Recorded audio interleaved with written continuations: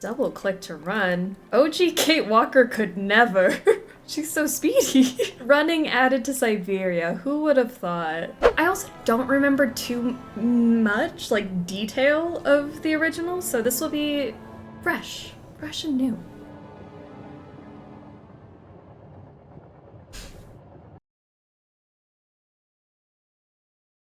I mean, already look how beautiful that is. I know the original was beautiful, but now it's like, oh no, she's hot. Yeah. Hmm. There we go. Syberia.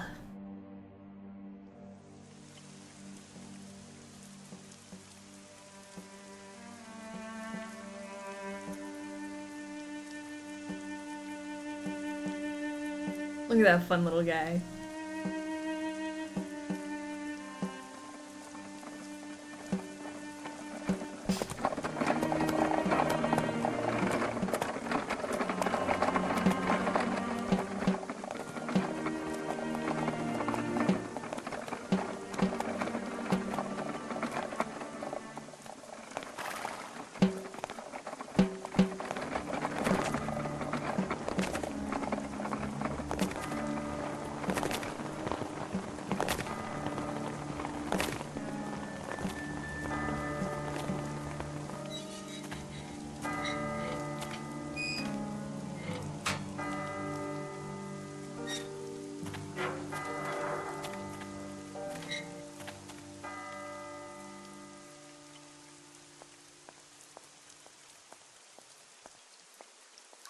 Look at that coat swaying.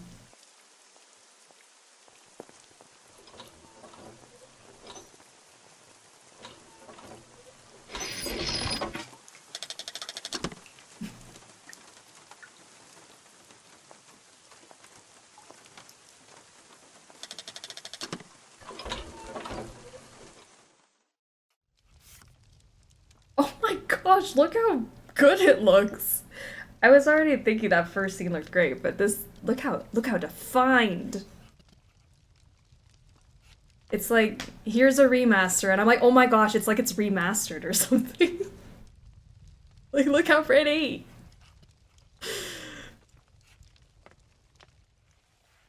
Oh my gosh. The detail. You've obtained an item. You'll find all the items and documents you have collected in your inventory. Alright. And we can read everything. Well, in theory, you could read everything if you were literate, unlike me. But let's try. The world capital of mechanical toys. Let yourself be transported by the magnificent landscape surrounding Valadilene, a small, charming town tucked away in the Alps, and by Voralberg Manufacturing, whose exceptional savoir-faire in the specialized world of luxury mechanical toys and automatons is... Oh, sorry. Is at the root of Valadilene's reputation around the world. For 800 years, the Voralberg family has passed its knowledge from generation. That's on me. Sorry, I'm clicking too much. Perfecting the art of that particular branch of clock making that breathes life into the complex network of cogs and spindles that make up automatons. Its creative wonders once defied belief and drew the admiration of young and old alike. People would come from across Europe for a chance to own one of these fantastic toys. Unequaled savoir-faire at the heart of the mechanical automaton is its motor. A series of spindles are set in motion to music via a set of cogs. Attached to these spindles are cams that are shaped in the image of the music. In turn, they command a series of rods which control the gestures of the toy at their tips. Flip it over. Original Kate was hot, but now she one-upped herself. It's like very defined now. I had quite a few opinions of that first scene in regards to the textures, but the moment she went inside, quite an upgrade. Absolutely.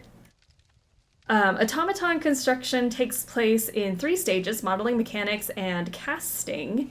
casting casing. The process requires the participation of 20 different specialized trades. In its heyday, the Voralberg Factory employed over 100 craftsmen, mechanics, watchmakers, sculptors, tailors, and dressmakers working in separate workshops. Voralberg automatons all have two distinguishing features in common: their high-precision mechanisms and the characteristic Voralberg wind-up key. Devising and assembling each model is a meticulous process. Standard toys are constructed from local wood, while the most sophisticated ones use more precious resources such as ebony imported from Madagascar. Despite competition from Asia, the Voralberg never gave in to the temptation to produce electrical robots and chose to continue their exploration of the mysteries of perpetual mechanical motion. The Voralberg have come a long way from their simple jointed puppets of yesteryear. Today, their creations are so lifelike, one has the impression that they can think for themselves. The first signs of puppet manufacture in Valadilene go back to the 13th century. While there was maybe no definite puppet industry at the time, Hermann Voralberg's renown was recognized even in the court of the emperor. It was not until the 17th, yeah, I can read. 17th century that Charles Voralberg founded the Voralberg Mechanical Toy and Puppet Factory, and industrial activity in the valley really took off. The reputation of Valadilene and its famous toys then just kept growing and growing. A painting of Charles Voralberg with one of his creations is visible, followed by an explanation on how a large part of production was devoted to producing theatrical puppets at the time.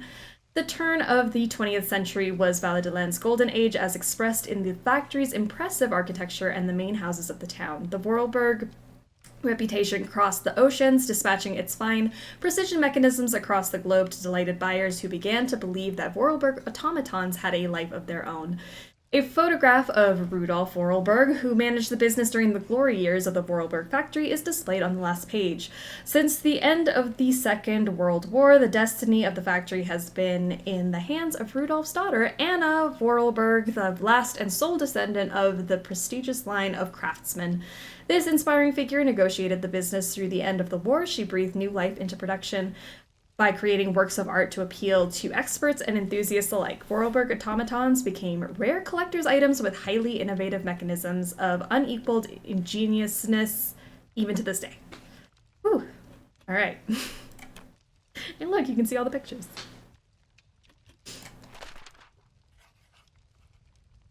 See the key. Ugh, love that. All right, pamphlet added to the inventory. Let's look at the suitcase. I really don't have the strength to take this suitcase any further. Same. I wonder who can help me. Ugh, I don't want to carry my own bags.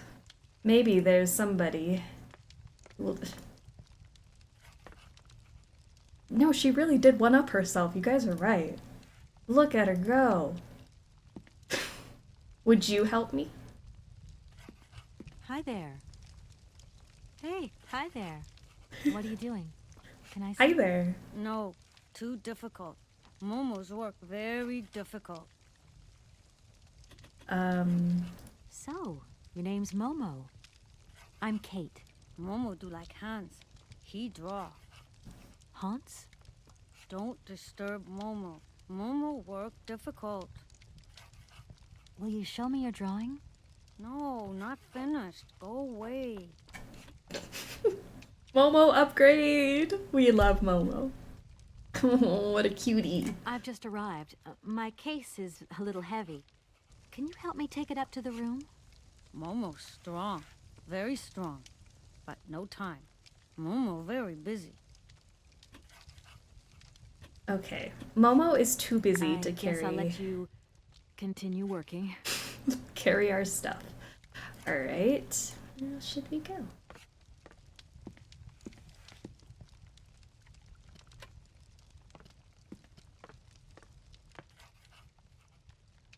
Okay, so we can put something. Oh. We can look at it from all these angles. Whoa.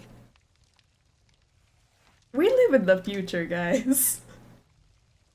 That was crazy. Okay. I need a key. I need a key. Okay, so we have a key. Let's use the key.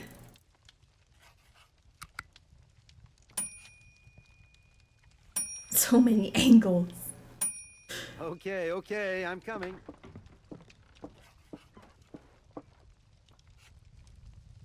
That hand on the hip. The dimensions we've gained. Hi there. Hello there, ma'am.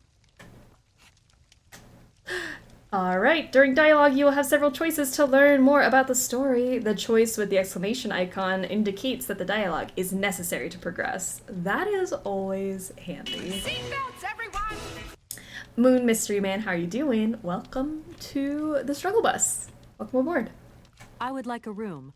My company should have made a reservation in the name of Walker. The company is Marson and Lormont Associates. The name is Kate Walker. Of course, Miss Walker. You are in room 6 on the next floor up. Thank you. Alright. Could you possibly take my luggage up, please? Your luggage? Why, of course. Please do excuse me, Miss Walker. We have been neglecting our duties.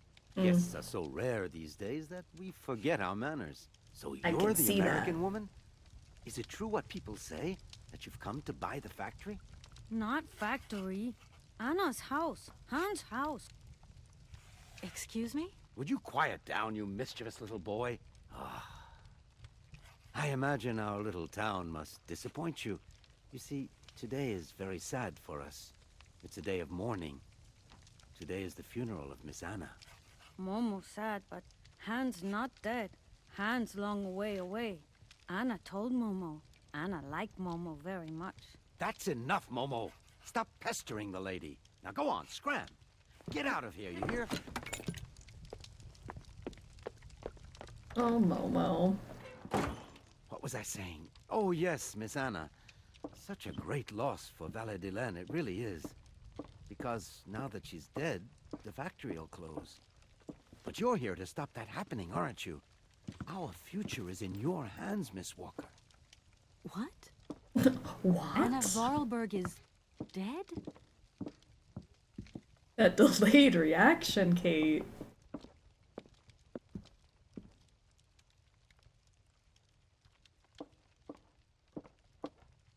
Here's your room. I hope you like it, Miss Walker. I'm sure it's lovely.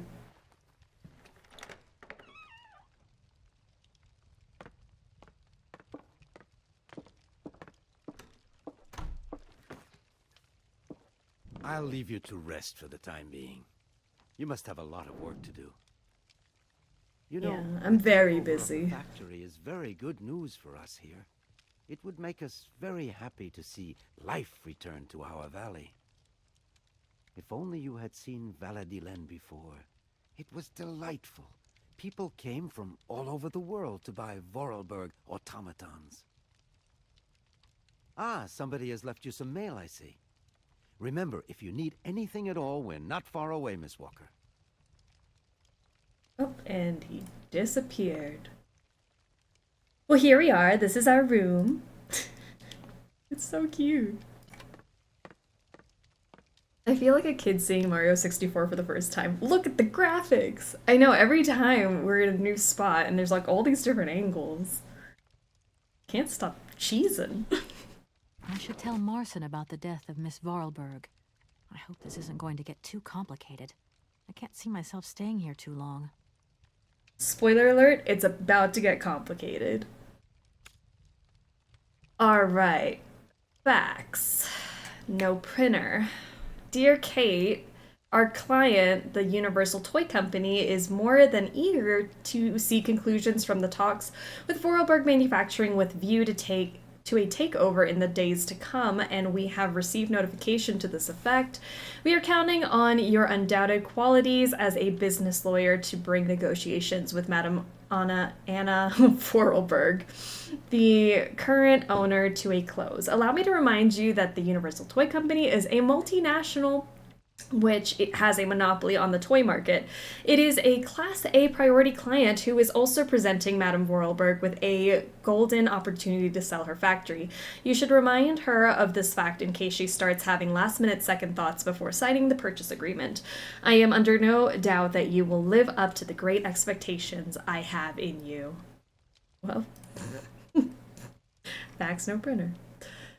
Oh, Kate Walker, the places you'll go. She has no idea yet. The phone lets you dial numbers for certain puzzles or to call your contacts at key moments in the story. When the icon turns to a phone, use the phone to progress the adventure. Great. The phone. Oh, I do like this. So let's give him a call.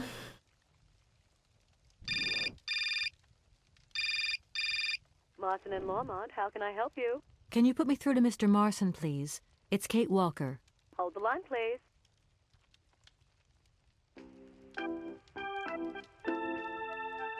Hello, Kate. So tell me, how's the That case was my going? song. I've How just dare got to you? Valadilene, and there's a slight problem, Mr. Marson, I'm afraid. Mrs. Voralberg is dead. Ah, that's most unfortunate. But I seem to remember we made provisions for just such a sad eventuality, and we know that there was no heir. Yes, that's right, but... So where's the problem, Kate? Contact the notary right away. I'll get my secretary to fax you his address and an introduction letter from the firm. Very good, Mr. Marson. Right, I gotta go, Kate. Keep me up to date, okay? I just... Madame Voralberg is dead. And? What do you want me to do about it? Alright. So we could just move on with our lives, I guess. It's not that important. You got it, boss. Wow. Look at this hallway. Look at these floors. Look at the hip swish.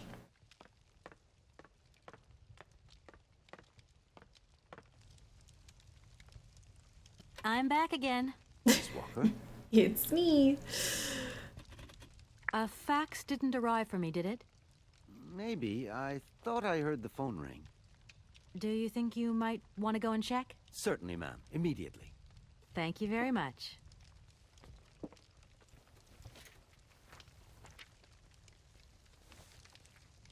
Thank you.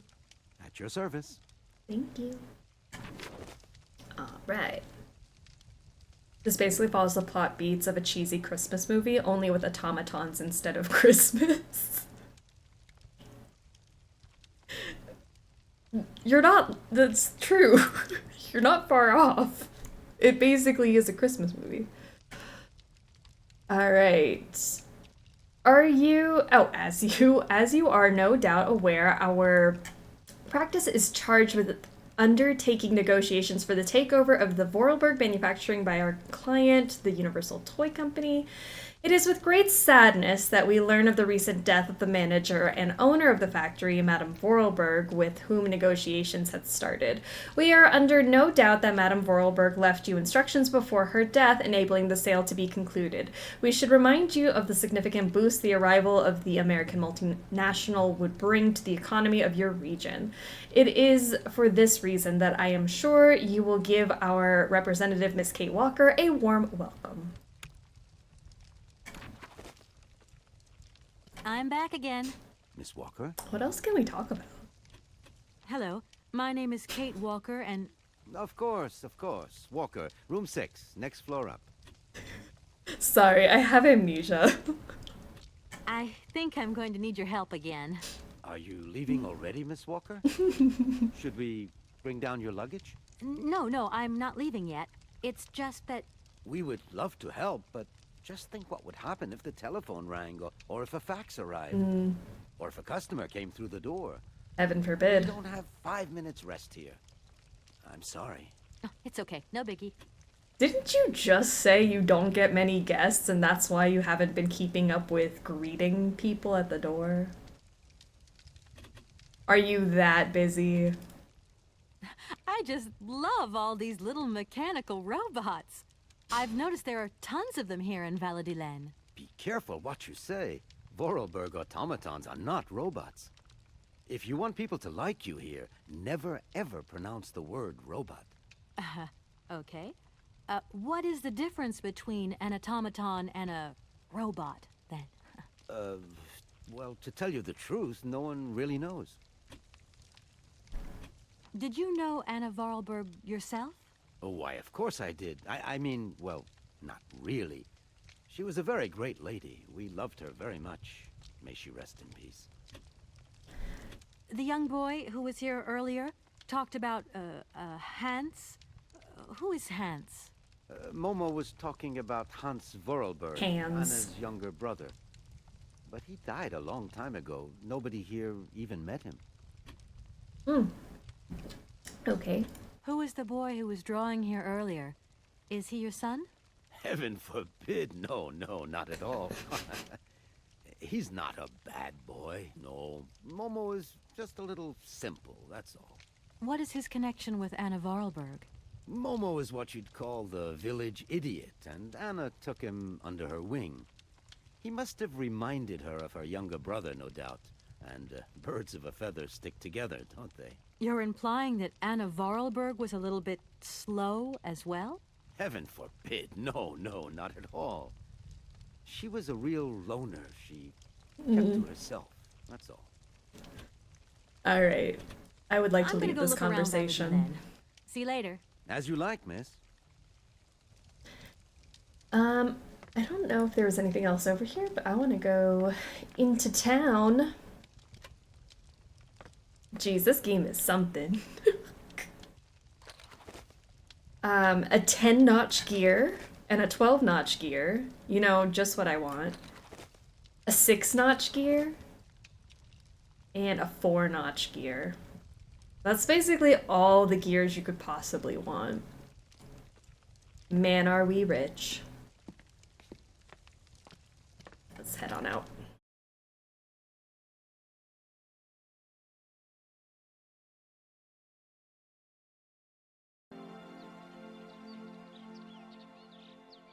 Ooh. The main street.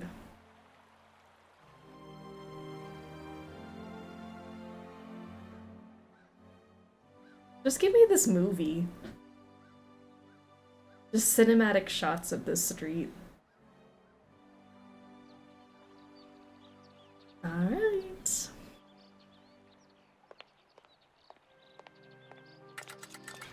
Oh! Good day to you, sir. Double click to run. Look how fast she's going. Oh my gosh, I would just...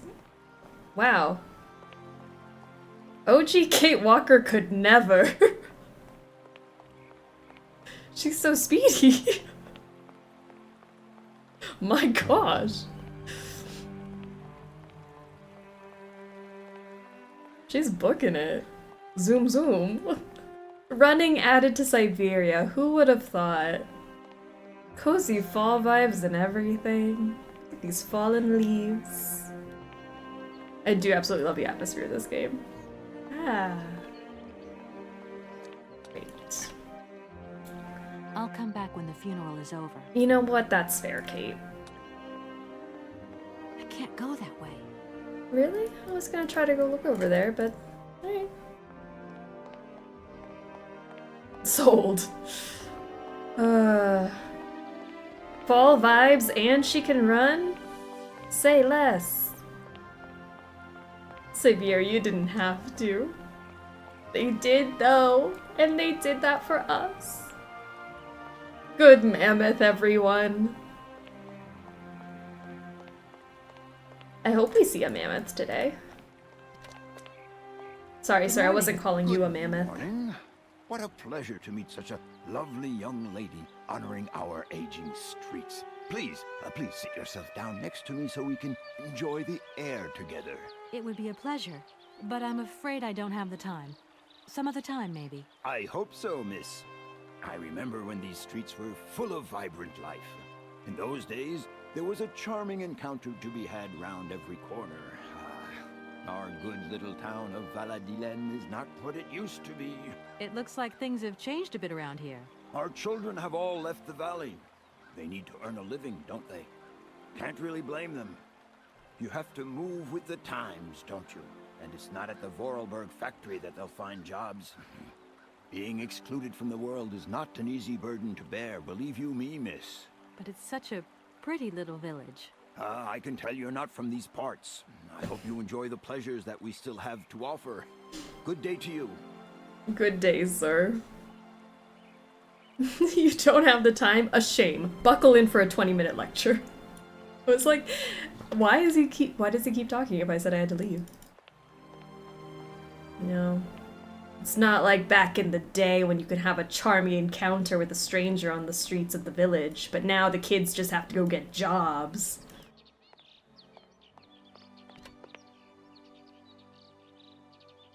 Let's see, we got some gears here. Doesn't look like that works. And that's it. And then this guy leaning up against the door. What do you need? Let's keep moving. Now I have to make room in my game budget. Don't you hate when that happens? Is that where I came from? I think that's where I came from. Let's go this way.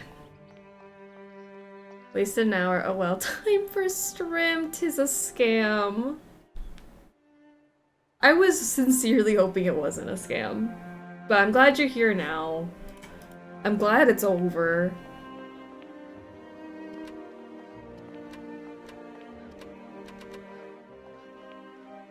Good morning. Are you open? Can I buy something from your bakery? Oh, afraid not. Not possible. We're closed. I can wait a while. You can wait, but we're closed all day. Day of mourning. I'm sorry. Please accept my condolences.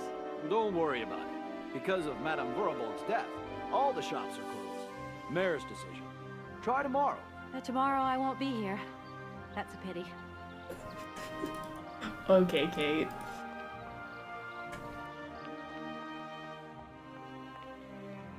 Alright. Let's go down here. Oh. Look at this fun dude.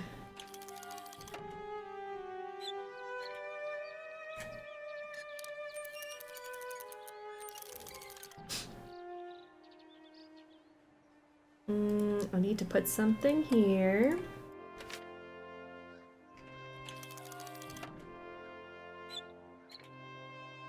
And pull this.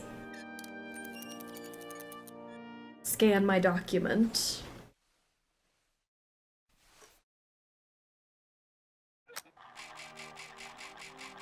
Also, we can look at it from all the angles. My gosh. Account, how are ya? You're not continuing with Red Dead? I am continuing with Red Dead. I don't know if I want to do... I'm doing a little bit off stream. I might do some on stream later, but I've got to find time, and I feel like it's always hard for me to like schedule in and not have to... I don't like waiting in between streams, so then I don't get to play it. We'll probably come back to it at some point. But today we're playing some Syberia. There he is. I missed Red Dead. We played Red Dead on Saturday. It was a lot of fun. But I think I'm gonna do some like side questy stuff, and then maybe I'll come back and we'll do another stream of it. But there's just so many games and so little time.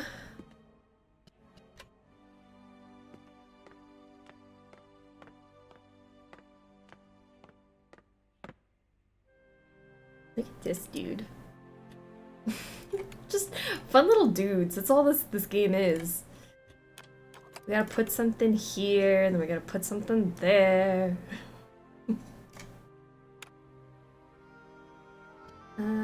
Anything else I can look at?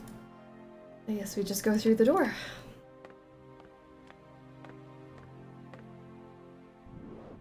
Hello, sir. Miss Walker, I presume. Have you had a good journey? Everything went very smoothly. Thank you. Do take a seat, Miss Walker, please. Thanks. I thought killing wolves traumatized you. I mean, it did. That's why I'm staying away from wolves. I'm just collecting horsies. Alright, let's sit down.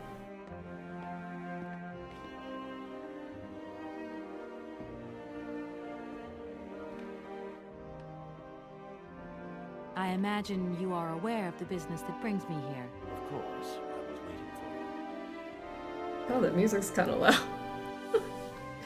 Alright, let's start from the top. You don't find it suspicious that Madame Voralberg left us Bald. so suddenly? I would have loved to have met her. Her death took us by surprise. She still seemed to have so much life left in her. Anna Voralberg was not only one of my most faithful clients, she was also a very dear friend. That is a magnificent automaton you have at your entrance. I'm very proud of it. And since my health problems, it has become absolutely indispensable for me. Yes, indispensable. It was Anna Voralberg who had the idea. She provided many houses with this kind of machinery. Have you ever met Hans Voralberg? Sorry, Hans. Anna's brother? I have Not a few Hans. vague memories of him, that is all. I was very young at the time. Very young. If you don't mind, can we come back to that later? Oh. Sensitive topic. Seeing how as Madame Voralberg is no longer with us, I trust that I can rely on you to conclude the sale? Please do not set your hopes too high, Miss Walker. I fear that I cannot be of much help to you. I am the legal representative for the Universal Toy Company. I'm responsible for... So I understood, Miss Walker. Miss Walker, I am afraid that the sale of the Voralberg Factory is not as straightforward as it first seemed. Whoa there. Everything Whoa was there. agreed. We'd obtained Anna Voralberg's consent, and her death does absolutely nothing to invalidate that. Now, I have to be back in New York the day after tomorrow, Metro Alphoter. My client and I are impatient to seal this deal. I understand only too well, Miss Walker. There is an heir, Miss Walker. Excuse me? An heir? But Madame Voralberg never married, as far as I know. And in my last conversation with her, she Changing camera absolutely angles? never Spoiled. mentioned this detail. Miss Walker, believe me, I was more surprised than you are. Anna Voralberg sent me a letter 2 days before she died. Understand, Miss Walker, that had I known about this earlier, I would have informed you. I shall read you the document in my possession. I'm really glad they didn't change the music, making that like sting every now and then at like the worst time. Away from me more quickly than I imagined, and I fear that I will not be of this world to sign the takeover contract for my dear factory. So, I must make this confession to you now. My brother, Hans, is still alive. Hands! It would not surprise me if you find this difficult to believe, but it is indeed the truth. You must remember his death, his funeral, too, even though you were very young at the time. It was but a sordid charade dreamt up by our father. To him, the very idea that his only son should wish to leave Valadilene and abandon the family business was unbearable. When Hans left, he preferred to think him dead and make everybody else believe this too. He obliged me to bear this terrible secret as well. I repeat that Hans is still alive, so when I die, it is he who becomes the sole and rightful heir of our factory. Okay, I see. If Hans Voralberg is not dead after all, then I just have to sign the contracts with him. I suppose you've already contacted him? Where can I reach him? The second half of the letter informs us that Hans Voralberg is somewhere in Syberia. Syberia, you say? The document in your hands to read at your leisure. An heir? Not on your head, bro. You got no heir. He's like severely bald. And now in HD. It's seems that today life is slipping away from me more quickly than I imagined, and I fear that I will not be of this world to sign the takeover contract for my dear factory, so I must make this confession to you now. My brother Hans is alive! It would not surprise me if you find this difficult to believe, but it is indeed the truth. You must remember his death, his funeral too. Even though you were very young at the time, it was but a sordid charade dreamt up by my... He did such a good job reading that thing, and look at me. He may be bald, but he can read. To him, the very idea that his only son would wish to leave Valadilene... Oh, where am I? Oh no. And abandon the family business was unbearable. When Hans left, he preferred to think him dead and make everybody else believe this too. He obliged me to bear this terrible secret as well. I repeat that Hans is still alive, so when I die, it is he who will become the sole and rightful heir of the factory. I have never had the chance to see my dead brother again. Fortunately, though, Hans and I have remained very close in thought throughout the years. I have been able to follow his meandering life as he sporadically sent me news. On occasions, he would write me letters, but they were rare as my brother, since his unfortunate accident, had maintained a phobia of the written word. However, he has sent me several plans of automatons, and I eagerly had made up at the factory. And I will admit that they have largely contributed to the success of Voralberg creations.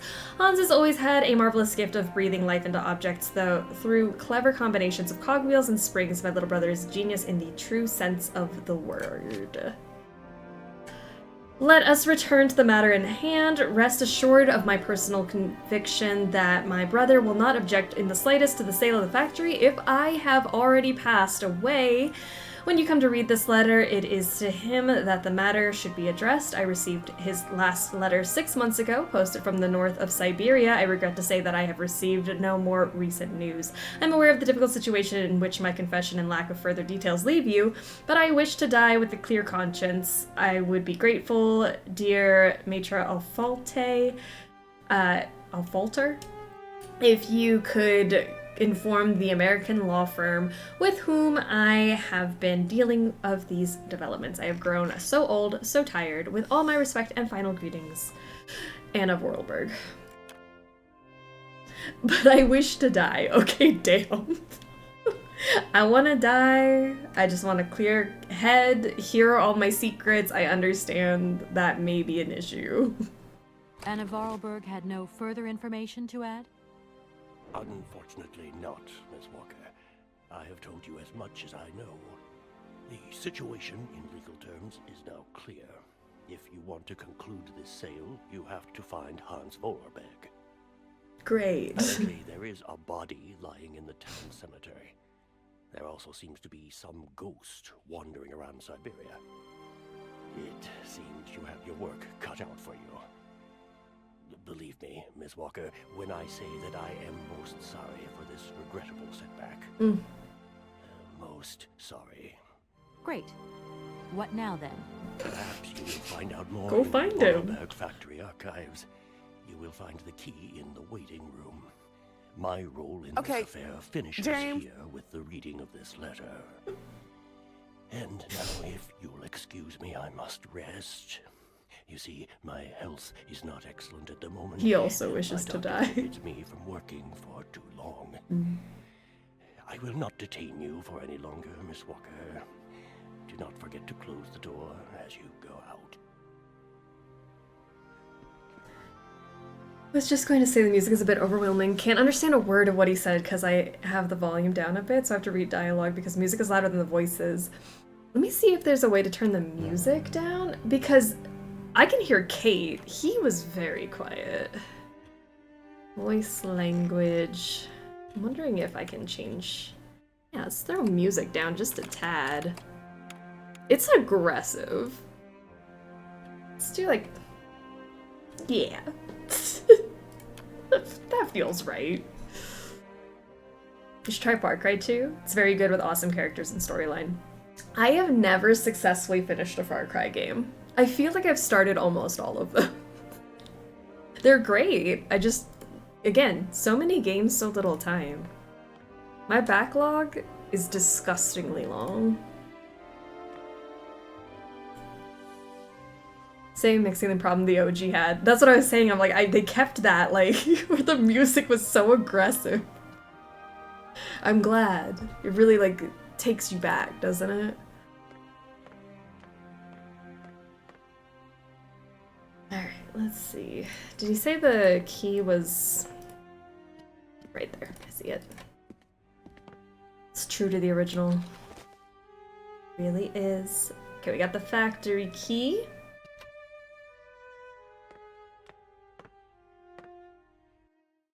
That's probably what that little dude needs, huh? Little automaton dude. Ooh, what do we have here? The Valadilene Gazette, mourning the loss of the Queen of our Hearts. Let us pay homage today to Anna Voralberg, who died peacefully yesterday at the age of 86. The great lady devoted her life to her business and our community. This formidable woman had an extraordinary energy, a force that allowed our automaton technology to develop and to make our valley continually proud. Her vitality was matched by her generosity and goodness, which has marked all of Valadilene's inhabitants. The mayor of our town has declared that today would be a day of collective mourning in honor of Madame Voralberg. Her funeral will take place this morning at 10 a.m. in the parish church officiated by the town's own priest. Anna Voralberg's death marks the end of an era in Valadilene. Madame Voralberg was an outstanding woman who presided over Voralberg manufacturing for more than 50 years. Her death seems to bring further loss in its wake, sounding the death knell of our automaton factory, the economic heart of our town. It is impossible to view her passing without certain concern for the future of our valley. In the last decade, computers, video games, and electronic robots have been predominant in our consumer society, rendering traditional clockwork mechanism obsolete. The age of the wind-up toy is over. Such technology cannot compete in the modern economic climate and has fallen by the wayside. It would have been definitively consigned to oblivion if Voralberg Manufacturing had not upheld its renowned savoir-faire, helping Valadilene to remain economically active. However, today the industry has lost its spiritual force and the future looks bleak. Maybe the time has come to celebrate the prospective American takeover of the factory, but what will be the cost to the soul of Valadilene? The protest group Mountain Peace demonstrated yesterday near the site of the new Espiat Dam. They claim the construction of the dam has damaged the blue warbler's natural habitat. Intervention on the part of the forest ranger was necessary to disperse the demonstrators. Okay. Done with that. I guess we go to the factory now, huh? Hey, don't drag video games into this. We're playing one now. It's not the video game's fault.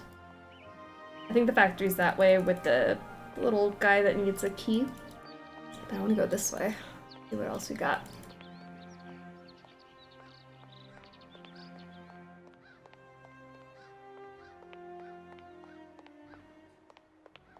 Is there anything else down this way besides pretty scenery?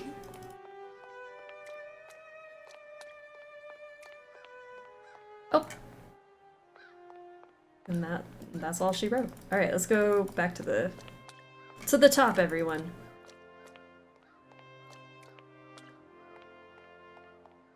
Why many word when little word do trick? I wonder that same thing all the time.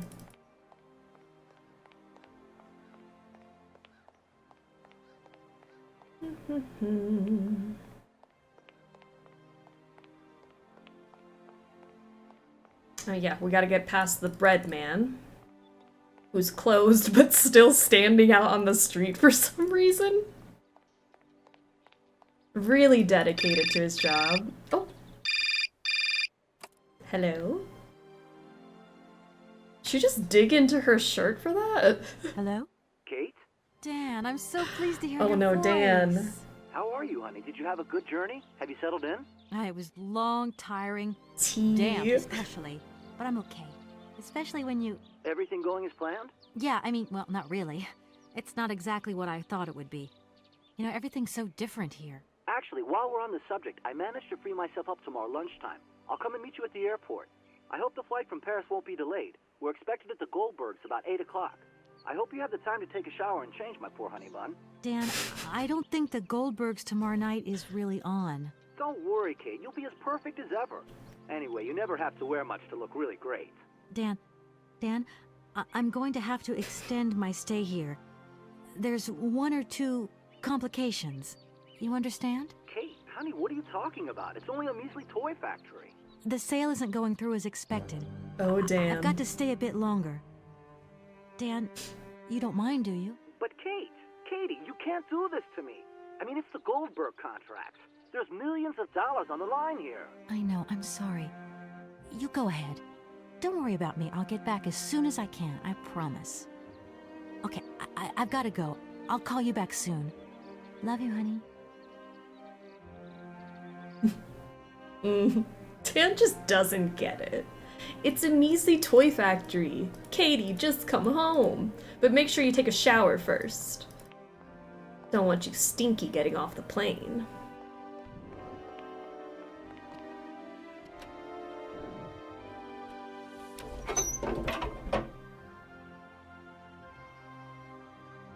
Let's turn this guy. And... automaton! They're so cute.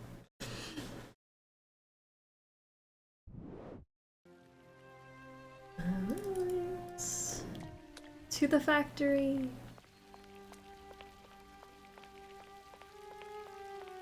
I do remember getting very overwhelmed by this part of the map in the original, so this is like extra overwhelming. There's so much to look at.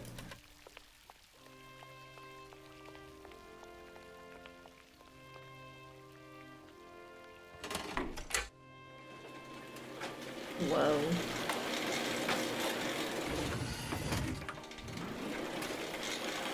Snatched. Okay, so we got a fun little claw thing that does claw stuff right here. I thought the claw was gonna pick us up for a second. Unfortunately, no. Kate's gotta run everywhere. Gotta get these steps in. That's why Dan told her she needs a shower when she gets home.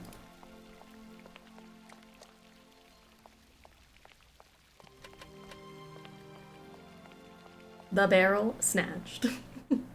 Radical, how are you doing? How good is the remaster? I mean, look at it!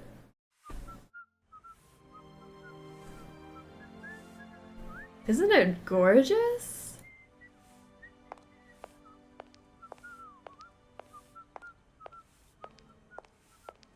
Wow.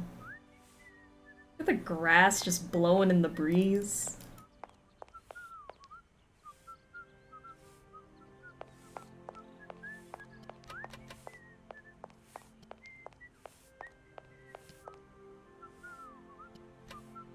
Let me go this way first. Easier to play or just as hard? I guess we haven't hit a puzzle yet. We just started. But it's the same, it's point and click, and I think it's a little easier to spot stuff.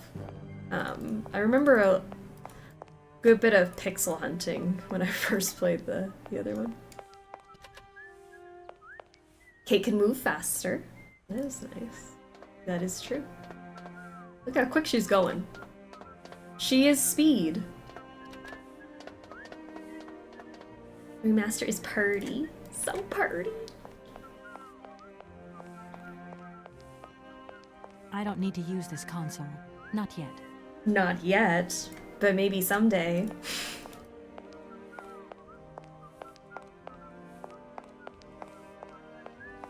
Go this way, Kate.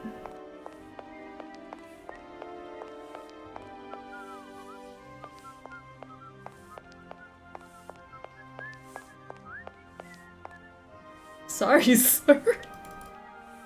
I didn't mean to run into you like that.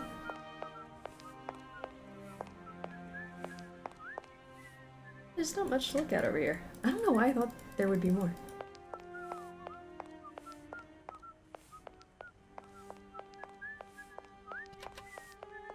The remaster is out. This is, it comes out on Thursday. This is a little quick preview before it comes out.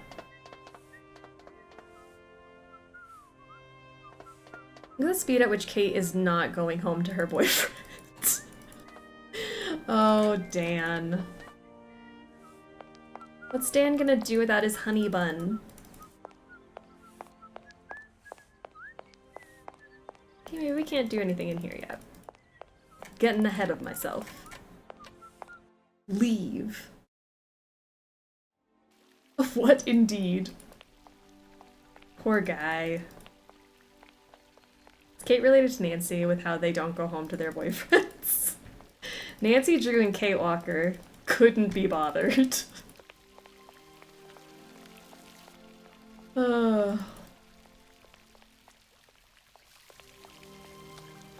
I wonder what memes the remaster will spawn. I know, we have so many memes from the original. We have like remastered Good Mammoth.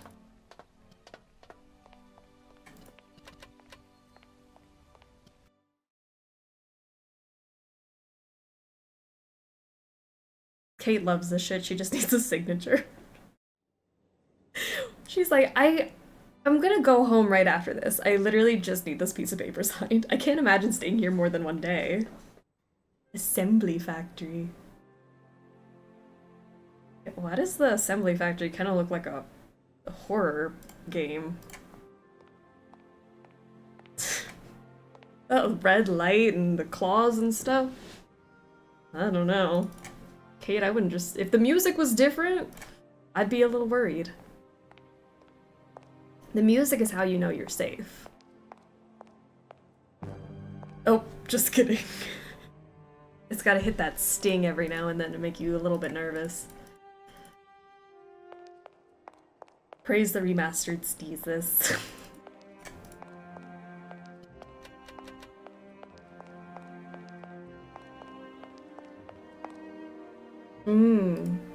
That looks comfy. Anyone want to sit on that? It's like a nice comfy chair.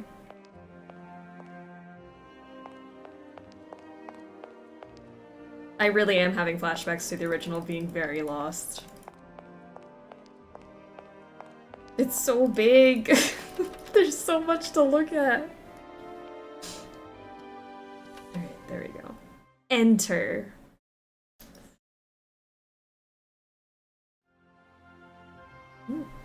Okay, these chairs look very comfy, actually. I know I was kidding about the other thing, but...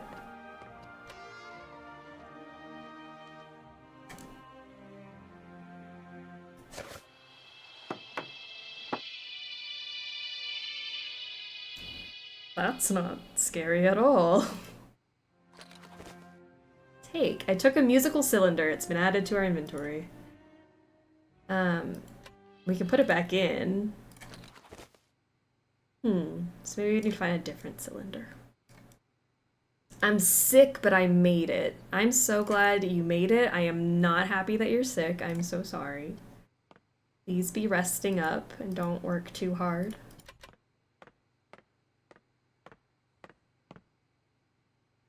All right. Train blueprint. Add it to the inventory. All right. Association of Bailiffs. Madam, you will have received several warnings from my office concerning penalty charges incurred on unpaid invoices from the company La Colombe. The total debt for which you are responsible currently stands at $47,782.46 francs. I strongly advise you to acquit yourself of this debt by sending the necessary funds to our payment center. In the absence of such a response on your part, I will be obliged to undertake legal proceedings against you to recover the outstanding funds. Boo. Madam, despite numerous follow-up letters on our part, we notice that you still owe the sum of 80,210 francs, corresponding to invoices dated January, February, and March 1998, including increments for late payment. We are asking you to resolve the situation by return of post. In case of non-payment, we will be obliged to suspend all supplies and refer the matter to the relevant legal authorities. We trust we shall hear from you soon.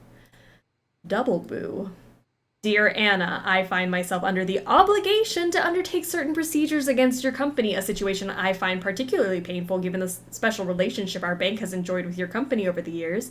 You yourself admit that for some time, Voralberg Manufacturing has become a financial liability, and due to shareholder and partnership pressure, I am no longer able to underwrite your debts with the bank. I am sorry to say that we are obliged to comply with the economic imperatives of the era. It is for this reason that I beg you to accept the American investors' proposal. Such a takeover comes at a fortuitous moment, as it is the only way to swell your accounts and settle your debts. It will also enable Voralberg Manufacturing to stay afloat, streamline production, and modernize production techniques. You will thus be able to keep the Voralberg name alive, one that in its day was a guarantee of quality and savoir-faire. Please believe me, Anna, when I say that I offer this advice not just as a banker, but also as an old friend who desires nothing but good for you.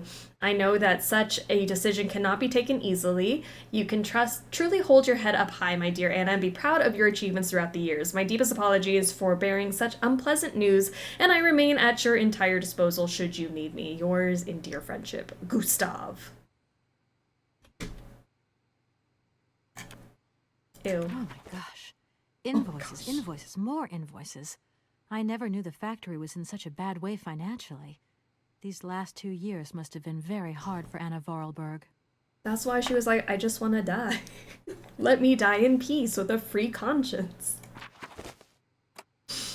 Dear Hans, I know how much you dislike the written words, but I do not have the time to forge you a voice cylinder. I imagine that someone in your entourage will be kind enough to read these few lines to you. I received your latest set of plans. Your project is extraordinary, your all-time masterpiece, perhaps. Time seems to have had no effect on your genius. Quite the contrary. I am proud of you, my dear little brother. Sometimes I find it hard to believe that a century has gone by since the last time I saw you. It only seems like yesterday that you rushed away from Valadilene.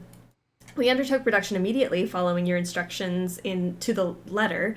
The locomotive was ready within a week, if only you could see it. But you will see it, that much I have promised you. It is magnificent. It seems impatient to set out on its maiden voyage. There is only Oscar left to build. I hope I will finish him soon, but as you can imagine, his mechanism is complex and takes a great deal of time and handiwork. Correct me if I'm wrong, but I understand you wish me to bring you that cursed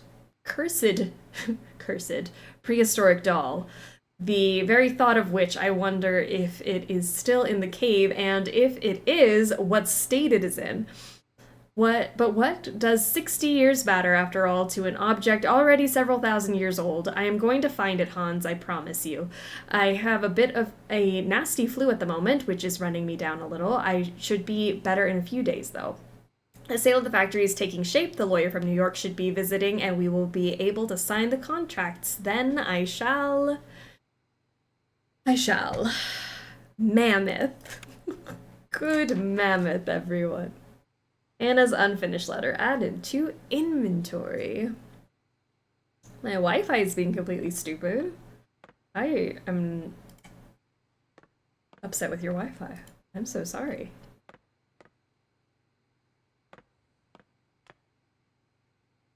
Syberia 1 was released in 2002.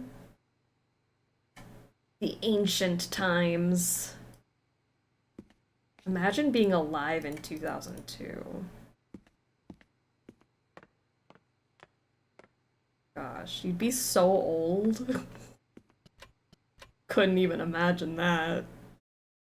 Imagine being old.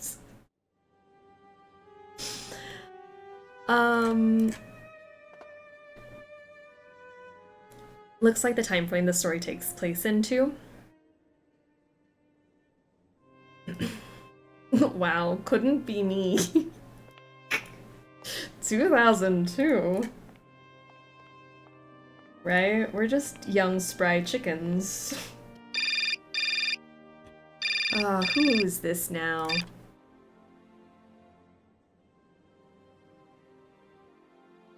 Yes, hello? Kate! What happened to you, my poor munchkin? I've been trying to contact you for hours. I'm in Europe, Ma. Job thing. What? Europe? My God. Oh, I've got such happy memories of Europe. Some of them even involve your father, but that's enough of that. Tell me, where are you? Paris? London? Venice? Valadilene. Yeah, I know. It's a bit out in the boonies. What in the world are you doing out there? You know, Mom's business. like, ew. I've got to see through the takeover of some old family business that's got a few debts. It's a really charming place, but there's one or two weird things going on here. I can't go into it now. Oh, well, that's right. Your old mother's too dumb to understand it. You really do take after your father sometimes. Mother. Kate, you'll never guess who I saw yesterday. Ma, I haven't got a lot of time, you know. Frank! Ma, please. I've got to go. Frank Malkovich, the Russian opera singer. Well, maybe you don't remember him. He was quite a star in his day. Listen, Ma, I really don't have the time. I'll call you back. He is as charming as he always was. We spent the... Mom, I really have to go. I'll call you back, I promise. Lots of love. Kate! But what about Frank? 2002, the prehistoric times. Cries in Born in the 1980s. Aren't we in Syberia? This is the biggest betrayal of all time. I mean, we just started. We have to go on a journey.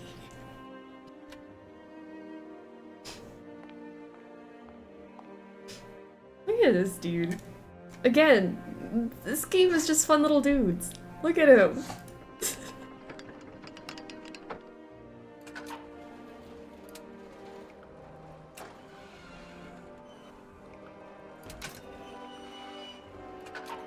Look at that. There's our little canister that our claw took, and now the little dude's gonna take the canister and it's gonna put it there.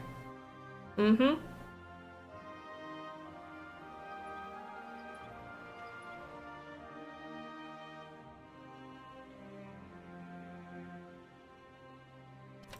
High tech.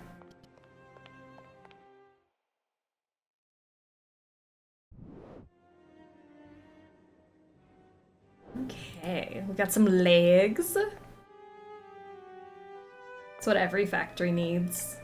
Legs. Arms, it's not necessary, but they're here too. And then...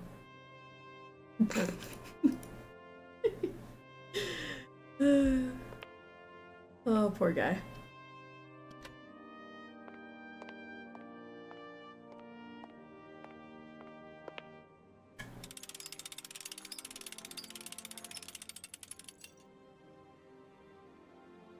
What a cutie.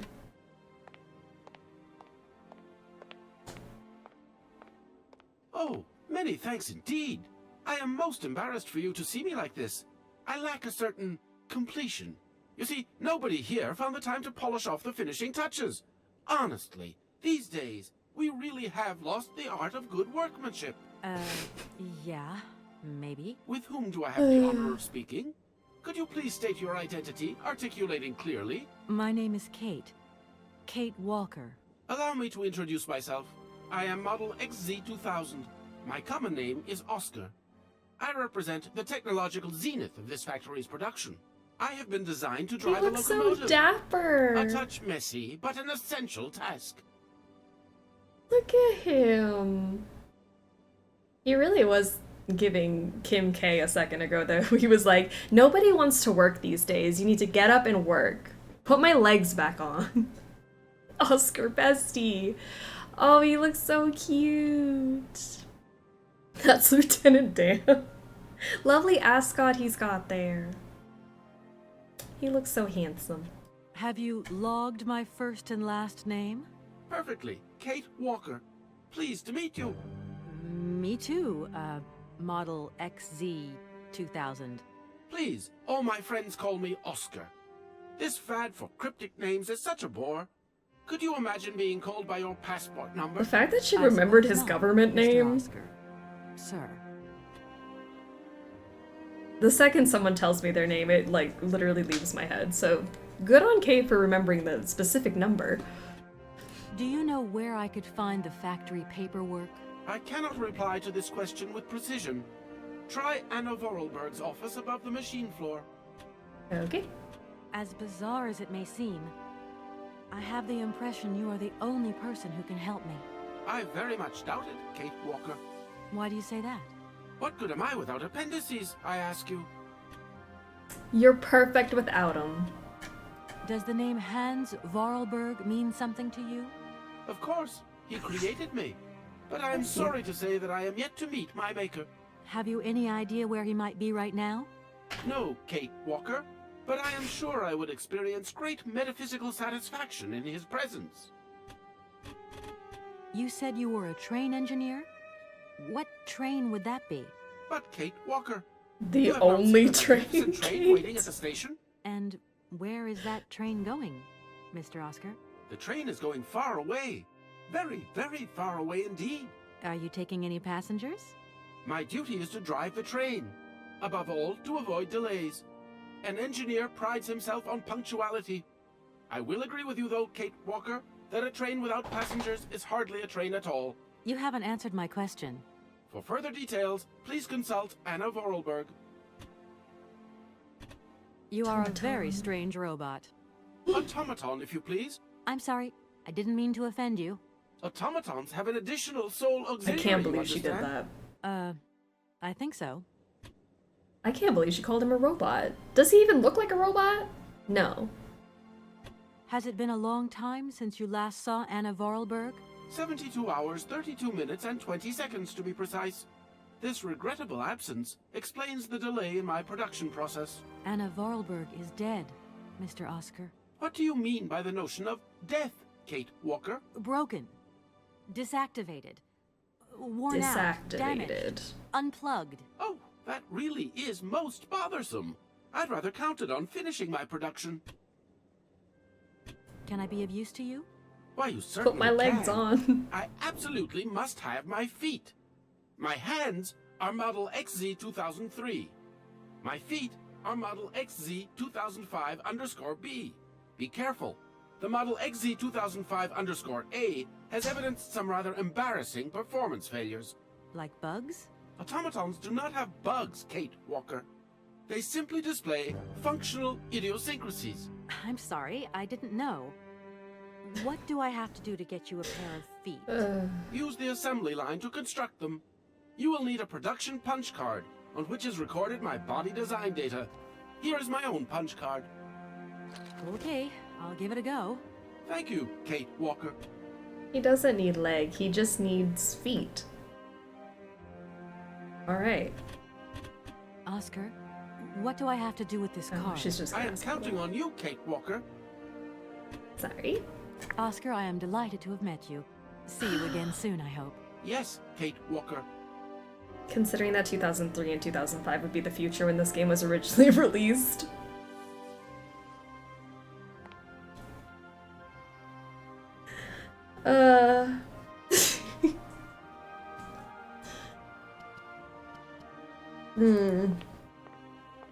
I'm not nauseous. It's fine.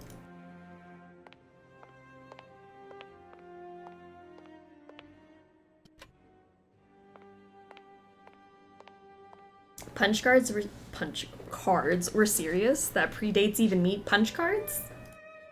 Are punch cards not a thing anymore? Maybe in my head when I think factory, I think punch cards.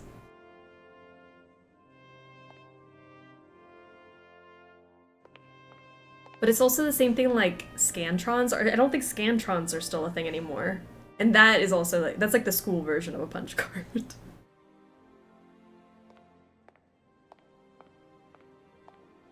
I don't feel so good, Mr. Krabs. Oh, I am feeling it now, Mr. Krabs. Okay, wait, so where do I put my punch card? Is this the assembly line? It looks like they assemble feet. Scantrons? Do they do Scantrons anymore?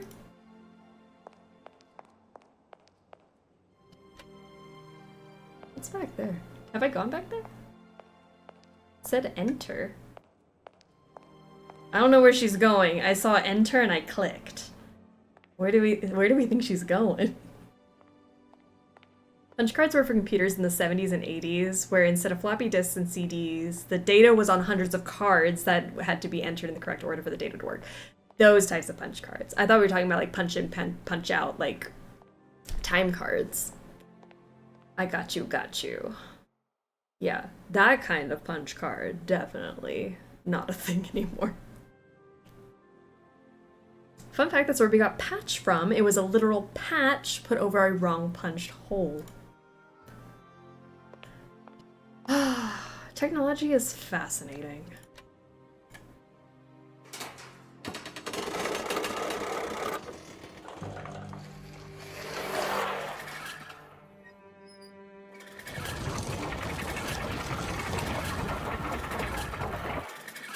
Look at that little guy go.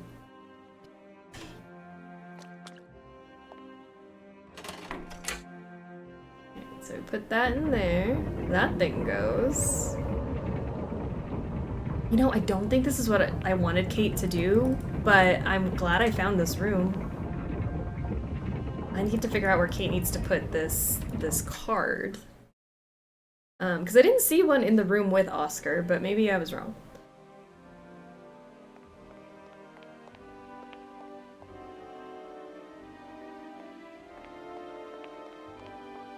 I remember seeing photos of key punch cards that were used for computers in the 70s. I definitely knew it was a thing, it's just not the first thing I think when I hear punch cards.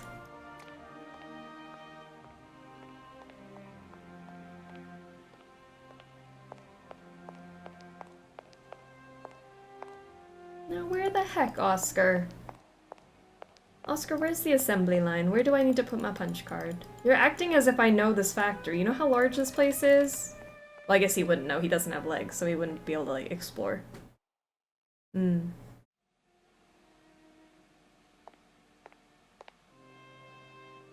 Hey, Oscar, is the punch card thingy in here? Because there's a bunch of legs laying around. I bet I could just...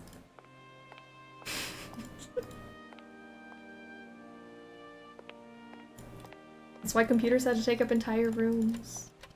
And now we have little baby computers in our pockets. That's crazy.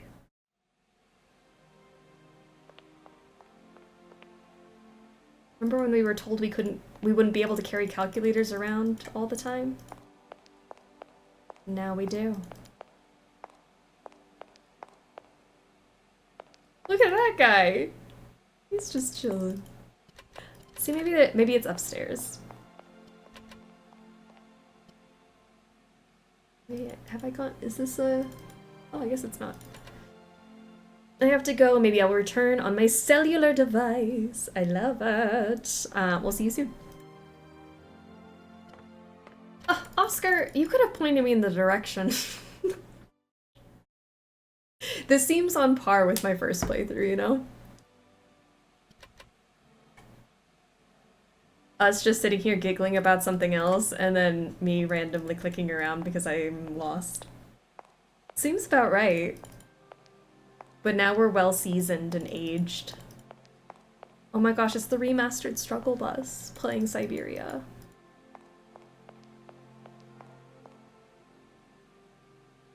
Okay, maybe the factory line is in a different part of the building. Maybe it's not this line. Maybe I have to go outside. Ugh, imagine going outside. I'm trying to find my math teacher who told us we wouldn't always have a calculator and made us learn bullshit, but he's... Oh! He's dead, so I got the last laugh. Oh. I remember there's something to do outside, like pull a certain lever. Okay. Cool, I'm like... I remember us being so stuck here, so this seems about right. The struggle bus is now oiled with throat lube. Which is water, for anyone who didn't know that. Phoebe! Hello, hello! I just got out of a meeting and I want to lay on the floor before resuming work, as you should. A nice, like, floor nap is always good. Highly recommend. Ah, wait, have we been on this side? Who's she? The door's locked. I've still got to get in there. Break it down, Kate! Kick the door in! No door's locked if you try hard enough. Now I feel like the lever we pulled outside picked up the little thingy, and then the little dude took the thingy, and then it's supposed to make a foot. Ugh, does that make sense? Because this is the train. I can't do the train stuff until Oscar has feet. So, how get feet? I've got that. You hear that thing in the background? That thing is swirling around. I already pulled this lever that pulled one of these into there. Sure, got that. There's more places to go you haven't seen yet. Okay. In the factory, or is it around? I remember this part being so confusing to me because look how many pathways there are. I went that way to the train station, to the train. This way to the factory. This way is out, I think. I think this makes us leave. So I gotta go into the factory probably again. Inside, yeah. I figured. And outside?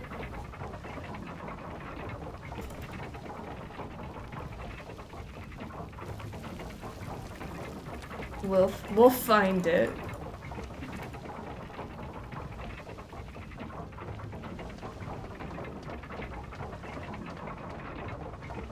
Let me go. It's that thing. That's a bush. I was like, where's the thing that I got moving? Is it on this side? All right, let's go back inside. There's gotta be a little something or other that I have not been able to find.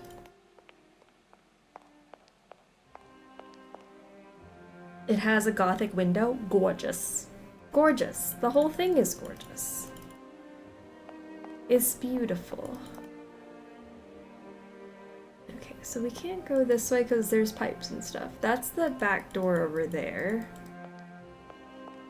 I feel like this thing does something. This little line of people. Automatons, excuse me.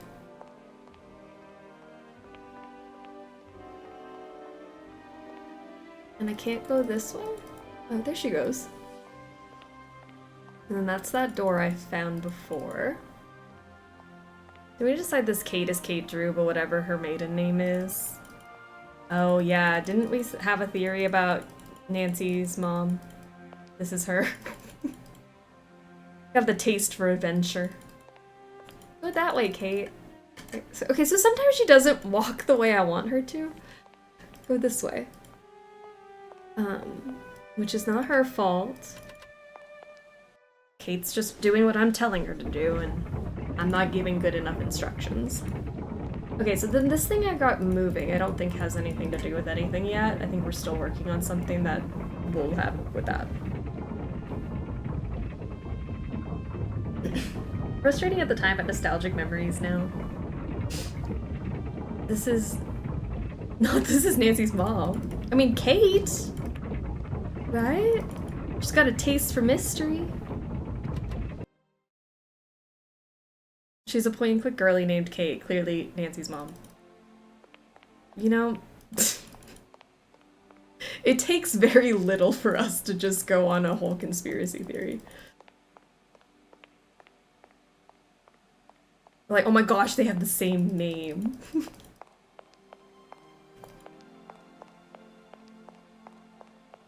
Oh, man. Kate Walker's now Kate Runner. She does run. Look at her go. Oh, there has to be another room I'm not seeing. Is there a way back here? Oh, come on, Kate. Don't do this to me.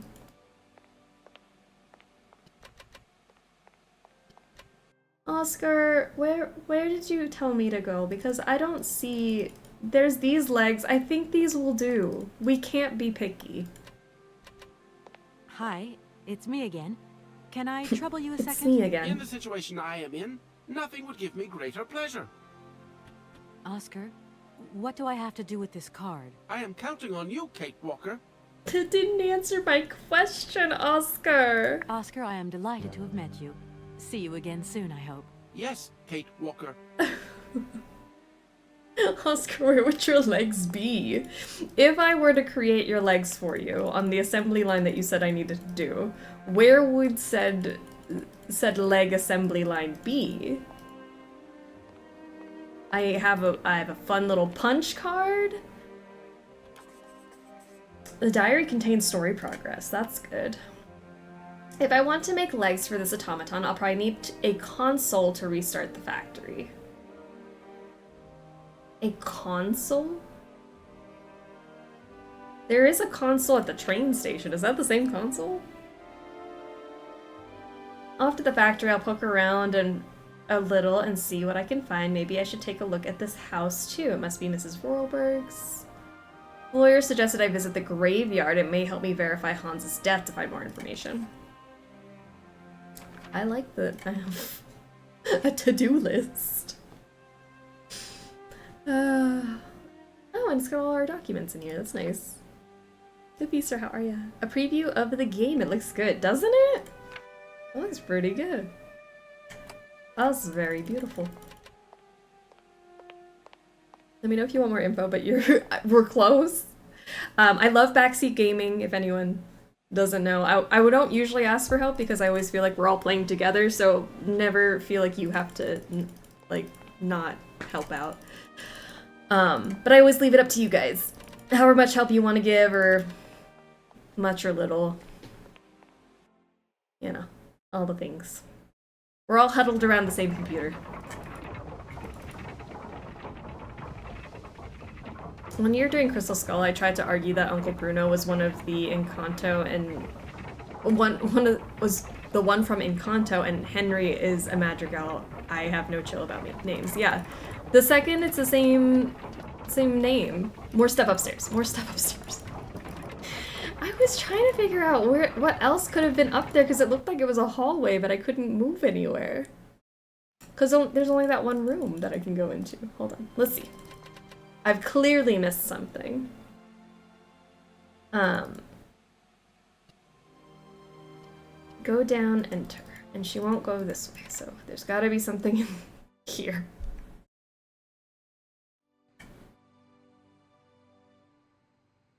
Let's see.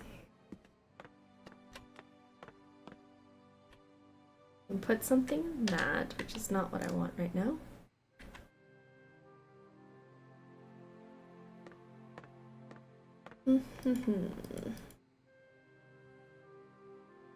Okay, nothing over here.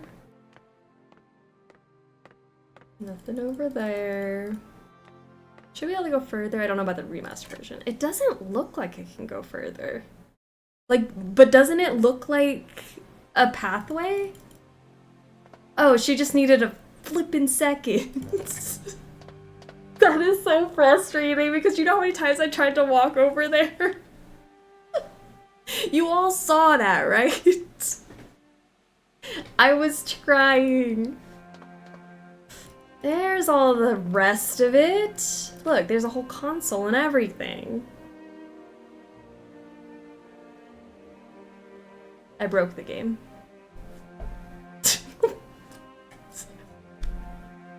I sassed Kate and then I broke it. Amazing. I love that for us. Bless. Okay, hold on. I want to see something because I truly thought I was clicking on the floor. So if I go down, just so I can test this. Nope, I wasn't clicking on the floor because that was so easy. All right. There we go. Up to the console. Let's put in Oscar's punch card.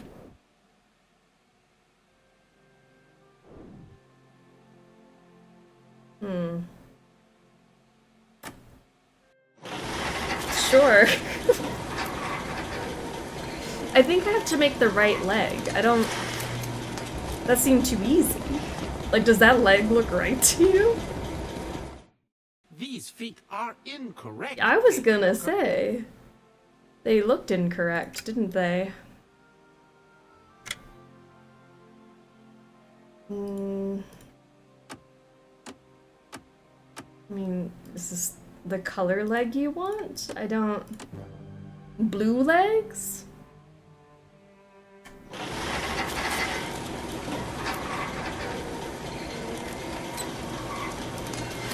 You needed 2005B. So would that mean 2, 5, and blue? These feet are incorrect. That would in fact not be correct. Some gauges in the top left. There are some gauges in the top left. Which correspond to these. He needs foot number 2005B. They made it so much easier. You had to walk back and forth before. I don't even remember that. We'd have to go down there and check the legs. That's crazy. Oh, a 2005B. There's gotta be something that tells me what I'm supposed to do. Maybe a piece of paper and it's like right here. 2005B, this one, 341. In this like medium shade. Is that what that means? 341.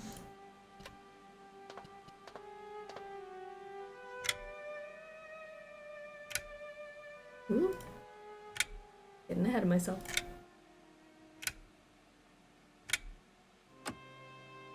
That's entirely new. That's a nice little hint there. Is it this one? Can't tell what color. That one maybe?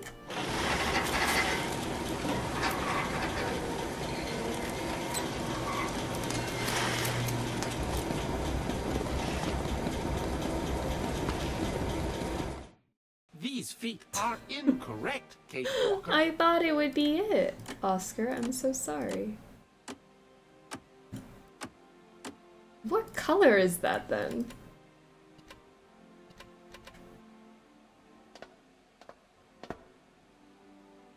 $2005B. 341.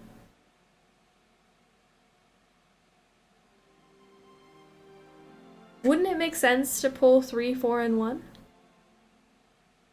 Or am I overthinking it? Or underthinking it?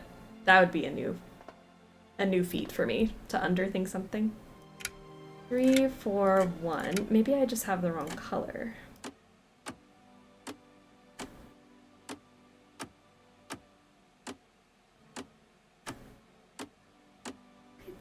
Is that the one I tried before? Probably overthinking it? Probably. Most likely.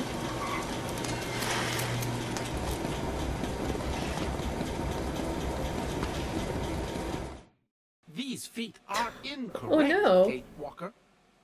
There's some more info in the brochure, but I think the graph shows it well. More info in the brochure. Pamphlet.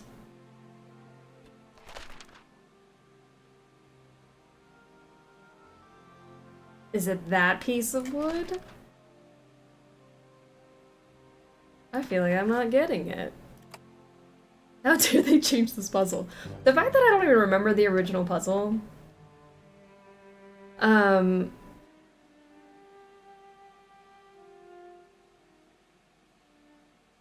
Maybe I have to multiply 2005 by 341 and then that number will get me all the numbers I need.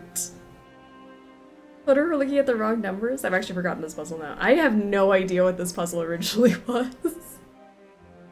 This guy can just glue the ones on we give him. He wants the right ones. He wanted 2005B, not 2005A. Because something was wrong with those. Oh lord, I'm sorry. It's called the struggle bus for a reason. I think you just got the wrong color. What color is it? I've tried both colors. I think could be it. 3, 4, 1. I tried that one, and I believe I've tried this one already. Have I not? Oh.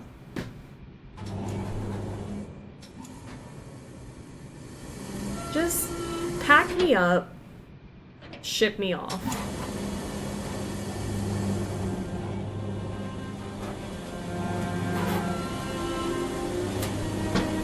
Look at that guy. This is a fun little dude.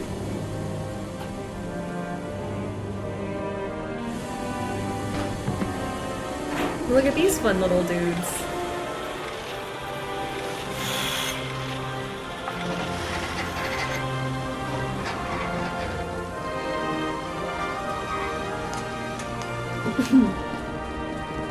Ah, those look right. Those look correct. Something about them just looked different. Alright. Let's head on down. Just some silly little guys in their silly little guy factory. Just silly little dudes. Being silly little guys. Well. Oh. Sorry, Kate. I did not mean for you to go in there. I meant for you to go downstairs. Puzzle is so hard in the original. I remember being so confused. Apparently, I didn't like it either. If you guys are saying I didn't like it when we originally played it, but maybe I didn't like it so much that I erased it from my memory because I don't remember what that puzzle was before. Alright, let's see. Grab. There's legs down here. Is this where I need to grab them? Does he have... Do I have the legs? Did Oscar take the legs? Give me my legs. Give me my leg. Get the legs and give them to him. Where are the legs?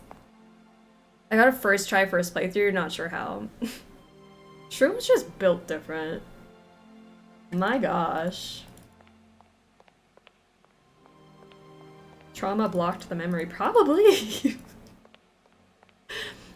I don't... Oh, it's on the other side. Because it comes down one of these chute thingies. The things that I think look like chairs. There they are. Oh, these are some nice legs. Model 2005B legs added to inventory. Alright, Oscar, you better love these legs. And you better strut like you mean it. I worked hard for these, and by hard I mean I fumbled a lot and we somehow ended up with reasonable legs. Put them on.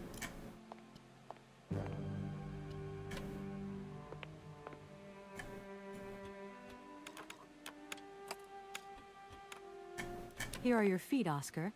Your feet, sir. Kate Walker, I see you managed to produce 2 XZ2005_B models. I did.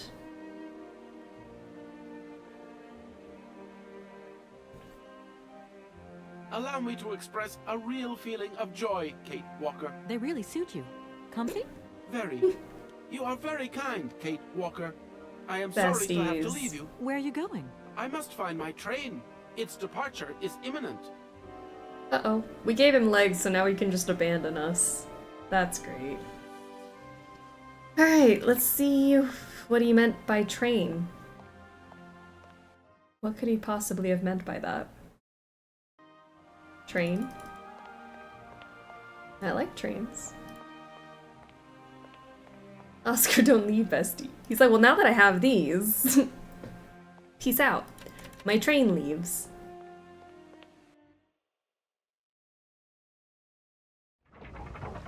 Alright. Here we go, Kate Walker.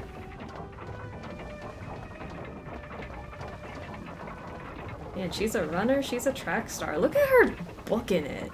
I'm still not over that. Like, how quick she's moving. She's got places to be. That's not the way I want to go. Sorry. I was so distracted by her speed. This way.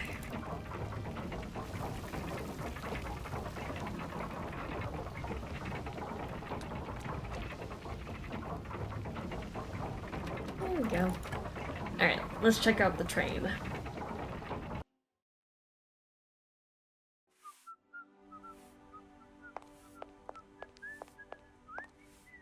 Train.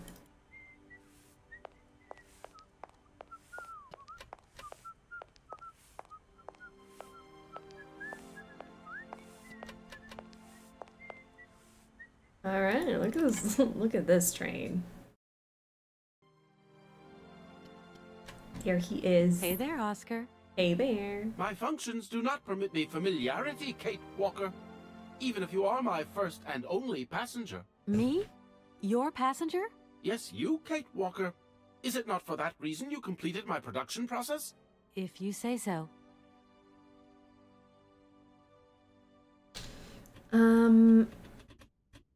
Mission. I have decided to come along for the ride, Oscar. Ready when you are. Your ticket, please? My ticket? What are you talking Didn't about? you just invite me The onto rules your clearly train? state, Kate Walker, every passenger of this train must possess a ticket. Okay. And where do I get hold of a ticket? Only the ticket vendor may issue tickets. You are in luck. The ticket office must be open now. You should go there immediately. Okay. Thanks, Oscar. He's like, you are now my passenger on my train. Oh, wait, you don't have a ticket? Fix that. But look how pretty the train is.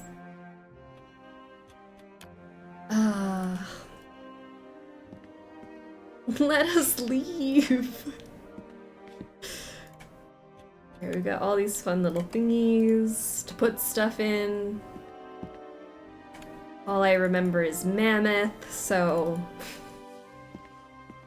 I'm of no help here, but I'm sure we'll figure it out. Oh, look how comfy that bed looks. Gosh, this train got an upgrade.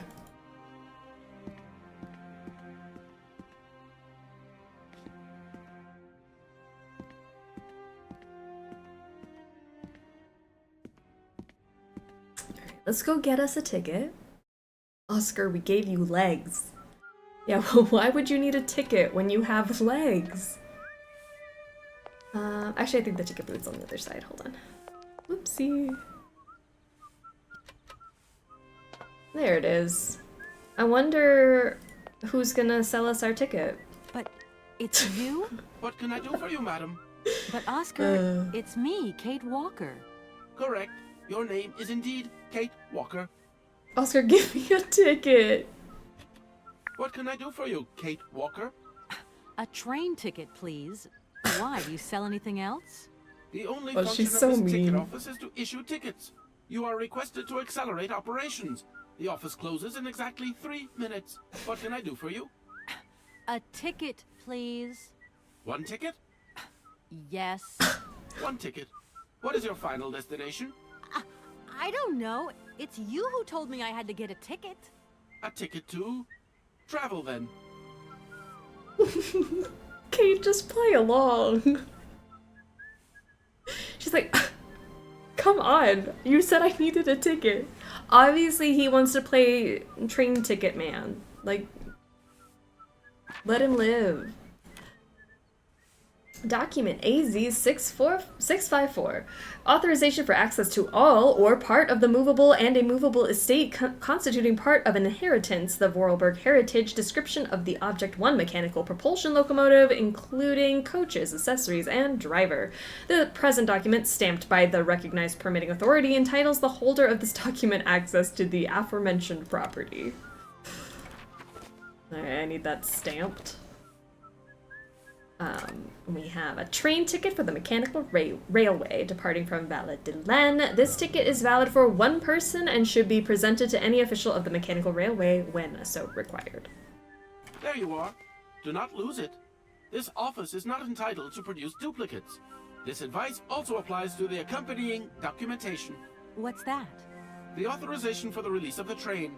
The ticket officer may ask you for it at any time. But I mean, you are the... Attention! The exact moment has arrived to close this office. It's been 3 minutes. Then he just walks away. It's so stupid. Alright. Okay, roleplay with Oscar. He's being more fun than you right now. That's true. Oscar Bestie, you're fun and I love you. Oh, what a cutie. It's me again, Oscar. Do you Hello, recognize Kate me? Walker. Give.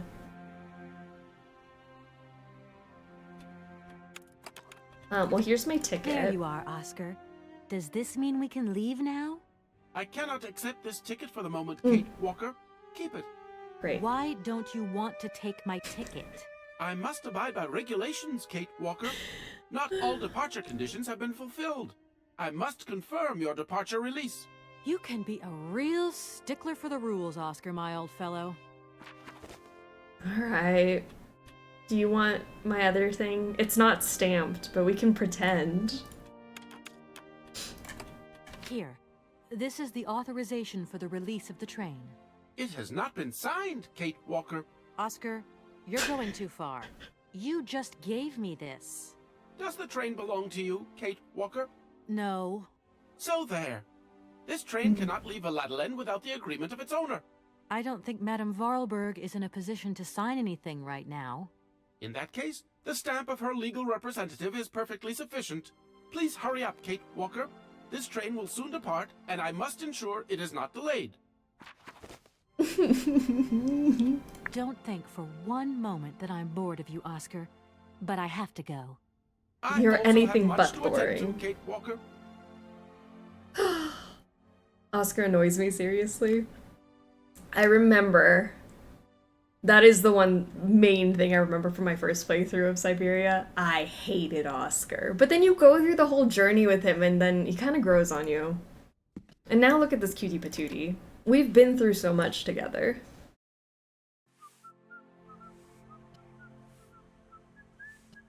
Alright, let's go get this thing stamped. Hated, rude. I mean, he wouldn't let me leave on the train. I wanted to get somewhere. Wasn't happy with his feet.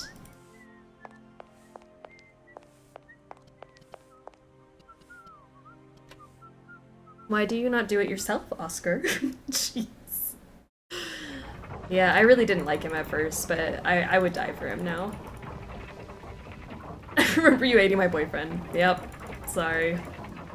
We didn't get off on the right foot. No pun intended.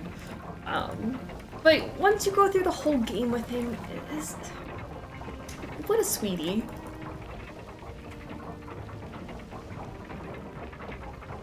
And in hindsight, why was I mad at him giving me extra puzzles? The thing I like. I've really grown since then. Cause what do you mean I didn't like him? Which way is the lawyer's office? That way? I feel that this is the right way. Man, this guy is still standing out here. Just making sure I know that he's closed.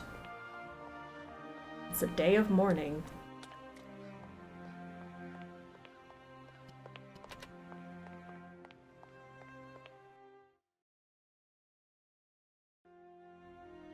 Let's see.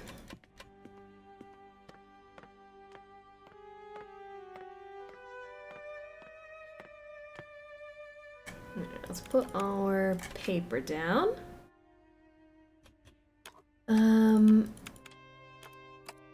What's supposed to go in here? Something goes in there and stamps this, correct? That feels... Maybe that's supposed to happen? No ink yet. Let's get some ink. Do you have some ink in here? Do you have ink, sir? Where would I find some ink?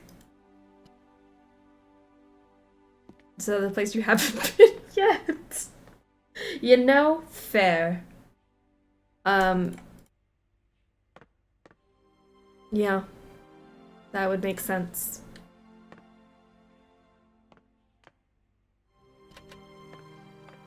Aw, you made me ink. Guys. Uh-oh. Kate's doing a little dancey dance. You wanna turn around, Kate? You wanna come this way, maybe? Maybe over here? There you go. I know. It takes some time to get it moving. I get it. Physical activity is not super fun. The Kate Walker shuffle, if you will. Is the funeral over? Because I haven't been to the church. I know I was trying to go there and she wanted the funeral to be done. She's still a little jet lagged. Just a teensy bit. And she honestly didn't expect to be here more than a day. So her life has changed drastically pretty fast. So it's a lot to cope with. Kate shuffle instead of the Cupid shuffle. That's it. That guy is still hanging out on that bench. Good for him.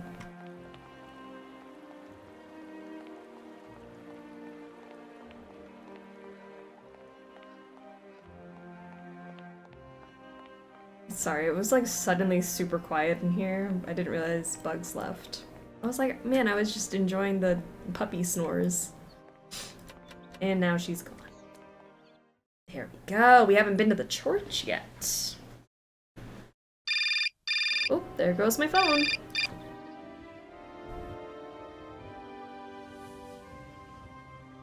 Hello. Kate, so what's new? We've got a problem, Mr. Marson. What problem? Come on, Kate, don't beat around the bush. There's maybe an heir. What? Hans, There's Anna maybe. Voralberg's brother. Looks like he's still alive. We can't buy the factory without his consent. What? What is this? Where's this mystery brother come from? And more to the point, where is he? What did the notary say? Nothing. I mean, nothing else.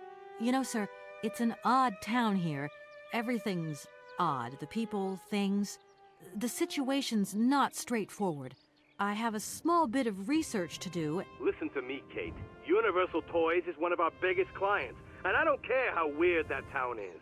All that matters is that you do not set foot back in New York before you've tied up the deal. Get the picture. Yes, Mr. Marson. You can count on me. Darn it. Darn it.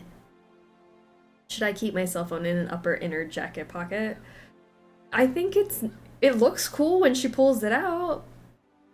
Maybe that's what I need to be doing.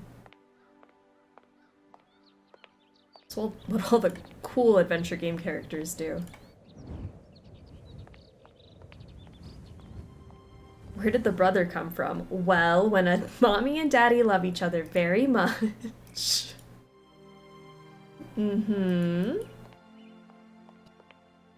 What happens then? Ah, I have some gears. Well, that doesn't look right. Hold on. No.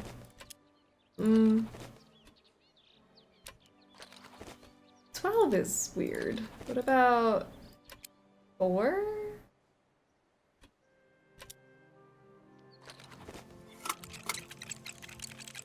I feel like 4 needs to go down here. That seems right. Maybe 6 goes there.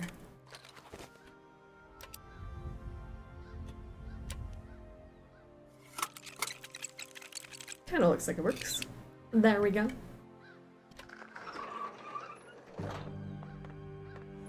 You'll get it when you're older. Okay.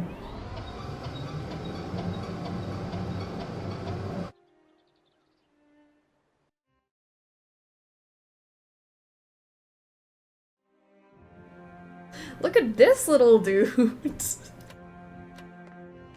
Little dude, the video game. That's literally what this is. Okay, so something goes in its back.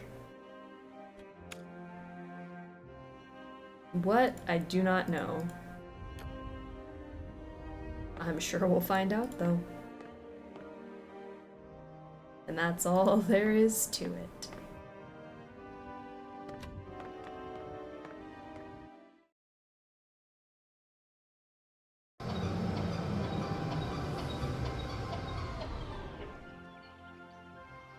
That thing comes down so fast. How is she not, like, clinging to the walls in fear?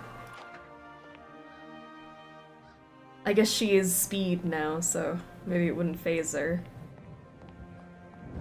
But that thing basically dropped.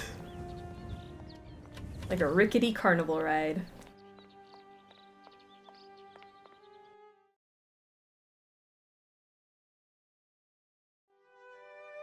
Oh my gosh. The lighting in here. Oh my gosh, candles. Get rid of all the big lights anywhere. Just put candles out. This is gorgeous.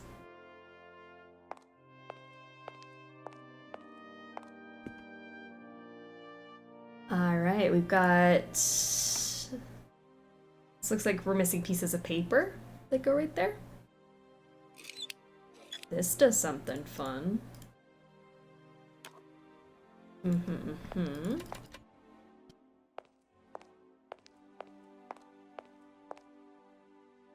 Oh. Well. Key. A cabinet key, actually. Look at that.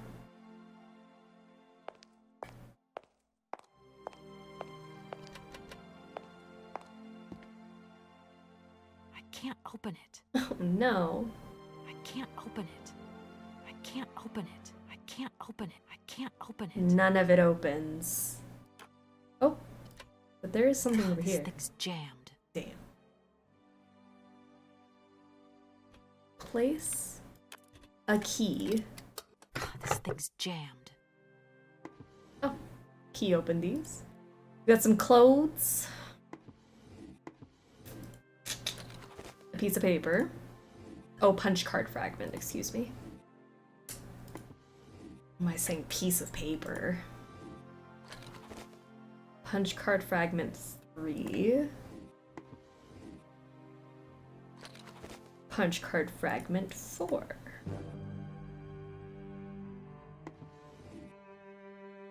Is that all there was? Just punch card fragments? Okay. I thought there'd be a fun little prize in there, but just got puzzle pieces.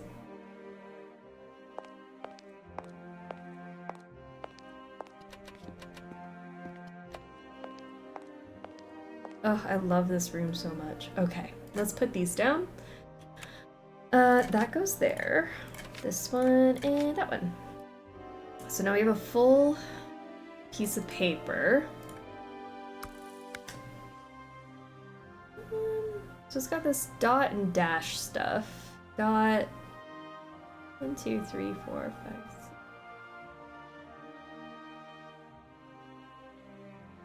6. So maybe we do. I need a dot and then a dot dash. And then a dash. And then a dot dot. Dash dash dot. That seems correct. Okay, so now I have a punch card.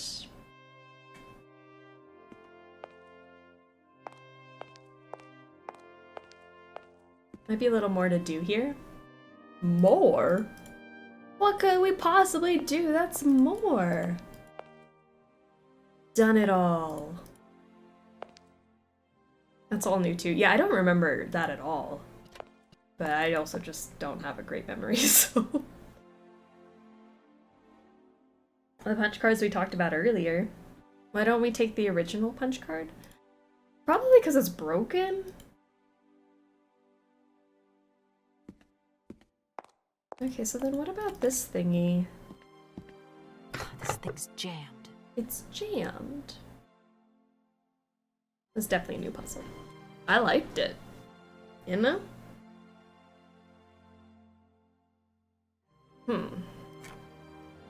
Wondering if there's anything else we can do with that since it's jammed.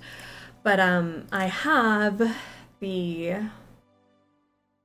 Oh, the automaton's out of ink. I'll have to find out where to get some so I can continue.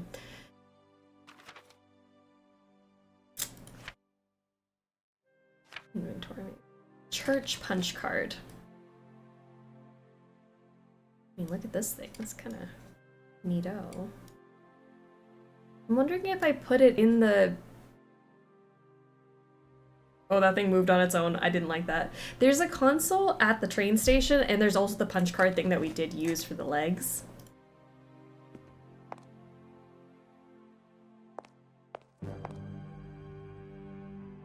Because I burned the original punch card? How dare you?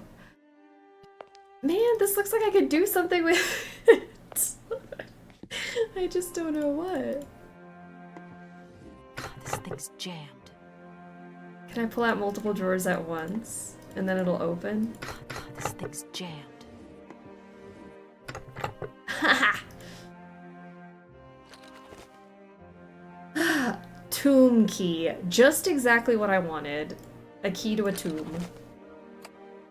To my successor, the Valadilene parish priest, the sanctity of confession is a sacred vow. So these revelations are the result of much soul searching and reflection. One day in March 1938, Rudolf Voralberg knocked at my door. I was a young priest then and was overawed by the dominant personality of the town's most important figure. I remember it was raining that day, and beneath his dripping hair, Monsieur Voralberg's face was the very expression of eternal pain itself. Through gritted teeth, his eyes swimming with grief, he announced that his son Hans had just died. He wanted me to come immediately to bless the body. I entered the dark drawing room at the family's home. Hans's coffin was set in the middle, sealed shut. Monsieur Voralberg explained to me that he wanted no one to see the body of his son. Hans's badly mangled corpse had been discovered at the bottom of a precipice. It was presumed that he had slipped and fallen badly. Despite his 18 years of age, the young Voralberg did not have all his faculties. I believed him. I led the funeral and officiated the mass and burial. We buried Hans Voralberg with all the dignity and solemnity befitting such a tragedy. You know those words that you only read and you don't really ever say out loud? Life indeed hangs by a thread, and I would have surely forgotten this episode only several years later. After her father's death, Anna Voralberg had an accident at the factory and nearly died. Such a close call with death seemed to awaken in her a need to confess. What I heard that day would haunt my dreams thereafter. She told me that the body of her younger brother Hans was not at rest in the family tomb for the simple reason that he was still alive. I had blessed and sanctified an empty coffin. I had assisted and sanctioned a masquerade staged by Rudolf Voralberg himself to exercise the blind hatred he felt for his son. His son had left, and he felt betrayed. A man who preferred to believe and make others believe his son was dead, rather than accept this truth, had shamefully deceived me. What kind of priest was I, and what kind of priest would I become? Our merciful Father alone will be my judge. It is my duty to inform you that one of your flock is still unaccounted for. I leave this terrible secret in your hands to do with what you will. No longer my problem. Alright. Let's make sure there was nothing else here. It was just the one drawer. Great. Okay, so now we've done all of that. Let's see. I still need ink, but I have a tomb key now. We could probably go check out the tomb. See the body that's not Hans. Or lack of body, I don't know.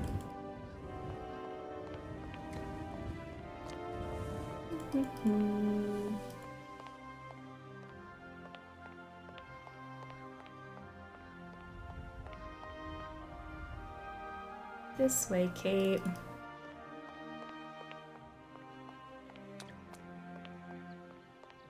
Ooh. Bet that's it. What? Wait, there's a whole other pathway this way. It's too large. Overwhelming.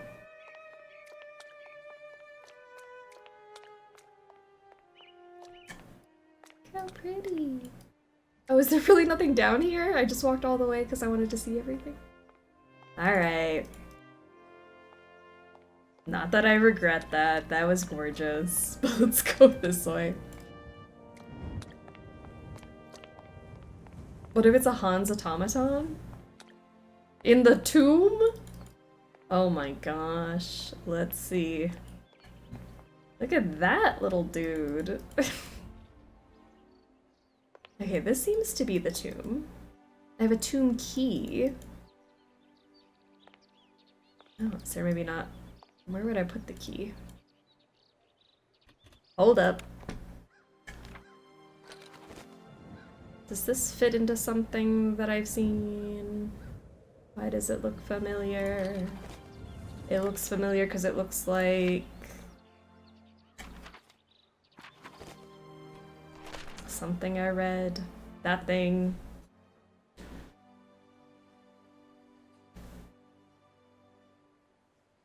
Tomb key. Vanilla Coke is back in Canada for a limited time and it's been out 20 years, but she is as beautiful and crispy as I remember her. I'm so glad you got one. Oh, that's wonderful. It's a Voralberg key. They all look like that. You're telling me that my tomb key is not special? And that they all look like that? I'm wondering if it goes in the back of that, automaton. But it seems like a thin slot, so maybe not. Oh, but I have a piece of paper that could go in there. I have a little key. Punchy.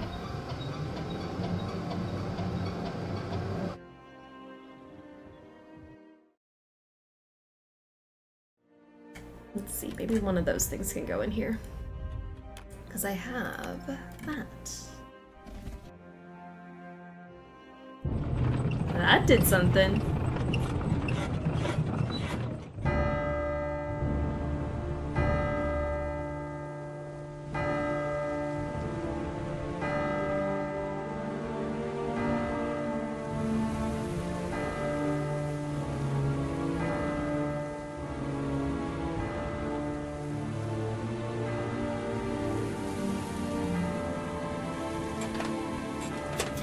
May I take your hat, sir? There it is. Alright, now we're getting somewhere.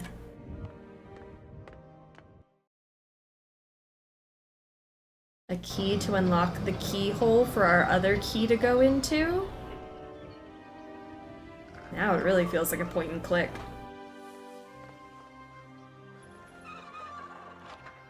Alright, let's go, Kate. Let's get that light jog going.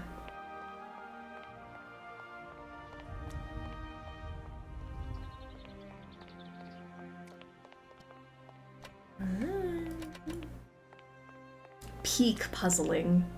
Ugh, look at it. Look, we're gonna put the key in. It's gonna open the tomb. That is so satisfying. When it all clicks into place.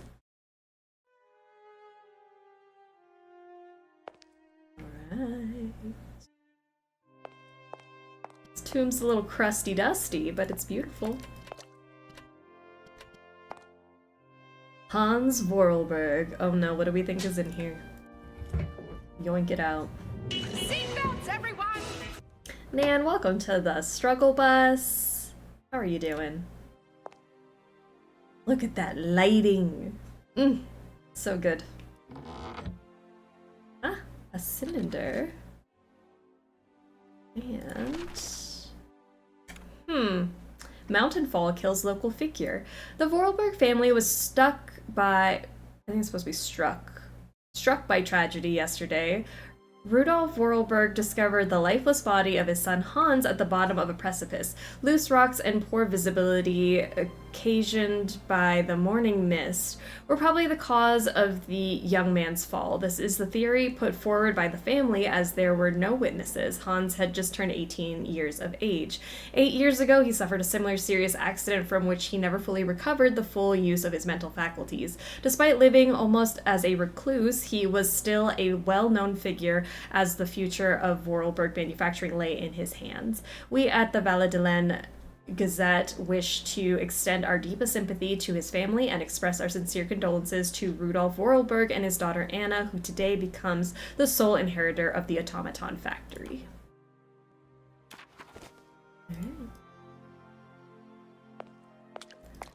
That's all that was in there. I didn't see a body. Did you guys see a body?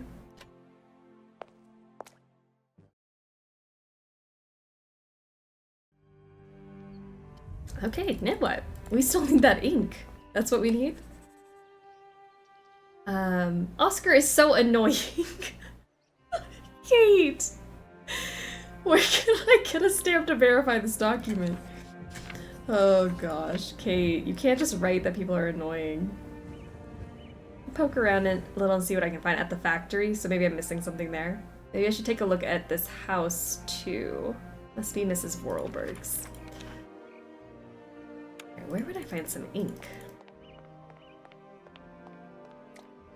I've been this way. Still more places to go. I can't believe it. The map is immense. Every time we go to a new place though, I'm like, oh, I remember. There's like all these things. It like slowly comes back to me. Can't go that way. Oh no.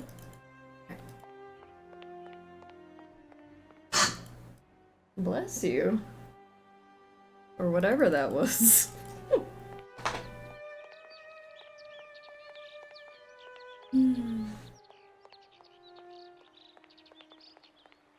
How would I get into her house? Because it's locked. But I'm wondering... There's gotta be some sort of key somewhere. Hello again. If you have 5 minutes to sit and talk, I could tell you a thing or two about the olden days. I am sorry. I really am in a hurry. Tis a pity. 5 minutes to hear about the olden days? And we don't have 5 minutes? I want to hear about the olden days.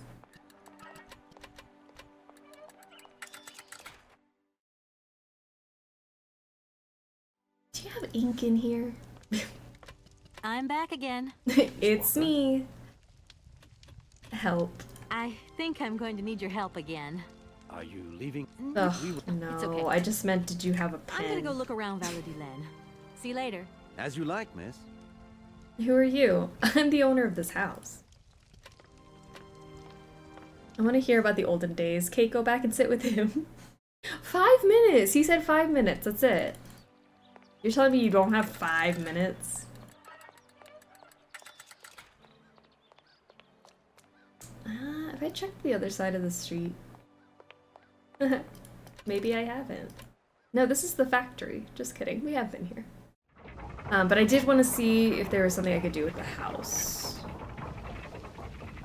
I have not been in there. Oops, sorry. Again, me not clicking on the floor. This way. Oh, what's... Can I go that way? Hello? Just gotta go, just got places to be. Apparently places I haven't seen before. What is this? Kate! Kate, when were you gonna tell me that this was all back here? Catherine! How could you forget this? Oh my gosh! Let's see. I don't have a key for this though. I mean, it's the same thing as the tomb key. Can I not just take the tomb key and put it in this, or does it have to be a completely separate key? They look the same.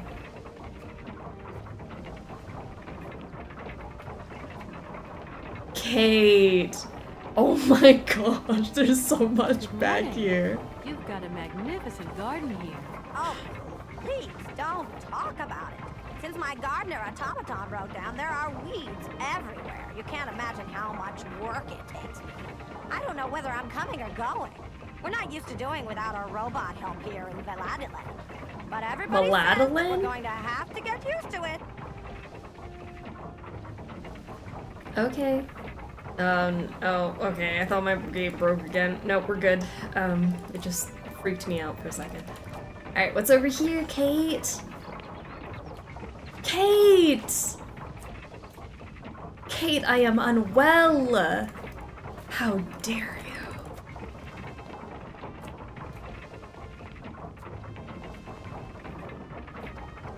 I can't believe it.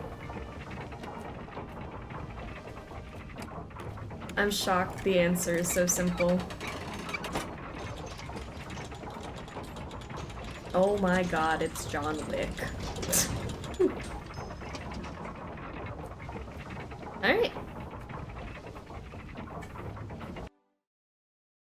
Up the ladder we go.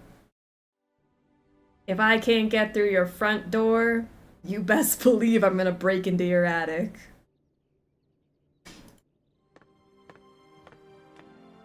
Right. Up, up, up.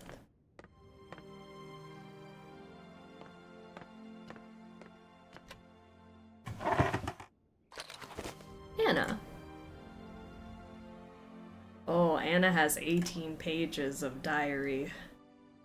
Strap in, guys. You best believe I'm coming in the back door. Sorry. May 14th, 1930. Yesterday something terrible happened. I do not know who to turn to, who to talk to, so I've decided to write it down. You, dear diary, are now my confidant and sole guardian of my secret thoughts. Hans lies in the next room, teetering between life and death, and I am terrified. Oh, the justice of life. First Mama, then Hans. Please, dear Lord, don't take my little brother away as well. May 15th, 1930. Hans made me promise to keep this a secret, but its burden is too heavy. I know I can tell you, though, dear diary. We discovered a cave in the mountains, a marvelous cavern with ancient paintings on the walls. Only prehistoric man could have painted them because there were depictions of mammoths. Mammoths! Which are prehistoric creatures as well. That much I know. I hate mammoths now. Well, we love mammoths. It's all because of them and because of that stupid prehistoric children's toy. Why, Hans? Oh, why did you try and take it? And why did I let you climb up there? It's my fault you are in a coma now. Hans, if you die, I do not know how I could ever forgive myself. Oof, oof, oof, oof. Do you want the house tour? Do you want the house tour? Decembers, how are ya? Holy classic game. This is the remastered Syberia, which comes out on Thursday. Super exciting. It's gorgeous. It's too pretty for words. May 16th, 1930. Hans has still not regained consciousness. Father cannot sleep, and Gertrude cries all day long. Outside, the heat is suffocating, but inside the house is icy cold and dismal. I still have hope, though. I know my brother. I know his strength. He will pull through. He never gives in. May 17th, 1930. I cannot think of anything else but Hans. In all my waking and sleeping dreams, I see his fall over and over. I see his head hitting the rock and his oh-so-pale face softening. I have taken refuge in the attic. It is the only place where I find any peace wrapped up in all of my memories. May 18th, 1930, 5 days have passed since the accident, and Hans still has not opened his eyes. To see him like this is unbearable. Please, God, protect him. Take my life, not his. May 20th, 1930, it has happened. Hans has come back to life. He opened his eyes and uttered my name. My name! Do you realize this is the happiest day of my life? I want to take to the streets and sing to proclaim my joy to the world. Thank you. Oh, thank you, God. May 22nd, 1930. How wonderful, how beautiful life is. Gertrude and I cannot stop breaking into uncontrollable fits of giggles. Hans even wolfed down his meal today. I knew he was tough, my little brother. Even Father smiled at me today when he said good morning. May 25th, I don't know whether I'm coming or going. I am totally absorbed in Hans's recovery. I have scarcely 5 minutes to myself to return to my refuge and scribble down these words. May 29th. It is very curious whether Hans is hungry, thirsty, or if he wants something. He cannot stop saying my name. He can't bear it when I leave him even for an instant.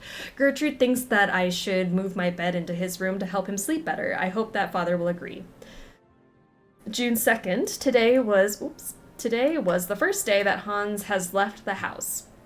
We went for a short walk in the garden, but Hans is still very weak. The doctor said we should be patient and shouldn't rush him. It is so hard, though. I hope so much that life can return to how it once was. June 20th, Hans has been out of his coma for a month now. He still doesn't say much and has difficulty moving. He sits motionless for long periods of time, his eyes open wide, as though lost in thought. I have often had to call his name several times before he reacts. Sorry. Then he will smile, and when he does, the moment is magic for me, and I couldn't be happier. June 22nd, I had to talk to him. The burden was too great. I asked Hans about the accident in the cave to find out what he could remember. He could utter only one word, mammoth, and his eyes glowed so strangely when he said it that it frightened me. September 15th, I go back to school today, and for the first time in my life, I am dreading it. I am afraid of leaving Hans alone. Despite Gertrude's kindness and attention, I have the impression that Hans is much less nervous when I'm there.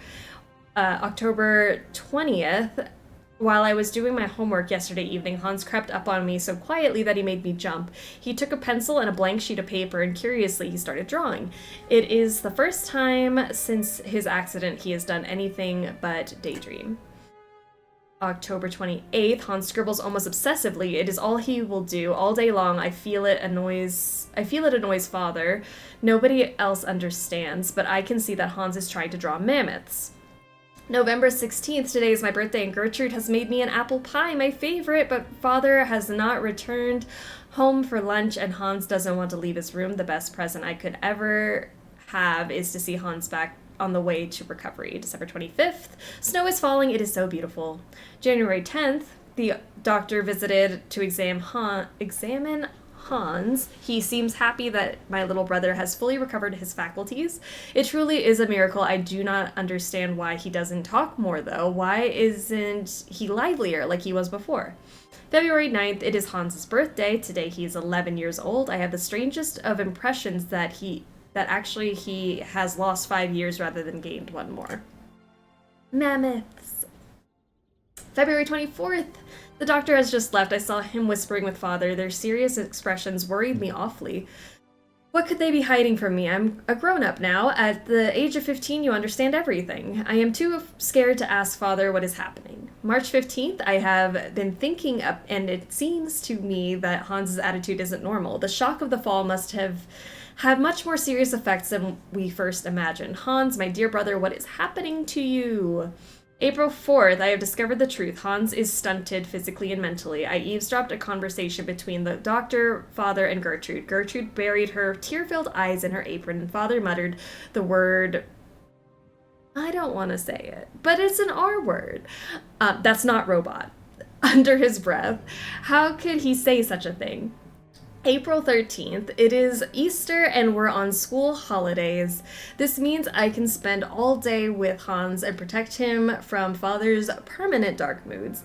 He cannot accept the fact that Hans, his only son, will stay in this state forever. April 14th, it is truly difficult to accept, but it is not Hans's fault. Mine maybe, but not Hans's. I don't know how to make father understand. He seems full of hatred for him. It is dreadful. I feel so powerless. This story is awful. I'm sorry, sir, but your son is a robot. The actual R word. Awful. May 14th, 1 year. 1 year has gone by and it feels like an eternity. The situation shows no signs of improvement, neither in terms of Hans's mental health or father's attitude toward him. May 30th, extraordinary. Father has decided to take Hans to Paris for new tests. He says that only in the French capital will he find truly competent doctors. We must make Hans ready for the great expedition. June 6th, no news from Father and Hans, but I remain hopeful. I am sure they will take good care of my little brother. July 15th, they have returned. Hans rushed into my arms and started crying. It took me a long time to calm him down and get him to sleep. Father is still as taciturn as he was before he left. The diagnosis, Hans will remain physically and mentally impaired. I am stunned. August 28th, the summer is coming to a close. It has been less stifling than the last. The sun has put color in Hans's cheeks. When I look at him, I have difficulty imagining that he will not change. November 16th, 1931, Father still says nothing and increasingly shuts himself away in his office at the factory. Christmas, Gertrude tells me that love and faith triumph over any science. I lack neither, God praised. January 12th, Father took Hans to the factory this morning. Hans was so afraid that I accompanied them. Fortunately, Father said nothing. I failed to understand why he insisted on bringing him there. January 13th, Father left for the factory with Hans once again this morning. I think he wants to persuade Hans that he could be useful for something. It is his way of resisting fate. February 17th, for a month now, every morning Hans has gone to work with Father at the factory. I'm not exactly sure what he does there,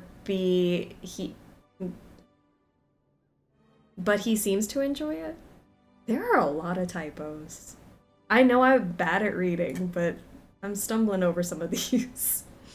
I feel my brother's behavior has changed considerably. He is much less capricious. April 14th, I could cry. Hans has made me a present, a small robot mammoth with a trunk that rises and falls. When Father saw it, he nodded his head in satisfaction. May 20th, sorry. Both Gertrude and Father now have their robot mammoths. Theirs are even more intricate and finely tuned. Little brother is not such a robot after all. We want to use an R word there. October 15th, Hans's mammoth now raise their trunks, and wag their tails. It's incredible. December 22nd, I met the head of the factory workshop, Mr. Grips, this morning. He says that for a young lad of 12, Hans is very gifted. It is a shame he only makes elephants. February 11th, Father and Hans were locked in a long discussion yesterday, or should I say Hans was locked in one of Father's long monologues, and it is inconceivable that Hans should go to school like other children. Father wants to take him on as a worker at the factory. However, Hans will have stopped making his own little devices.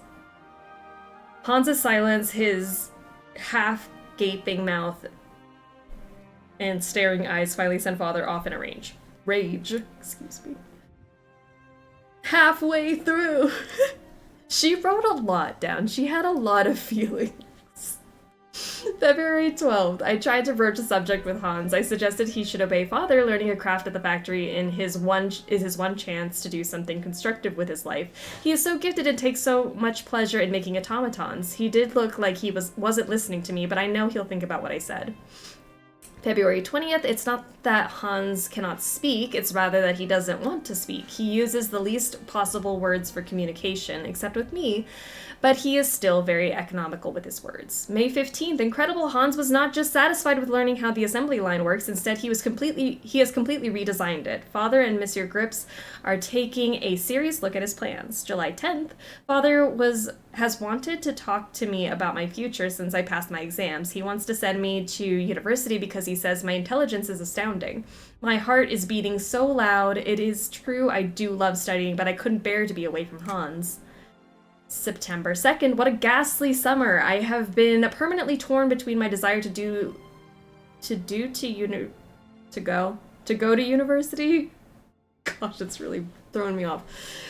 To go to university and my refusal to leave my brother. I talked about it with Hans, but he said nothing. That same evening, I found my own little mammoth broken.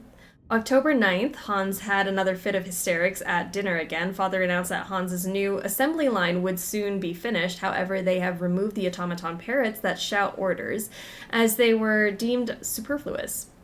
Hans was livid. He hurled his soup dish to the ground and stormed off to his bedroom. What will happen between the both of them when I'm not here? October 17th, despite my scruples, I am finally leaving. Hans has not talked to me for a week. Father would not understand if I told him why I wanted to stay. My heart is so heavy. Christmas. It is so strange to be home. I had never left home for such a long time before. Once we were alone, Hans did not stop talking. Words just leaped from his mouth. How he laughed with his excitement. He presented me with a delightful little ballerina to replace the mammoth, he told me. I was so touched that I started crying. Distance has done nothing to harm the strong bond between us. It's just like chats typing. Just like minor typos, you know? Just trips you up a little bit, but I get what you mean. September 10th, it is so strange to pick up this diary once more. At first, my impulse was to tear it up. I resisted and instead succumbed to my second desire, which was to write for a while. I'm alone in my attic once more. I have been home for 2 months now, and after a summer spent living with the intense joy of being reunited with my brother, Hans has returned to the factory. Father has aged so, and Gertrude's arthritis causes her terrible pain. September 13th, all in all, these 4 years have been kind to Father and Hans. Their relationship is less tense. They still do not exchange much conversation, but they now have a thing in common, the factory. I'm even beginning to feel a bit jealous. Silly, really. September 17th, Hans hasn't changed. To help Gertrude, he has designed a totally automated kitchen, and Gertrude can't stop moaning at the wooden puppets. Oh, how I adore them. October 9th, I went to go and see Father and Hans at work. I haven't been to the factory for ages. It is strange how much it has changed. I was very curious to see them set about their tasks. I like Father's new office very much. Hans has a small workshop on the first floor crammed with odds and ends, unfinished robots and designs, exactly as I imagined it, in fact. October 15th, the factory is still working very well. Orders for toys keep coming in, spurred on by the run-up to Christmas. When I was at university and I said my name was Voralberg, people would ask me if I had any relation to the Valadilene factory. Now I know the effect that Hans's genius has had on the factory's renown. November 2nd, to make myself useful, I started helping Father set his papers in order. The most extraordinary thing of all is that for the first time ever, I have the impression that the 3 of us form a real family. Even she says robots. She has said robots, hasn't she? December 8th, Hans never ceases to surprise me. Between home and the factory, his behavior is so very different. In his workshop, he is serious, concentrated, a proper young man who keeps his eye on everything going on, constantly on the move, and in control. One has the impression that each single toy is his very own infant. At home, he turns back into a child once more and is either moody or happy-go-lucky buffoon. Christmas, the most wonderful Christmas of my whole life. Hans and I could not stop giggling like children beneath Father's disapproving glare. I know that he was only pretending, really. Our hearts are so full of hope. January 5th, Hans came to see me in my bedroom yesterday evening. I felt terribly awkward, terribly ill at ease. I might have guessed Hans wants to leave Valadilene. The house and the factory, he wants to go traveling, he doesn't know where to or for how long. That's just like him. I was so shocked that I told him his plans were foolish. He left my room without a word, his head bowed. January 7th, I thought that he wanted to leave because of Father. Not at all, it's because of the mammoths. He wants to go tracking mammoths. I mean, can you blame him?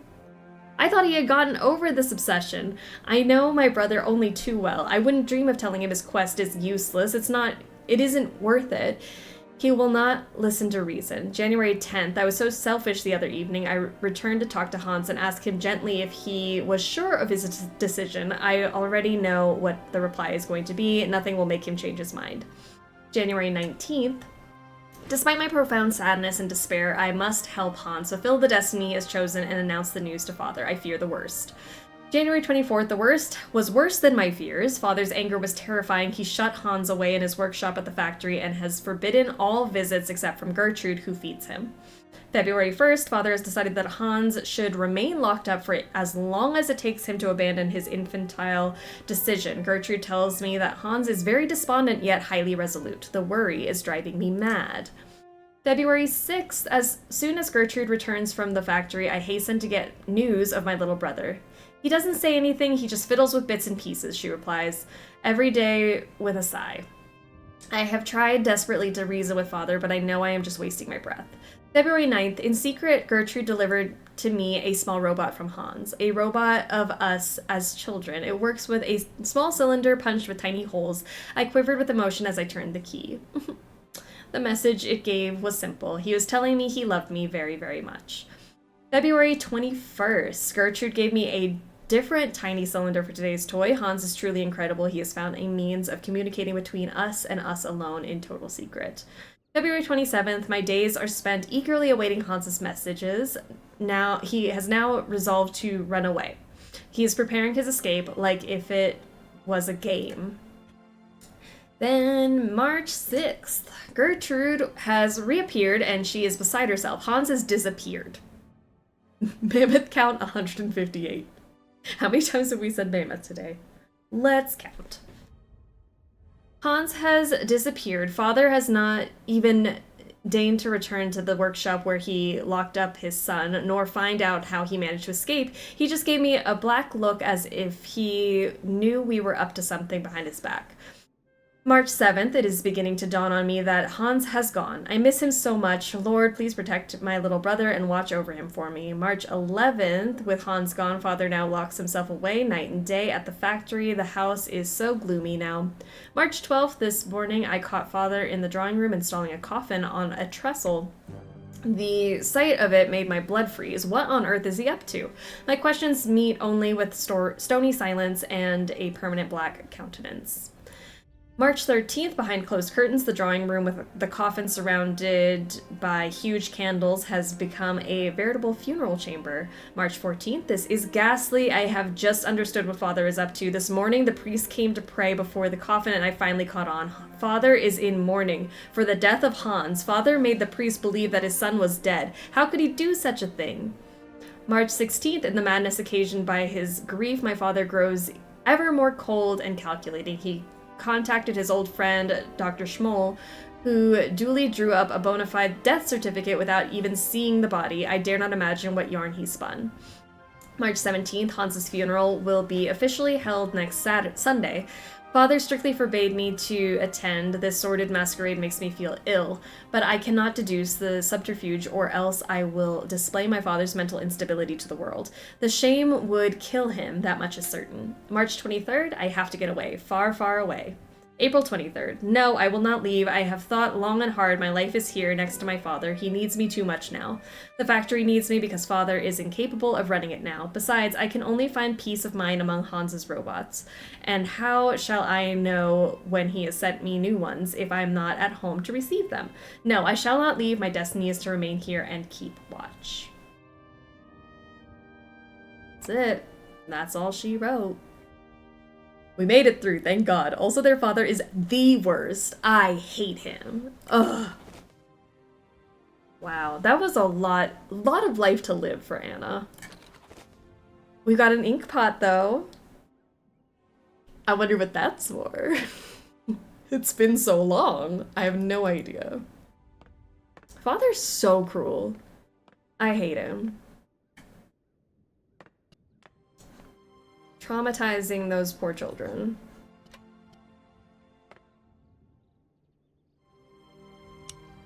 Oop. Mammoth. You draw mammoth for Momo? Ah, Momo, it's you. You scared me. Momo, what are you doing here? Mammoth.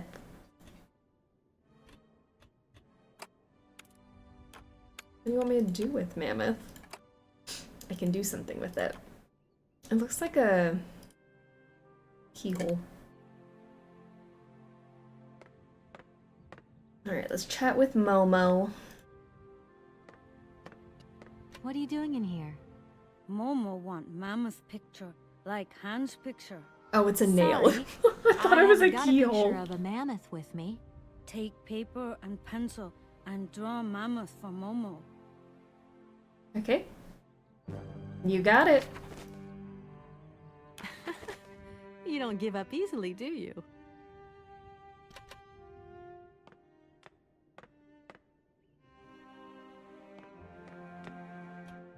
I'll put the paper here. There we go. It's a nail. I can't believe I thought that was a keyhole. There we go. Here you go, Momo. A mammoth for your troubles.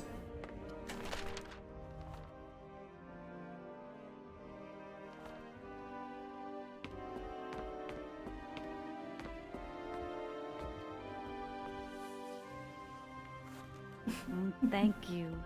Momo happy. Now follow Momo. Momo show his secret to Kate. It looks like a nail and a keyhole. Like, dead on, it looked like a keyhole, and then the second it showed it from the side, I'm like, that's a nail. Just kidding.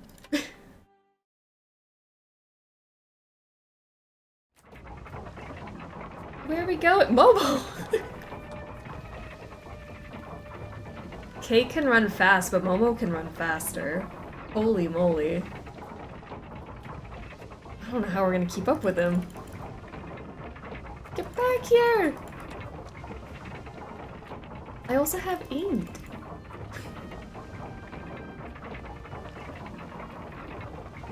I already forgot which way he went. That was so quick. You go this way. Which way did he go? Momo, I got things to do. Maybe I should go do my ink first.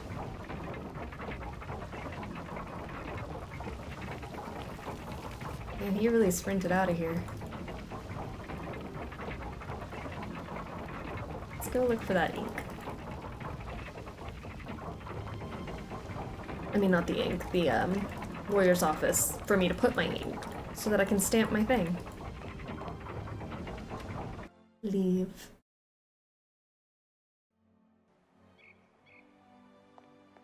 Oh, there's Momo. Glad I didn't go the other way. Momo, where are you? Alright, time to chase a child.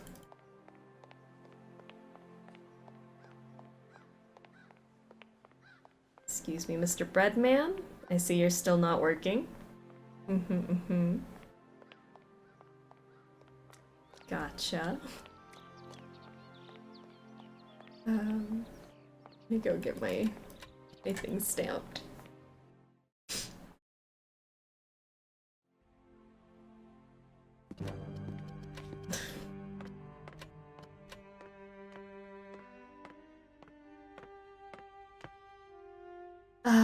We finally made it here, guys. That's crazy. Like,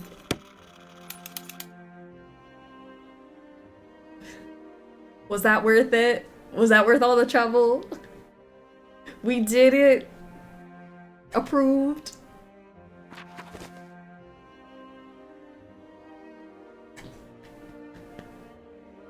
I can't believe it.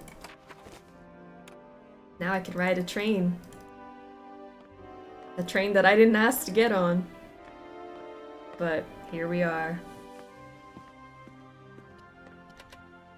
Alright, let's go follow Momo. I already forgot which way he went. He went through that little gate thing, which I think is that way? Maybe.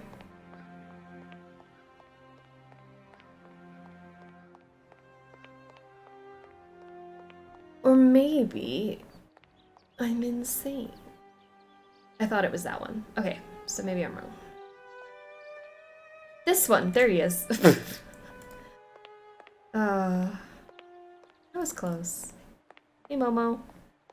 Thanks for waiting.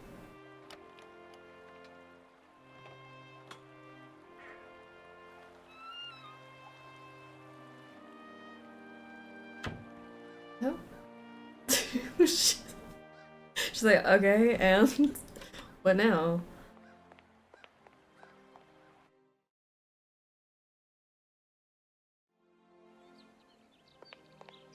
Where'd he go? More places. You gotta hand it to the game. There's like so many things to look at. So much to explore.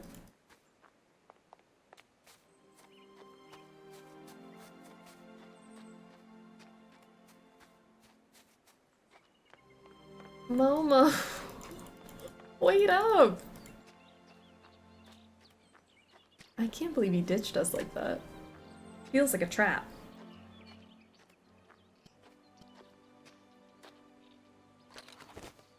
I just picked up a random ore.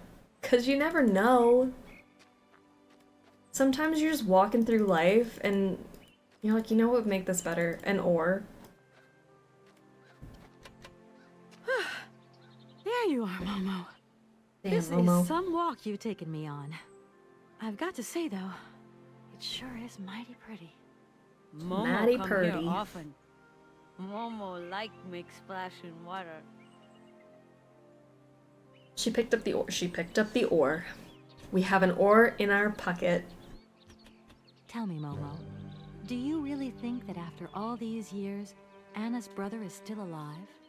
Anna always say hands go away, but hands come back maybe. Maybe. Sometimes you have to put the ore in your breast pocket and just roll with it. Why I have agree. you brought me here? Mammoth doll in cave. Very important for hands, Anna say. Cave? What cave? Where? Momo not liar. You are a strange one, Momo. I'm beginning You're to see weird. why Anna Voralberg liked you. Momo, Momo look like Hans. Momo very proud. Why did she say it like that? You're weird, and that's probably why Anna liked you, because she was kind of weird too. It must be fascinating to live in a village full of automatons. Automatons. Kate just make saying whatever's in hands. her head. Difficult work. When Momo big, he do like hands. Momo friend of automatons. Tell me, Momo, did you come here a lot with Anna? Mm-hmm. Anna like Momo. Anna like hands. Anna on journey. Momo, I've got to go now. But see you later, maybe. Maybe. See you later, maybe. Alright. Why did it just explode like that? Alright, let's put this ore in there.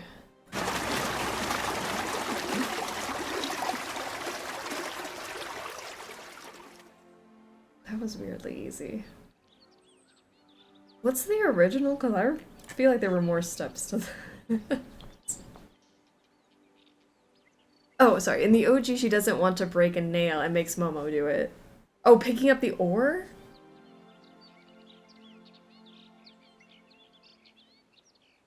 Now I need to go back to the original. Because that seemed super easy. Apparently we aren't allowed to use Momo as unpaid labor in this version. Alright, well. I've got something else I want to ask you. Momo listening. Will you come visit the cave with me? No. Momo too scared. Oh, okay. Momo, I've got to go now. But see you later, maybe. What did that do? I swear it opened something. Did it not, like, lift this? Am I crazy? I thought there was, like, a path that went down that way.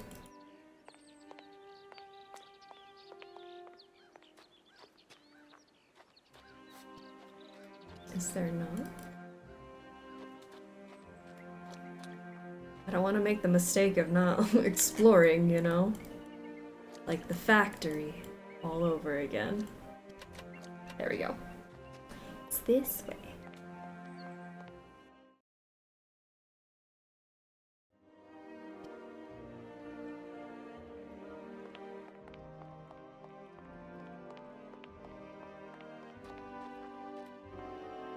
I knew a cave could be this pretty.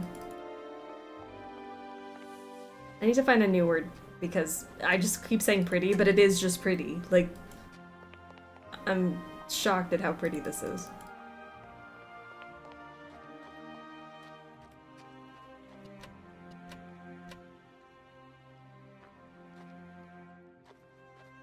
Not gonna lie, this gameplay makes it a bit more confusing in terms of moving around.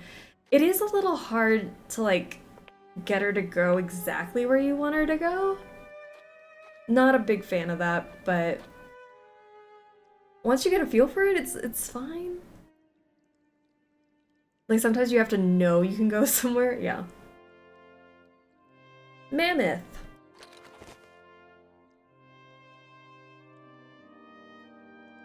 What do with Mammoth now?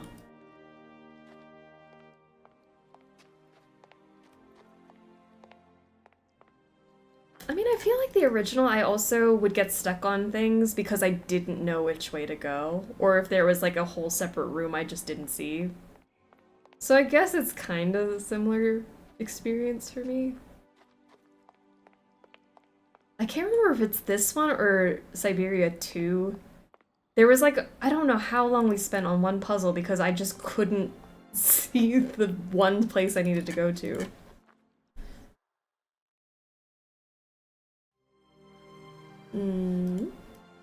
This way?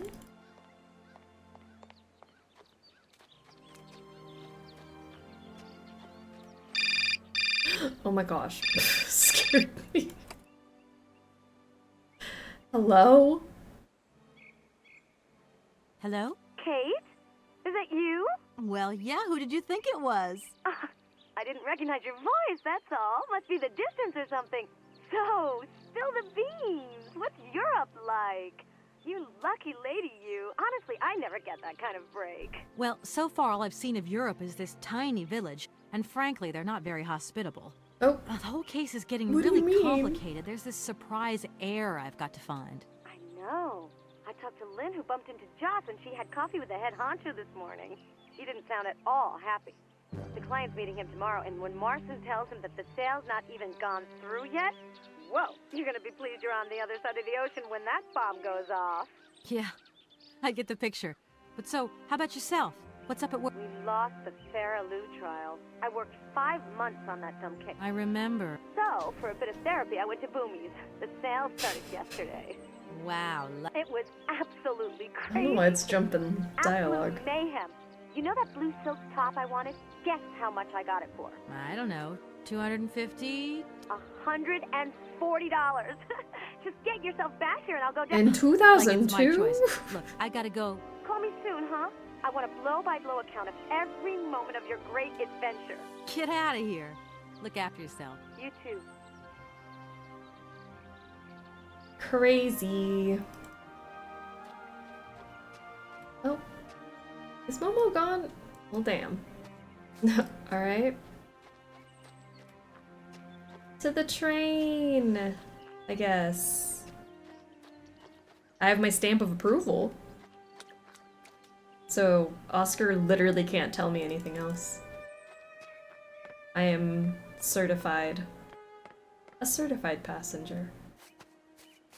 Ticket and a stamp.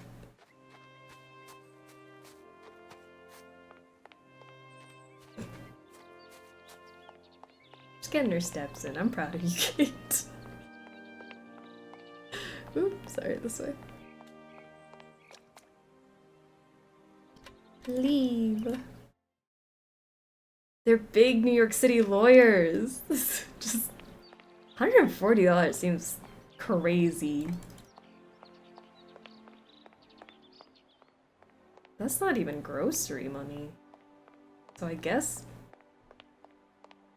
not a lot by today's standard, but my gosh.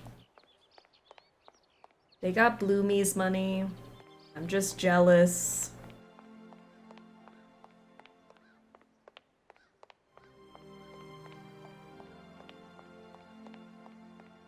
Nice to see you, sir, once again. Enjoying the nice weather you're having.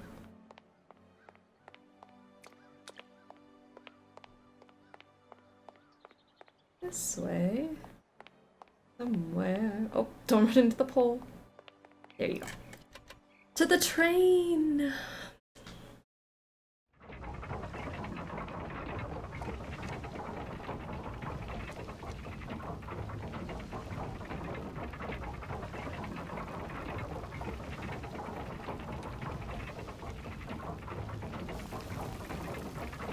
Needed like a Syberia ambient noise to fall asleep to video. I bet that exists.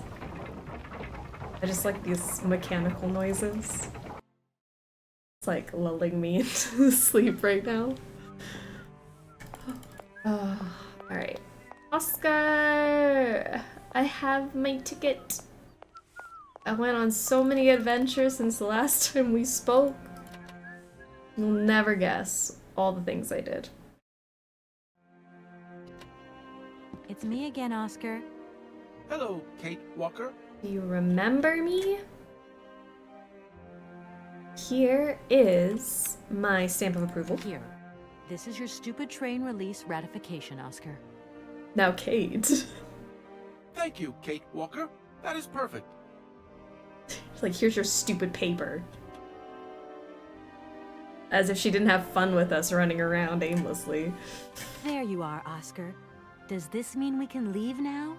I cannot accept this ticket for the moment, Kate Walker. Keep it. I don't understand why we can't leave.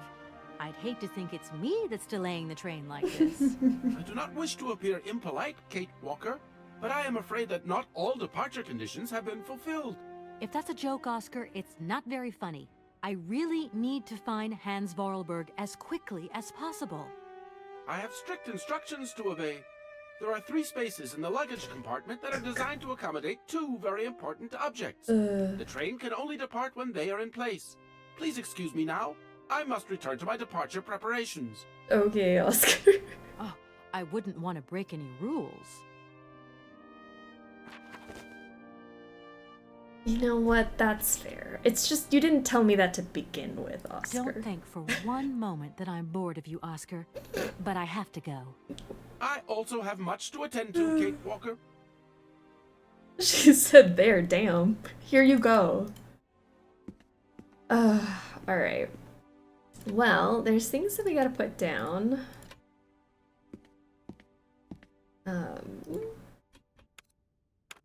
Mammoth. Doesn't look like that works. Something. The mammoth goes somewhere in here. Doesn't look like I feel like that's the thing. So where we left off last time, I believe we're trying to get the train moving by placing some items around. I don't know what I have. I don't know where I am. Oscar refuses to leave until we have these key items. Where can I get all this stuff? We need some key items. Mammoth doll, I believe, is what we're gonna need here. And how do I use my stuff? I can't remember now. I think I just interact. Yeah, okay. Place, mammoth doll. And then I think we've got stuff over here that also needs to be placed for us to go. Cylinders. Cylinder.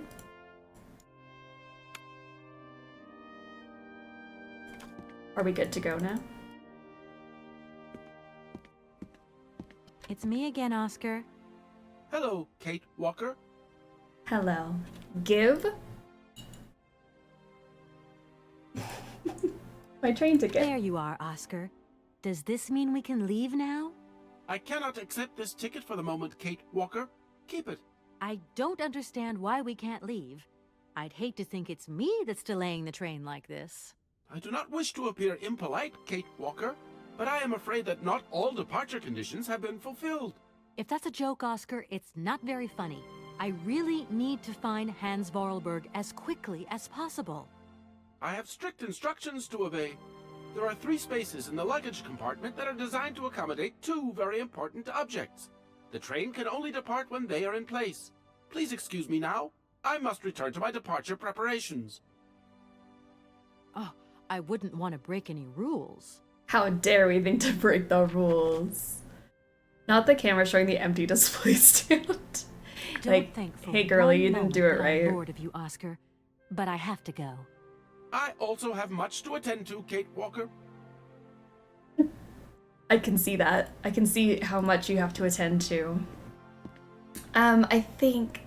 I'm not entirely sure. I'm gonna take these with me because I think what I need to do is go back to... Anna's place. Am I remembering this? I don't remember where we stopped last time. We'll find a way. It'll be okay. I think I'm supposed to be on the other side. Purple Clouds has redeemed a fortune teller. Hold on, let me get across here and then I'll look it up.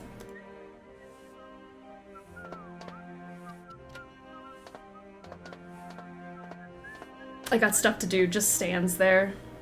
Like, clearly he's very busy. Is that the way out? Hold on. I can't remember how to get out of here. Which way is leave? Oh, hello, sir. Maybe I was on the right side.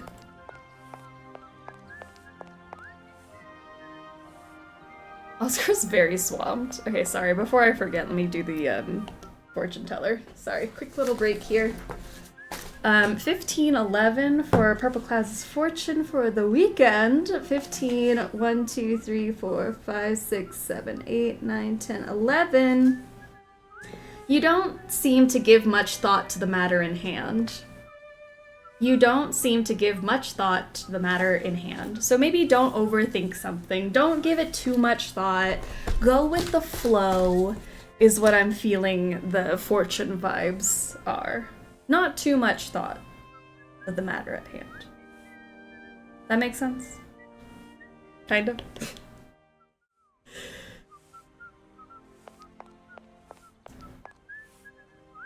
Is that a dictionary? It is the Great Adventures of Sherlock Holmes. Head empty, wallet empty. There you go.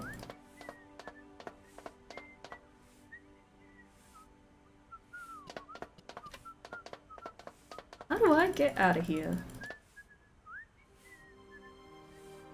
Can I go down that way? Go down. Makes sense. Given work this week, I would love a brain rot weekend. See, that's probably what it means. Don't think too hard. Fortune teller from a dictionary would actually be pretty funny. It would be, just picking up random words for your fortune. This is the word to define your weekend. There we go. Sorry, I was on the right side and I really doubted myself there, but we are headed back to the factory. The factory.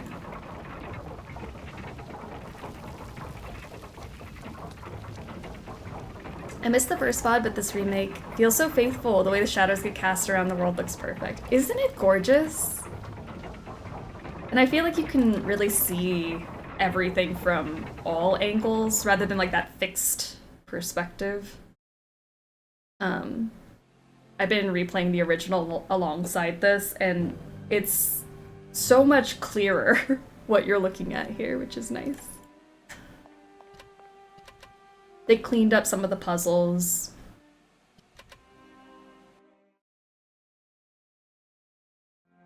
Ah, this is where I want to be. Alright, I think musical cylinder. I don't know which one needs to go in here, but... Hans, where are you hiding? We've got to go home. We're late. Very late. Anna, over there. What do you mean, over there? Please, Hans, we've got to go. It's a secret. You've got to swear. Okay. I, Anna Voralberg, swear to my brother Hans to never ever mention this to anyone. It's right there! You see? But it's dark in there. Don't worry, I took a lantern. From the factory. Girls, honestly. Am I right? You look so clever when Father Women. notices you've stolen one of his lanterns. Oh, I'm all covered in mud because of you. Look, Anna. Look. I've seen paintings like this in a library book. They're like... You swore, Anna. It's a secret between you and me. Hey, look. There's something else up there. Oh, come on. It's like a toy. I have to have it. Give me some light. But Hans, it's much too high. I have to have it. Be careful, Hans.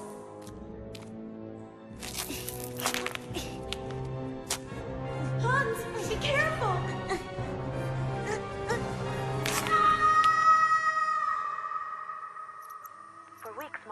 day in a coma, hanging between life and death. I mean, consequences of your own actions. But I knew he would never be the same again. We never did return to the cave, and to this day, I have never ever betrayed our secret.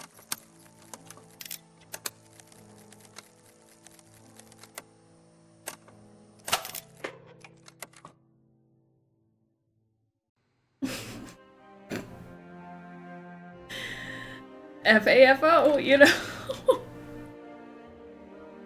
Okay, Hans. Alright, I think that was the last thing that we needed, if I'm not mistaken. And then we can get the train moving. And then mammoths, which is my favorite part of the game. So.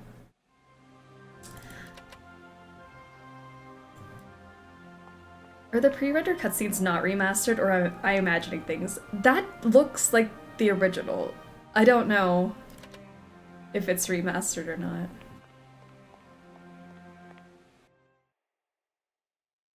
You see, this is why we listen. I don't know about that, Hans. Maybe we shouldn't do that.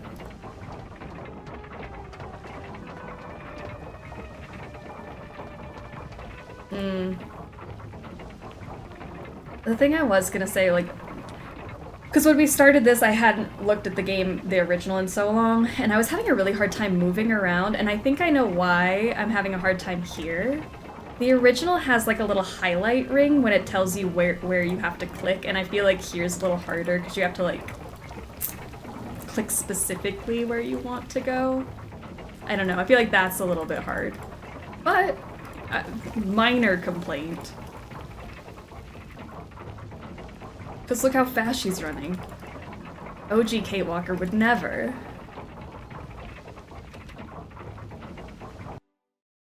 These definitely aren't remastered, which is why people are giving this a lower rating on Steam. Oh, because the cutscenes aren't? I still think the cutscenes look good, though. I don't think they really need the touch-up. This is a completely different area. This looks great.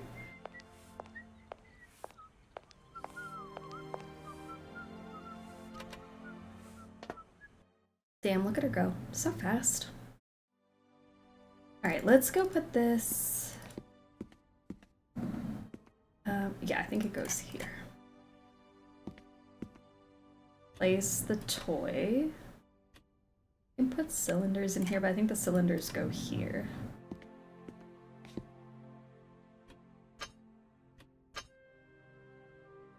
Okay, now can I leave?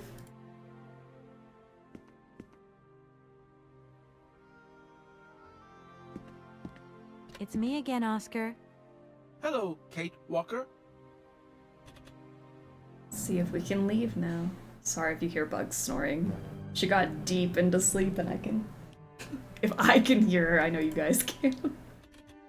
There you are, Oscar. Does this mean we can leave now? I cannot accept this ticket for the moment, Kate Walker. Keep it. I don't understand why you're still refusing to take this ticket. Everything is in order, and an engineer prides himself on punctuality. Yes, Oscar, I remember. But what now?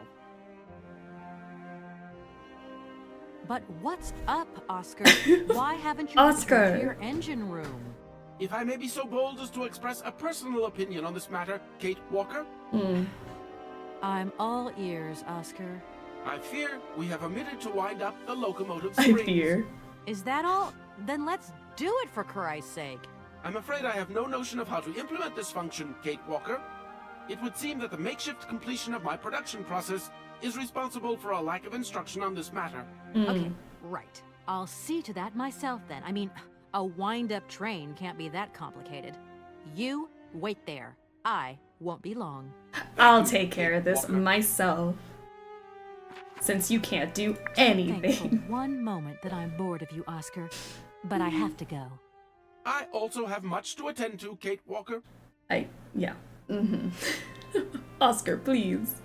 What do you mean, sorry? I want to hear Bugs snoring. That's fair. It is very cute. Our little Sunday nap. Which side is it on? Back here?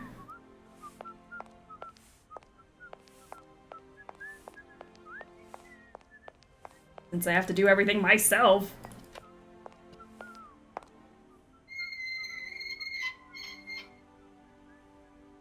Oh, that was cool.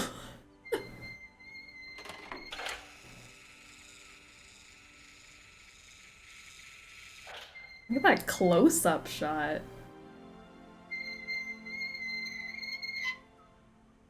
Alright, I think we've done what he's asked. Now can we leave?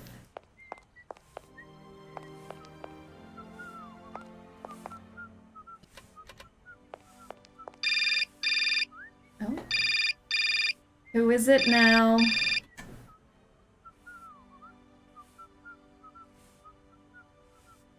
Kate, it's me again. Not Dan. I was gonna call you. Yeah. Are you mad at me? I've just called Marson and Lorma. They told me you weren't expected to return this week. Oh, yeah. So when are you coming home? I don't know. There's nothing I can do about it. The situation is kind of tricky, you know. At the beginning of next week, I hope. Yeah, whenever. Dan, please.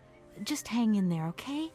The stakes are higher than I thought, and you know how much I love this job. I suppose it's neither here nor anywhere to you that the Goldbergs are going to... It is. I mean, it isn't. I mean, Dan, this really isn't the moment. You know I'm thinking about you. I love you, sweetheart, and I'll give you a call when I have some news. Promise. I've got to go now. I've got kind of a train to catch. A train? Where are you off to now? This is crazy, Kate. To tell you the truth, I've no idea. Love you, honey. You know that. Kate! I'm getting on a train. I don't really know where I'm going, but I do love you. I mean, to be fair to Dan, that is an insane thing to tell him and not explain anything. Ugh, Dan, you're awful in both versions. It's me again, Oscar. Oscar, Walker? can we go now? I forgot that replaying Syberia means getting to hate on Dan again. I know, it's very exciting.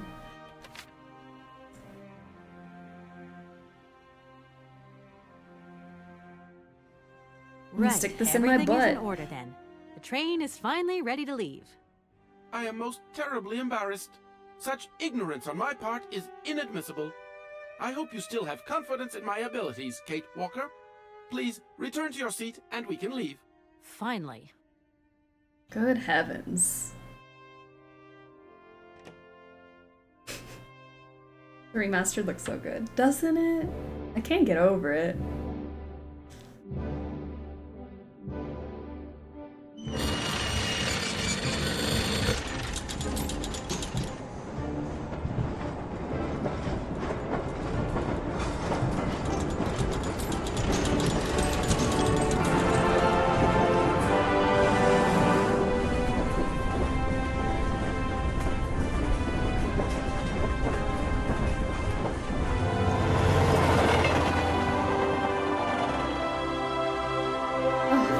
Getting out of here.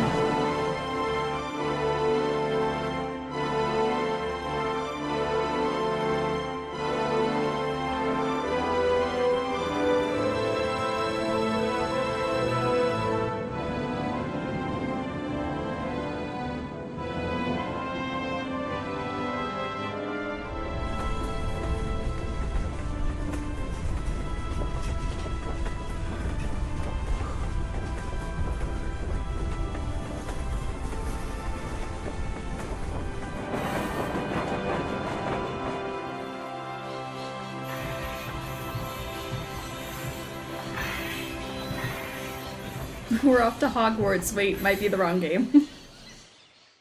The mammoths! It's about time we saw the mammoths. The train music makes me extremely emotional. It's so gorgeous. Alright, let's head on out. Where are we, Oscar? At the halls of residence of Barrockstadt University. And do we really have to stop here? The situation is incompatible with the pursuit of our journey. What are you waiting for then? Wind them up, find a way. There must be some sort of train winding thing just laying around in this weirdo station. I have seen nothing that fits that description, Kate Walker. I guess we'd better find out then. I do not like this station. The atmospheric humidity is detrimental to my sophisticated wheel workings. I will wait for you inside the train. Wimp. Wimp. And to think that when I first became a lawyer, I was worried I'd get stuck behind a desk. Is something wrong, Kate Walker? Is the restaurant car service not to your liking? Would you like another pillow? Don't worry, Oscar. Everything's just hunky-dory. And you are just hunky-dory, too. Aw. Oscar, we have a serious problem. How can we carry on our journey if this train doesn't want to budge? What are our options? Every clock has its key, Kate Walker. Keep looking. Well, I hope you're right. I'm gonna go see what I can find. Oscar, there's no way you could help me find a way to wind the train back up again? Rust awaits my every movement if I leave this train, Kate Walker. And what would you do with a rusty engine driver? Not a lot, I suppose. That wouldn't be helpful. Oscar, I think that Hans Voralberg once stayed in this town after he left Valadilene. Maybe this wasn't a chance stopover after all. Nothing is left to chance in a railroad network. You agree with me then? We have no concrete proof to support your hypothesis. The train stopped because the clockwork mechanism is unwound. That is the only concrete evidence we have, Kate Walker. I was just hoping for a little imagination on your part, Oscar. No, Kate Walker. I am only an automaton, Kate Walker. I don't have an imagination. Why did whoever built this robot cheek it up? Like, better cheeks than Kate? You know, Oscar does have that cake. This train might be a wonder of technology, but the engine's limited autonomy is a liability. You got to admit that. I am afraid I refuse to entertain this consideration, Kate Walker. Cushions so he doesn't scratch the chairs when he sits. That's a good explanation. Oscar, see you later, alligator. In a while, Kate Walker. Close enough.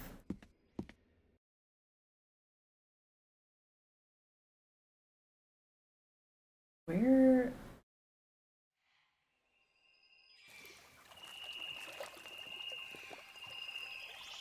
Oh my god.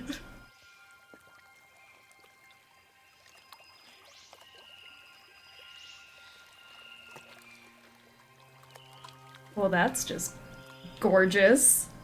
The heck? John, how are you? Thanks for paying your struggle taxes. I feel like they added the cheeks for our benefit. Obviously. What else would the reason have been? Hope Oscar's cake doesn't get anywhere near the ocean. He'd rust. Oh my god.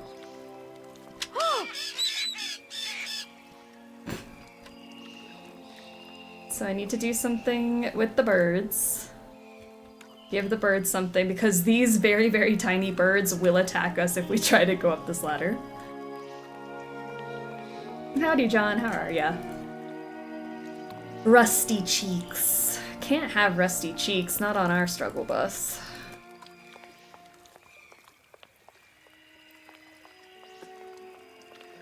I do remember this part having like a lot of different areas, so I'm gonna try to take it slow so I don't miss things.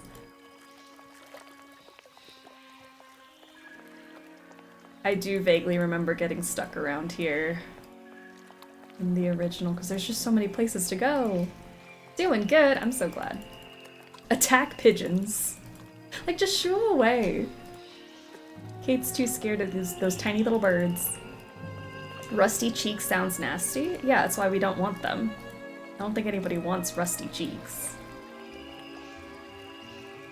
The train station is huge. Yeah. This isn't even the university either, like... There's so much on that side, too. Okay, so I think that's all we can get on this pathway.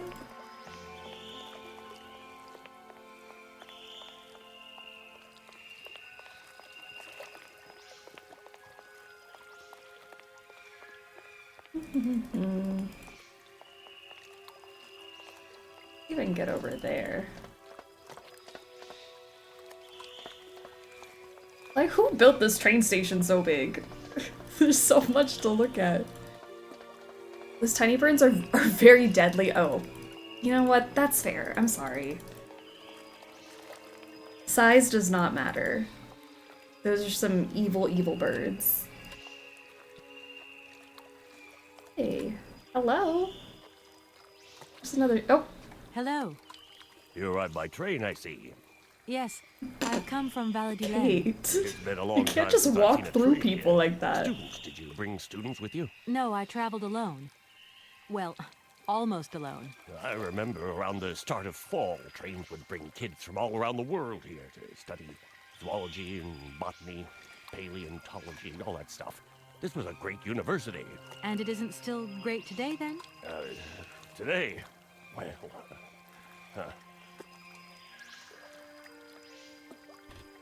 He looks so handsome. The name Hans Voralberg doesn't mean anything to you by chance, does it? oh, do you really think I'd remember one little name from the thousands that passed through this station? That's true. I don't know why I would have asked that. Station Master is such a boss title. Right? I feel like I've lost my way a little here. I could really do with your help. Hey, anything I can do, miss, you just let me know. Station Master has had quite the glow up. Okay, Have you been the station master of Barrockstadt for a long time? I've never had another job. Now, you tell me, are you in charge of this train? No, I mean, I'm not sure. So what's your thing here? I think we Do are. some bookworming over at the university? Well, sort of. I'm always looking for new information. Well, you don't seem to know a lot. And about that train, it's gonna get in the way if you leave it there, that's for sure.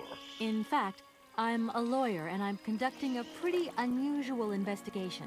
Investigation, huh? Hey, I'm just a station master. I don't know too much about anything. Well, you never know. Anybody could be significant in this case. See, nobody actually tells me anything, so my hands are totally clean. I never implied they weren't. I'm the Station Master. Got it, dude. Respect. Like, I'm not even sure what a Station Master is, but it sounds respectable. You don't know where I might find equipment to wind up my train springs, do you? Not in this station, that's for sure. And I would know. You might want to try near the wall. So, thinking of staying for long, miss? No. I mean, I don't know, actually. 1 or 2 days tops. You see, I've got to wind my train back up so that I can continue my journey. It's just, if you stay here too long, I might get in trouble. The train should stop, then leave again. That's the rule. Besides, your machine's disturbing the birds. Maybe you could take me up to this wall? If there were 2 of us, we could find what I need to wind up my train even quicker. Help me. Miss, forgive me, I gotta stick to the rules. You know, I have to man the station. I don't want to get into trouble with my superiors at the university. You understand? I'm sorry to junk up your station like this, but the spring mechanism on my train needs winding. A spring-operated locomotive. There's a thing. Yeah, and an impractical thing, too. Yeah, I always dreamed of taking a train, but now I'm over the hill. And someone has to take care of the birds, after all. That's fair. All these birds in a station. It's amazing. This is no ordinary station, miss. Oh, no. These birds are part of the prestigious University of Barrockstadt Ornithological Collection. Over the years, this aviary has housed some of the most fantastic species from all over the world. And I am not exactly your typical station master either. This little world is my responsibility, and that is no easy task. I can well believe you. And you know what's the hardest? The hardest thing is to keep interspecial harmony. And one day some explorer introduced a couple of cuckoos from the Amazon. Whoa! It wasn't a good idea? A nightmare. You know, cuckoos lay their eggs in the nests of other species, right? Now, what's more, they also push the host's eggs out of the nest so that they receive all the mother's attention, right? Accursed cuckoos. Nightmare. I see what you mean. That's one tricky bird. And there was nothing you could do to stop it? The faculty declared the bird a protected species. If it wasn't for our mechanical eagle, we were sitting on a major ornithological catastrophe. You have an automaton here? A wonder of technology. It's an eagle that's mounted on rails in the air. It passes passes through and it swoops down to collect parasite eggs. But heck, the dang eagle's been out of order for several years. Impossible to collect the eggs myself. Why not? I can't climb up the gangway. I fell off it several months back, and I still have a pain in my spine. Not to mention the vertigo I've been getting. I only have to look up in the air. Whoa. You poor soul. That must be very hard. Worst thing is, cuckoo eggs piling up in the nests. Soon the rectors are gonna notice. There's trouble in store, big trouble. I'm worried. Yep, worried. Kate saying automaton now. So wholesome. I won't disturb you any longer, Mr. Station Master. Welcome to Barrockstadt, miss. Thank you. I appreciate the warm welcome. Where to now? I guess we could go to the university.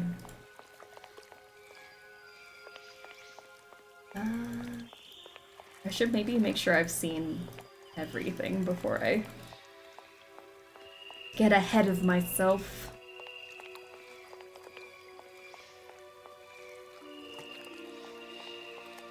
Just happened to see a bald eagle fly over the other day. That's cool.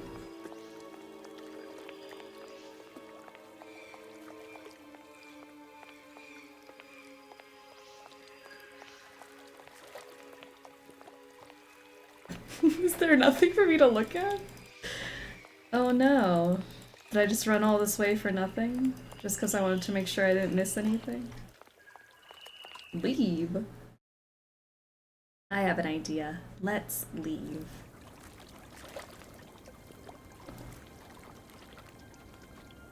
Me gasping for air and out of strength. Are we going to see the mammoths?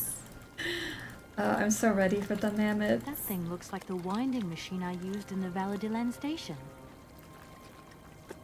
Oh, that thing. I see what you're saying. Got you. I'm like, what thing are we looking at, Kate? That thing?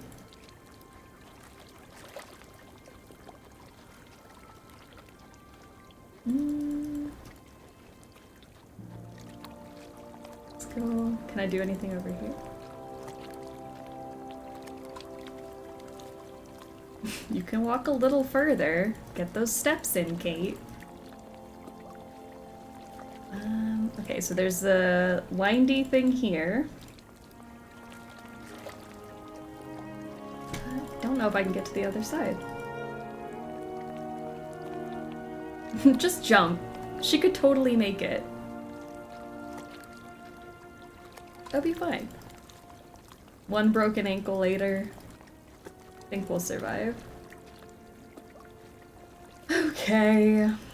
Fine, Kate. Don't do what I want you to do.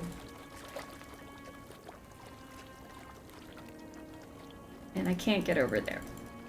Beautiful. But that's the thing we need.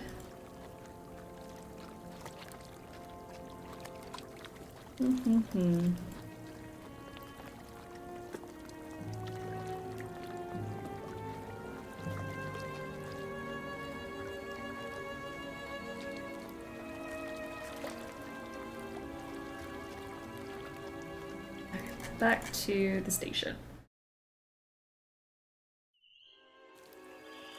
Kate Flyer. Forget Kate Walker, Kate Runner. She can just fly now. Let's make that happen.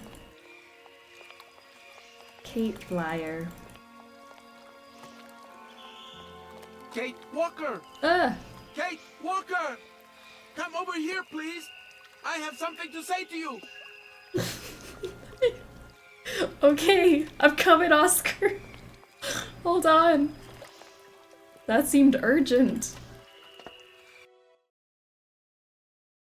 Yes, Oscar, what is it? What is it this has time? arrived for you. A message? You have been summoned to see the rectors. They are the highest authority at the university.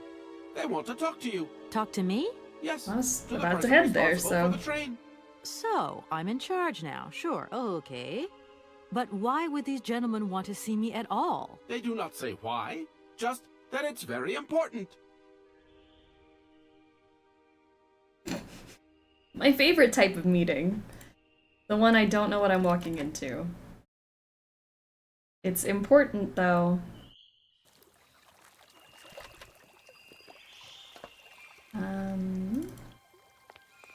I haven't gone this way yet.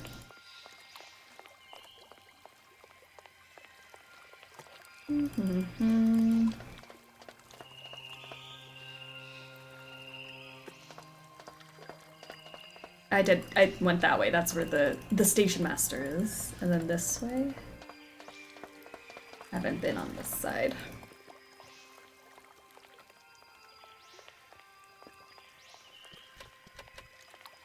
Maybe because you stopped in the middle of their aviary. Maybe that's why they want to talk to us. Oh no. Why am I having, like, bad flashbacks? Is this a hard puzzle? Is this a puzzle I might have not liked before? It's like a keyhole. In case of problem, please contact the following number. 2766. Welcome to the East Block Control Center. To start, press the number sign. If you are using the Haltenberg lock, press 1. If you are using the Morloff lock, press 2. If you are using the Königpass lock, press 3. If you are using the Barrockstadt lock, press 4. To return to the last command, press the number sign. If you want to raise the water level, press 1. If you want to lower the water level, press 2. To return to the last command, press the number sign. You want to lower the water level in the Barrockstadt lock? Sure. To confirm your choice, press star. To return to the previous command, press the number sign. Star. Your request has been logged. Unfortunately, our regional technician is currently on holiday, and no replacement is available. We will reply to your request within 48 hours. In case of an emergency, please operate the lock system manually. We apologize for delays to our service. Well, okay. I mean, everyone deserves a holiday, I understand. JWM, how are you doing? Welcome to the stream. I'm so glad stuff like this would be an app now instead of this. That's true. Okay. Why not just say that from the beginning? We had to go through the whole automated system. Well, we'll figure it out. Oh, the sky. A hook. Alright. Hello. Hey there, on the boat. You there. Tag schön, mademoiselle. My husband say, hello, young lady. You want to talk to us? I would like to. My name is Kate Walker, and I'm a lawyer. I'm in charge of this train. This situation is really very new to me. Lawyer, good job. Earn lot of money. A lot? A lot? No, I wouldn't go that far. But I can't really complain, I guess. There's worse. Lawyer always ask a lot of money. Can we change the subject, please? I really don't want to go down this road. I don't want to talk about how rich I am right now. Are you from Barrockstadt? Yes. So you're like me. Birds just passing through. I'm stuck here because of my train. Deine Puschke reisen mit uns, no? What did he say? Train kaput. No luck for you. What did he say? The boat people are iconic. They're so fun. Help. I have a little problem with my train. It's kind of broken. I've absolutely got to get it out of the station. Do you think you could tow it over to the wall with your barge? Lock closed. Barge blocked. But if the locks were open, would it be okay to tow my train then? Por que no? More money for that werk. Da, it's possible. My husband say we help you if you give money. Right. And how much? Because I'm a rich lawyer. He want $150. $150? I don't have that much. No money, no barge. Let me offer you $75. Nay, $125. Out of the question. $100 and not a dime more. Correct. You have barred for $100. Great, now don't move. I'll be back as quick as possible with the money. Money in this economy? $100. You must really get to see the countryside. Do you know New York at all? We not understand. I'm looking for a funny little man who was supposed to live in Syberia. Can you imagine that? Syberia. I expect you've already been there. Shifraga come to Syberia? Siberia? No. Too cold. Barge no break ice. I hope my train isn't too big for your barge. Tis okay. Motorboat erste Klasse. My husband say correct. Powerful motor. I mean, we're not exactly very far from the winding machine, are we? It's dumb, isn't it, all this effort to go a few yards? Put train in barge? Nah, not possible. Have you gone down to take a look around the station yet? It's amazing. You know, it's full of exotic birds. Me to my gear? Ja. Ja, mit pleasure. We no leave boat. Husband is land sick. I'm sure they can hear the birds too. Like, did you know there's birds here? You should go see the birds. It's not very polite of you to take advantage of my predicament. We could have done favors for each other, for free, out of solidarity. Father, I speak not full. Money, ja, muy full. Excuse me? My husband say need money for leave. $100 not lot for fancy lady like you. How would you know a fancy lady like me, really? I mean, look at you, Kate. I'll leave you to it. I won't disturb you again. До свидания. I thought we could have just done a favor for each other, like for free. Free doesn't pay the rent, Kate.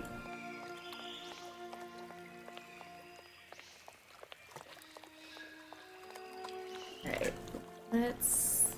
I think we go out here? Oh yeah, there's a door over here I haven't gone through. Okay. Here we are. Leave.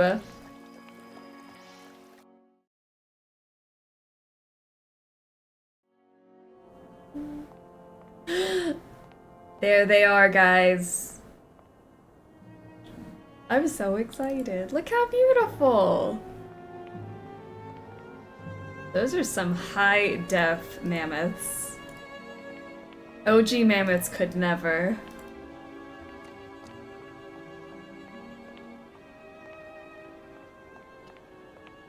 No, go back over here. I feel like this is something. Ah.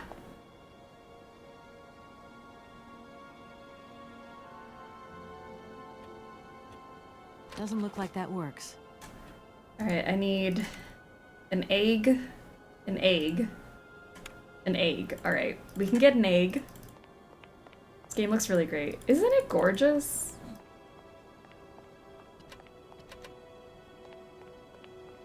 Hello. Hey, baby, you party? You sure looking mighty fine. Love those big, round eyes. Just who do you think you are? Hey, spunky. I like that in a lady. Okay, I'm hooked. Come on, Zol. I'll let you buy me that coffee. I don't remember ever asking. Hey, don't play hard to get. I know you like it big time. Listen, kid. Go back home and play with your toy cars and forget you ever saw me.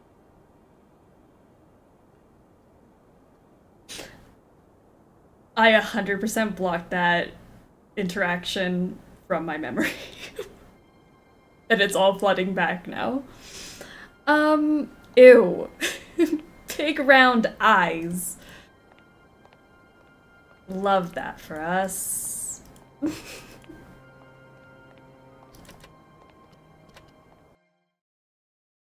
Alright. Grand, thank you for the 42 months of being a sexy snack. Good mammoth to you. Oh my gosh. Look how beautiful. Where do we even start? Start at the end of the hall, work our way over.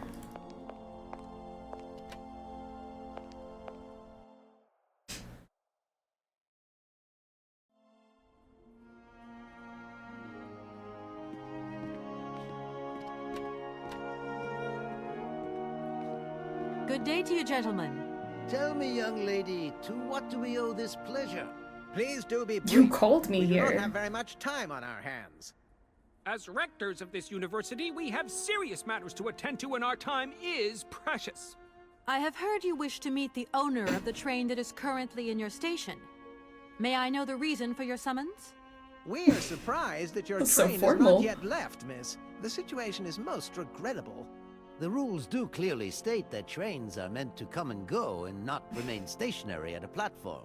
Trains should first stop, then subsequently leave. That is the rule. We I agree, agree. then, dear colleagues, that what we're dealing with is deviant behavior. This matter really is cause for concern. It's a clockwork train, you see? So it needs winding up again. Unfortunately, there is no equipment in the station to do this. A clockwork train? That's strange. How very quaint. You mean it's some sort of mechanical toy? You are causing a hindrance to us, miss. I am very hopeful that I will find what I need along the wall. The wall? Miss, that really is not a suitable place for you to go. Especially for a young lady. You see, miss, we freely admit The that wall. every day we praise the existence of that particular edifice. We owe the integrity of our dear university and the fine education it provides to the wall. It protects us from harm and invasion from the unknown. May God protect us from what is beyond those ramparts, miss. Please believe me. I don't have any choice. I must continue my journey. Such a decision is a correct one since it's in line with regulations. Thus, your train will indeed be able to leave. And consequently cease to obstruct our station. Okay. The mustaches. Trains are meant to go. Finest minds of academia. Yeah. Trains go. The wall. I can't believe us as a young lady, why would we want to go anywhere near the wall? Does the name Hans Voralberg mean anything to you by chance? Ah, one of the brightest, most idealistic intellects to have graced our university. Hans Voralberg. I remember speaking to him once. I was still a student at the time. He just stared at me, lost in thought for a while. He scarcely ever said a word. But how can one forget him? Idealistic? I'll grant you that, but bright? Oh, don't go too far. He was completely incapable of passing any exams. All he ever did was to sit in on lessons, and not many of them either. Paleontology, mainly. He had an unhealthy passion for mammoths, which matched the state of his intellect perfectly. That is to say, prehistoric. Prehistoric? How dare you? A little far-fetched, maybe. But he did have flashes of intellectual brilliance, comprehensible only to high-minded scholars who hold no score by appearances. My dear colleague, your hasty conclusions are somewhat cavalier. My assessment is wholly accurate. The boy was a little odd. You must concur if my father, who was rector of the university at the time, had not shown great indulgence towards him. Hans Voralberg would have never attended this establishment. What about the bandstand, then?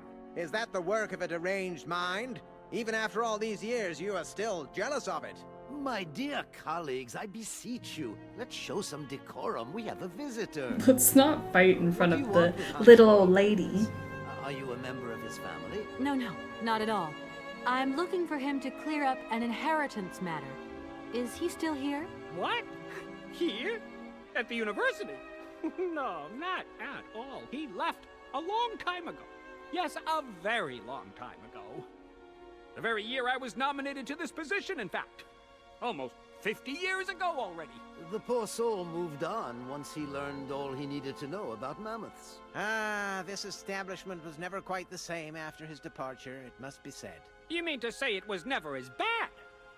All that oddball brought to this university was his misplaced fantasies. Gentlemen, let's try to retain the calm and level-headedness that befits our position. Let's calm down. A little odd, the outrage. Dude, please retire. Help me. Can you possibly help me out here? Miss, your insistence is almost verging on indecency. We cannot constantly be at your disposal. We have many other requests to attend to. If you don't mind, could you not disturb us all the time? Thank you. You called me here. I haven't introduced myself. My name is Kate Walker. Walker. Haven't we already had a Miss Walker? Ethnology Masters, September 1953, if my memory serves me correctly. Perfectly well, my dear colleague. But if I may be so bold, it was a Mr. Walker and not a Miss. It was Bill Walker, sat the June 68 exams.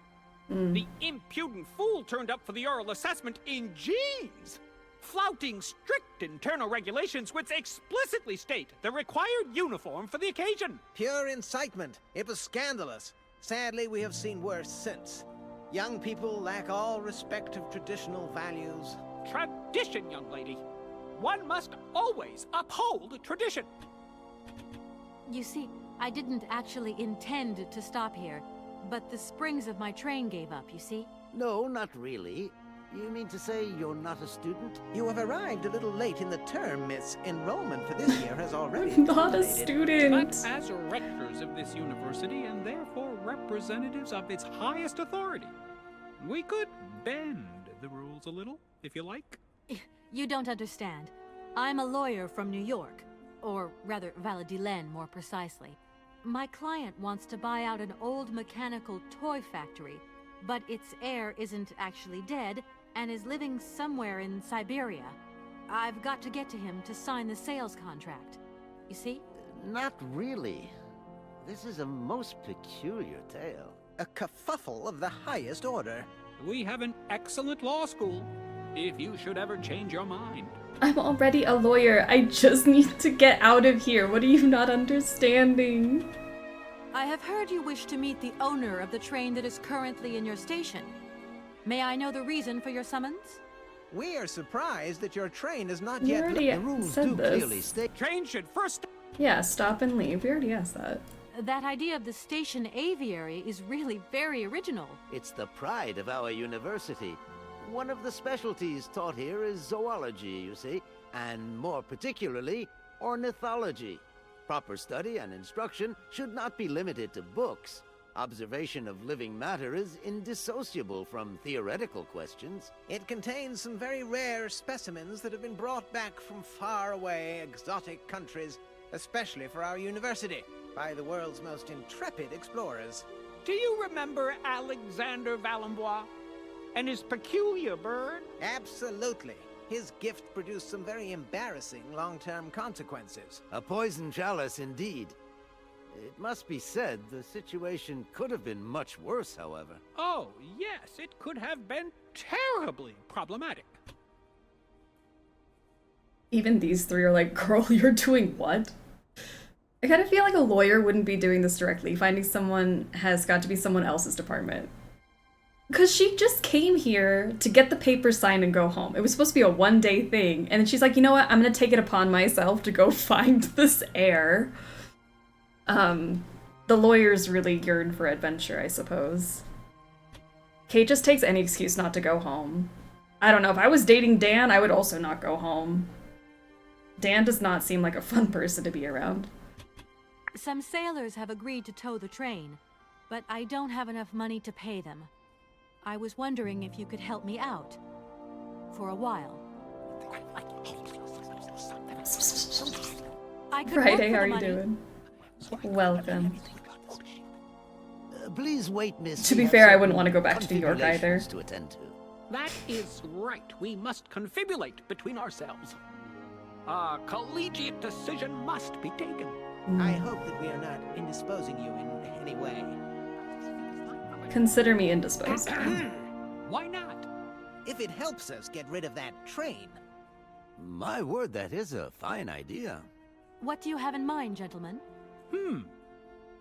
When you arrived here, you must have noticed a splendid bandstand which honors the main university courtyard. A unique piece of mechanical craftsmanship which no longer works, alas. Why, yes, we have very moving memories of its melodies. We're prepared to offer you a financial reward if you can set it working again. With pleasure. What do I have to do? Unfortunately, my dear, time and rust have taken their toll on this university, and our automatons no longer have a spring in their step. You are going to have to be resourceful. To tell you the truth, there are a number of complex mechanisms here in Barrockstadt, and it would appear that we have unfortunately lost their operating instructions. Your train, however, is an extremely ingenious invention, so you should be no stranger to complex mechanisms, should you? We are therefore counting on your ingenuity, miss. I hope that I can show myself worthy of your faith in me, gentlemen. Well, my dear colleagues, one more university matter nicely tied up. Great. Egg? I think we need egg to fix that. Defend your mustard king, he's being slandered again. What else is new? Poor Ned. Ned has done nothing wrong.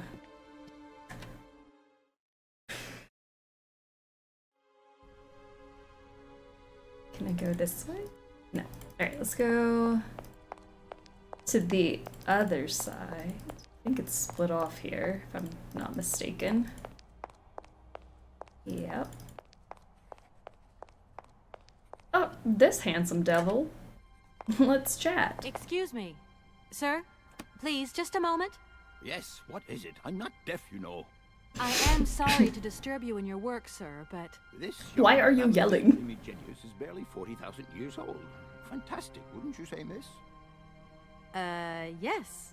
Probably. What do you mean, probably? I don't know. You don't know? Oh, you don't know, I see. What can I do for you, my dear child? Okay, James. I need the bus's opinion if I should buy a booze advent calendar. Ooh, that could be fun. It comes with like little small bottles. Nice little something different every night. You have to ask the answers yes. Yes, you should. That was a quick response. Struggle Bus heard booze, immediate yes. To tell you the truth, I'm looking for Mr. Hans Voralberg. He's the sole heir of a very unusual factory. My company is in charge of negotiations for the takeover of this factory. At last word, he was living in Syberia. So, as soon as my train is ready, I'll be continuing my journey eastwards. Syberia. Ah, Syberia. But what was it you said again? Said what? You mentioned a name. The person you are looking for. Voralberg. Hans Voralberg. Hans. Do you know him? Hans Voralberg. How could I forget him? Such an extraordinary fellow. So inventive. We shared a passion for mammoths, you know, and we bonded over this passion. Without it, I confess, I would have had little to do with an odd, ageless retard like Hans. At the time, we were both students. Well, sort of. Put it this way. Hans had special permission to attend paleontology lectures. You see, he didn't really have the necessary qualifications. In exchange, Hans did a few odd jobs around the university. Your Hans Voralberg sounds uncannily like the one I'm looking for. I'm not sure, my dear. Weird. Hans was above all questions of money and business. Just to imagine him running a factory, perish the thought. Can you tell me a little bit more about him? He was always a mystery to me. He never said very much, never quite seemed to grasp what you said to him. He expressed himself instead through his incredible mechanical contraptions. His inventions, I admit, have been much appreciated by the university. The few times we really did talk, it was about his strange interest for mammoths and a doll. Some sort of doll that obsessed him. The mammoth doll. A doll, you say? Yes. He kept talking about it. One day he described it to me. A sort of children's toy. A miniature mammoth mounted by a mount. It appears he found it in a cave not far from his home. The event all sounds very dramatic. His account was slightly confused, but it awoke a great interest in me. What do you mean? To my knowledge, there is only one tribe who made figurines featuring a mount, and that tribe is the Komkolzgrad. They live in the farthest reaches of Syberia, and for them, the dolls constituted a sacred object, illustrating one of their central legends. How such a doll made the journey from the frozen Siberian north to a cave in the French Alps is a mystery to me. Even today, it is beyond my comprehension. Have you considered that Hans Voralberg was maybe making it up? You said yourself he didn't seem to have all his mental facilities intact. No, that's impossible. Hans couldn't invent a story like that. The doll is a sacred part of the Syberia legend. He described it to me in exact detail. Syberia itself is a chimera that paleontologists of the world are very fond of pursuing. That was a lot of information about Hans. They couldn't redub that. They do use a word in this game often that is not a word we use today. But I think it also just shows the era that we're playing in, of like, they didn't know. And that was just a common used word for not understanding how Hans thought. So, it's always a little jarring, but that's why it's there. I don't know very much about mammoths, and I'm not here as a student. In fact, I'm a lawyer. It's all right. Nobody is perfect. All the same, the study of the Pleistocene period is fascinating. I'm sure it is, but I'm sorry to say my current mission is totally monopolizing my time. Another time, maybe. Ah, that's what they all say. But anyway, let me present myself. I am Cornelius Ponce, Emeritus Cornelius. Professor and lecturer at the University of Barrockstadt. I'm proud to say that I'm head of the Department of Paleozoology at our university. Kate Walker. Pleased to meet you. Mission. Please do excuse my persistence, Professor, but did Hans Voralberg ever talk about his childhood? About Valadilene and his sister, Anna? No, not that I recall. Pity. When I think of Hans, I'm always reminded of a mysterious mammoth doll he would talk about so often.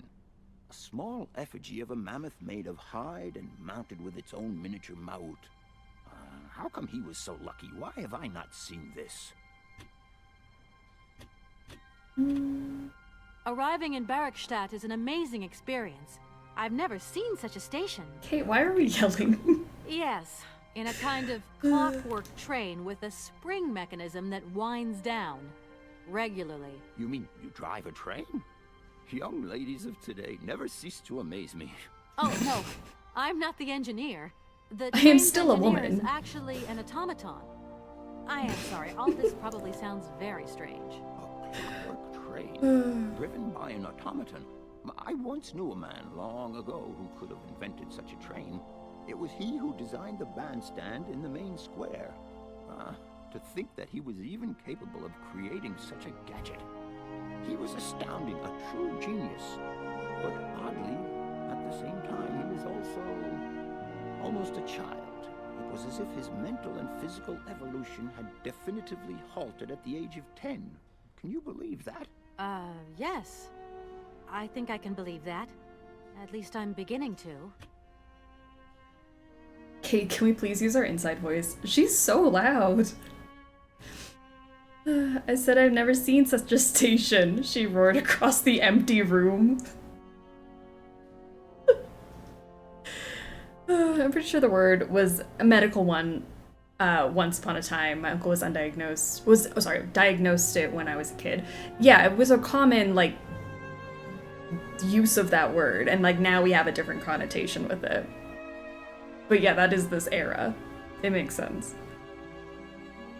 College rule number 1573, no inside voices may be used except in classrooms, and Kate is following that by screaming at the top of her lungs in this hallway.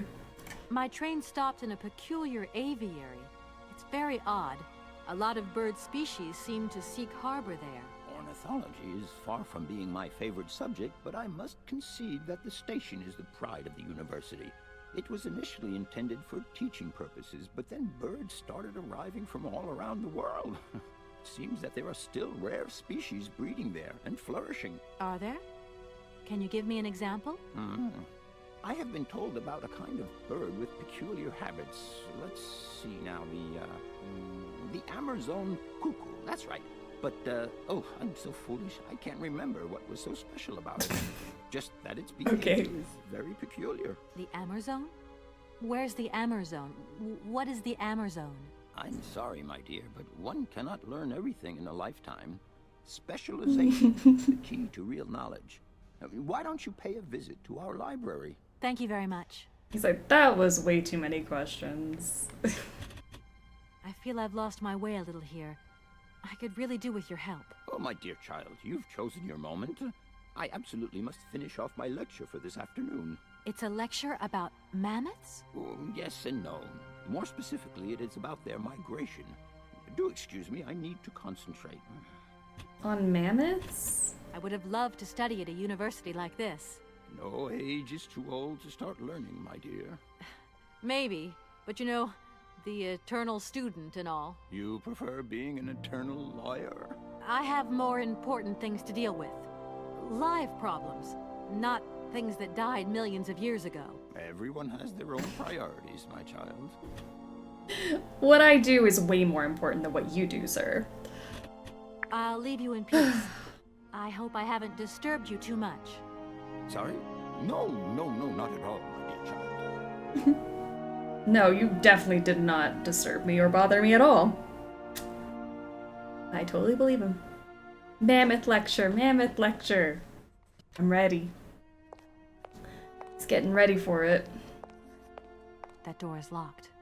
Oh no.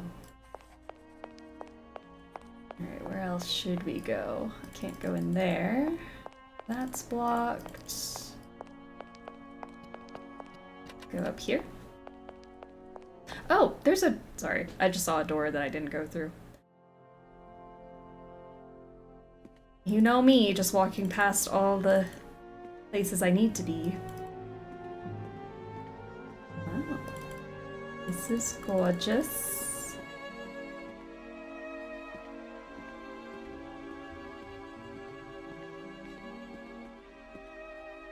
It's locked.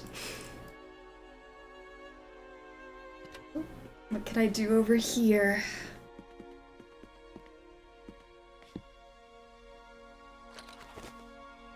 Bandstand Part 1 added to inventory. Well, I will need that to fix the thing so they can help me get out of here. Guess that was all that was in here. And then I had that one door, and I think that was all there was. This door.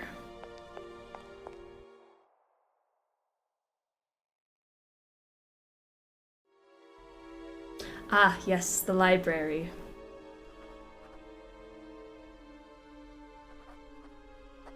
How could I forget? Gorgeous.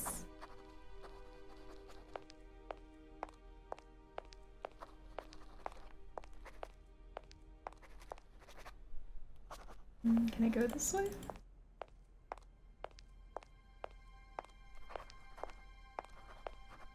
Studying hard. I see.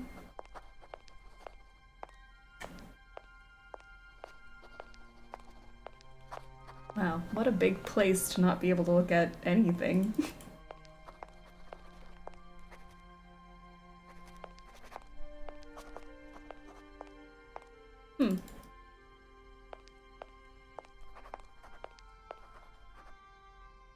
Keep walking. Ah, a ladder.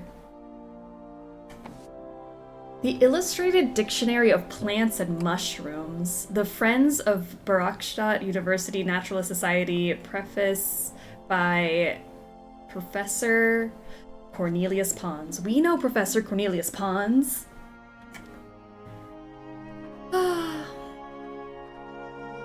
Friday pulls out skeleton keys. We'll get it of it eventually. I mean, if we had a skeleton key to get around the university, absolutely. That's what we need. The Angala Cola. The Angala Cola is a mushroom without stem that has a chewy texture. It is a member of the polypote family and grows exclusively on the trunks of certain trees of the Amazonian jungle. While it is edible when young, the young Gala Cola has a woody texture and insipid flavor and offers no great culinary appeal. Native Amazonian tribes, however, were very attached to the mushroom. Why they are so fond of the fungus has taken extensive scientific research to elucidate. Biologists have reached the conclusion that the Yangala cola contains a special substance that is unique to the mushroom. The substance significantly affects vision and enhances its acuteness enormously. Amazonian Indian hunters discovered this effect and started using it centuries ago. The Yangala cola is dried and ground to a powder and consumed before the hunt commences. Its effect is instantaneous, and the penetration of the hunter's vision increases extraordinarily. The penetration? Is that how you use that word? The hunter is then able to aim and hit targets concealed behind thick undergrowth, even over great distances. Okay. You know, that was the first thing I had to read today. Proud of myself. Okay. Mushroom book added to inventory. Let's keep moving.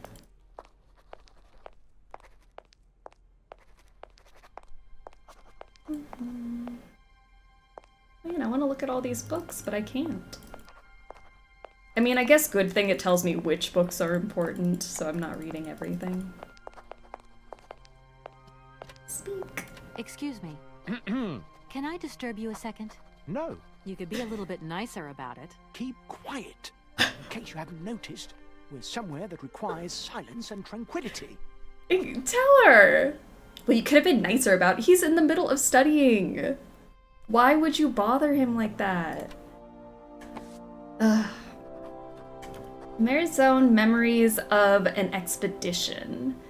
The red Amarazone cuckoo, Cuculus rosso. This subspecies of the common Cuculus canis is endemic in the Amazon forest and is one of the region's most brightly colored species. The male's plumage is a bright vermilion, while the female's is a little more russet and neutral. Habitat and food. The red cuckoo inhabits the more isolated and denser areas of the Amazon forest. It is reliant on the thick upper foliage of the rainforest to live its lonely existence. The explorer may nevertheless have an excellent view of the bird when the animal ventures to lower branches in search of forest Sauvignon grapes. The wild vines provide the bird with the majority of its food. The cuckoo is particularly partial to its juicy fruit. The red cuckoo may sometimes gorge itself on this fruit to the point of drunkenness, rendering it an easy prey for any jungle predator. Eat and be eaten, such is the implacable law of nature. Implacable? Reproduction. Like other species of cuckoo, the red Amazon cuckoo delegates the task of raising its young to other birds. This parasitic behavior enables the species to reproduce prolifically and with minimum effort. The female cuckoo scouts its territory on the lookout for nests under construction. She chooses the moment when its owners are absent to lay her eggs, generally in the afternoon. The host, meanwhile, will lay mainly in the morning. After laying an egg in her selected nest, the female will remove one of the host's eggs and destroy it or eat it later. The cuckoo's egg generally hatches before the eggs of its adopted brothers and sisters. The cuckoo chick will instinctively edge the other eggs from the nest. The young cuckoo grows fast. Sometimes its foster parents will perch on the back of the hungry chick to feed it. Even if the cuckoo's egg is very different from the smaller host eggs, it nevertheless mimics the host egg in certain ways, not perfectly, but just enough to be accepted by most species. The future. The red cuckoo's love for the grape could sadly prove fatal for the species in the medium term.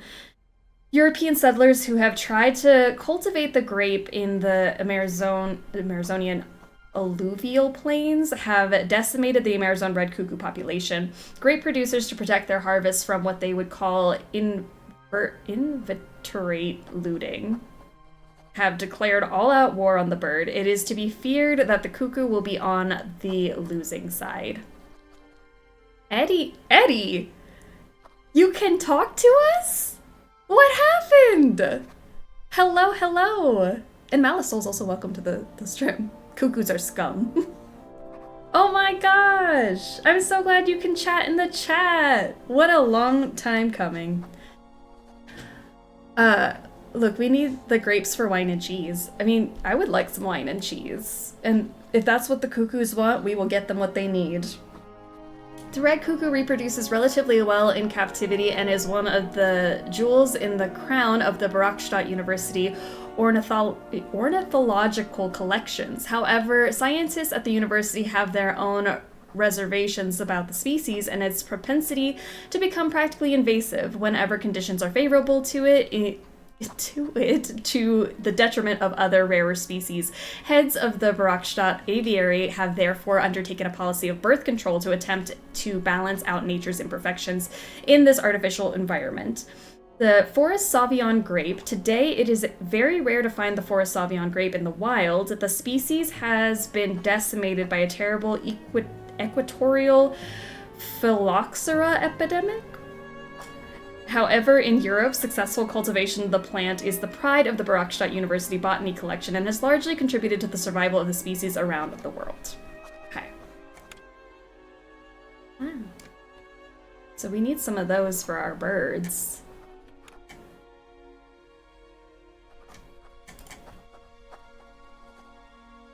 Okay. And then I'm assuming that's a bandstand part 2. Hello. Shh, don't talk so loud. I'm sorry, but I was wondering if you could help me. Can't you see I'm very busy? What are you looking for? None of your business. Now, if you don't mind, I am trying to concentrate.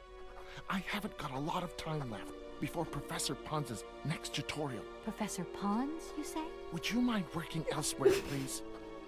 I would hate if Kate came up to me while I was in the middle of studying. Like, leave me alone. I already don't want to be doing this. Let alone being interrupted by a stranger. With no tact. Okay. Up we go.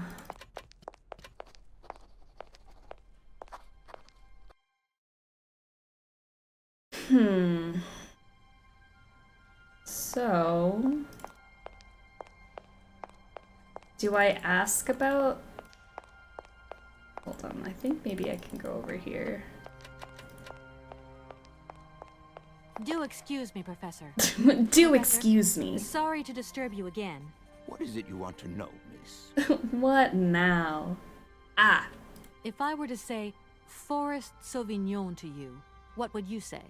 Oh, let's see. Sauvignon. Sauvignon? I would say it's some kind of tropical shrub, don't you think? We are talking about the same plant, then. It is a very rare shrub with small, juicy fruits. I found a book about the Amazon, and it says that there are even Sauvignon plants growing right here in Barrockstadt. You wouldn't know where, would you? Amazon Sauvignon plants here? No. No, I don't think there are any. Highly implausible. But, you should ask the station master. He is keeper of the greenhouse at our university, so he could tell you more than me. I know the station master. Oh, thanks very much. Amazing. Is it brie you're looking is it brie you're looking for? I would love some brie to go with our grapes. Looks like asking for physical address for delivering legal complaints after support ignoring me my questions and the fact I can chat if using points somehow did the magic. Threaten with legal action. I'm so glad you're able to chat again. That's so nice. That's crazy that it took that long for Twitch to figure that out, though. Anyways, glad we're here now. Glad it's working. Please do excuse my persistence, Professor, but did Hans Voralberg ever talk about his childhood? About Valadilene and his sister, Anna? No, not that I recall. Pity. When I think of Hans, I'm always reminded of a mysterious mammoth doll he would talk about so often. A small effigy of a mammoth made of hide and mounted with its own miniature mouth.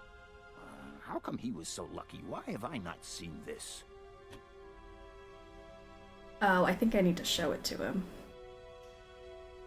That would make I would sense. have loved to study at a university like this. No age is too old No, to start. we've already talked about that. Okay. Okay, Mammoth Doll, Station Master. That's the to-do list.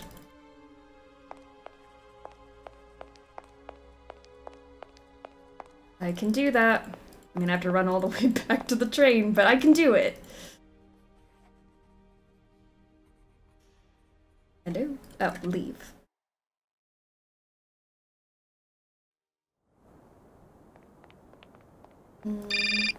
Jeez. It was so loud. Please don't be Dan. Hello? So, you got him then, this heir? Ah, it's you, Mr. Marson. Good day, and how are you, sir? I'll feel a whole lot better when this whole business is over and the sales contract is signed. Where the hell are you? I'm in Barrockstadt. What? What in God's name are you doing there? It's a magnificent university town. It would appear Hans Voralberg once passed by here several years ago. So if he isn't there anymore, then there's no point hanging around. I hear what you're saying, sir, but But I have mammoths. good reason to believe that Hans Voralberg is still alive. For the time being, I'm trying to gather extra information from people who have known him. What's your next destination? I'm not exactly sure yet. Doesn't sound like you know too much, Kate. I just need a bit of time, Mr. Marson. Yeah, well, time is what you ain't got. Keep me posted. Honestly, I wouldn't want my lawyer running around on some wild adventure not explaining anything to me. That's fair. Okay. So let's go to our station master. And Mammoth Doll. Oh my gosh, see, that phone call threw me off. I was like, what was I even doing? Mammoth Doll, Station Master. Mammoth Doll, Station Master.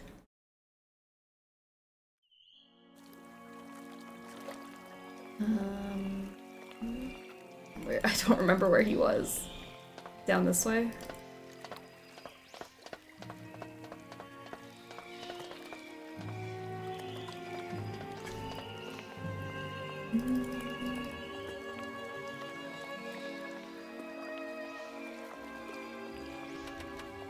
Station Master. I'm sorry to disturb you. What can I do for you, miss? Where might I find some forest Sauvignon plants, please? No place around here, that's for sure. I don't know what you're talking about. That stuff's from the Amazon. You know, for someone who knows nothing about the plant, you seem pretty well informed about which mysterious faraway country it comes from. Oh, Amazon, Peru, Gotcha. Papua New Guinea, it's all the same to me. Gotta go. Gotta work. Wait, don't go. You know what? I don't think he was being totally straight with me. You know what, Kate? I agree. I think he was hiding something. Something seemed shady there. You know, I don't know anything. Anyway, I got work to do. Oh. Sir, come back! Sir, I beg. Oh. Excuse me, Station Master, but I need you again. Can't you see I am very, very busy? I can No. see. Well, I am. Very busy indeed. But, okay, I think I can give you a minute of my time. Loving the remastered sceneries. And you're right, the non-static transitions give even more depth to it. It really does add to it. They made some good changes. I want to know where the Barrockstadt Sauvignon plants grow. But I already told you, I don't know what you're talking about. I just talked to Professor Pons on the subject, and he sent me back to talk to you. Strange, don't you think? The professor told you to come and see me Yes. about Sauvignon berries, but you can't do that. I mean, I don't know anything about them. All your questions, get on my nerves, and please leave me alone. As you wish. but I really do have the impression you're hiding something from me. You liar! Excuse me. Give me the grades. See, I am very bad. Okay. I won't disturb you any longer, Mr. Station Master. Welcome to Barrockstadt, miss. How can I convince you to stop lying to me?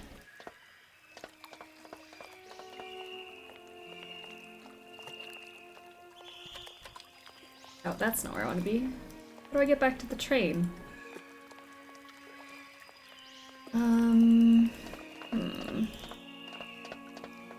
Oh, it's right here.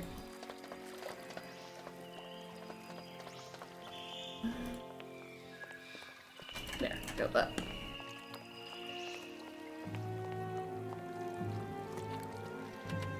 I think I can take the mammoth off the pedestal.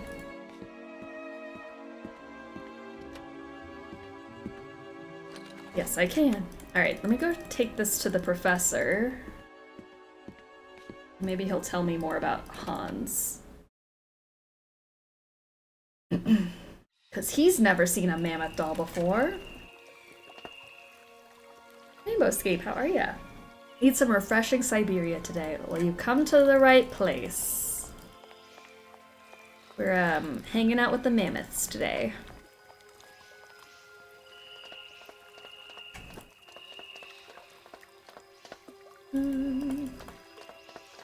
To the university.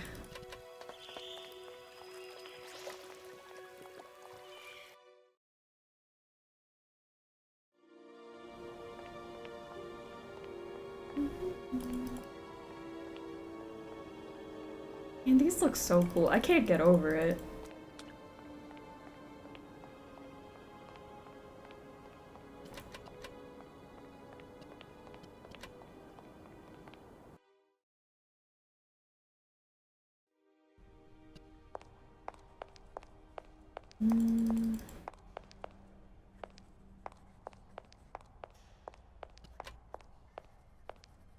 Do excuse me, Professor. Professor, Can't sorry to disturb you again. What is it you want to know, miss? Give. Professor, I have brought you something that should be of interest to you. Look. What have you got there, then? Let's see. An effigy of a mammoth. But this is Hans' doll, is it not? Yes, of course it is. How on earth did you... Oh my God. It's in my hands. It exists. It really exists. Please do excuse me. I'm deeply, deeply moved. You see? Well, I need your that Hans bag. And my Voralberg heir are one and the same. This is incredible. After all these years, how can I ever thank you, my dear? Oh, I must waste no time. I'm off to my laboratory. I must study this carefully. May I borrow your treasure a moment? Well, actually, Don't worry, miss. I will take the greatest care of it. But I need to study it. You see, it has such importance to me that this very afternoon I shall deliver an impromptu lecture to my students about this very object. Okay. If you are interested in Hans Voralberg, then it is essential that you attend. Do you think so? Obviously. Give me your telephone number and I will call you the moment my lecture begins. I will return you your doll at the end. You have my word. Okay. In that case, see you later.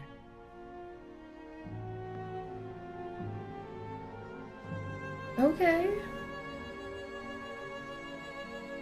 Salam, how are ya? Welcome to the stream?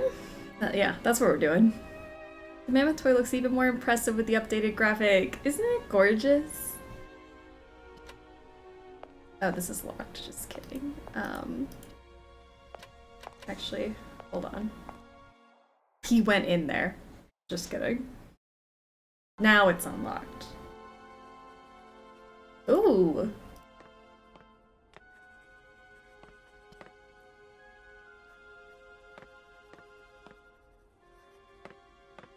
That's pretty.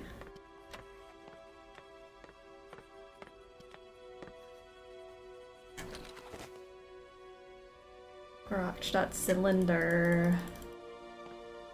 A new fun thing to listen to.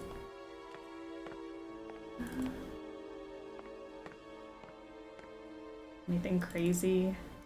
Look at, pick up. Something over there. The lab is so shiny. Right? How's it going? Mystery solving game? Kind of, yeah, mystery.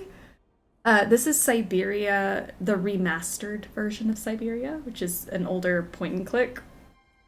And we're playing as Kate Walker. We're trying to find a long lost heir to the toy factory. Pliers. Angala Cola. We read about that. The mushroom. Ah. Original Syberia, I made wallpapers for my PC. Excuse me, this would be next level Syberia Professor, wallpapers. Sorry Absolutely. to disturb you again. What is it you want to know, miss?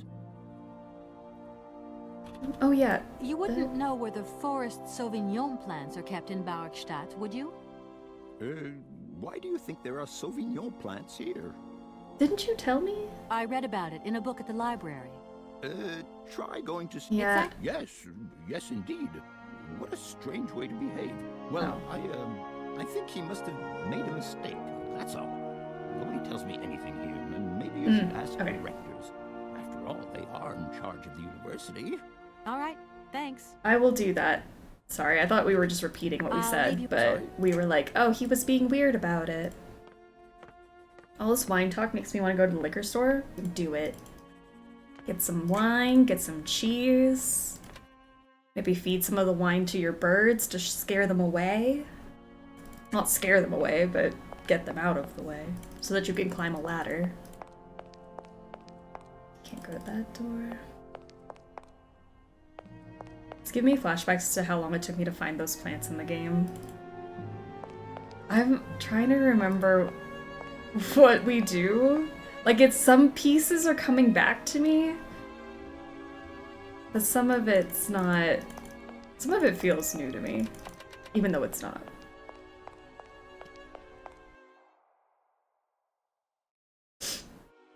Okay, so I have to ask them about the plants. Gentlemen, forgive me for disturbing you again, but I have a little problem. A little problem, a little problem. Everyone has little problems now, you know. They are kept to oneself, and they don't stop the world from turning. Nor trains from leaving stations. Oh, okay. Are you sure there are no Amazon Sauvignon plants in Barrockstadt? Because I have just interviewed the station master and the paleontologist, and what they said really didn't convince me that there wasn't any here. We are quite definite on this point. There are no Sauvignon plants growing in Barrockstadt. You see, miss, the Amazon Forest Sauvignon is a rare shrub that requires very special... Why are they gatekeeping this plant? That's right. Conditions that are very hard to reproduce, believe you me. Difficult, but not impossible. Fortunately, our garden has proved very successful. Your garden?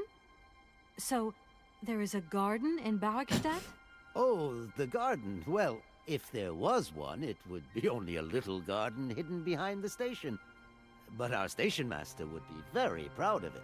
He would take very good care of it, too. Everything would grow marvelously if we were able to cultivate it at all, and it would be all down to his gardening prowess. And we would be proud as punch.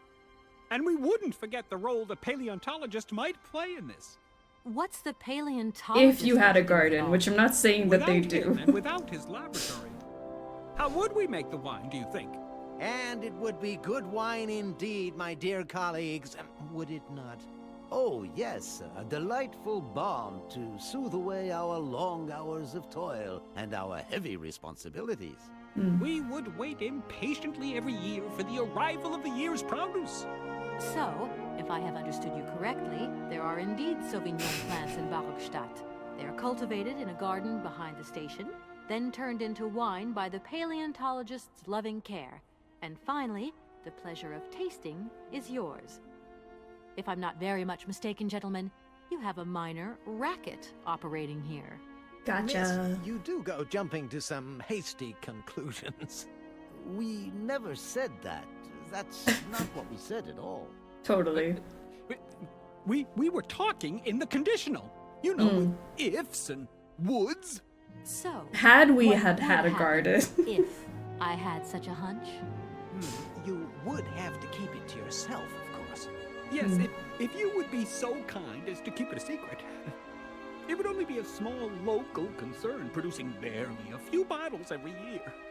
That's right. Nothing so grandiose as a business. Otherwise, we'd be liable to be fined. So, we can't count on your discretion, can't we? Don't worry, I have no intention at all of getting messed up in anything. Great. In the OG game, I remember it's because it's illegal to grow them. I'm not sure if the remaster changed it or not. Oh, that it's illegal? Drunkards protecting their supply. Garden? What garden? What garden? We don't have a garden. Here we are, busy chatting, and look at the clock. It's tea time. Already? My word, doesn't time fly by? Thank you for a charming visit, miss. And thank you, gentlemen. Did you play the original version, and how about the sequels? Are they good? I've played the first two. I did enjoy both of them. I think this has so much more going for it. I feel like it cleaned up a lot of things. While I do think there's beauty in playing the original, I think this is like a really nice, less clunky version.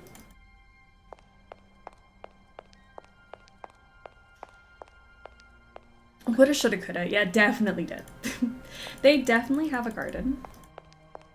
The third was not for me. I need to try the third.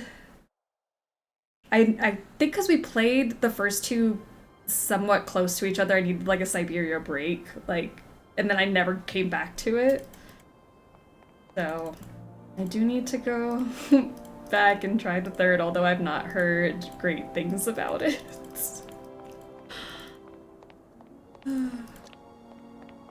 Alright, let's see if that station master will talk to me. That's what I was doing. Played the first two Syberia games happily. The third one I got stuck on. I should finish it. Maybe we should all just jump back into Syberia.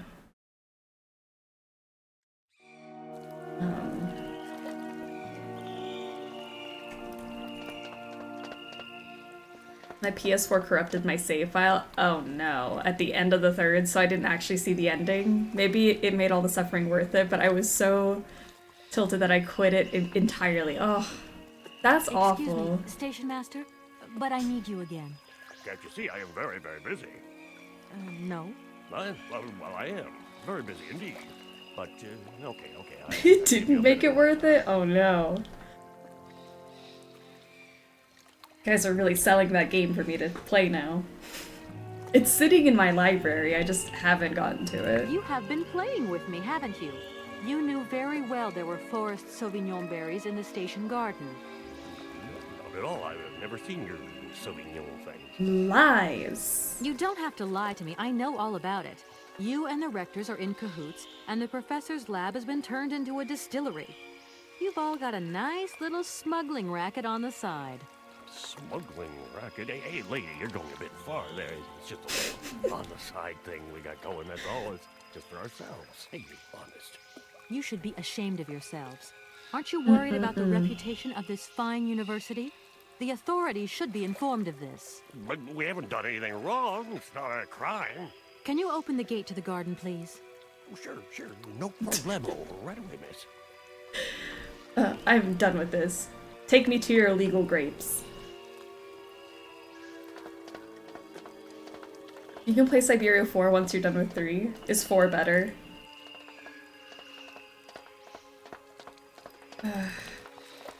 Alright. Maybe I gotta try 3.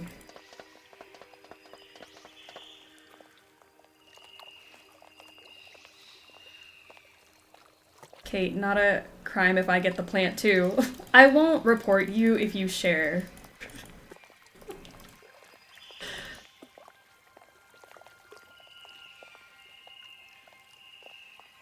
Oh my gosh, walk a little faster. I gotta get this train moving. And I can't without these grapes.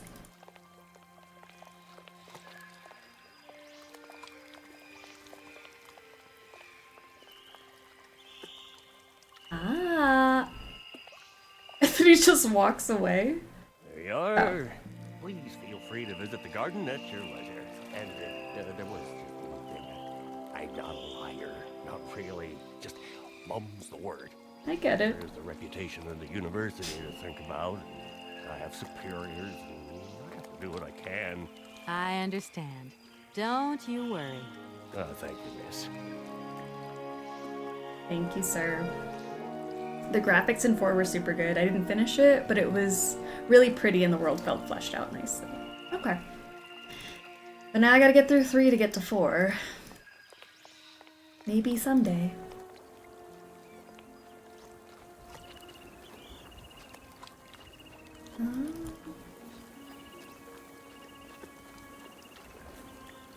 Oh, here.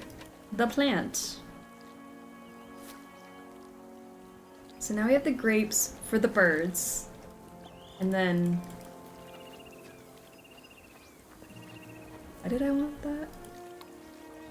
Oh, the ladder. I'm like, why did I want to get rid of the birds? And then we climb the ladder.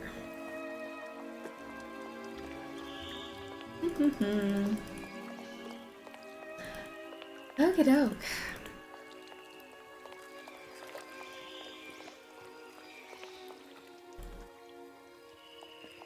And then what else do I need to do? The bandstand? Not feeding the wine grapes to the birds. Apparently they like it. It will cause their species to go extinct, but I'll feed into whatever nature is doing. Let's see if I can interact. Give.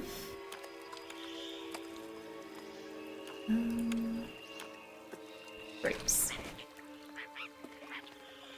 Ah, and then I can go up here.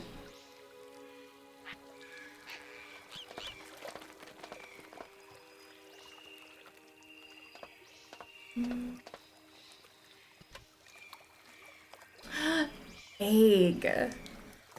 Oh. Impossible to reach it. Impossible to reach it. Doesn't look like that works.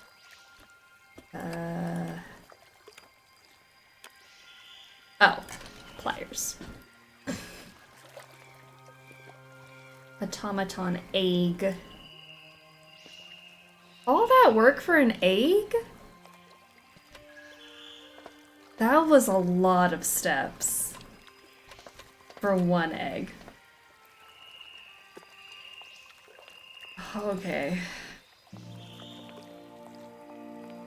Not a fan of VR, but I can totally see myself just walking around and soaking in the atmosphere. This would be very cool in VR. For all of 10 minutes before I get dizzy. Maybe it's an illegal egg? Maybe it's illegal.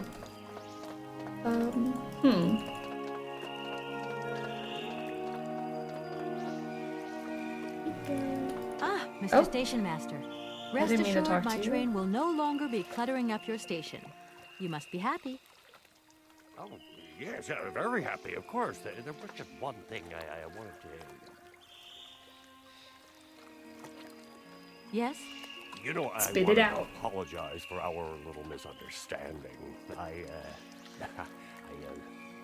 brought you a bottle of wine. Barrockstadt Sauvignon. Very good year. Oh. Let me know what you think. I'm very touched. Thank you. He got us a legal Good luck on your wine. journey, lady. Thank you. That's so nice. Aw. He's like, I'm so sorry I lied about our illegal grape racket. Here's some illegal wine to make up for it.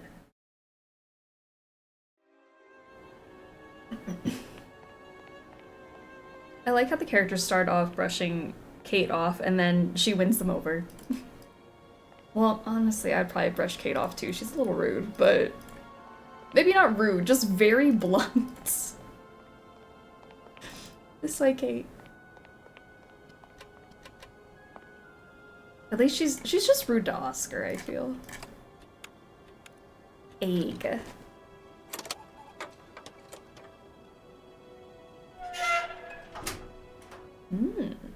Now we can fix this. Bandstand Part 3. I mean, Oscar kind of deserves it sometimes. It's true. He really likes the rules. It's a piece of paper. Okay.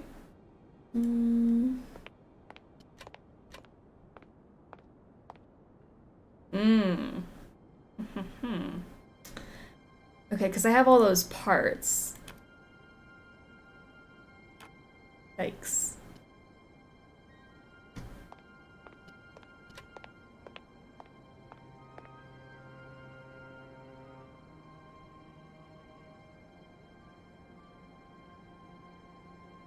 Okay, I'm gonna take a picture of it, because I'm not gonna remember any of that. Let's see what I can do. Because I'm assuming we put the blocks in. If there's, what, 4 across, so nothing here. 1 in this last spot. Okay. 1 in the first spot here. And then nothing on this row, nothing on this row, and then 1 down here.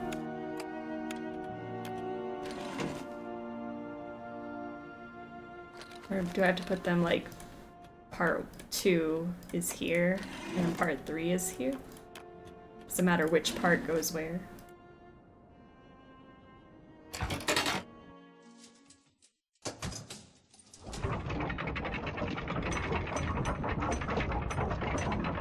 I think we did it.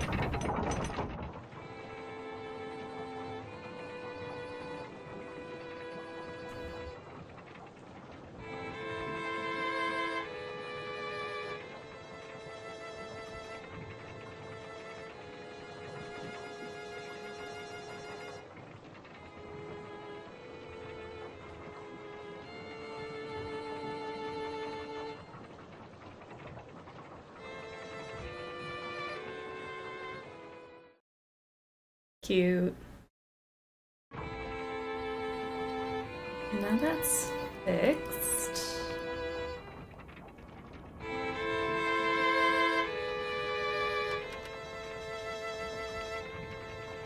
Man, I'm just doing everything around here.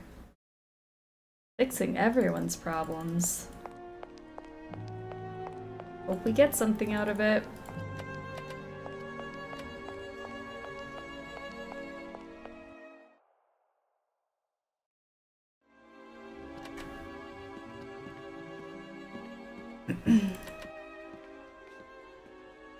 Gentlemen, forgive me for disturbing you again, but I have a little problem.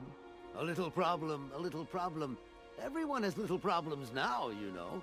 They are kept to oneself, and they don't stop the world from turning. Nor trains from leaving stations. Okay.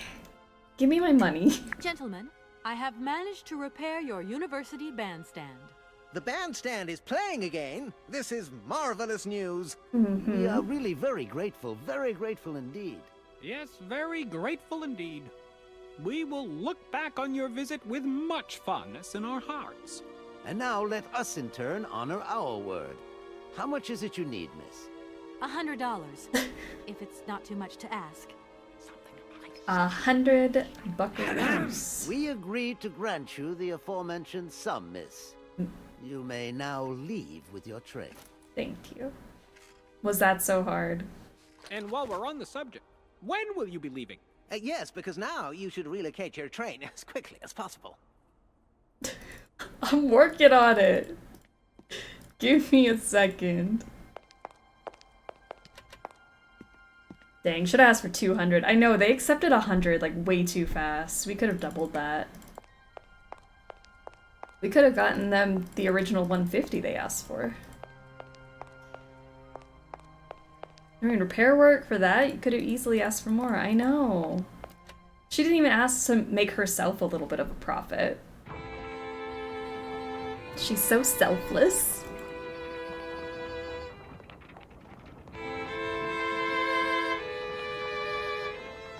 So now I gotta go back to the boat people. Give them their money. And then... I don't know what we do from there.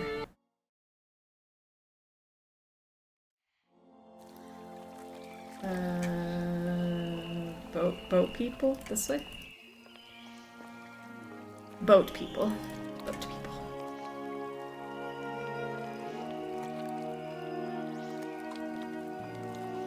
It's like salary negotiations. If they ain't haggling, you're getting fleeced. Yeah. She should have started higher.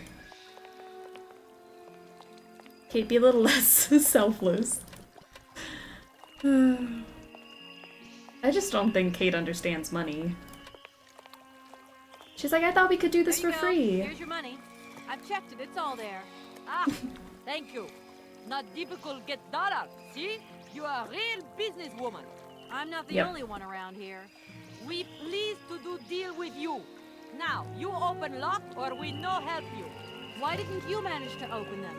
After all, you don't have to be a genius. Di kleine madam. No se sei mar alles non comprendo en allora kaput en andere bordel. Wir war moi. On boom telefonieren kaput. My husband say instructions complicated. No understand manual. My husband angry. Very angry.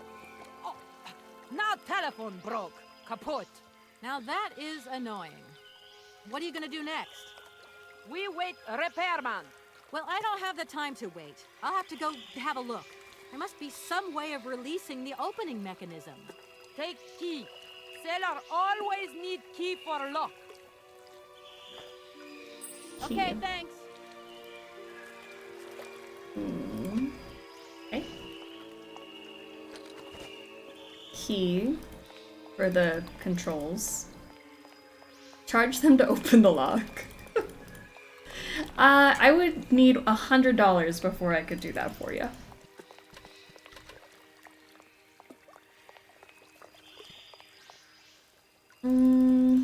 Okay, so now I remember getting very stuck on this puzzle, so I'm a little...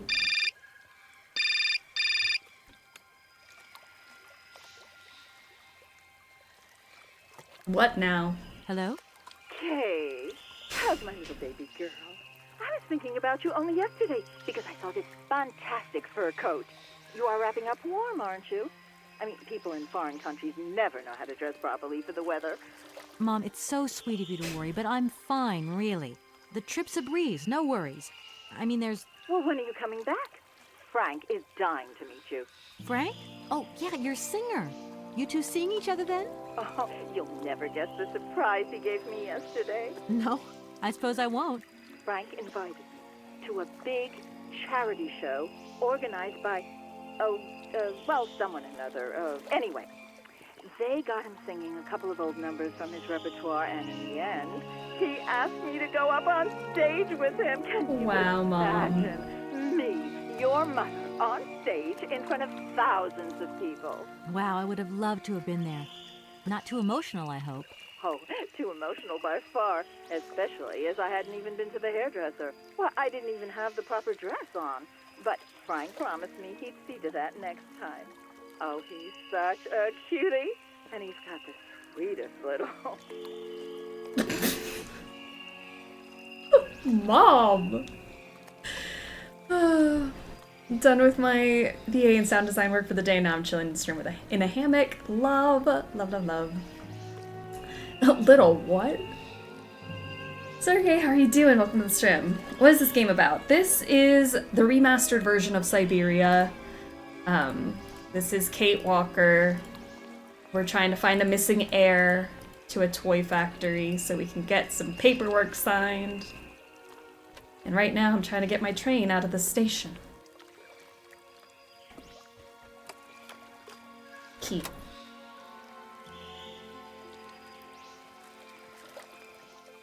So a picture of some eyes and a phone. 2 7s. Oh, I need two numbers. What do you mean?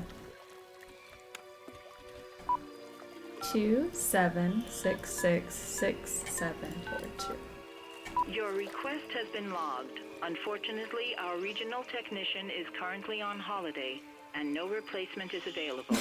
We will reply to your request within 48 hours. In case of an emergency, please operate the lock system manually. We apologize for delays to our service. Okay, what do you mean operate it manually? Your combination number is... Your request has been logged. Okay. Well then how do I back out of this? Your request... My request has been logged, then let me get out of here. Your combination number is... Your request... What does that mean? Your combination... Your combination... How do I back out of the phone? Escape. Your combination...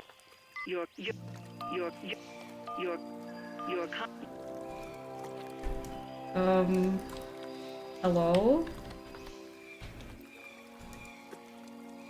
Am I not understanding what it's wanting me to do? Your combination number is not valid. Your request This has been logged. Unfortunately, our regional technician is currently on holiday, and no replacement is available. We will reply to your request within 48 hours. In case of an emergency, please operate the lock system manually.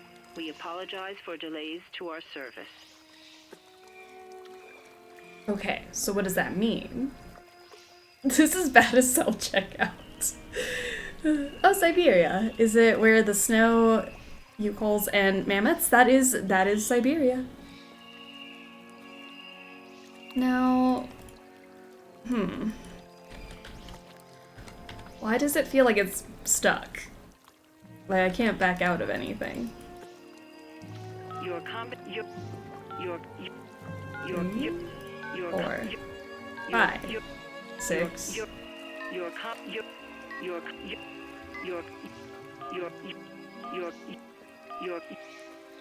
It feels broken. But I also don't want to assume it's broken and maybe I'm just dumb.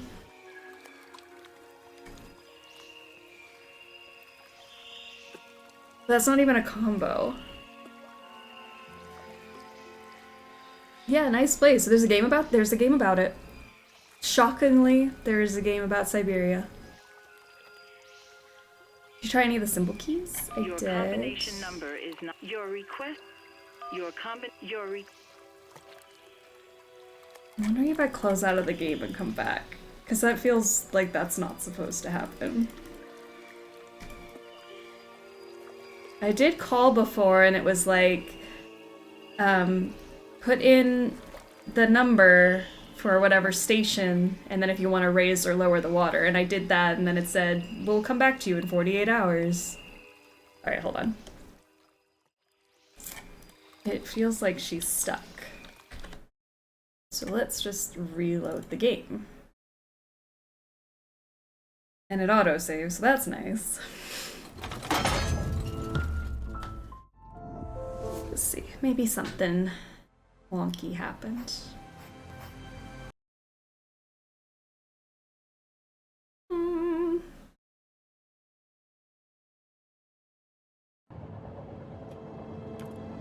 $12:39. Oh, yeah, it's like right now. It did just autosave.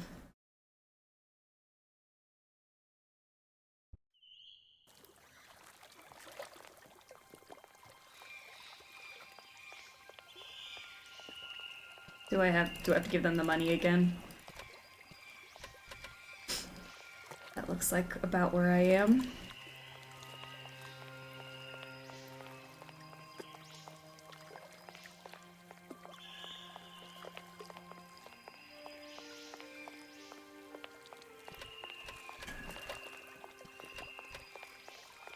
Hey there!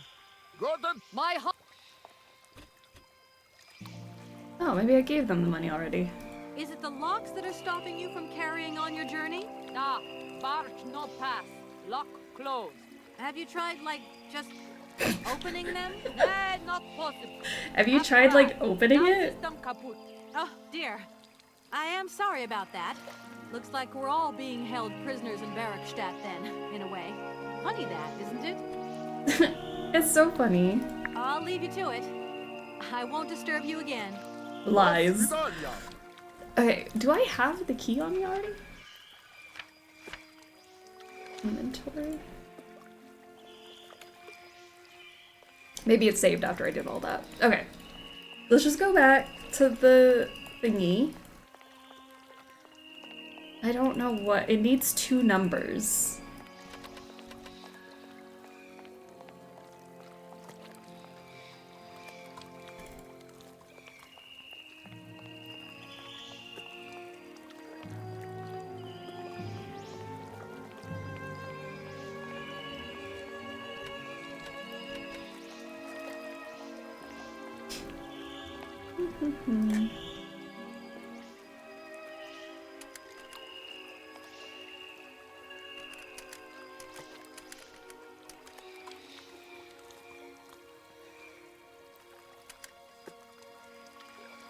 And I have to, it says look and phone.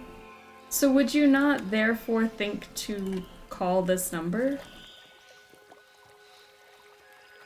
In case of problem, please contact the following number. Am I crazy? 27666742. Your request has been logged. Unfortunately, our regional technician is currently on holiday, and no replacement is available. We will reply to your request within 48 hours. In case of an emergency, please operate the lock system manually. We apologize for delays to our service.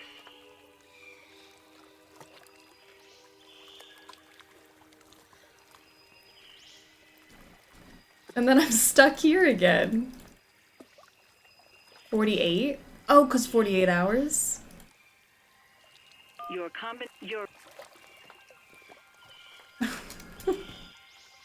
Like, I don't think this is what's supposed to happen. I feel like it's supposed to hang the phone up or something, and I keep getting stuck on that screen. Okay, sorry, we're reloading again. Excuse me. I don't remember this puzzle, I just remember having a hard time with it.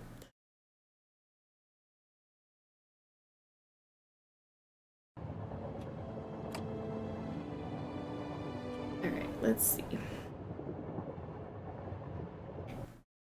I don't even remember this puzzle. I remember being very aggravated with it, and that's all I remember. I wish I remembered more. I think we can find the number somewhere. I remember seeing it in the OG game. Okay. See the number somewhere. Because this has a picture of a phone, and I called this phone number, and when I first called it, it said, press 1 for whatever station, press 2 for whatever station. And then it was like, press 1 to lower the water, press 2 to raise the water, or something like that. So maybe, unless that's the number, press, I don't remember the numbers though. Is it my false memories, or is the original version, there's another door from the station to the garden next to the university? Another door from the station to the garden.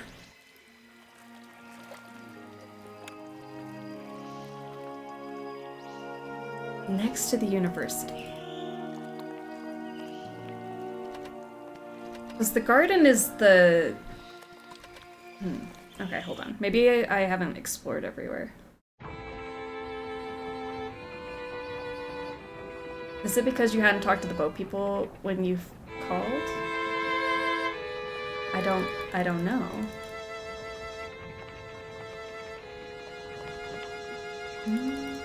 Sometimes certain dialogue is needed to advance. There are multiple doors, I remember. Multiple doors next to the university? This is the university. I can't go further down. It doesn't look. I can go up here. There's nothing, like, to the sides. I definitely have gone everywhere inside the building. We went to the garden, but there was nothing else there, I don't think.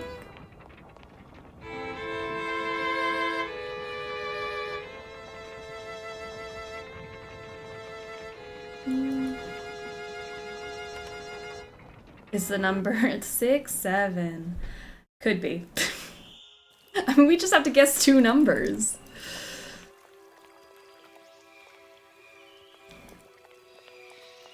And you said we can see it somewhere? Because the garden is over here. So I'm not quite sure what we mean by the garden next to the university, because the garden is back here. And I don't know if there was anything else, because I just grabbed the berries and ran. So we'll double check.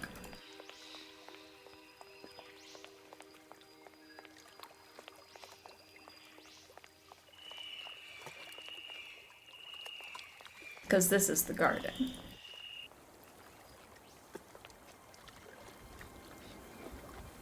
There's nothing over here.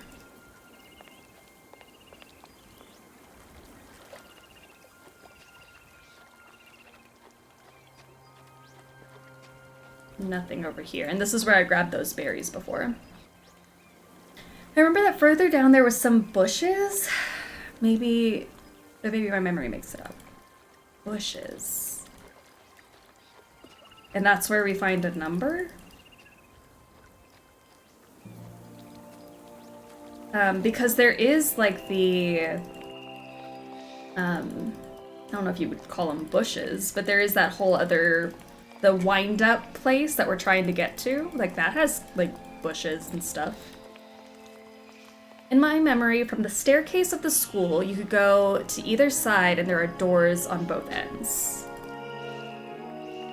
Staircase of school. Did we not go there already?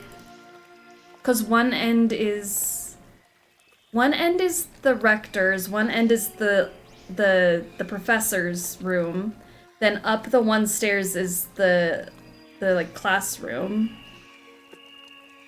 and then there's the library also.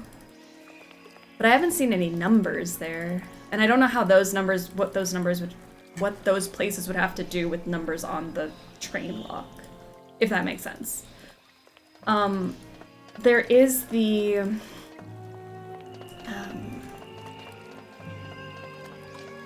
one door leads to the wall, one from the front of the school, one on the side, one where the boat people are, one from the garden. Yes. From in here, from inside the station, you mean? Because this leads us to the wall. Then we can go to the school from the outside, boat people, and the garden, when we've been to all those places. You can see them when walking from the boat to the station. From the boat to the station. For the sake of just checking what happens when you hit the pound sign during that call, I've hit every number on that phone call. I think it's a glitch. I don't think it's supposed to stay on that screen. But to recap, I made that phone call earlier and it was like, hello, we're the people who run the place. And then it was like, press 1 if you're at this station, press 2 if you're at this station. And I pressed whatever number was for the Barrockstadt station. And then it was like, press 1 if you want to lower the water, press 2 if you want to raise the water. And I pressed whatever button. And then it was like, we're sorry, we don't work anymore, because we're on holiday. We'll get back to you in 48 hours. And so then I've been doing everything else, and then I went back, and whenever I call now, it doesn't give me those options anymore. Save and reload. I have already. We've already done that twice. What was I doing now? Going from the boat. When you walk, you see the numbers when walking from the boat to the station. From the boat to the station. Possibly save, quit, relaunch. Have done. Have done that. Twice.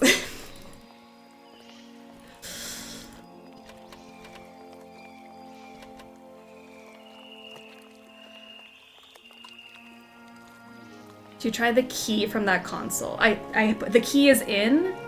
The key opened the thing. I have the numbers. I have to put 2 numbers in there, but I don't know what 2 numbers. And I swear it's something to do with the phone, but the phone doesn't work anymore. And I have already used the phone. And I fear that maybe I used the phone too early because I did put numbers into the phone and I don't remember what numbers those were. And I can't get it to go back to asking about the numbers. On that note, also that note on the bottom left of the phone, it looks like a 003. Okay, I didn't see any numbers on the note, so... Okay, so you said if we go from the boat people into the station, I might see something?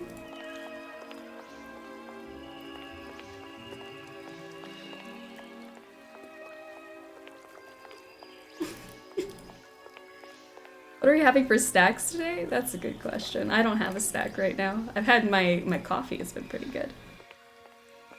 I'm not seeing anything here. That would be a clue.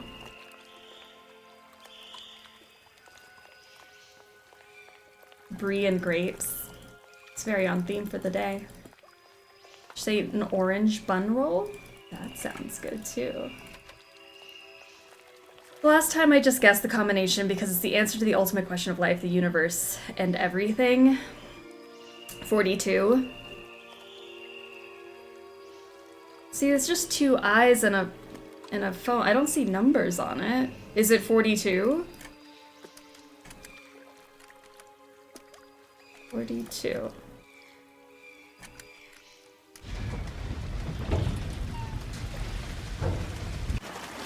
I don't know how I was supposed to know that, unless that was the numbers I put in the phone before. Which would make sense.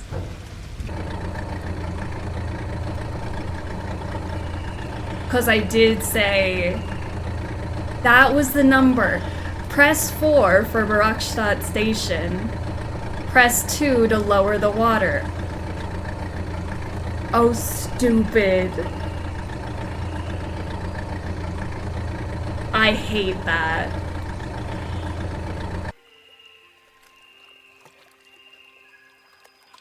I fully blame myself because I called that number very early on and did not write down the numbers I said. I hate this game. Well, it's good to know that I had beef with this puzzle in the original and I still have beef with it. The answer is there all along.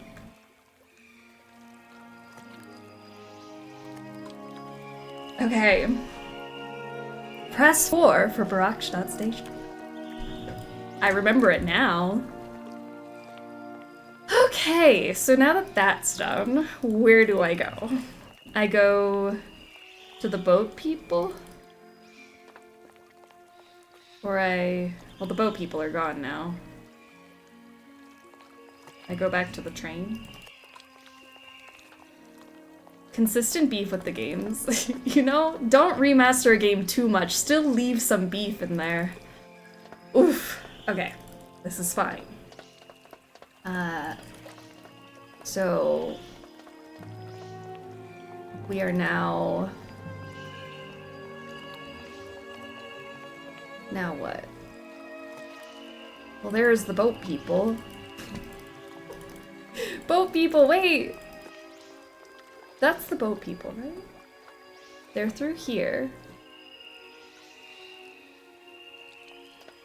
Oh, they probably need the other side open. I see, I see.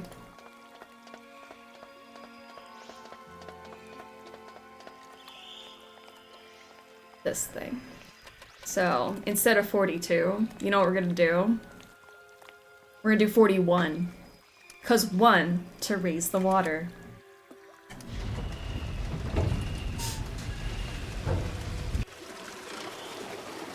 Look at all those tasks complete.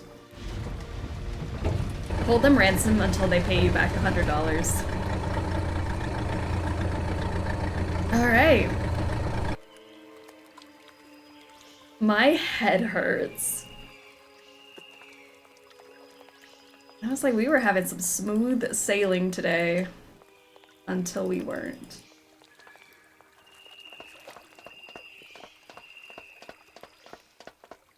Okay, so then they are now through here. So now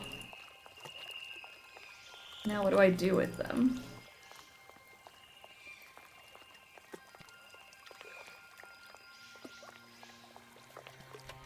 Go speak to them. Why couldn't they have just rode next to the machine, Hey press there. the station number and X On the number boat. for whatever they should have? Barge on other side. You still need us? Yeah, well, pull me forward. Is that not What the do we whole do point? now to tie my train to the barge? Mademoiselle Takatak, Loco Coco Mitchen. What did your husband Loco say? Coco. You attach chain to train and chain to train with barge.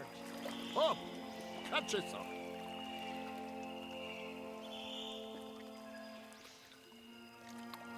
Oh, he's winded it up. There we go. Alright. Chain to the train. Oh, hook on the chain. Hook to the train. It is really noticeable now that the cutscenes are not remastered. Oh.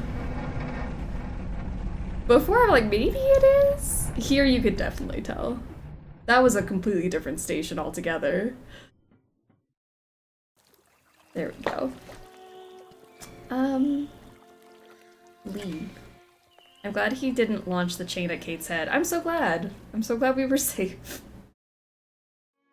Practice chain safety. Okay, so now I should be able to... Hello? Hello, Kate Walker here. Miss Walker, this is Professor Potts. I'm about to start my lecture on the Yukols at any moment. Please make haste to come. Okay, I'll give it my best. Excellent. We'll be in the main lecture hall. See you soon. Okay. Oh. Just when I was about to wind There up you my are, Miss train. Walker. Good, good. Take a seat quickly. I'm impatient to start my lesson. My young friends, a very exciting discovery, unimaginable up until only a few hours ago, has come into my hands and has finally allowed me to complete my study on the mysterious Yukol people. Lights, please. The Yukols are a people from the far north about whom very little is known. I can't believe we have to sit in Far class. away, very far away, on the frozen borders of Syberia. This distance and the climatic conditions of the region, which are unfavorable to human existence, have limited the size of the Yukol population and kept it There's out like of reach 4 of the people. scientific world. Classic students, attendance of 5, 3 of them asleep. Actually, the only documentation we have in our possession. It was a Russian explorer who made these drawings and took these photographs 100 or so years ago. Today, we owe what we know about the Yukol people and their culture to him.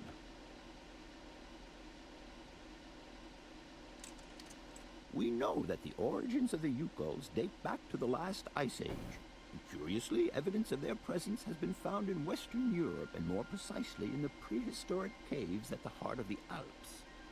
This people, it seems, undertook a long migration over centuries towards the far north of the globe. The reasons for this migration are due to the importance of the mammoth in their craft, trade, and culture. They used them for transportation and as beasts of burden. The mammoth brought them meat, skins, fat, and ivory. Man and animal lived in symbiosis. There's no doubt about it. Mammoths started to drift away from the region due to changing climatic conditions, and the Yukols followed them to the north, the edges of Syberia. Prehistoric cave drawings, identified as Yukol in origin, first led me to the extraordinary hypothesis that the Yukols had managed to domesticate the mammoth. They are Is this to the actually best going to be of a our 4-hour knowledge, lecture? only Yeah. prehistoric people to represent a man riding a mammoth. Huh? Mm. Today, because of this genuine mammoth skin effigy, identified by myself as an authentic Neolithic object, I can confirm this hypothesis. Yukol forebears managed to tame mammoths.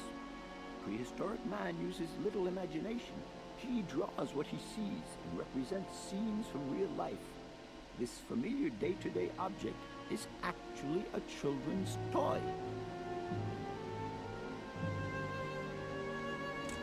As we have seen, Yukol existence was inextricably linked to that of the mammoth. They used its skin for clothing. Oscar's just waiting on the train for us. Walls of their houses. They used the tusks to build the frameworks of their homes, as well as weapons, tools, and jewelry. Curiously, the disappearance of the mammoth 12,000 years ago had no immediate effect on the Yukol's way of life. It seemed that for a long time after, the people maintained their strong bond with the mammoth through the centuries. As incredible as it may seem, the Yukol people have continued right up until the start of this century to feed themselves on mammoth meat and to use the skin for clothing and shelter. Their ivory craftwork industry is still flourishing. It would appear that to preserve ancestral customs, the Yukols learned how to exploit through the centuries the large number of frozen mammoth carcasses that were perfectly preserved in the ice of the Siberian tundra. They have been able to live mainly off this enormous freezer stock for almost 30 centuries. As plausible as this explanation may seem, it seems it is not enough for the scientific community who, I will confess, is greatly perplexed by the question. In the absence of acceptable scientific evidence, we have to make do with Yukol shaman artifacts. The research department that I have the honor to represent today lends no credence to the myths and legends that these tribal charlatans peddle. We have to take their stories at face value, mere tales to while away the long Siberian winter. The legend of the Siberian Ice Ark is a very good example. You are invited to find out for yourselves from the pamphlet that I had passed around to you.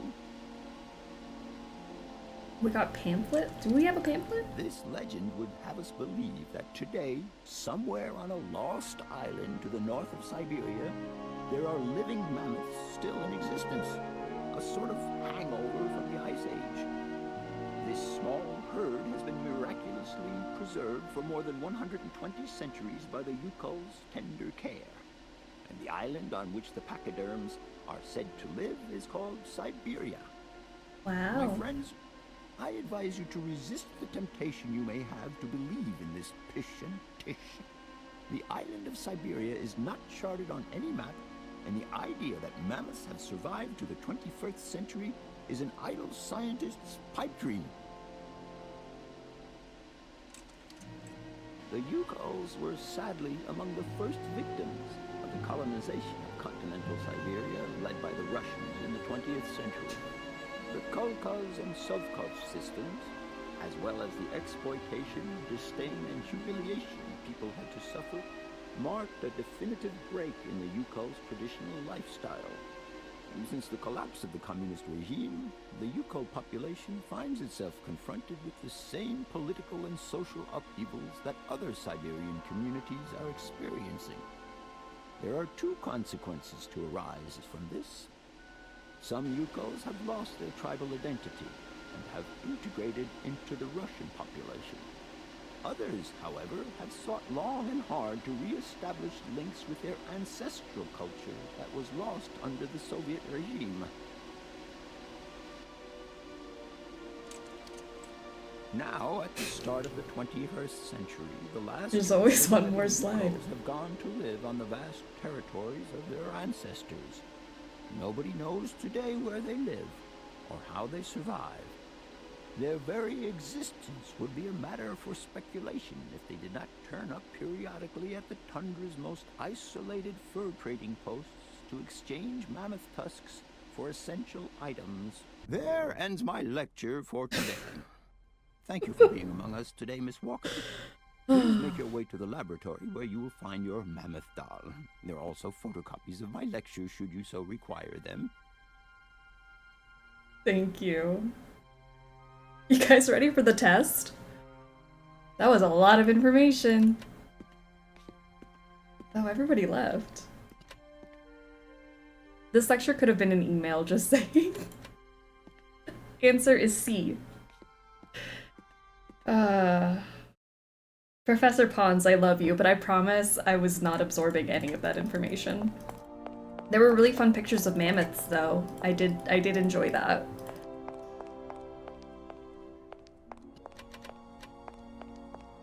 The correct answer was E, all of the above. Okay, let's get our mammoth doll and get out of here.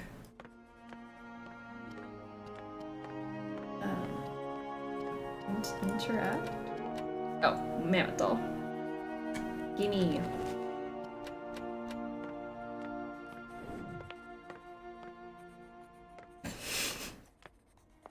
Get it together, Kate. Oh, if we want to make sure we knew everything about that lecture, you know. The legend of the Ivory Ark. The last ice age ended when the planet warmed up. The sudden climatic change threatened the existence of many animal species, including mammoths inhabiting the far northern Siberian wastes. It is said that the Yukol peoples decided to follow Noah's example and built an enormous ark to try and preserve the mammoth's existence. They lived in symbiosis with the pachyderm, which was at the heart of their religious worship. The ship was constructed entirely from mammoth tusks. A small herd of mammoths was installed on board. With enormous quantities of fodder, control of the ship was entrusted to a handful of particularly intrepid Yukol clans. Their mission was to take the animals to other lands, with pastures for more befitting to their survival. One day, 50 summers later, as legend would have it, the Ark returned to its starting point. The Yukols were astonished to find nobody aboard apart from the carcasses of several mammoths perfectly preserved in the ice casing of the ship, encasing the ship. The clansmen believed that this was a mysterious sign from the gods, and they ate the mammoths in a memorable feast.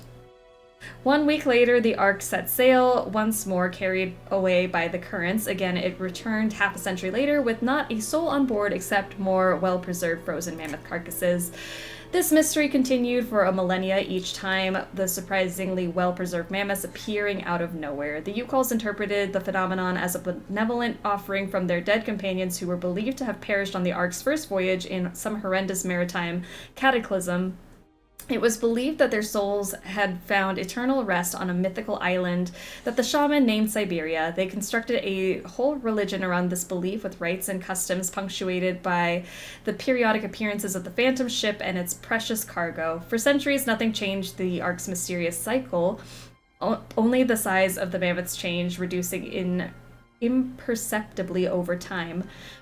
Until one day, 100, that doesn't say 1,000, 100 or so years ago, the Ark returned earlier than expected. It was empty. The Yukols were dumbfounded and utterly confused. The spirits of their ancestors had forsaken them. Everything they had believed in that had been the bedrock of their culture since the very depths of time had now lost all meaning. The most fanatical believers noted that the frequency of appearances had in fact increased and maintained that there was still hope as long as the Ark continued its return journeys from the unknown. Some elder Yukols boasted having seen it several times, but henceforth, the typos are not helping me today. Henceforth, each time the white ship returned, it only offered an empty shell to the despairing eyes of the surviving Yukols. The belief became superstition and the reality became legend. Ooh.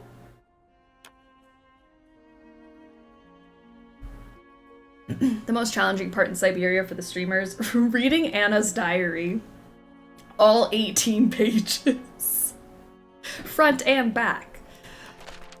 I take up to 3 streams. It was a long read, for sure.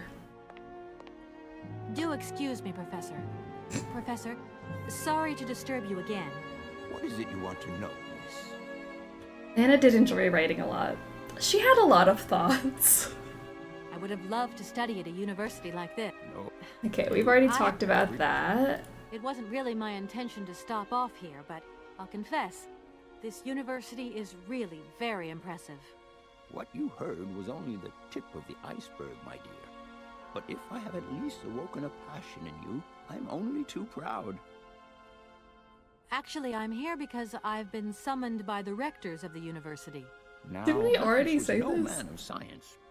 His pathological obsession was to find mammoths that were still in existence. Such a hypothesis is somewhat overblown, don't you think? Okay, I don't think that whole conversation I'll made leave you in sense, peace. but we can I hope leave. I haven't disturbed you too much. Sorry? No, not at all, my dear child. Definitely not. You have not disturbed me in the slightest. Please leave. Okay. Let's get out of here. Wind up that train and leave. Come on, Kate. It was totally worth it to stop in here for that 20-minute lecture.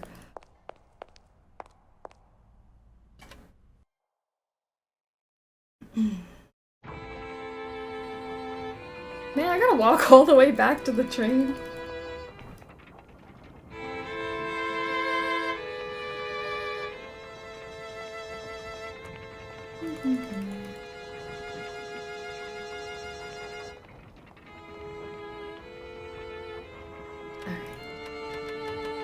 Back to the station. Down the pathway, to the wall.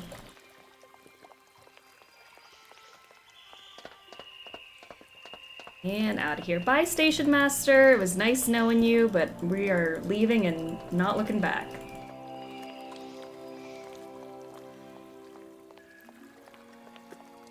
They didn't add in a convenient conveyor belt chairlift. That's so disappointing. They could have. Telling me an automaton couldn't have carried me from the university back to the train. You can replay dialogue with people but can't listen to a phone call twice to solve a puzzle. That's asking too much.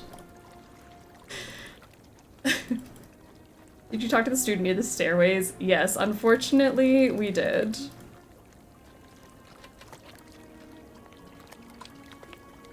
Okay, then I'll walk across. Go down. Wind this bad boy up. And leave. I hope we thanked the boat people.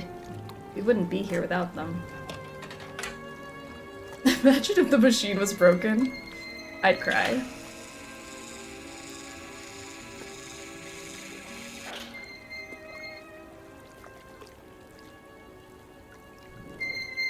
Alright.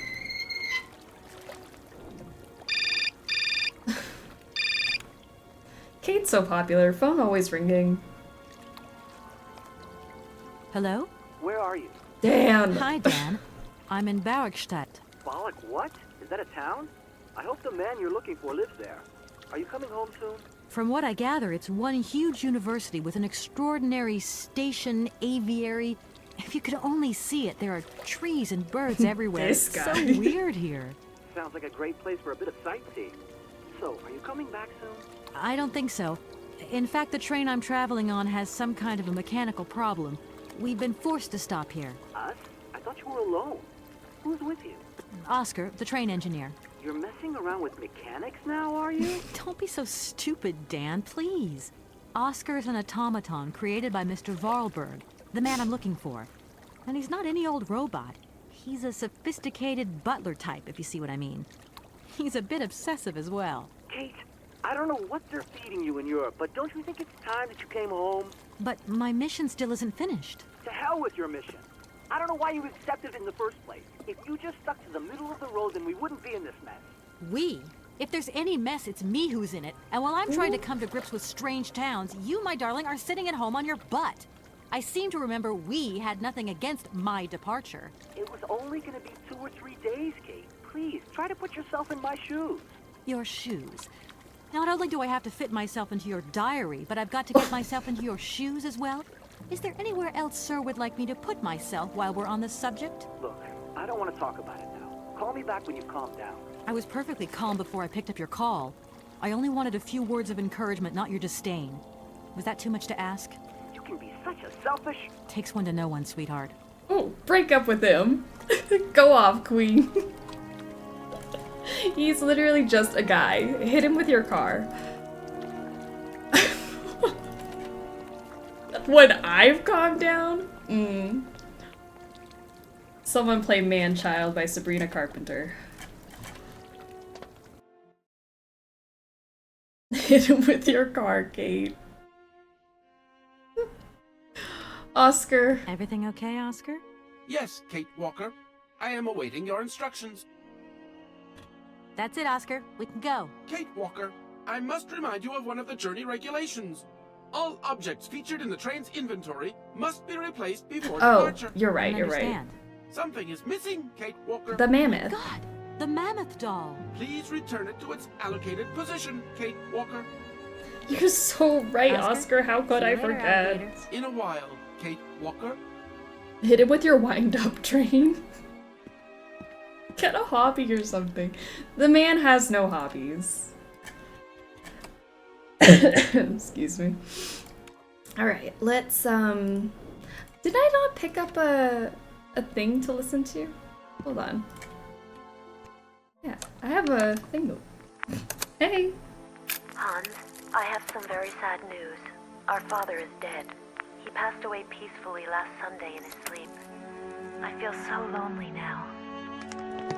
Father had been but Anna. a shadow of himself since your departure. I had to take care of everything for him. Housework, factory paperwork, the workforce, clients, everything. And now, today, well, I really don't know who or what I'm fighting for. Times are so hard, and this terrible war is destroying everything. Nobody cares for our automatons anymore. I just think about you returning. And when you do return, I will have turned this factory into a palace worthy of your genius. Please take care of yourself. I love you so much, Anna. Aww. Alright, let's, do I put this on the shelf?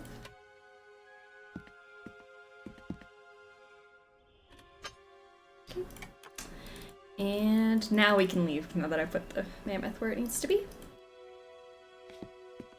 Everything okay, Oscar? Yes, Kate Walker. I am awaiting your instructions. Oscar, if you tell me one more time something's missing, I'll... Everything is ready. Take your seat, I Kate swear Walker. to God, We are Oscar. leaving. I'll... Okay... Here we go! Finally.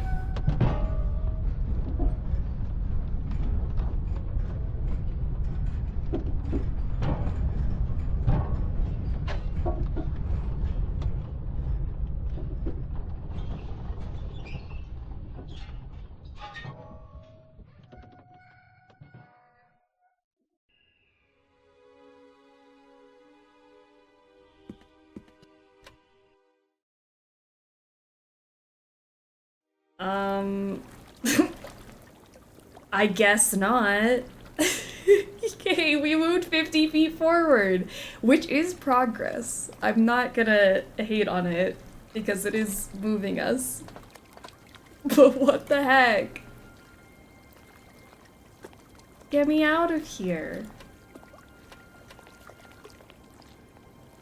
Oscar, won't you please forget about procedure just for once? Your request is Oscar, removed, please. Kate Walker.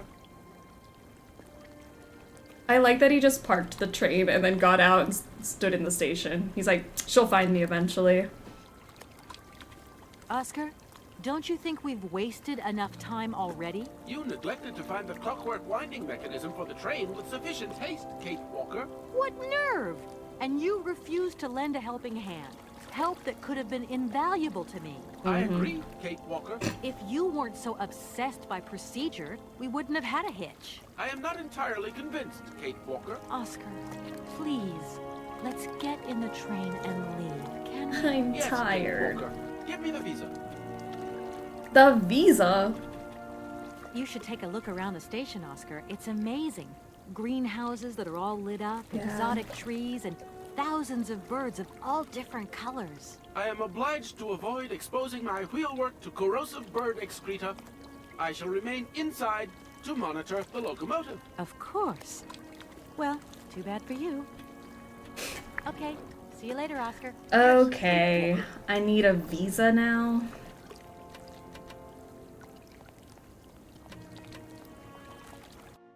Pass me the crowbar. These robots need some percussive maintenance. I swear if this is Dan. Excreta. Hello? Kate! Oh, is Oh, that you? Olivia. What's going on?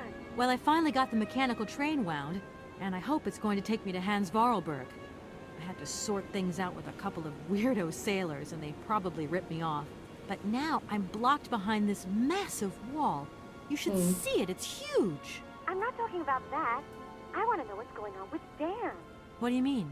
I bumped into him at Maggie's do, and he said you'd argued. That's a bit over the top. Things got a bit heated the last time we called, that's all. No need to go overboard. I don't mean to be Miss Melodramatic, but he didn't seem in such great shape. He had his down in the dumps head on. Oh no. Like Dan has a down in the dumps head. Well, yeah, when that shock of hair flops over his forehead and his eyes mist up and his eyebrows kind of creased together. I'd never noticed. Maybe I did go a bit too far, but he's got such a goody two-shoes image of me that sometimes I just lose it. And this case is taking up a lot of headspace. I was just looking for a bit of compassion. Well, you sure got mine. So, what's going down? Like I said before, I'm kind of getting somewhere, but it's slow. This Hans Voralberg guy is getting more and more fascinating by the day. Okay, well, anyway, it doesn't sound like you're bored. Not like back here in the office. Every day is boredom day. Just no fun without you. When are you coming back? Shouldn't be long, I hope. Look, I've got to go. See you soon. Well, call us again real soon. And be easier on Dan next time, huh? I'll try. Oh no. Dan is sad. Clap if you care. Alright. I guess we go this way. Or we go this way.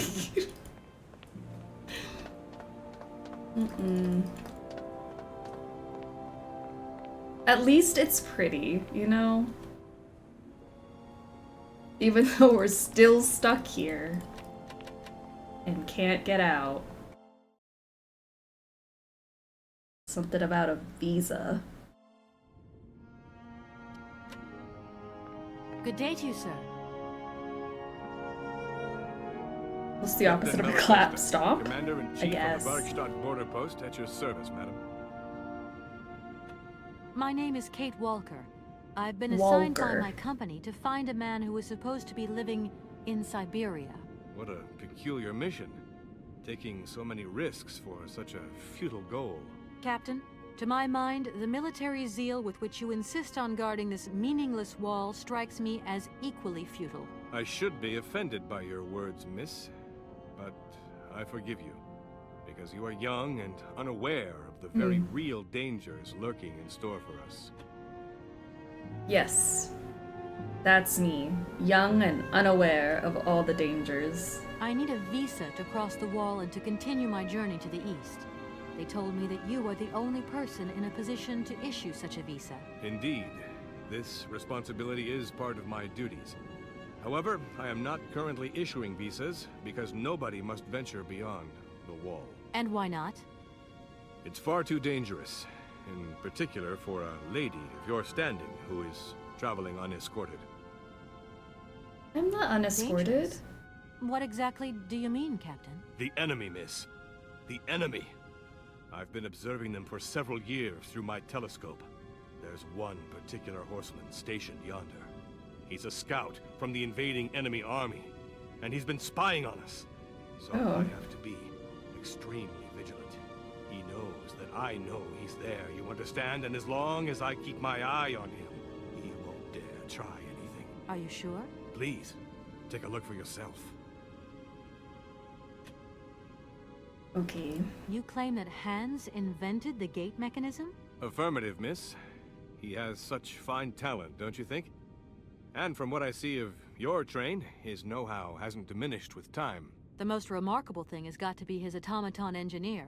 A marvel of mechanical engineering, and a personality that is larger than life. If I had known the man, I would have asked him to create me a unit of automaton sentries. Okay, Walker, your job is meaningless. Also, Kate, can you issue a visa to me? You claim that Hans invented the gate mechanism? Hans? Affirmative, miss. He has such fine talent, don't you think? And from what I see of your train, his know-how hasn't diminished with time. The most remarkable thing has got to be his automaton engineer. A marvel of mechanical engineering, and a personality that is larger than life. If I had known the man, I would have asked him to create me a unit of automaton sentries. Between the station aviary and this bleak wall, the change in atmosphere is radical, don't you think? It's been a long time since I've been at liberty to judge, miss. My duties forbid me from abandoning my post. Okay. Don't mind me if I retire, Captain. Please, madam. My respects. They're so formal. I need to have a conversation like Kate.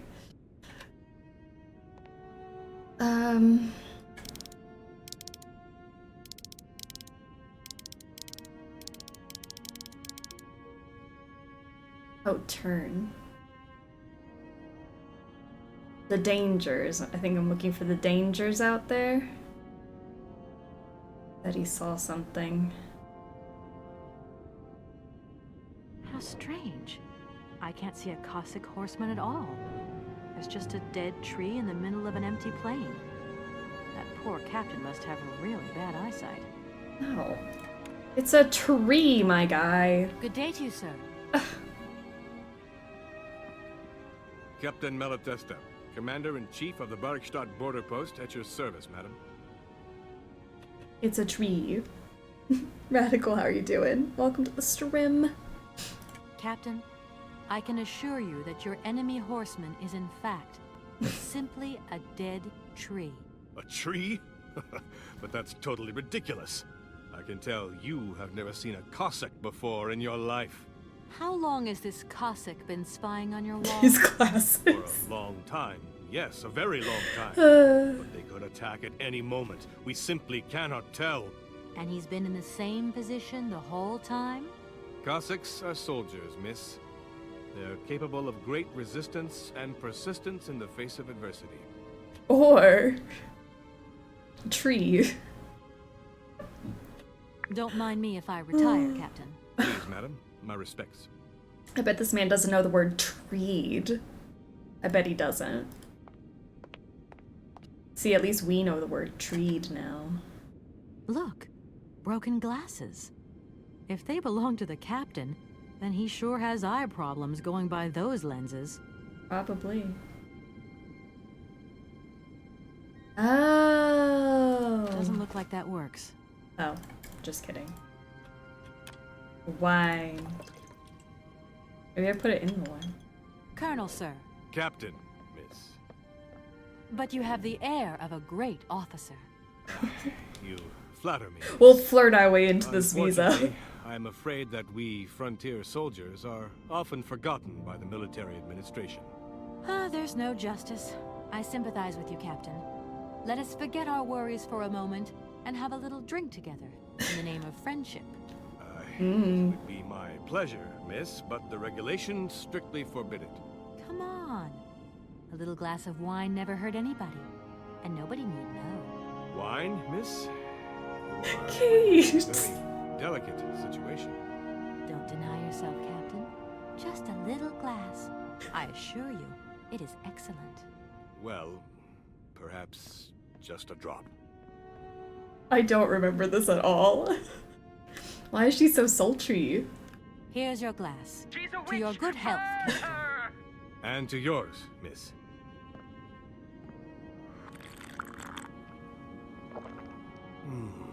Oh, she didn't drink any. It's been a long time since I've drunk wine in such pleasant company. I admit, it is excellent. Isn't it? You wouldn't think it came from Barrockstadt. It is made from the Amazon forest Sauvignon grape that has been miraculously conserved and cultivated in the station garden. Well, well, well. The university authorities kept that one to themselves. I thought we weren't supposed to talk about You know, that. Captain, it is essential that I continue my journey eastwards. Please, don't even think about it. As I've said, it's extremely dangerous. The enemy is spying on us. Perhaps your Cossack horseman isn't quite what you thought. Perhaps it's just a dead tree twisted into a strange Perhaps. shape. You should take another look. You never know. Go on, Captain. Give it a try. So be it. This is so I will make flirtatious. this concession to the fairer sex, miss. But it does seem to be quite ridiculous.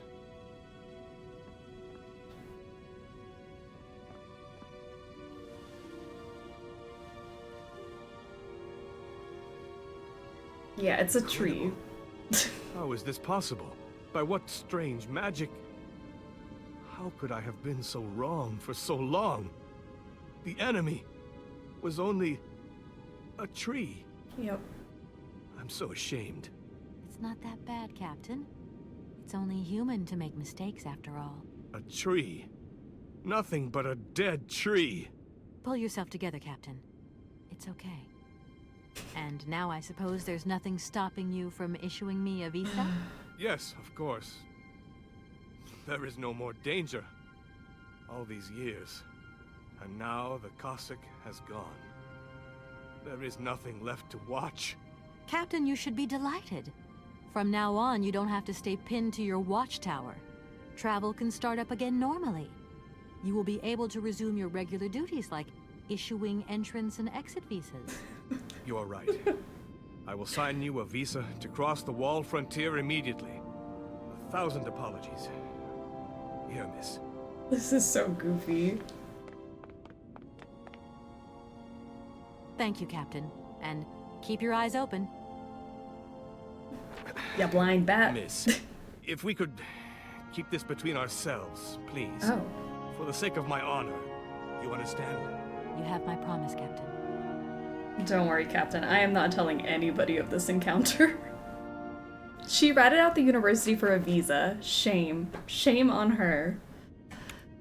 Authorization to cross the border. This document authorizes the holder with belongings to pass through the border wall gate. Warning! Beyond the ramparts, conditions for journeys into the Eastern Territories are filled with uncertainty and reputed to be hazardous.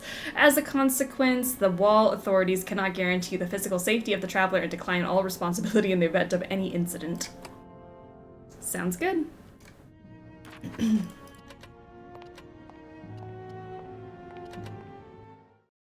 Let's tell Dan about our new boyfriend. I can't imagine Dan being jealous at all. He was already worried about Oscar. The automaton.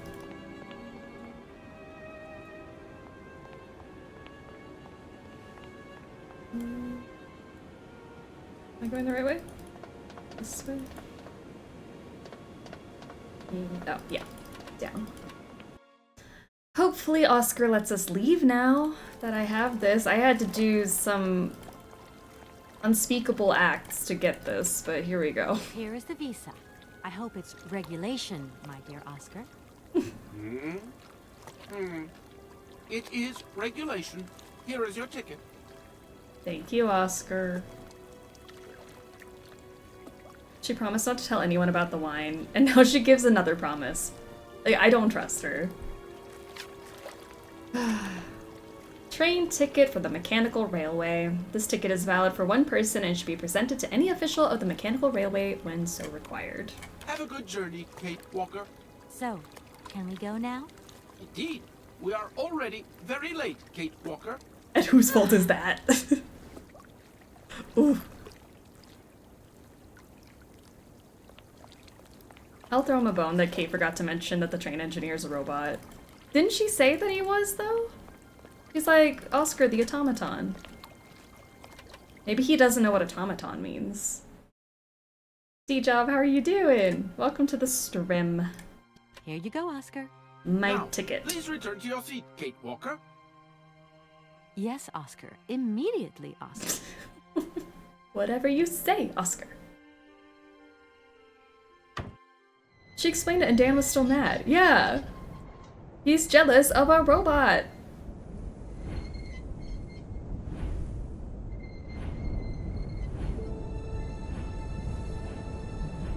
Now are we finally getting out of here? Oh, thank goodness. I mean, I'll miss the mammoths. Not that we're done with the mammoths, but I really do like the big university mammoths.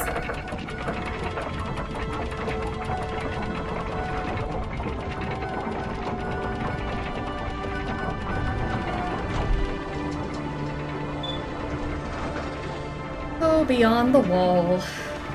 What horrors await us?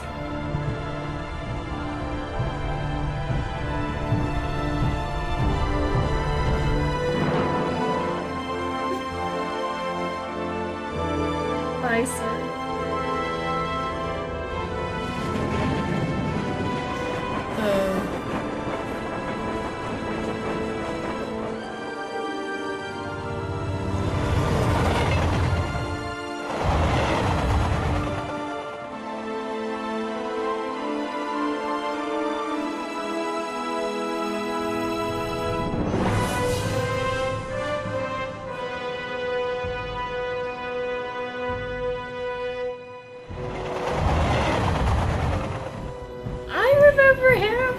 I forgot about this.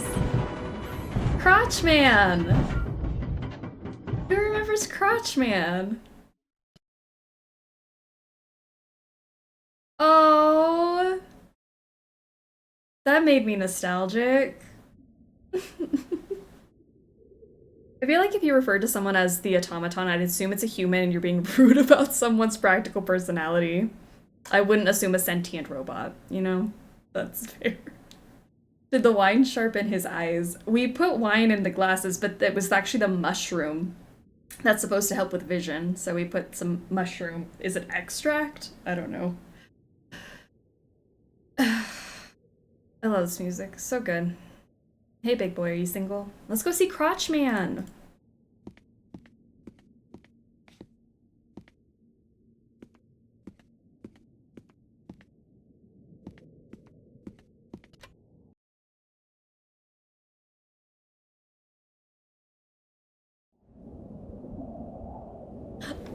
Look at him! I can't believe we're here already. Where are we going? I don't remember this at all. I do remember Crotchman, though. Kate Walker! Oscar, Kate what Walker. now? Oscar, what's going on? Why is the train stopped? Where are we? The springs of the train are unwound again, Kate Walker. As for the question pertaining to our geographical location, I really haven't the slightest idea. Well, we'd better get looking for a winding machine, my dear Oscar. I hope that this place actually has one. The air here is so polluted that I could not possibly risk leaving the locomotive. My joints might corrode irreparably. Right. Fair enough. Alright. Let's see. Okay, let's try looking on the bright side here. I need to stretch my legs. Is there something wrong, Kate Walker? Are you uncomfortable? Are the passenger facilities on this train substandard? I shall draw up a formal complaint form for you immediately. No, Oscar, everything's fine, I assure you. A little walk will do me good, that's all. Gosh, it's really gloomy here. I wonder where on earth I'm going to find a winding machine. I have total confidence in you, Kate Walker. You are, after all, a brave and resourceful woman. Yeah, right. Oscar, you couldn't make a little effort for just this once. If we both went looking for the winding machine, the two of us together might find it quicker. You are in all probability correct, Kate Walker. But the high level of heavy metal miasma that pollutes the atmosphere could cause havoc to my wheelwork. Not the miasma. Let's hope Hans Voralberg once lived here as well. Maybe he planned for his locomotive's unplanned stop and installed a winding machine as well. Otherwise, it's not looking great for the rest of the journey. Do not forget that Hans Voralberg is a genius in the true sense of the word. But is he a genius with a sense of forward planning? We will find that out when we find the winding machine. My God, Oscar, what would I do without you? We just keep stopping. When will we ever get to the end of this journey? Simply wind up the spring and we can set off immediately. Simply? Your mouth to God's ears. See you soon, Oscar. I shall stay right here, Kate Walker. You just wind it up. It's not that hard, Kate. You know? Alright, what is... Can I go this way? Well, that looks spooky.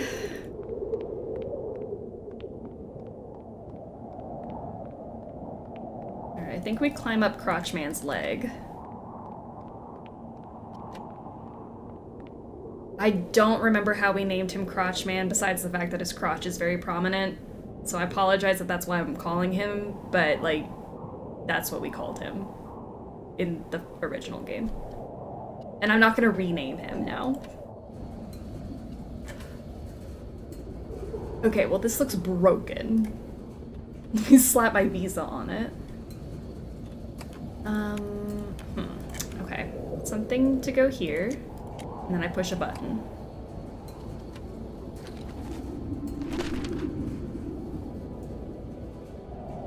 Leg. Leg. Okay. Imagine just taking a nap in Crotchman's crotch. Wouldn't that be cool? Alright, handle. Move.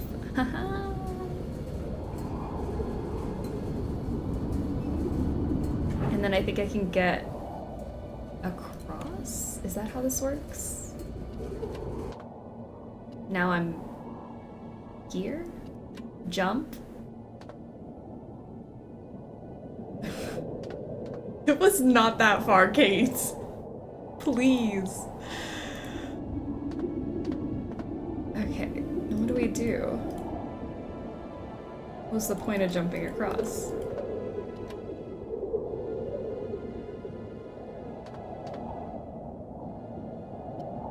Okay.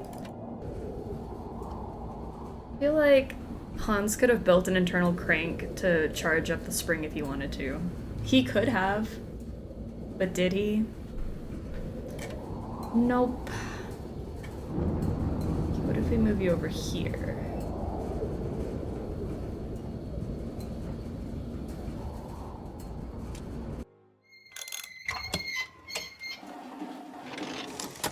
Ah!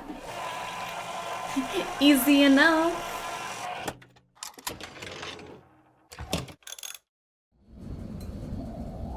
Alright, cool. Let's get out of here. That was easy. Can't go that way. Oh, let me move it back.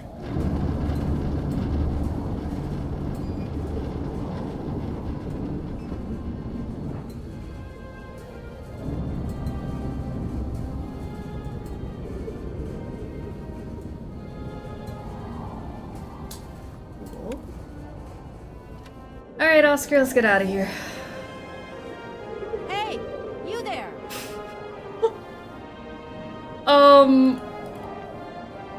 Wait, stranger. That was not suspicious in the slightest. Who runs like that? They go this way? Where'd you go? Come on, Kate, stop it. Go this way. I thought it was through that red door, but maybe not. Have I gone all the way down this way?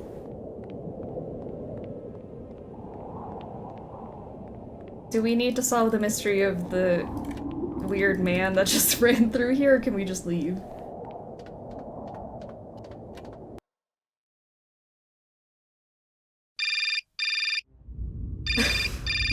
I'm gonna just turn off her phone.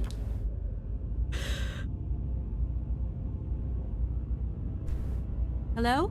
Hello? Kate, it's Dan. Can you hear me? No. Dan, is that you? I can't hear you so good. Dan? Kate, it's Dan. Can you hear me? Dan, you're breaking up. I'll try and call you when I get out of this mine. You... Kate! Come on, what's happening? Listen, we've got to talk. Look, the line's just getting worse and worse. I'm hanging up. I'm literally underground right now. Give me a second. Alright, I need... what, like... something? Piece of machinery?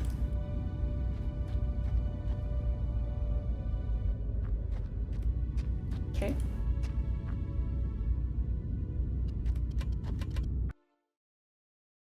Hans could have made anything, but then there wouldn't be any adventure for Kate. That's fair, there would be no game if he made it easy.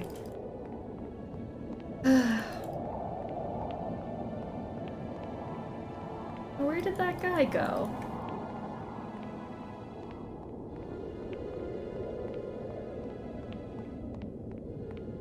Going through a tunnel. Breaking up.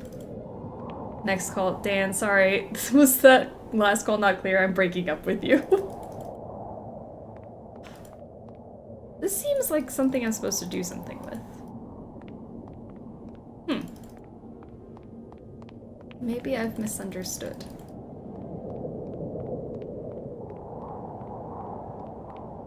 Doesn't look to be anything on this side either. Okay. Back. Let's just leave. I wound up the train. What more could you want?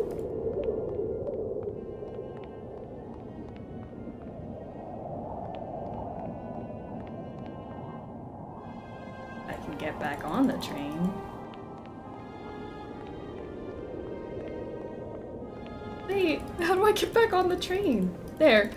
Couldn't find the spot. Oscar, get us out of here.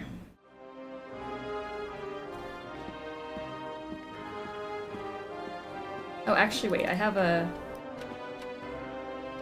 thing, do I not?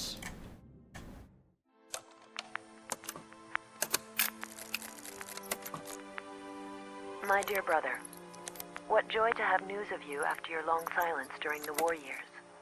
So, you're working for the Russians now. I tell you, we've been hearing some worrying stories about them here. Just your description of that dingy factory makes me cough. But it's so good to hear that your talent is being recognized for its true value, and that your automaton creations are taking the place of workers for all those menial jobs. I'm so proud that Voralberg automatons are making such a contribution, even if it is small, to the improvement of people's lives. Meanwhile, back in Valadilene, we've been licking our wounds after the war years. Some people have returned, others not. Life is slowly coming back, but it's taking time. All my love, Anna. Yay. Daydreams, how are you doing? What are we gaming today? This is Syberia Remastered that we're playing today. Trying to get this train moving. My God, Oscar! Oscar, talk to me! Oh no! A shame. Just kidding, go back. Are you okay? Why, it is absolutely inadmissible, intolerable, and indescribable. I have been attacked. What do you mean you've been attacked? My hands! I no longer have them! They have been stolen! Oh my God, you haven't got your hands! But who did this? What's going on here? We can be sure of one thing, Kate Walker. That this heinous crime was committed by a barbarian, a dysfunctional individual whose behavior lacks all finesse. Did you get a look at your attacker? Tell me exactly how it happened. I was standing here polishing up my metalwork. I was just thinking that with all the dust in the air, it would be a good idea to... Oscar! I was very busy, and I suddenly felt two powerful arms grab me from behind and tie me up before I had the chance to defend myself. I wanted to call out, but my attacker gagged me before I could emit the slightest sound. Then he dismantled my hands with a terrifying pair of pliers. It was horrible. I can believe it, my poor Oscar, but did you see him? He was a real barbarian, I tell you. He had bloodshot eyes, steel teeth, and brown scaly skin, and he emitted foul odors. Oh. He was a monster, Kate Walker, a real monster, and he had a weapon. Oscar, please calm down. Everything's going to be all right. Who just ripped someone's hands off? That's effed up. Who steals hands? Okay, so we're looking for an absolute menace who emits foul odors. That's who we're looking for. Right, Oscar. Let's go find this hand bandit. And this time, we're not going to be such a pushover. Kate Walker, please do not think that this problem does not concern me. But if it's all the same to you, I would so much prefer to stay here, just to be on the safe side. An engineer never abandons his train, after all. Yeah, sure. Not a hand Another good it. reason not to lend a... I mean, not to help me out. Kate Walker, even an automaton deserves a little compassion. I have just been savagely assaulted. Oh, I can feel one of my spasms coming on. Oh no. I am on the verge of a clockwork breakdown. And all you do is accuse me of being selfish. Okay, take a rest, Oscar. You're not much use without your hands anyway. Kate! You're not much use without your hands. So you could just stay I here. shall stay right here, Kate Walker. Catch the hand bandit, or the handit. Alright, let's go find him. That's crazy. Ooh, what is that? Well, we found a blowtorch, so I can threaten to hand it. To be fair, I would be pretty useless without my hands also. Yeah, I wouldn't know what to do without my hands. That was crazy that they just stole his hands, though.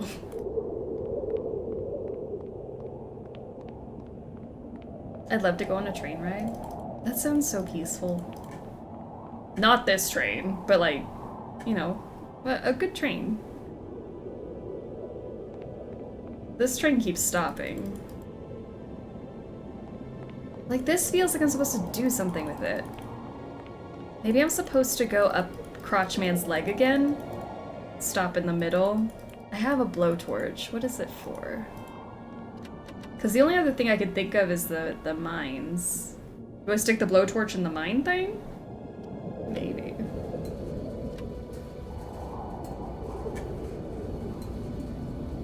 You could say, look, no hands.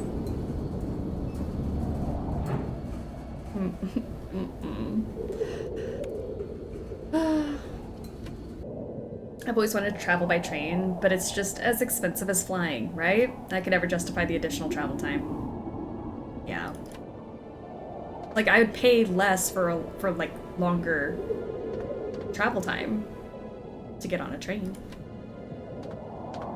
Aha! What is this?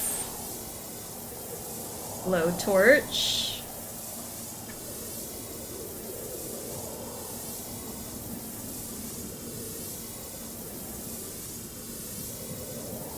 I've been doing other things and listening and haven't seen Crotchman yet. I thought you were exaggerating, but that is Crotchman, right? What else were we supposed to call him?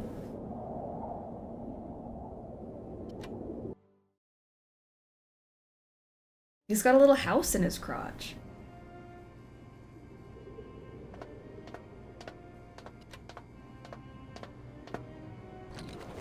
Spark plug. That's probably for what that thing. Yeah. Mm-hmm. Yeah. We all knew what I meant.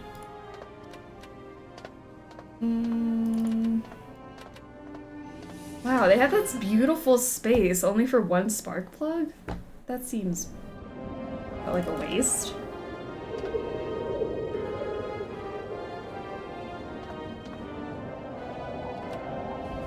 Yes, creepy abandoned storage room. Let's just not and say we did.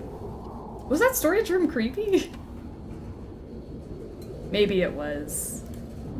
Maybe I'm the weird one.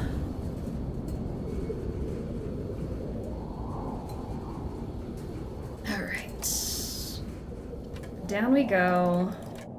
Now we're gonna run all the way to the other end. I guess I should be happy. This feels very contained, whereas the last station, there were so many places to go. It was a lot to keep track of. Here's just one straight line and some crotchmen. My brain can process that.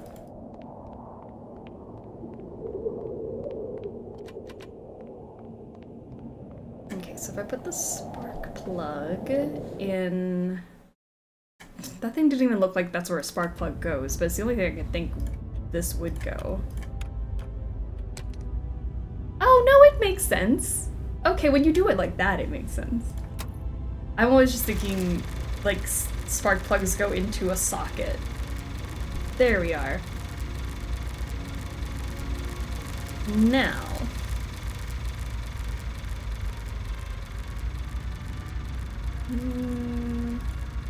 I go this way. Okay.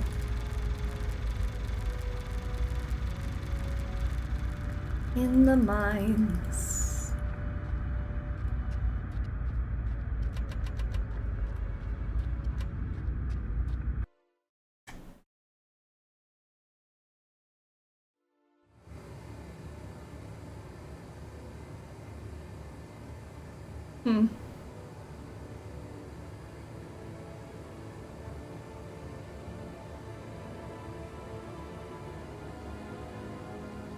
All right.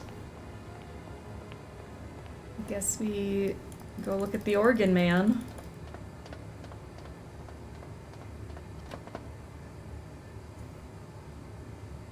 Or lady. Excuse me. Screwdriver. What do we do with a screwdriver? Is that our weapon for when we do find the bandit, the hand-it? Good stabby tool.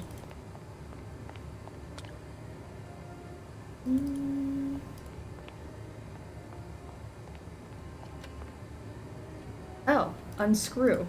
With my screwdriver?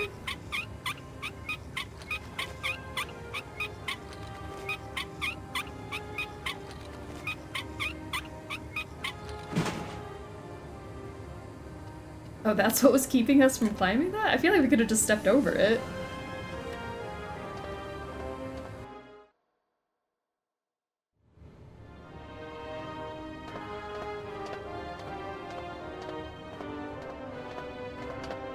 Oh? Hey, you. Who are you? Hey, Careful, you. I'm warning you. I'm not afraid of you, okay? What do you want? Why did you do that? There must be some misunderstanding. Because you reckon theft is all about misunderstanding, do you? Give me my hands back. Now. Give me my leg. Your hands? And what are those on the ends of your arms? I can explain everything to you. You see, I'm no thief. You broke into my train, assaulted my driver, mutilated him, and stole his hands. Apart from that, you are not a thief. I have not stolen them, miss. Only borrowed them for a while. You've got to be joking. I'm not joking with you, miss. I would never take such liberties. They belong to Oscar, my automaton engineer. Why did you steal them?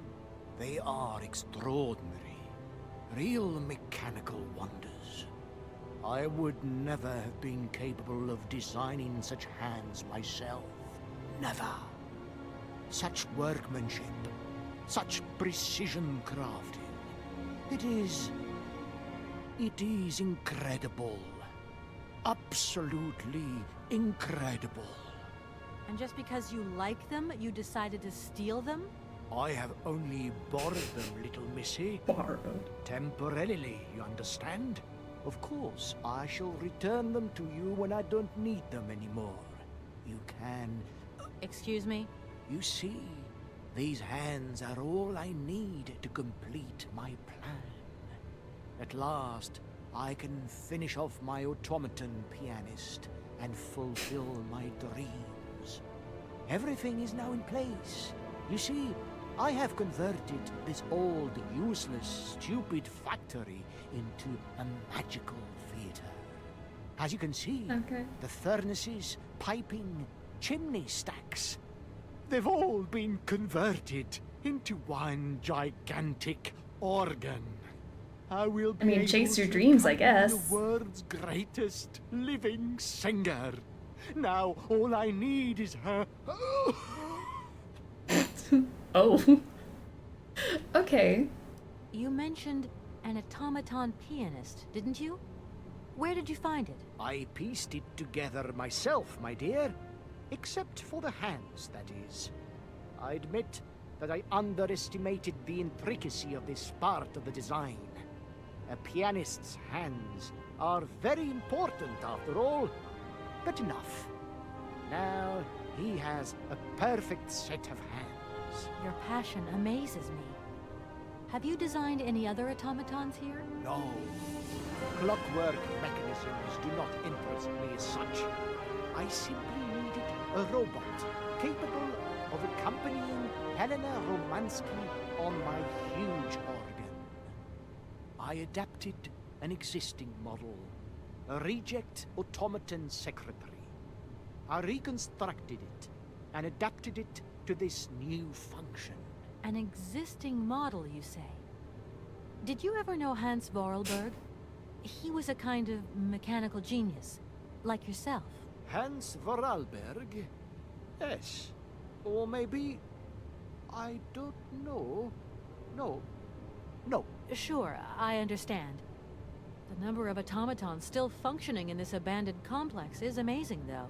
My dear, one thing is for sure. For many years, I have been totally alone here. If that man ever came to this city, he left long, long ago. A literal psychopath. He's just passionate. Talk a little slower, why don't you, buddy? Yeah, no, right. Real Phantom of the Opera vibes. That's absolutely what I'm getting. Just who is Helena Romansky, then? My dear, Helena Romansky is a great... Get your hands off our hands. Highly popular. The greatest singer the communist world has ever known. And I had the privilege of seeing her perform a magnificent recital here in this very place. It was July the 2nd, 1969. I remember when her radiant figure appeared at the door of the train. It was unreal. She held out her hand, and I helped her step lightly down from the carriage. Wow. She was like an angel descending from the skies. We managed to get... His storytelling is riveting. Nothing like what I have achieved here today. But she still sang. Her voice was so warm, so uplifting. I remember how tears of joy streaked our black faces, filthy from the mines. I have never heard anything so beautiful in all my life. You tell it like it happened yesterday. It was yesterday, my dear. And it is engraved forever in my memory. Now she can return, and she will see what I have built for her. She will realize that this city has become the perfect jewelry box to hold her precious voice. Well, that's some way to woo a lady. And what if I helped you to make some other hands, just for your automaton?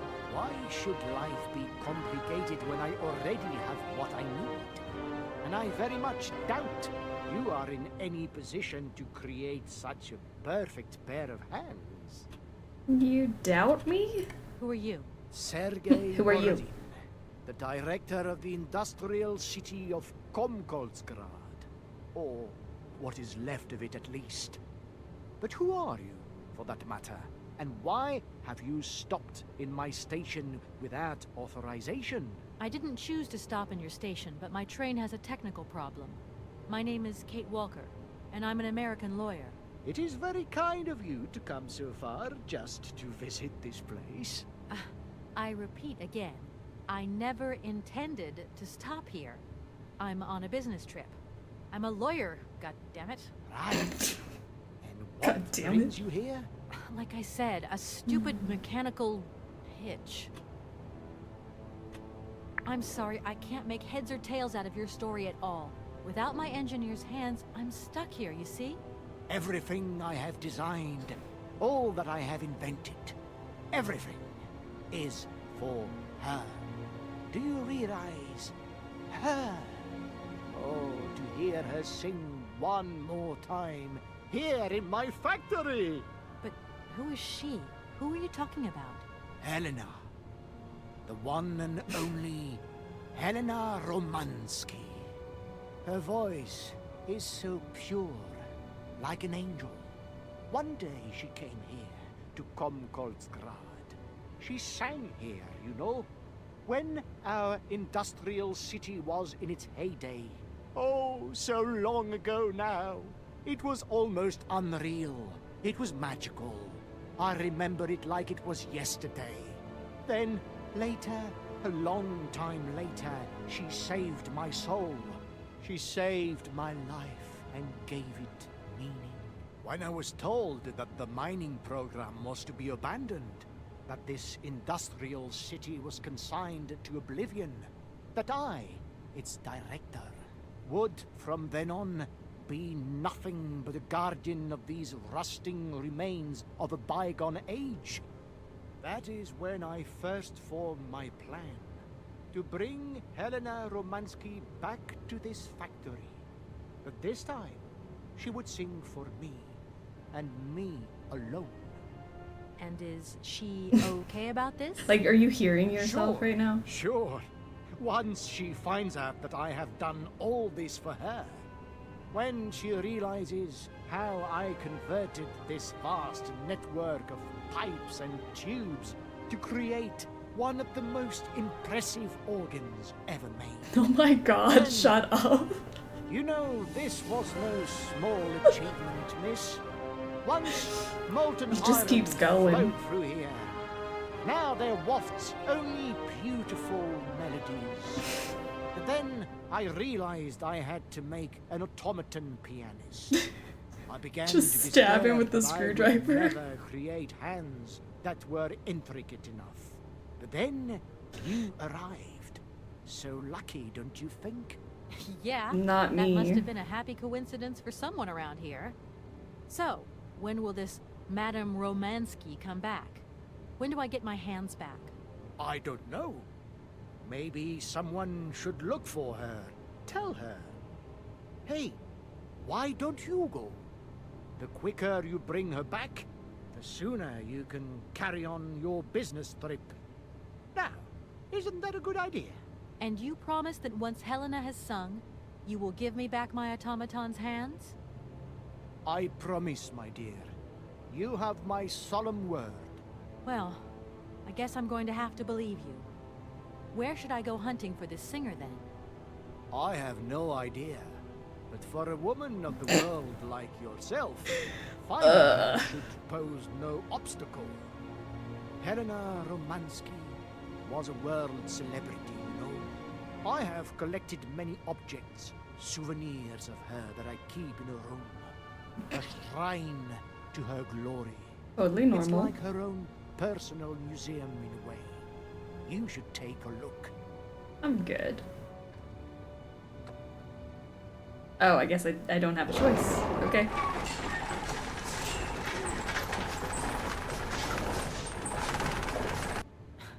This whole Great. story is completely nuts. To the shrine!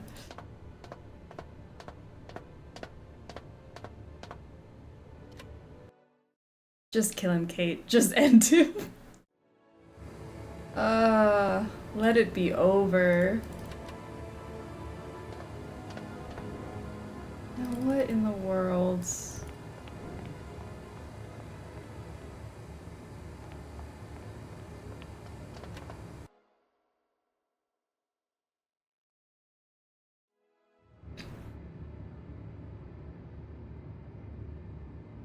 I'll hand it to him. It's well decorated. Look at the wallpaper. But this is insane.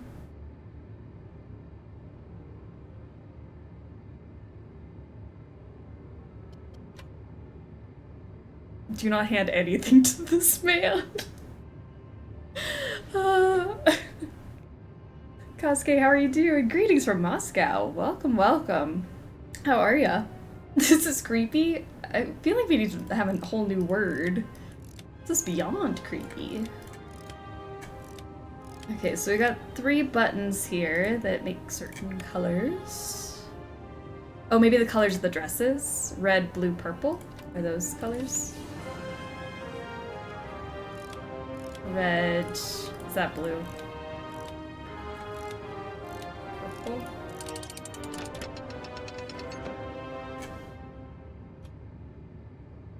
Alright. Young Helena Romansky's crystal clear voice moves amateurs and professionals alike gathered for the 9th Wador Festival in Brussels.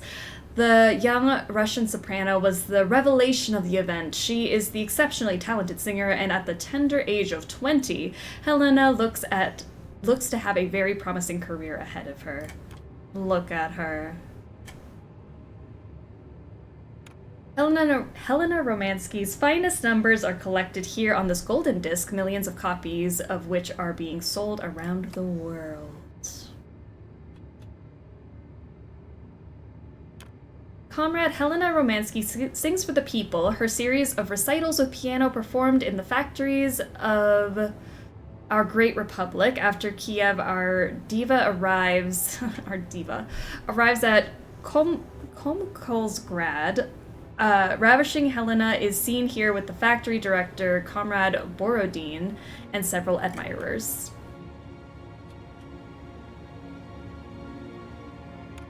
Helena Romansky's success in Europe is assured. The great Helena Romansky, our nation's glory, appears and triumphs every night on Europe's most famous stages. Following from Milan, Paris, and Vienna, Helena Romansky gave an exceptional recital in which her voice was even more powerful and moving than ever.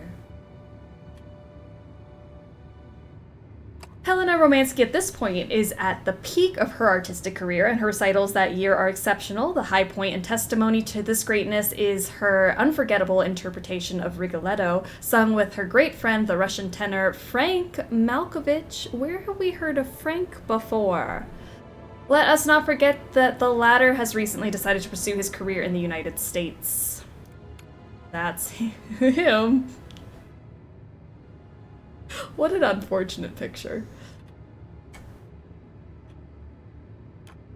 Yesterday evening, adoring crowds filled out the Bolshoi to say their fond farewells to Helena Romansky, their diva, making her last ever public appearance. Romansky revolutionized lyrical artistry, and her name has already passed into posterity. Through the well of emotion, her fatigue, and illness, she merely managed to utter a tearful thank you.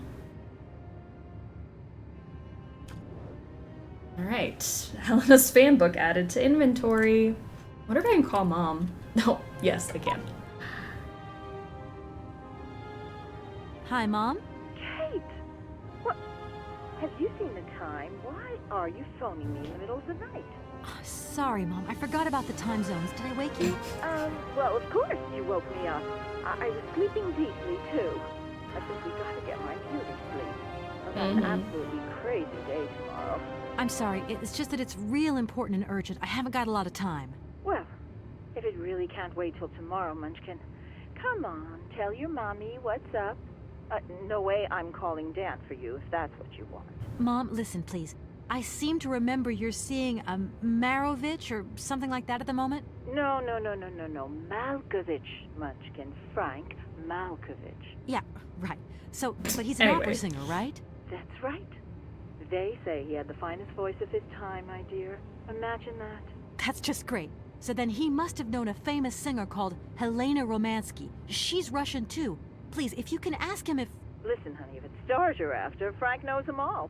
I'll just wake him up and let him tell you himself. You mean he's... You mean he's in your bed with you? Oh, Kate, listen, you're still there. Frank tells me he did hang out with a Romansky once, but it was platonic. You know those singers. She's a great soprano. Great. Does he know where she went? Does she still sing? Where does she live? 1 second, Munchkin. Frank says she was very ill and she withdrew from circulation. Really? She went to rest in some spa somewhere. He thinks it was called Aralbad, but it was 15 years ago and he's unsure. And well, honey, when Frank wakes up, he always takes a little bit of time to get going, you know. Thanks a bundle, Mom. And Frank, too. You're both fantastic. Love you both. And Thanks again. Catch you later. Damn, Frank talks fast. Faster than Sergey up there. Ugh. Alright, maybe I gotta leave. But I can't leave without the hands, can I? Well, up here? I know where she is, but you gotta let me go.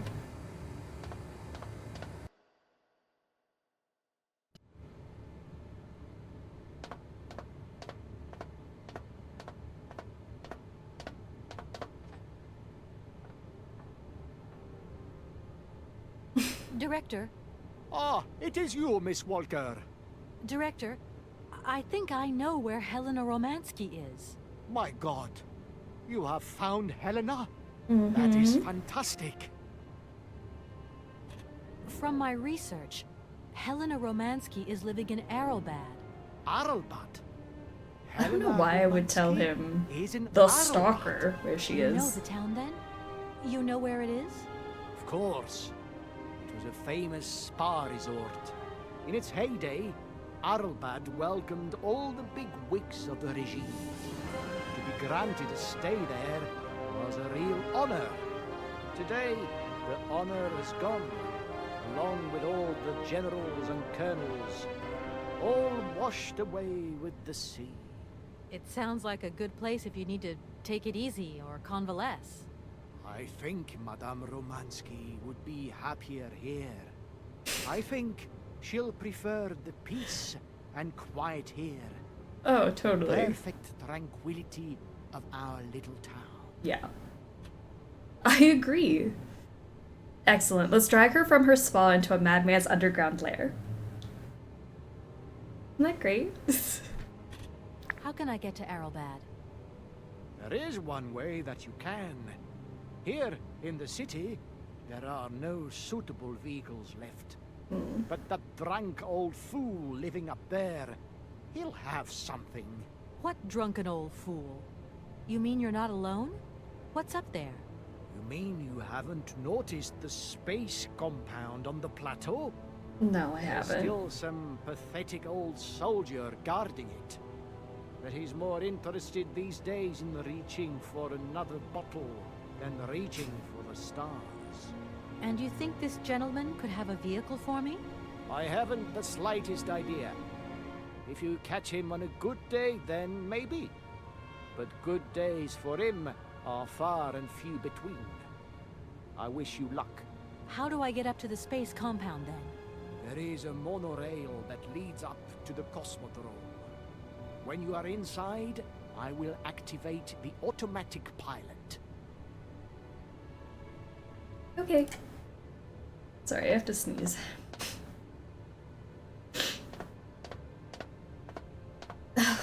Maybe I don't. I was just making weird faces at Sergey.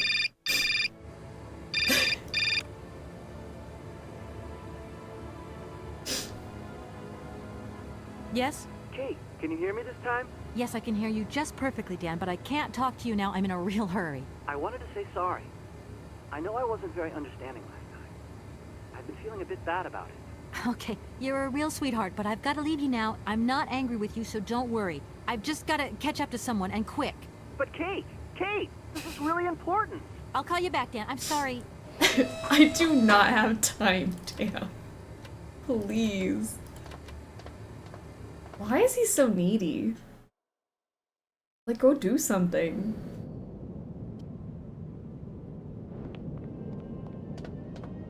Dan, just hang up.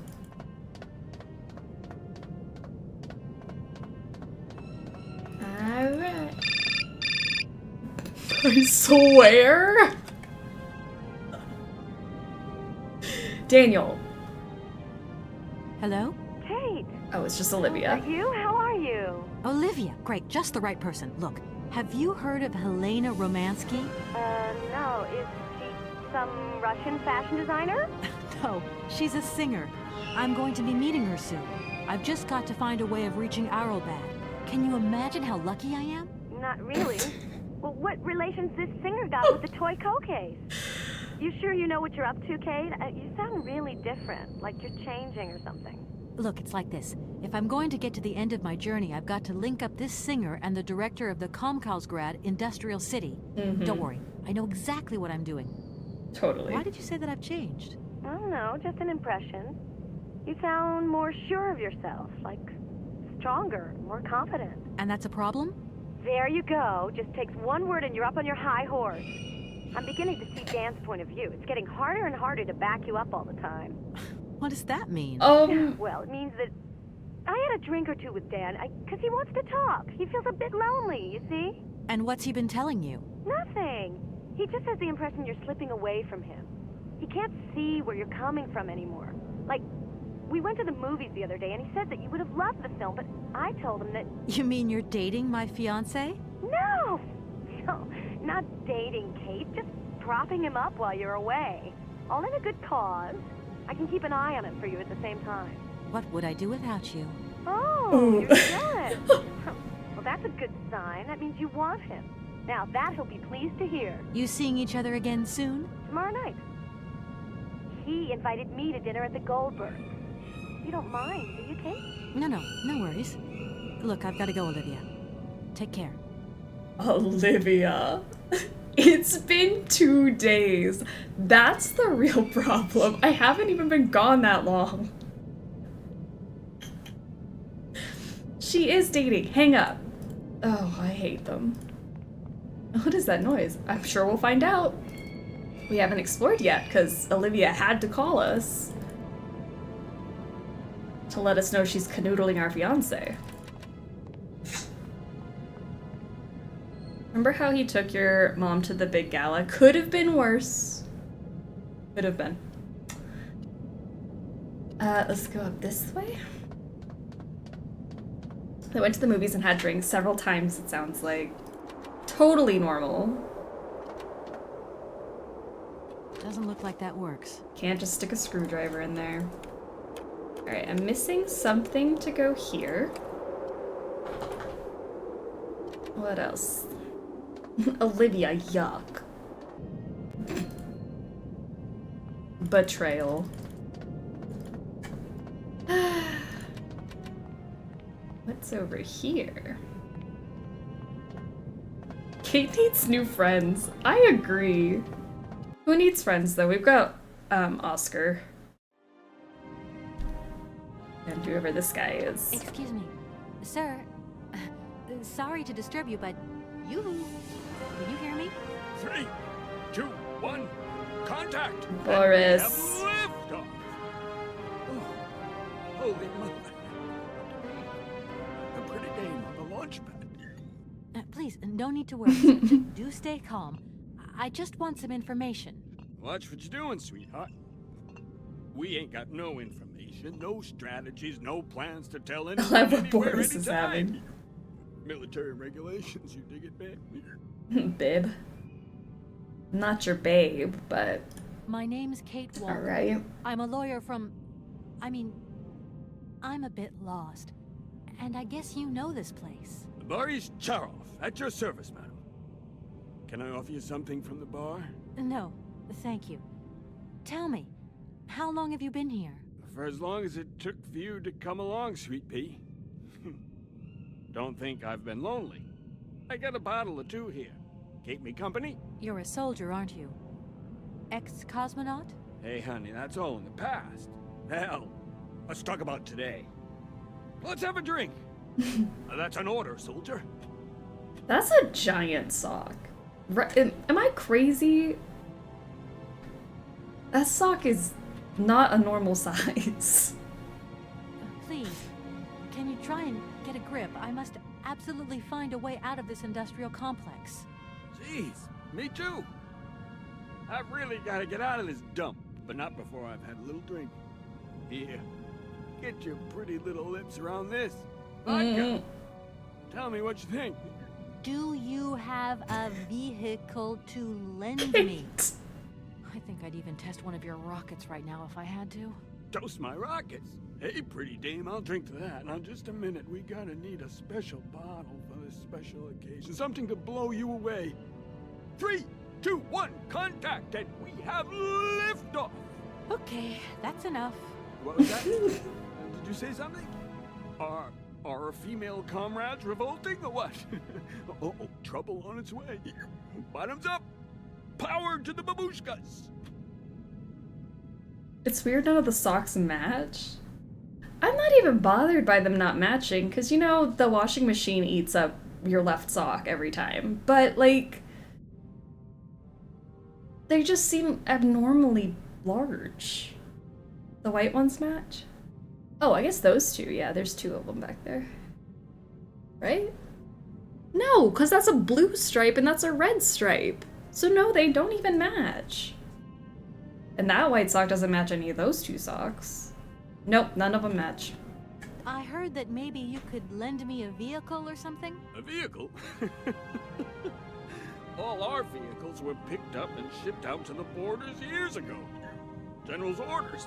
I say, let us raise our glass to this finest soldier this country's ever known, little lady. I don't mean to offend you, but I'm not in the mood for a drink right now. And you'll live to regret it to your dying days, sweetheart. To your health, while you have it. Thanks. Does the name Hans Voralberg mean anything to you? Charles Berg. Of course I know that name.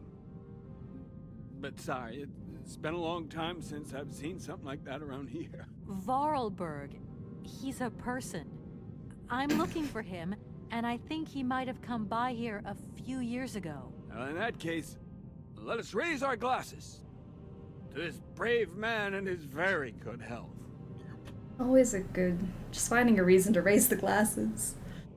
Maybe he's just mending the socks that get a hole.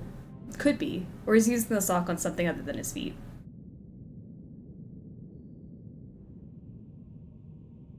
Could be. Train. I came here by train, but I've got this mechanical problem. I had to leave the train down in the industrial zone. The director down there told me you were here. Ah, Borodine, that dumb traitor. I tell you, he's gone over to the enemy, over to the dark side. It's terrifying, the darkness. Eating out his brain. The jerk. That's maybe going a bit far. He is a little eccentric, I'll grant you that. But when you live on your own, cut off from the world for so long... His brain's gone AWOL, I tell you. There's no darkness in my brain. I've got a cure. See? My secret antidote. Go on, have some. It'll stop you getting a cold.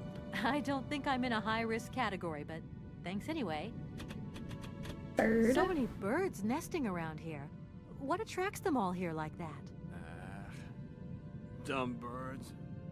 But at least a bird don't get bored, does it? See? They can fly. Them birds, geez, they can fly. Sounds like you're jealous of them. Well, maybe you're just right. Because sometimes I like to let Soyuz loose and watch them circle for hours on end. Birds, they crap themselves when they see him coming. Don't stop them coming back, though. Soyuz? Soyuz, ma'am. A silver angel. Mm-hmm.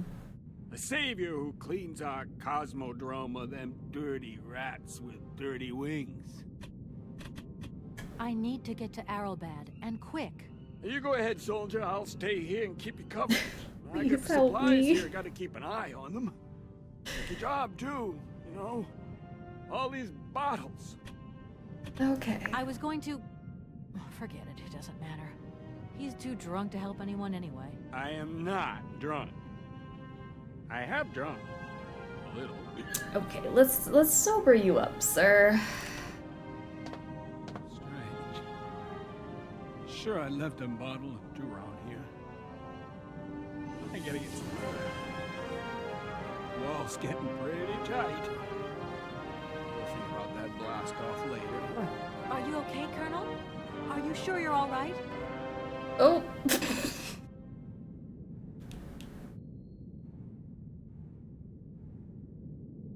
Oh, we were so up close and personal with that crack. Okay. Let's, we have a machine key. And... The Prototype Program Management Committee. Program XP25, the Voralberg Spring-Loaded Launchpad Project. Comrades, subsequent to inspections over the last year, our comrades of the Government Space Commission have reached an unfavorable conclusion concerning the Voralberg Project Program XP25. Here are their findings. 1. The Space Commission is convinced that Hans Voralberg's research will yield no concrete results capable of serving the military interests of our country or of advancing its space program. 2. It is considered that this project will only bring ridicule to our country and give a very poor image of our national space industry abroad. 3. During the last few years, in a long succession of fruitless attempts, Comrade Voralberg has clearly demonstrated the limits of his knowledge of mechanical sciences. Consequently, we have ordered the irrevocable suspension of the program. It has now been deemed counter-revolutionary, and we now withdraw all collaboration with Comrade Voralberg. This decision has been approved by the Supreme Soviet, who adopted with a clear majority the Central Committee Directive of April 15th relating to the definitive cancellation of the Voralberg Spring-Loaded Launchpad Project, Program XP25. The directive announces the provisional closure of the Komkolzgrad Cosmodrome and reassignment of the Voralberg project test pilots to other domains. Okay. Great. I will take that with me.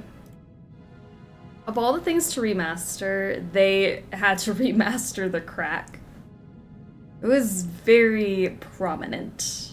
Plumber daddy. Need to wash my eyeballs after that. It was just really close to the camera. I actually commend them for remastering the butt, because I love a butt, but it was very close to the camera that it became jarring.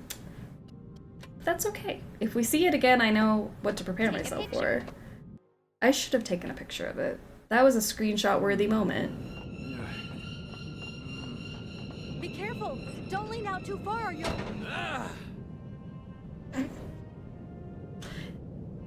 And he's dead. Okay. Great. Oh, I have a key for this. Oh, let's shower him. Oh, maybe I've gotta move him over?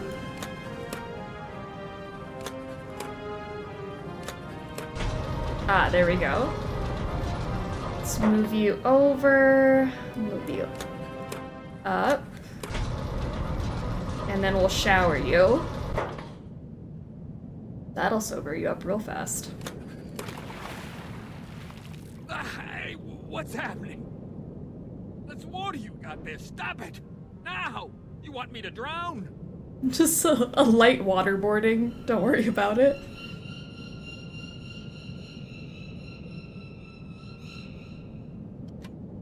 Now help me.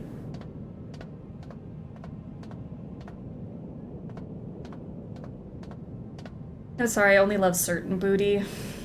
That was not it. Calm down, it's all right. Just a little wake-up call, that's all. You must have had quite a bit to drink. Gee. Like, it's so far pulled up in the front. Not the first time either. Probably won't be the last. Man, my head. Please, could you whisper? Please, do excuse me. But it was the only way I could think of to bring you back to your senses. A little extreme. Like, that belt is doing nothing. But I get the impression you're a lady who likes to see. Take a picture. Sir? Sir? My head. Oh, my poor head. I need some quiet. Please, can I have some quiet? Some quiet, okay. Does Aralbad mean anything to you? Aralbad. It's been a long time since I heard that name. It's a spa resort map.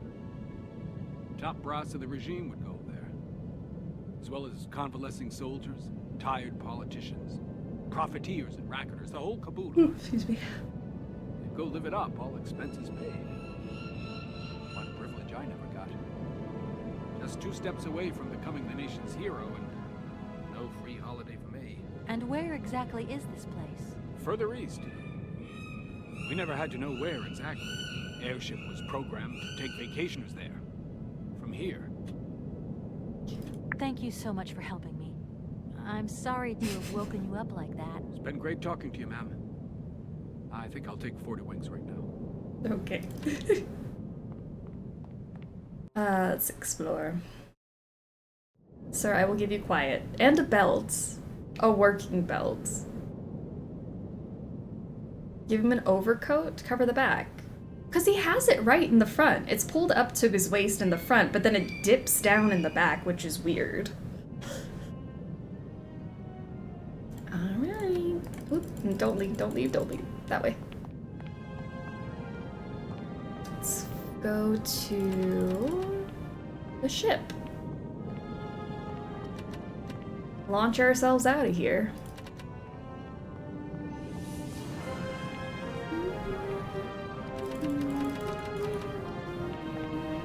Look at all these birds.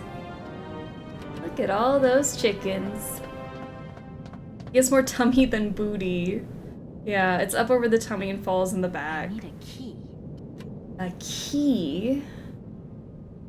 I need a key. I don't have a key. Kate, let's go find one. Or his drinking has caused his butt to move up past his hip. See, that's the drinking side effect they don't warn you about. Butt movement. Stay away from alcohol, kids. Alright, what's on this side?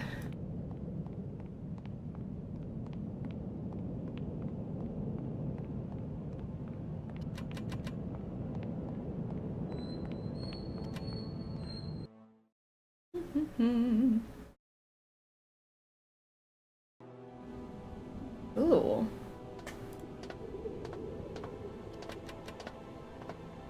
I don't need to use this console. Not yet. Not yet, but soon. Okay. That's probably for launching the rocket, which... Not time. No, not time yet.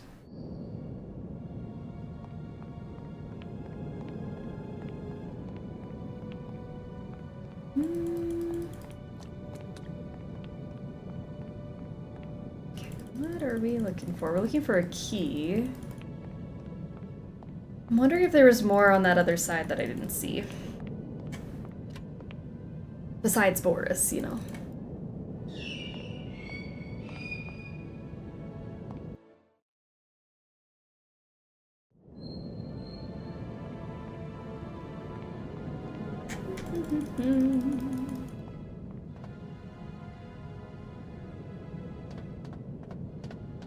That takes us down. I think we already went up here. And something needs to go in here, but I don't think I have anything. Oh, I have a bottle of vodka. Look like that works. What's that for? Vodka bottle. That's gotta be used somewhere.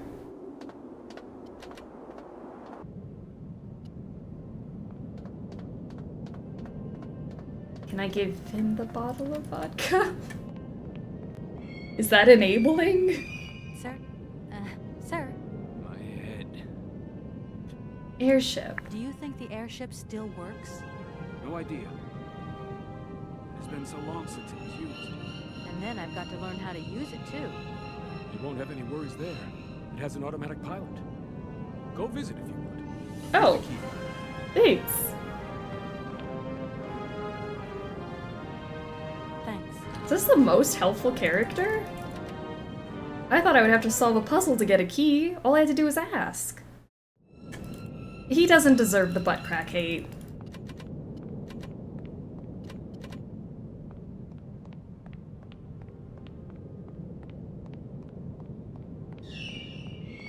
I don't remember what this place looks like in the original, but this is so cool.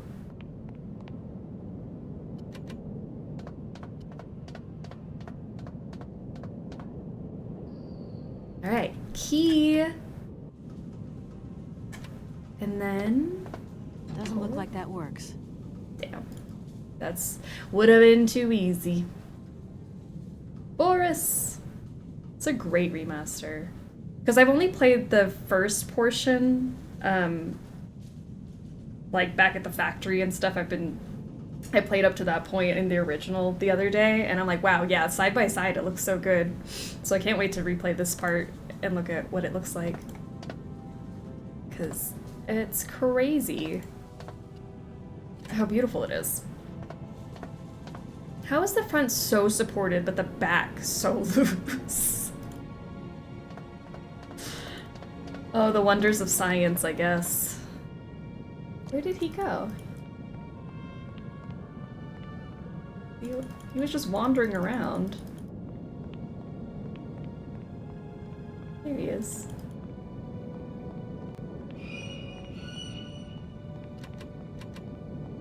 See, maybe he can help us out. Those the birds making noise? I think so. I think it's a bird. There you are. I was looking for you. I've managed to trigger the autopilot mechanism, but the airship still won't take off. Do you know why? I've got some idea. But you look like you're a pretty good mechanic. Let's just say that since the start of the journey, I've managed to get by and get to know Hans Voralberg's strange contraptions. Yeah. Okay. I have a deal to make with you. I've been living in this dumb launcher site for years. And I've always said that one of these days I'm going to the stars on that flying wing. And I better make that trip before vodka stews my brain. But I gotta know how it works. And you look like you might have some clue at least. If you could help me get to the stars, I'll tell you how the airship works. What do you say? We got a deal? Sure. Why not? I'll see what I can do for you. Alright. There you are. I was looking for you. Let's just... So, I mean, do you want me to go start launching this thing? Because I can do that, I think. It just looks like some buttons that I push. Alright, place something. Oh, the Voralberg key that's literally sitting right there. I see. Key. Then this pops open.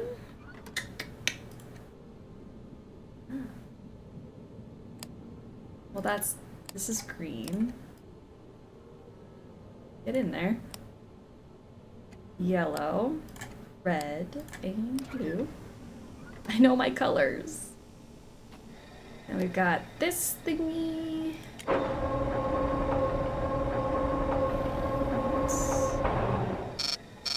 Blood sample required.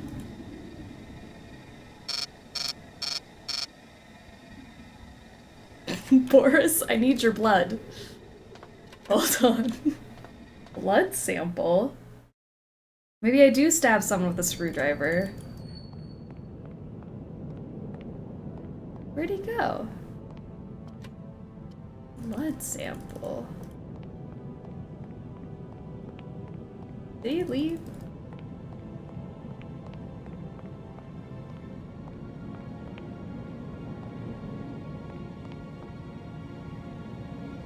Come on, leave. This way, Kate. Leave. There you go. Put the vodka basically running through his veins. Oh. His vodka doesn't contain blood. That would be his blood, right? Just the vodka. Straight vodka. Also, but I just want to know where he went.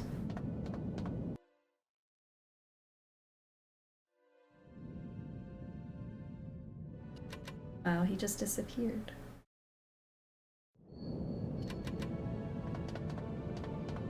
I can still use this thing.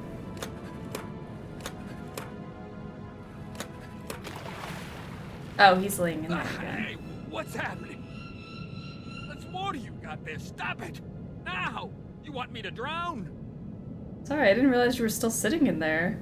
I was just looking for you.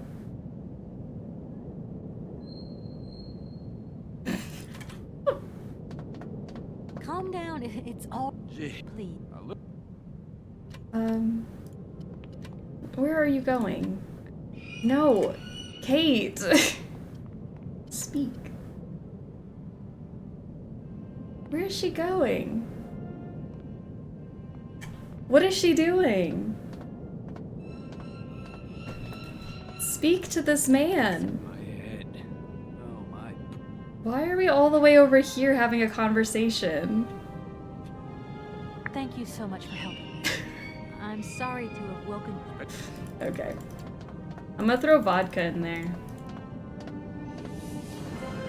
See what happens. Because I can't imagine that we'd actually have to take his blood. Boris just wants to take a nap. You know, don't we all?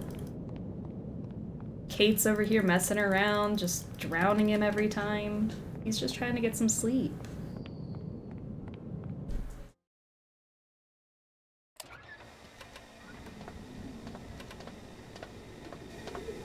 I'm wondering... It says blood sample required, but where would I even put one? I feel like it's this, but...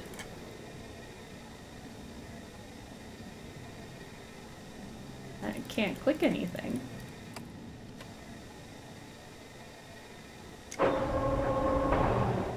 Oh, like this. Blood tester. It's now in the inventory. Place. Doesn't look like that works. Blood tester. Maybe I go stab him with it. Kate is showing that some testing is required before releasing a game. Just standing on the other side of the room. How do I take a blood sample? Blood tester. He's asleep in the tub, he won't care? See, he's not even in there! The heck? I really don't know where he is. Like, I feel like he's not supposed to, when I hit this button, he's not supposed to be there. I think he glitches into the tub again. Like, when I do this, like, he shouldn't be there. Hey, what's happening? There's more to you got there. Stop it! Oh no, I can't You skip want me to drown? dialogue or anything. Crazy. Be a vampire, steal some blood.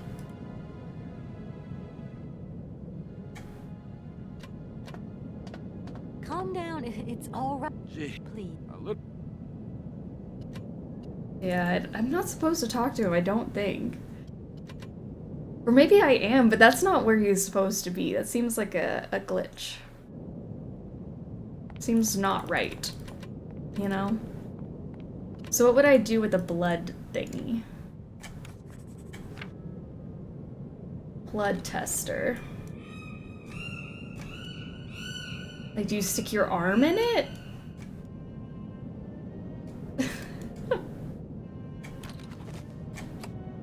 Huh. I know last time we were a little bit stuck, and maybe just reloading it fixed everything. But we have this fun little blood tester thing that goes in here, and I can't do anything with it besides just take it. I thought maybe I could stick my finger in it, but it does not look like that. So let's see. If I push this, blood sample required. And I can't, like, do anything to it. So I have to then turn this off, pop this out.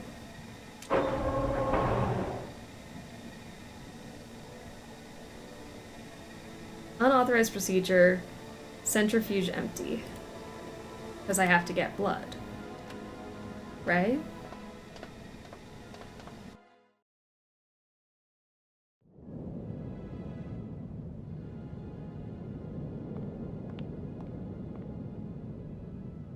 Please tell me he wasn't sitting there last time. Please tell me I did not walk past him multiple times. Okay, I'm really hoping that when I look back on this, I didn't just walk past him.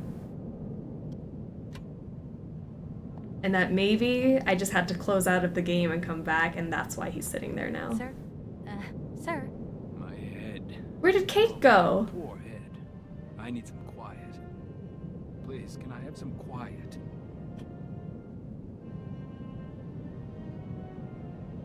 Okay, I'm not loving that Kate just went invisible. It's fine! My name is Kate Walker. It isn't. We know. But can I came here by train, but unfortunately it broke down. Someone. Well, I swear we've... yes, I am. The director... Be careful now. I've definitely talked to you about this, have I not? There aren't many vehicles on this base. When they decided to close the Cosmodrome, they towed all the useful equipment away. It doesn't matter. How is it already chaotic today? Help, please. We just got here. I'm looking for someone. Looking for Hans? Nope. I'm big. I don't. I've left my train in the Komkolzgrad station. If I were you, that's it. So go quickly. You don't like him. I'll confess. I don't really have the. Don't you find it strange to see so many birds in the Cosmodrome? It's the Iron. Soyuz? Mm-hmm. Does Aralbad. And where? Further. So how do I get your blood, sir? When the remaster includes the power of invisibility. Thank you so much for helping. Okay. I'm sorry to have woken you up like that. It's been great talking to you, ma'am. I think I'll take... What happens if I say restart chapter?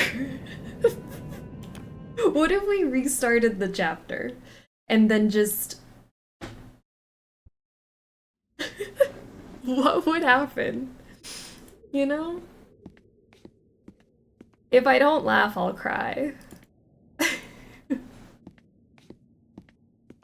Oh, Kate, no! Don't do this to me! What are you doing?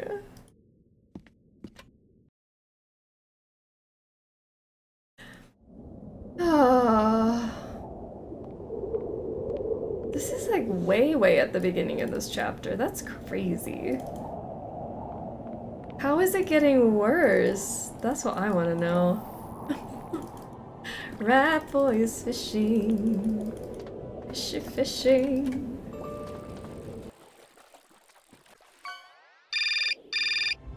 Oh no! It's Dan! How could it get worse? Hello? Dan. Dan, can you hear me? Dan, is that you? I can't hear you so good. Dan? Kate, it's Dan. Can you hear me? Dan, you're breaking up. I'll try and call you when I get out of this mine. Kate, come on, what's happening? Listen, we've got to talk. Look, the line's just getting worse and worse. I'm hanging up. Bye. Guess we have to kill people with dysentery on the Oregon Trail. I mean, we might have to. I don't know if our game's gonna glitch out like this.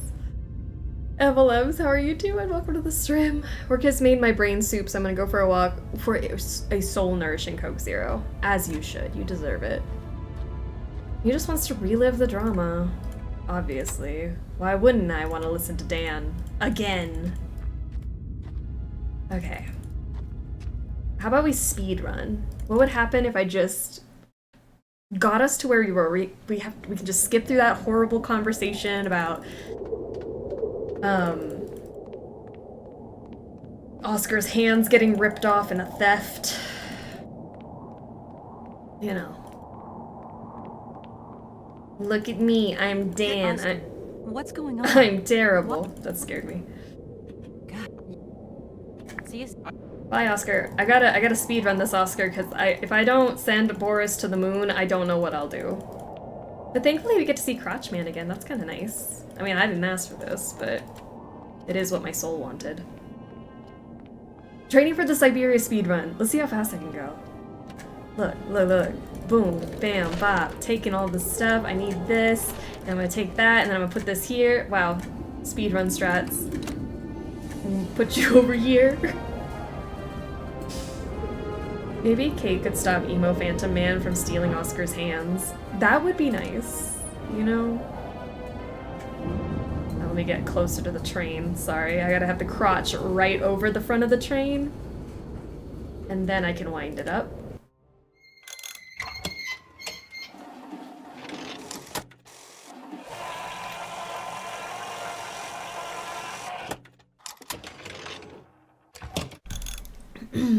Beautiful. We're gonna move back.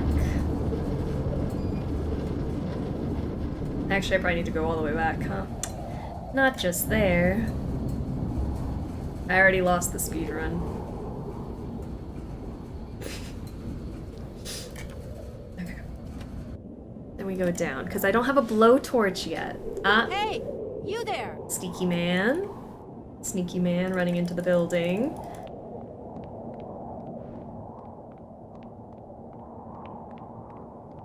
Kate can turn invisible and punch him as she phases through a wall. Kate can't blow torch. She cannot blow torch. That's right. You're so right. Because she doesn't have a blowtorch. And that's what we meant by that.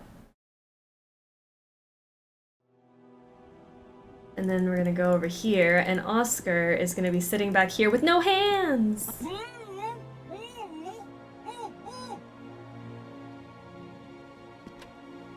Are you okay? Why, it is absolutely inadmissible, intolerable, and indescribable. I have been attacked. My hands! They're gone. Okay. Baby, no! Not the hands. Oh. Kate Daywalker shall unleash her true power. I don't like that she can phase through walls now. I'm not a huge fan of her new power, because she wasn't doing that on Saturday. So I don't know what ghost that lives inside my computer decided to possess Kate today. But that's great. But I will throw a tantrum if I don't get to see remastered Helena. I will be very upset. Cause you know she's gonna be hot.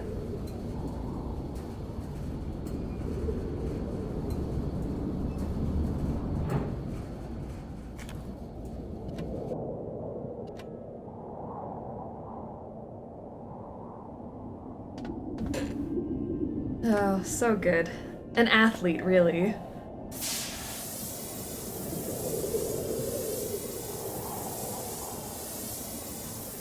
Tess, where are you at? Help!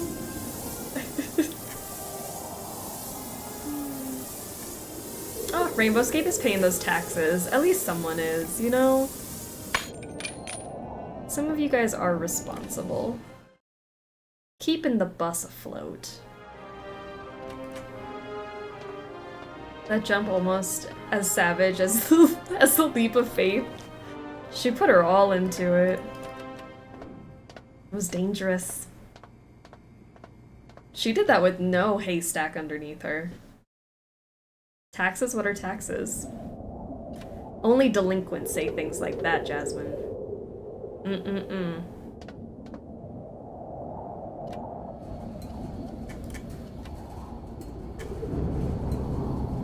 Misspelled Texas.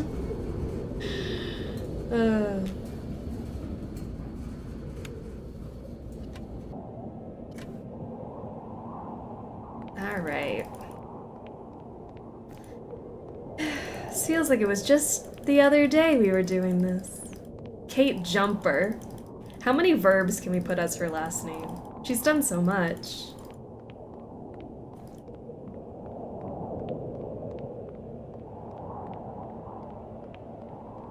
Kate Sasser, Kate Gaslighter. I prefer to be a delinquent in this economy. You know, I agree.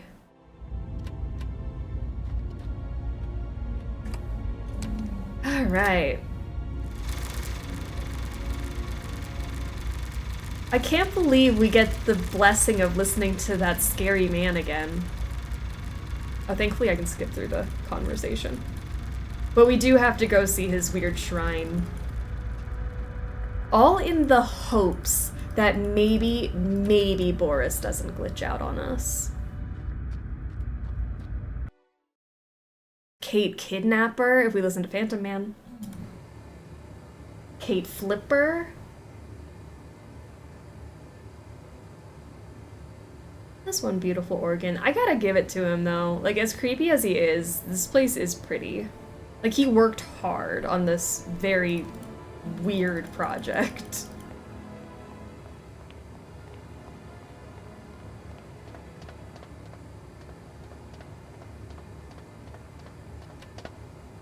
Okay, screwdriver. Give me my hands back.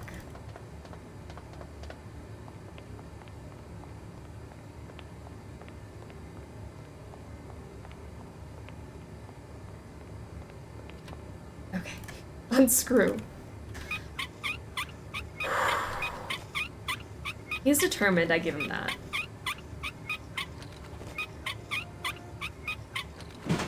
Just creative. I mean, he's a thief, but determined, creative, persistent.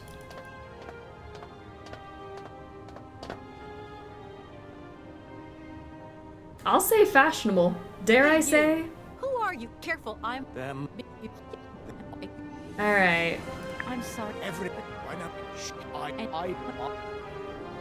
Okay, there's the whole plan. He's gonna open up his shrine for us. Stabby stabby with the screwdriver. That's what I think we should do. I think we should just stab him, but maybe that's how we get blood. Thin line between genius or whatever he is. He's, I don't know. I don't know if his intentions are good. But I suppose we don't know yet. He's asking for our help. And wouldn't you want your favorite singer to just come hang out at your house?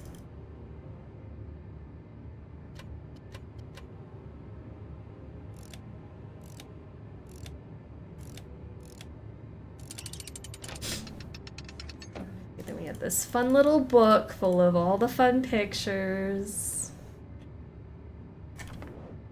And then we had to call Mom and be like, hey, your boyfriend is involved with this Mom. woman.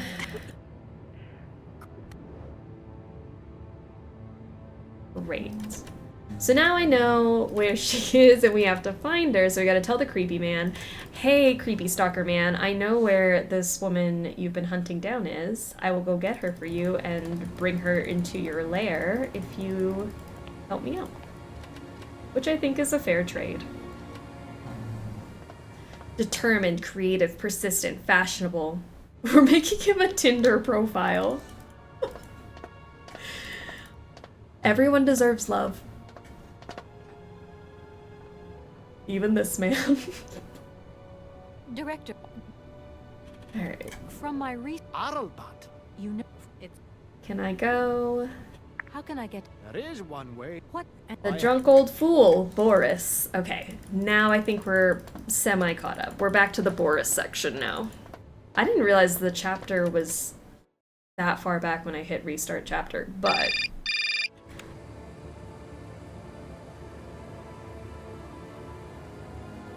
Yes? Ew, it's Dan. Okay.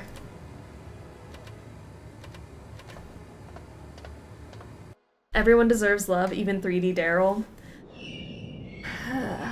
Even 3D Daryl. That hurt to say, but it's true.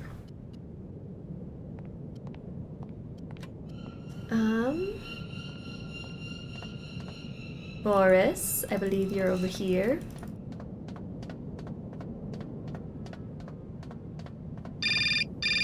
I swear. Daniel? Leave me alone. Hello? Kate! Oh, that Oh, you? it's How Olivia are to you? tell us that Olivia, she's dating great, our just the right person. fiance. Look. Look, it's like the. Alright, my best friend and my fiance dating each other. Great.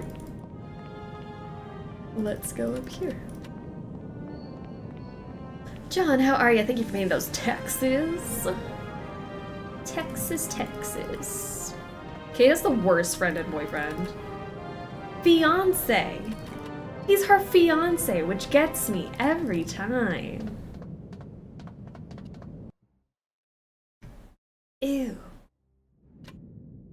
Excuse me. Alright, let's talk to you about all of the things. Let's hopefully you just work this time, Boris, because I was. Please don't get us into a pickle here. Howdy, howdy. Are you? Oh. I don't know how I forgot about the butt crack. That was still very jarring.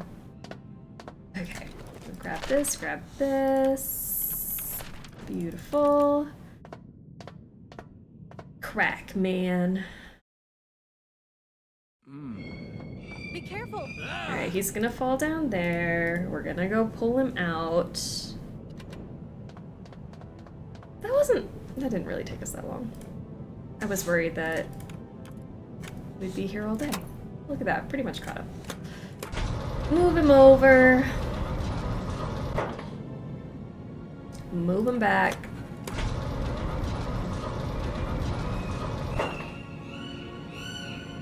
Shower.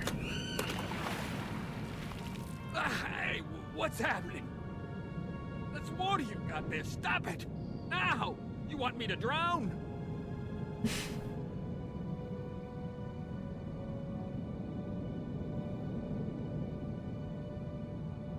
Fingers crossed, everyone.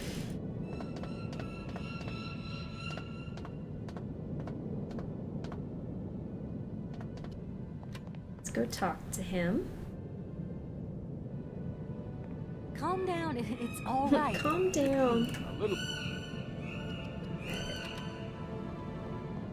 I think I'm gonna make a game just for the struggle bus called Mysteries of the Seven Booty Cheeks.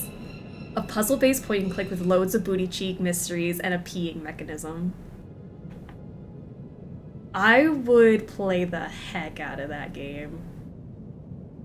Easily becomes my favorite. Which really speaks to what I look for in games. Can I pee? Is there a butt?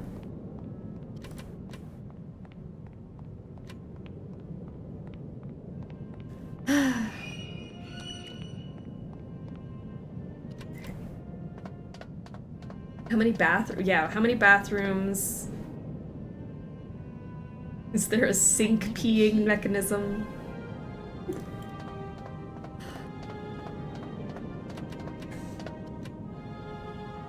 Right, so that's locked, and I think we went and asked Boris to help us with that, and then he was like, oh, shoot me into the sky, and then I'll help you, and then somehow we got all stuck and twisted.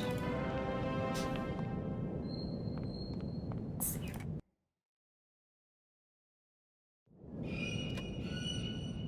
Sir? Okay. Airship. No idea. The airship still works. Thanks. Have the key. Sir? And I can also ask about Aralbad. Thank you. Alright, so now that we have the key.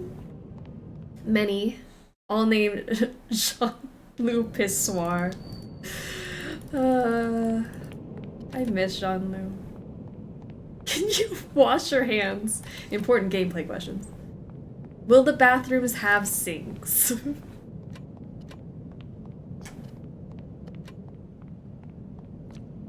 I truly don't care about any other room in a game.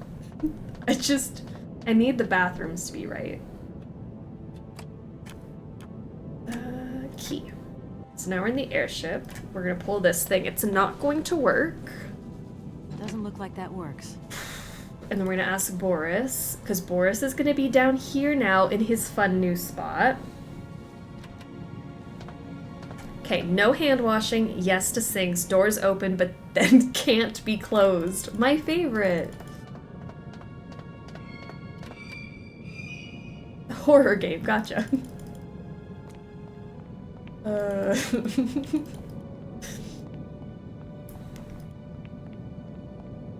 Okay, because now he's back here.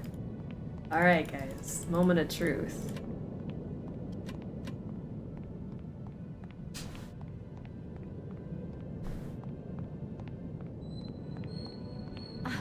There you are. I was looking for you. Let's... there. Let's just say that since the start of the... Okay. Okay, if we can get this thing going. That is what we're trying to do. Maybe this time I can take its blood.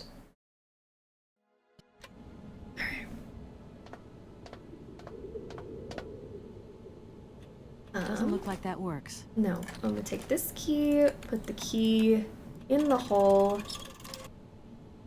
We've got to open this up.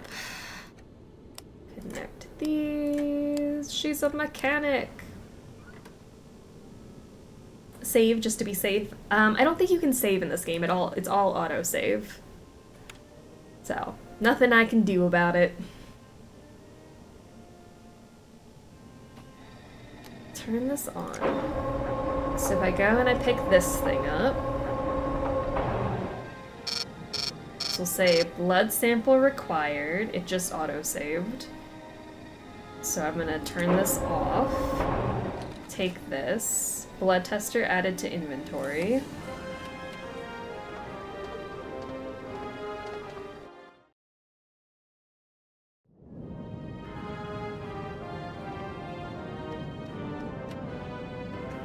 Let's see if it works now. Comrade Boris, I need a few drops of your blood. We just had to restart the chapter, you know? I need to analyze the pilot's blood. If you're going to the stars, you've got to be in good health, you see? That's why I need a blood sample. It won't hurt. There's two things a good soldier is always ready to do. Drop his pants and spill his blood. Go ahead. I'll only be needing your blood. My pleasure, ma'am. Please don't take your pants off. Ow! We got his blood, everyone! Victory screech! Ooh, alright. Just a little mix-up. We're all good now. Alright, so we're gonna stick that thingy in here. Turn it on. Blood sample refused. Alcohol level. Put my finger in it now.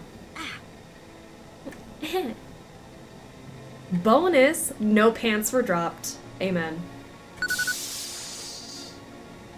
He should have taken his pants off to reveal emergency pants underneath. Okay, I think I've figured out how it works. Get settled in and let's go. Let's go.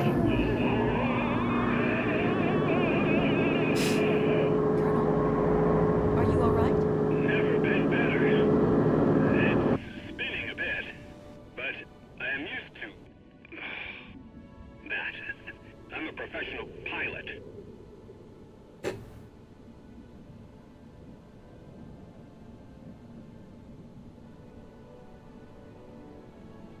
Miss Walker! Come in, Miss Walker. Are you receiving me? Clear as smog. Can you speak up? I'm ready. Press the launch button. You're not even in it yet, though. Okay, here we go. Good luck. Okay, I guess time to launch you. Takeoff procedure engaged. Countdown commencing. Colonel, you've forgotten to tell me the secret of the airship. What do I have to do? The airship will need to be right up. I'm so glad you waited for the last second to tell me that. 10, 9, 8, 7, 6, 5, 4, 3, 2, 1, 0. We have liftoff. Bye, Boris. And he was never seen again. Okay, that seemed very abrupt. But let's go grab the crank he left for us. What? He's gone. Where did he throw it?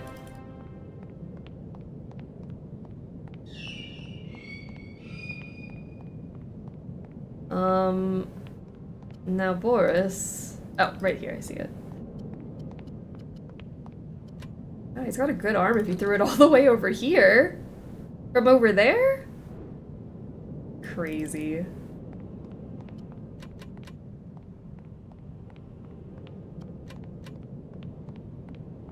Did the shuttle always look like that? I mean, the cutscene is the original. I don't know, I'm gonna play the...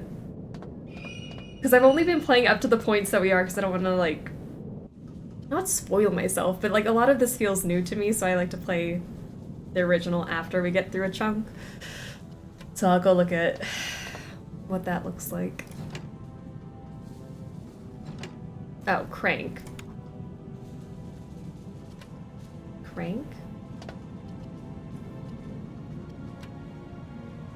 Hold on, he gave me a crank. I don't think there's anything in here that needs a crank. I think the crank is for that other thing. I was like, let's just get out of here, but wasn't there another place that had a crank hole? Or literally whatever else I could have called that besides a crank hole? Ew.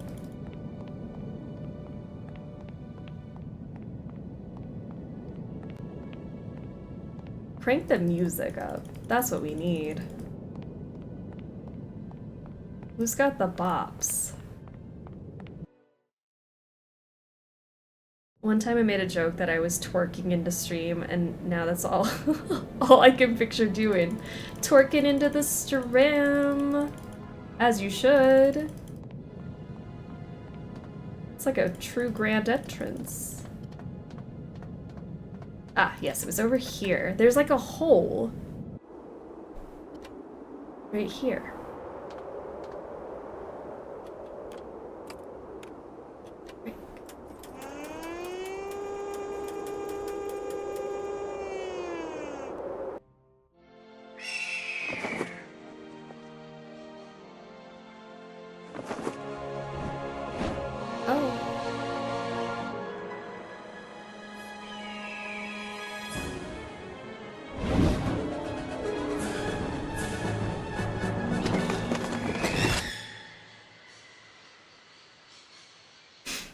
So aggressive. Okay. So now we're good to go?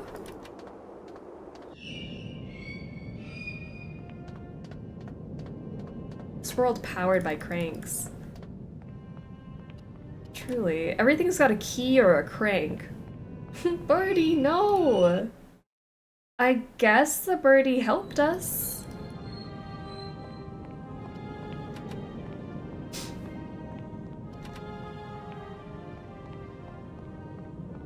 Go, Kate, go.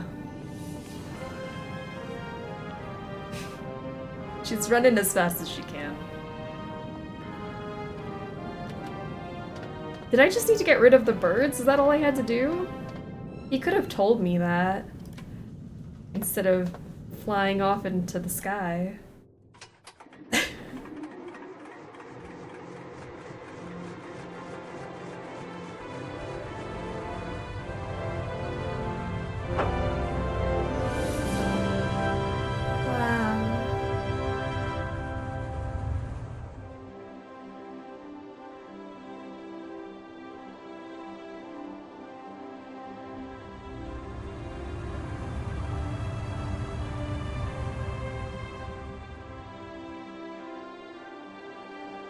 Look at it go.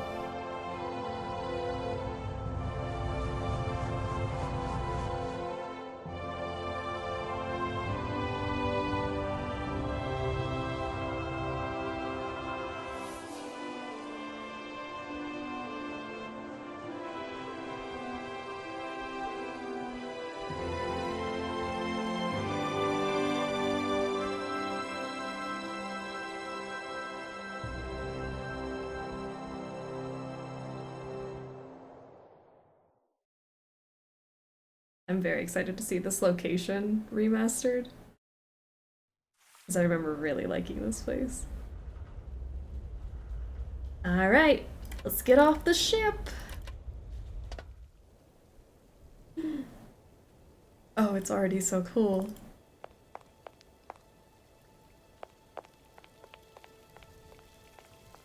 What? Ugh. If this is Dan.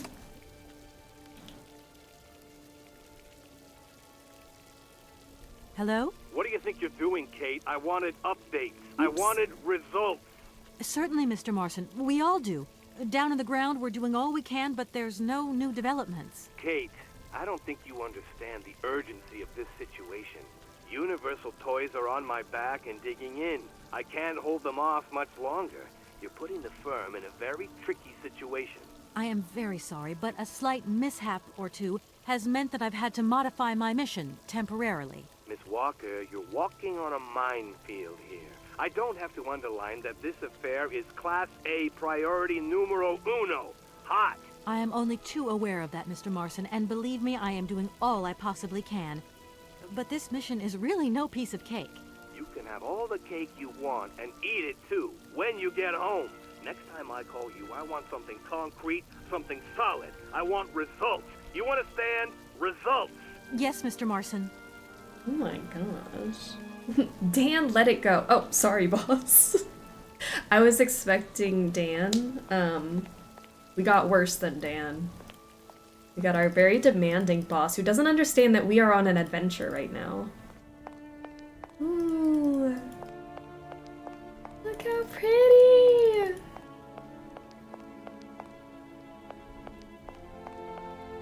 I mean, that should have just been the subtitle for this game. Syberia Remastered. Look how pretty!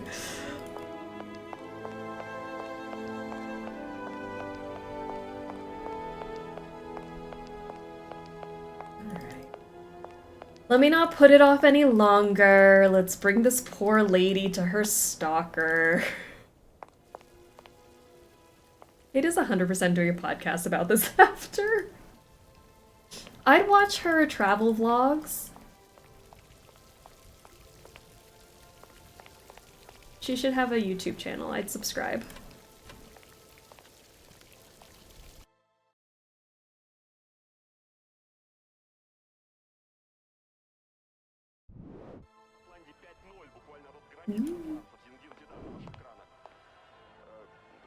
Alright. Anador Hotels. Kronsky Hotel. Let's read the Edenor. Edenor? Did I say Enador? Help. The Edenor Hotel Group is a hotel chain with a long tradition. The first Edenor was opened in Paris in 1928. Now we have prestigious hotels located in the historic centers of each European capital. Each establishment is unique and housed in former palaces, mansions, and stately homes restored to their former glory and converted. It's been a long day, guys. And converted into luxury hotel apartments. Edenor hotels are ideally located for capital city exploration. You may discover the beauty of a nation's architectural heritage while enjoying our high-quality accommodation and first-class service. Your total comfort is guaranteed. Your stay in an Edenor hotel will be much more than a stopover. The charm of each location with its period atmosphere will leave you with lasting and moving memories. Furthermore, our gourmet chefs are on hand to offer guests the finest of traditional cuisine from the host capital. We have 15 3- to 5-star establishments to our name spread throughout Europe. Some Edenor hotels all over Europe are listed, as well as a mysterious number, 46433-643. Do I write that down? Do I write down the mysterious number that's circled in red?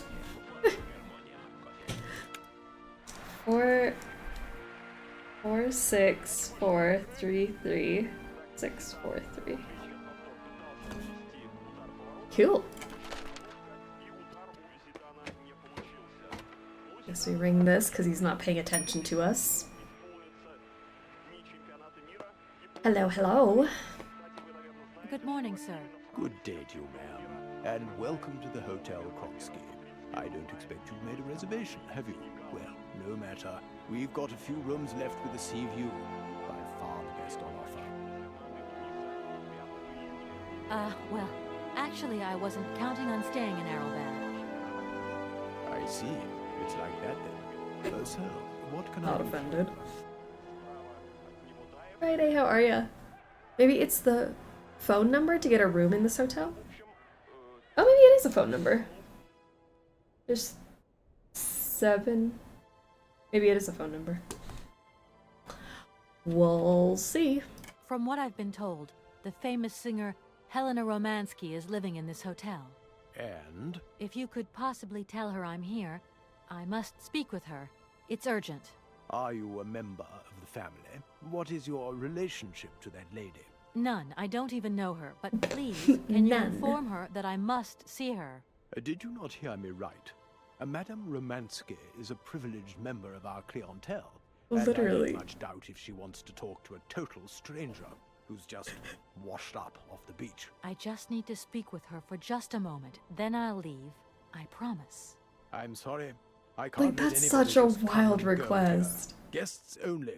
An establishment like our own has to think of the well-being of its guests. We like to think of ourselves as a stronghold, resisting enemy invasion and unwanted callers. The world is a strange and changing place, ma'am, and its roads are full of undesirables and indespicables just waiting to abuse generous hospitality. I can't believe she was just like, can I meet with your most prestigious member? I don't know her.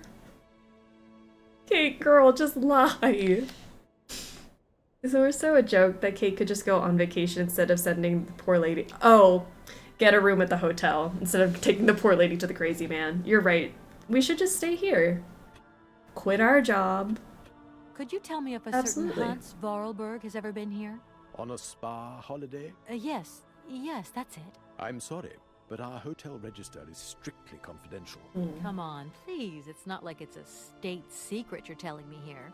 And if I just let you consult our register, what am I going to get out of it? My eternal gratitude? That's just what I was expecting. Adieu, as the French say, madame. She's so bad at this. Kate is new at adventuring. She's being a little too honest. She's like, come on, you can tell me who's staying here, right? You're not gonna get anything out of it, but I just need to know. Sir, I really could use your help. I'm sorry, ma'am, but my helping hand only serves my hotel guests. Well, let me just say that by helping me out, you'd also be helping out one of your very own guests. Ma'am, I'm not to be wound around anyone's little finger. You hear? Like, take Kate out of the situation. Say this was just like a random person. Absolutely not. The hotel manager would not give out your information. Just because you're a video game character, Kate, does not mean you can ask these questions. Let me introduce myself. I'm Kate Walker. I'm a lawyer sent by a major American law firm to take care of a delicate inheritance case. Ah, very pleased to meet you, Miss Walker. Felix Smetana at your service. I'm the receptionist of this establishment. Between you and me and the brick wall, I often play the role of general manager here, too. Ah, these days the place ain't what it used to be. This hotel is truly incredible, though. It's kind of sumptuous in an old-fashioned way. You should see how sumptuous our suites are. Sumptuous. For more than a whole century, they have accommodated some of the world's greats. Would you like to take one? No, it's okay, thank you. I'm not staying. I've got to get away. I'm expected. Right. Well, in that case, I don't see what I can do for you. Kate Stalker. She's not Kate Walker anymore. I want to meet someone who lives here. That's very inconvenient. None of my customers said they were expecting someone. You can't just turn up like that. We've got a very strict policy. In this day and age, the hotel ain't too open to, impromptu visits from any Tom, Dick, or Harry. Please, I absolutely must speak with her. It's very important. If it was that important, all you had to do was ring the hotel. People come here to rest, you see, to get away from the world, which ain't turning so good these days. Don't let me keep you. Good day to you, ma'am. Honestly, if I could have called, I would have called, but I couldn't. So please, can you bend the rules just a little, sir? Ma'am, in this hotel, we don't bend nothing for no one. Oh, but pretty please? Usually I travel on this fantastic mechanical train. Haven't I seen some kind of a station here? Is it possible to arrive here by train then? Of course it is. What were you suggesting? If I'm not very much mistaken, that's your air balloon I see getting blown to shreds in the hotel garden. Oh yeah, the airship. That's a bit different. I just borrowed that to make the round-trip journey to Aralbad. Whatever. You better think about getting it off there, and quick. With that contraption on my lawn, some of my clientele might have a relapse. She's like, I have this fantastic train. Oh yeah, that airship, that's mine too. Well, thanks anyway. At your service, ma'am. Alright, let's find a way into this hotel. Because clearly, we're not gonna just lie our way in.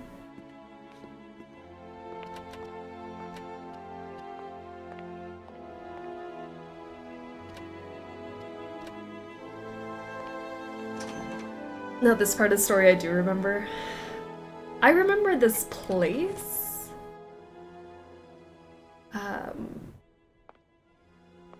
I do remember something with the fountain out here and that soap. Let's see if I can do that.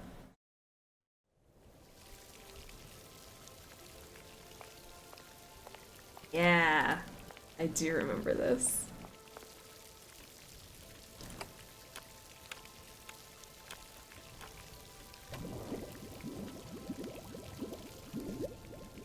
Oh, remastered bubbles? This doesn't seem as chaotic as I remember it being, though. Like, wasn't it, like, overflowing? Or maybe I just built it up in my head that way. Jerry, how are you? I seem to vaguely remember that there was some complex drink mixing puzzle. I remember a hard drink puzzle. I don't know when that happens, but it's definitely here. Yeah, I remember a drink puzzle.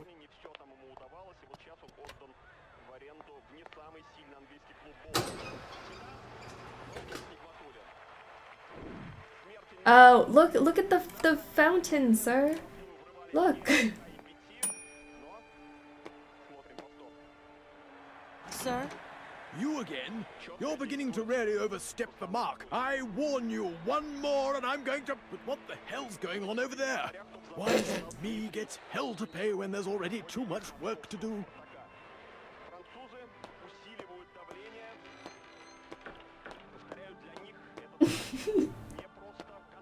Poor guy. He was just trying to watch his game. I guarantee he's not paid enough for this. Alright, let's take a look. In a book, it's Reading Rainbow. Musky Hotel. Ah, Helena Romansky.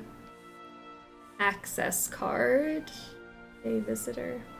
Hans Voralberg, resident. 1478.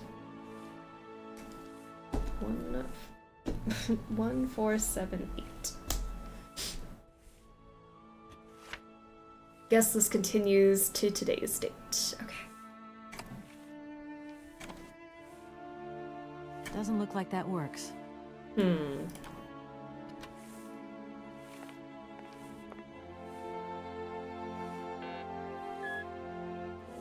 Oh no. What in the fresh hell is this? I'm assuming I have to light them all green. Right?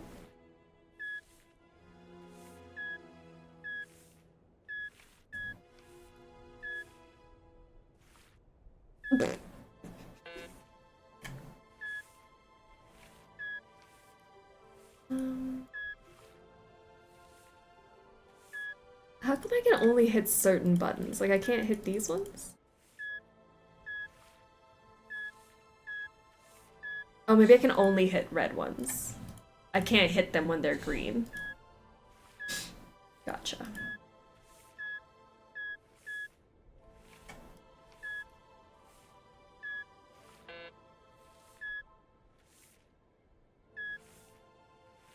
There's no way I'm supposed to light them all green. How is that even possible? No, I can hit them when they're green. Okay, so then I don't know why some of them I can hit and some of them I can't. Maybe it's just slow. If the Gets Register can cover 20 years in 2 pages, I have several questions for the owner of this establishment.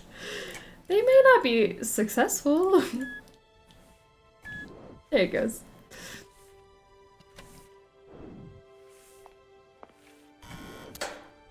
Ah, haha, we're in. Not a great couple decades for the hotel. That's fair. Maybe because he keeps shooing people away that want to come and see the guests.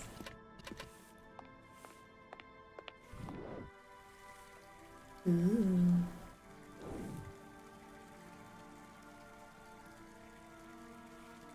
There's the drink thing. Ah, the infamous drink puzzle.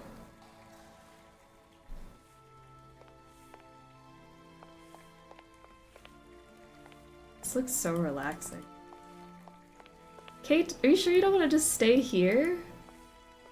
It seems like a nice place to just relax. Weren't there like 2 guys here? Aren't there supposed to be 2 guys here? Did I make that up?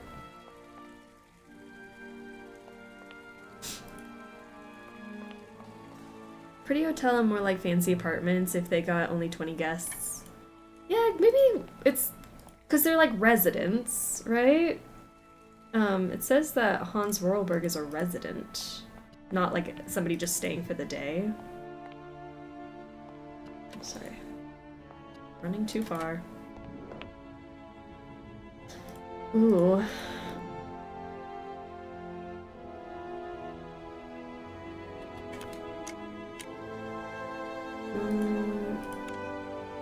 Place? I'm supposed to place something. Oh, there's a missing key. That's why. There's an 8 and a 0 missing. Man, I'm blind. Alright. I'm missing 2 buttons. Hello there. Good afternoon, miss. Are you the hotel barman? My name is James, miss. James? The automaton nurse. I am not a barman. I'm sorry. I didn't want to upset you. If you don't mind, miss, I would appreciate it if you would just be a little more rigorous in the terms you employ in the future. I love James. Have you ever heard of a Mr. Voralberg? The name is not entirely Okay. foreign to me. James. You James. know Hans Voralberg? That I cannot say, miss. Madam has forbidden me from talking about him and even mentioning his name. Why? Nostalgia, sadness, medication. Call it what you humans will. We never had this conversation, did we, miss? Madam would be very angry to learn that I know, and now you know as well. Don't worry. Mum's the word. Do you know Madame Romansky well? I have been in Madam's service since my inception. So you must have seen a thing or two. That must have been amazing to take care of such a great lady on all her journeys, be a part of all her recitals. I was but a twinkle in my creator's eye. Madam required my services shortly after her arrival here at the Hotel Kronsky. Can you take me to Helena Romansky? Not at this hour, miss. Madam will still be watching the sea at the end of the pier. So? Madam knows perfectly well that during this season I don't go down to the pier. My wheelwork goes dicky under the double corrosive action of the salt and sand winds. Listen, you can hear them sweeping up and down the beach and out to sea. We call it the salt wind here. It'll drive us all crazy one of these days. Come on. Just make a little effort. No, I'll stay here and make ready for Madame, in case she needs me. She can be so unpredictable, such violent swings of mood. My name is Kate Walker. Pleased to meet you, miss. You are not here for treatment, are you? No, I'm not. I only want to meet Madame Romansky. I would be delighted to serve you tea when Madame returns from her constitutional. I don't want to impose. Maybe your mistress won't want to take tea with me. Madame likes to complain for the sake of it. Believe me, she loves visits. In that case, thanks for the invitation. I'm looking for Madame Romansky. Do you know where she is? 3:30 to 4:30 p.m., Madame Romansky takes her daily constitutional on the pier. Tea is served at 5 o'clock sharp. Is it possible to go see her? As you wish, but do pay attention to the salt wind. The salt wind. Wheelwork gone dicky is a wild phrase. I love James. He's got such a way with words. Do you know Komkolzgrad? I left my train there with its engineer. You'll never guess what. It's an automaton just like you. There's even a family resemblance. Firstly, I would say that I do not know Komkolzgrad. Secondly, I have never taken a train. Thirdly, the existence of another automaton with such a degree of finesse as myself appears very unlikely. Madame has always assured me that I am a unique model, a gift from a former admirer. Yeah, but you two really do look alike. Kate. You know, I miss him. Why is he not here with his train then? I would never allow Madame Romansky to leave on her own.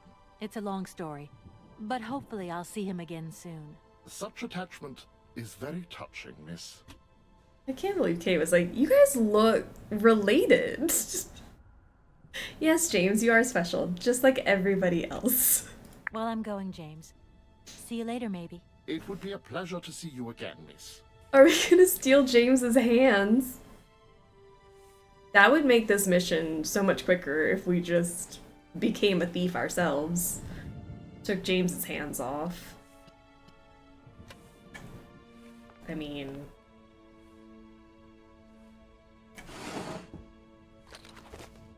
lemon and honey. Lemon and honey. Oh yeah. It's all flooding back. Oh hell. Okay. A list of alcohols is written on the note as well as musical symbols. G and F keys seem to refer to champagne and cognac respectively. Ooh. Okay. Cool. Maybe I should take a picture of that. Just so I have it, for my own sake. And sanity. Okay. Yeah.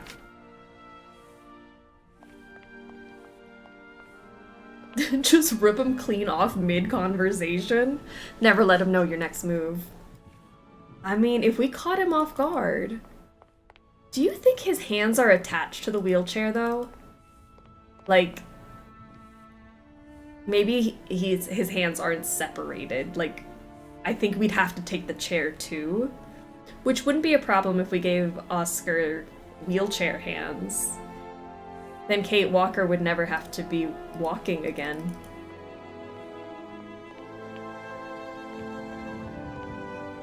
Let me go over here. What about back here? I'm missing some keys for the keypad. So... let's see. Oh, this is a long hallway for one table. Ah, a 0. And a glass. Alright, so now I'm just missing the 8. The 8. Kate Walker to Kate Scooter. That would be her.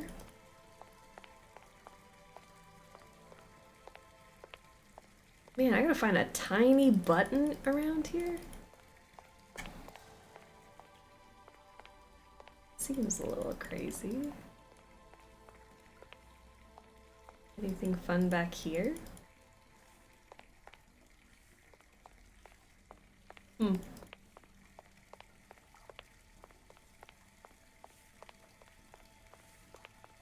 Can we get into the pool?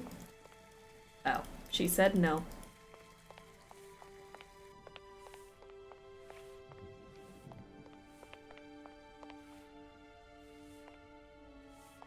Okay.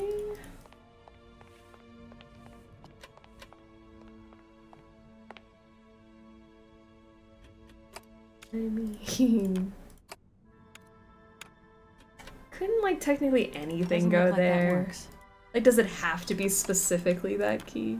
Like, can't I just Doesn't look like that push works. the button? Okay. But I can put numbers in now. I couldn't do that before. Well, what do I put in here? The Hans number? 1, 4. Oh, well, I need an 8.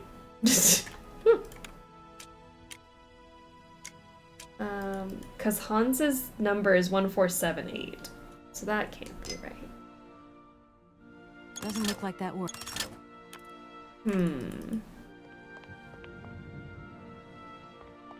We also have that other number, which might be a phone number. 46433 643. Did I just make that 6-3? 46433 643. Why does that look weird?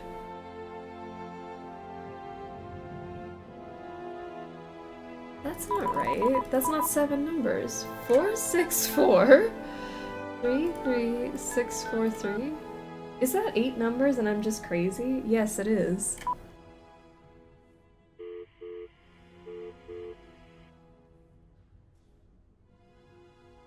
Maybe that's not a phone number. To me, it looked like 7 numbers.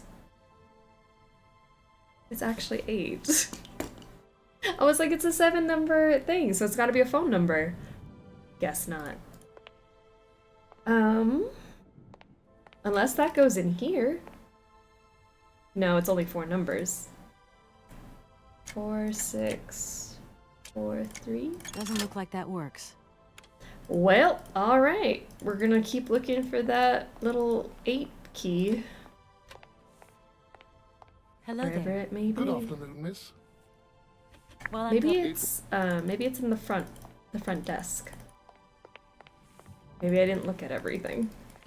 Which is entirely possible.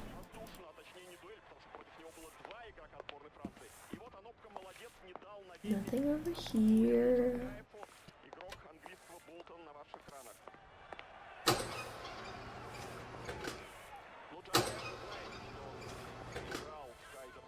Okay.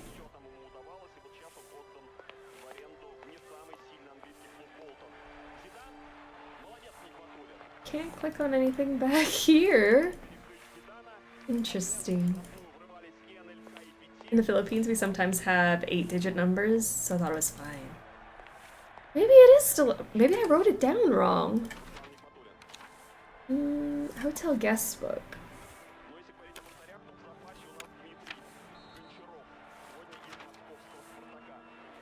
Well, it's not in here, but Hans Voralberg 1478.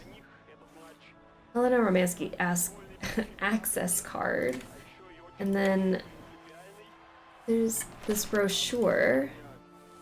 4643 364 4643 3643. Oh, I didn't mean to just throw that out of rage. Now I have the number right, so maybe it's not a phone number. What is it for? Radical, how are you doing? Welcome to the stream. Alright, let's find that button.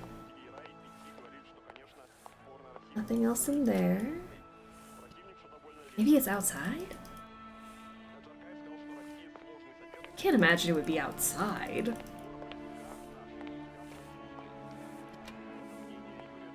Oh, I can't even leave. We're trapped in here. 8 digits, you wrote it right. I can't believe I wrote it right, first of all. Second of all, I can't believe I think I've looked at everything, but I don't see a... like an interactable thing.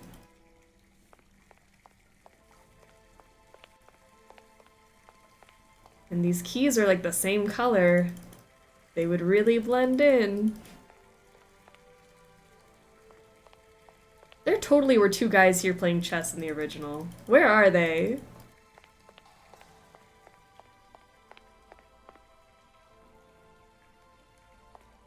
Okay. Just double, triple check everything.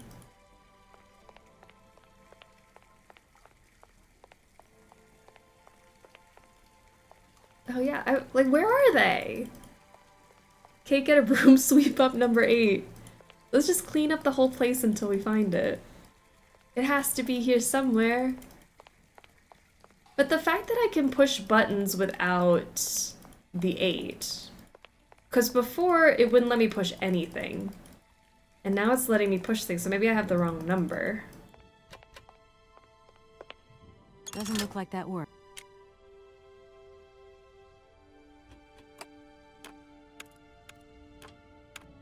Just blowtorch it. So maybe there is a number here that doesn't involve an 8. But what would that even be? Can I just put any old number in here?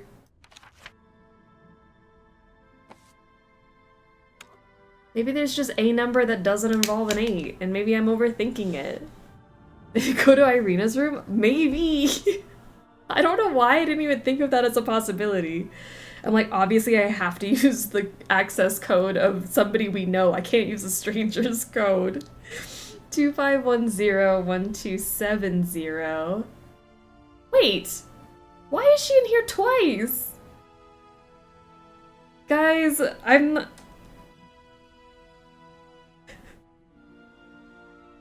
I irritate myself.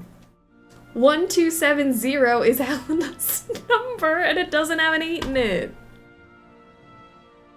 I thought it was access card. I saw this and then I ignored everything else. She's twice as important. We overthought it. This is so on brand for us. Guys, I saw James and every thought went out the window and I was just thinking about how cute he was. 1270. Darn it! I've got to find another way around. What do you mean? What just opened? Oh, the door back there? Hold on. Wait. Wait! Wait! We are so quirky. Wait! The chessmen! I knew something was missing! I'm sorry to disturb you. Yeah, I think I can thrust with my queen through there. Unless... I can see that I'm disturbing you. Hey, Man, I was gonna dock points for them not being here. maybe I'll squeeze him with my bishop instead. Nothing like a good squeeze from my bishop. Okay, I wouldn't like to disturb you any longer. I need that though. Excuse me, could you just... Must confess, I am flummoxed. That defense there, a real conundrum. I really could do with... Right hook with the knight. Nope, he's gonna follow through with that castle. Okay, got the picture. Thanks a lot. I need that. Look at the moves on that guy. Oh, so I'm glad they're there. I was worried. The chessmen. Okay, what is this? Temporary code 0968. How many numbers do we need? 0968. 0968. So I need an 8.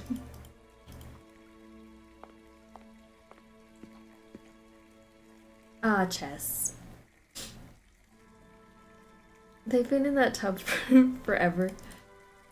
Playing chess in a tub sounds relaxing. I don't even like chess.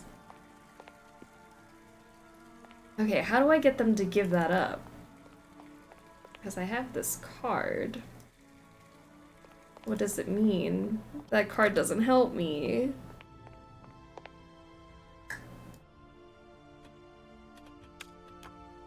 What about any of the other numbers? 52510. Doesn't look like that works. 3915.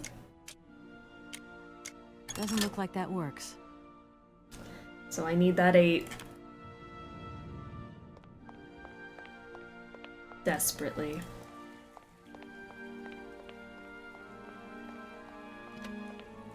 Oh! Oops, something's back here. Can I make their tub too hot?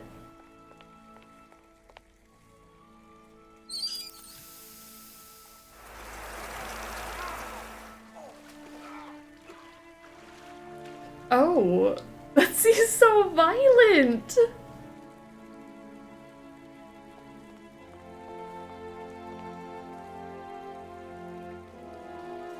I literally burned them until they got out of the tub. Kate is a menace.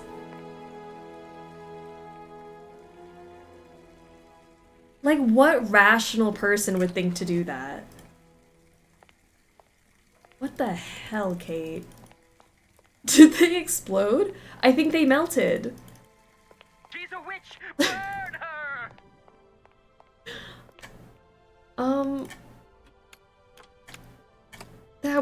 That was wild. But they were but chessmen. What did they do? 1, 4, 7, 8. That's Hans's number. Okay, and then 0, 9, 6, 8 for that thing on the card I found. Amazing. Burn, baby, burn. Oh, poor guys. No point weighing myself down. Oh, I need it for the salt winds. Sorry, look at the new look. Fashion. No point weighing myself down. She looks great. Beware the salt winds.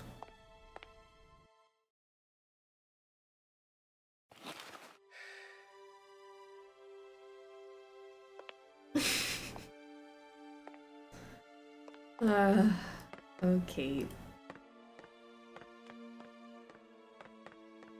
Wow, this is gorgeous. I'm loving the Silent Hill fog. Cast mask for the salt winds.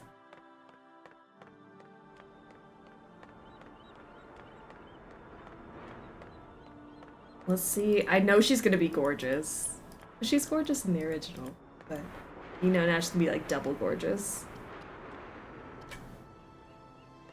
Madame Romansky? Madame Helena Romansky? Who are you? What do you want? Who I'm are sorry to you? disturb you, ma'am. My name's Kate Walker. I've come on behalf of Frank Malkovich. Ah, Malkovich, the old son of a gun. Are you one of his celebrity? Not exactly. He's a good friend of my mother's. Good friend. He told me you might be here in Aralbad. I'm American, a lawyer. To what do I owe your visit? You have come so far. It must be important. Indeed it is. I have very delicate and pressing business to attend to. I have just left... Later, my dear, later. I have a slight headache. This hotel mask pinch so. I have to go in. Please, could you be so kind as to call my valet? Your valet? Of course. You back here again? How dare you show your damn fits back here? Get out of here immediately.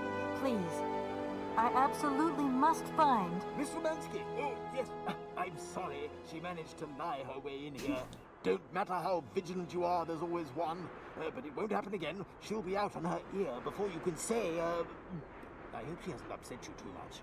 Oh, Felix. Stop being such a grizzly bear. This woman is my guest. She's your guest? But that ain't possible. This Vandal didn't even know you 3 hours ago. Be quiet, Felix, before you offend someone. Miss Romansky, please.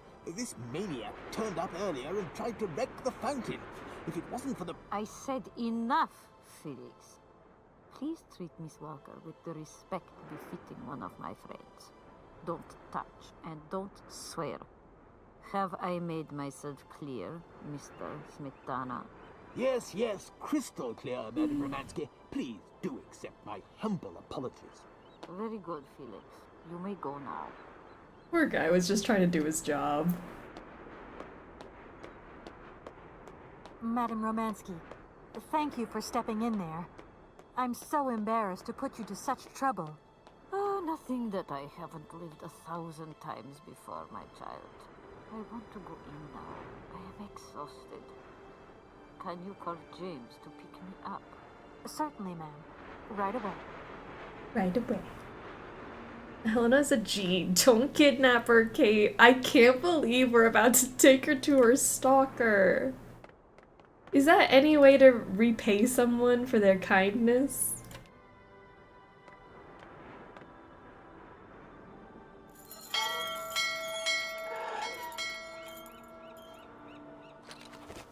Oh, I can take it with me.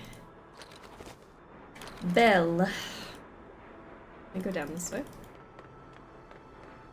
Ooh. Let's go for a swim. So beautiful. I can't get over it.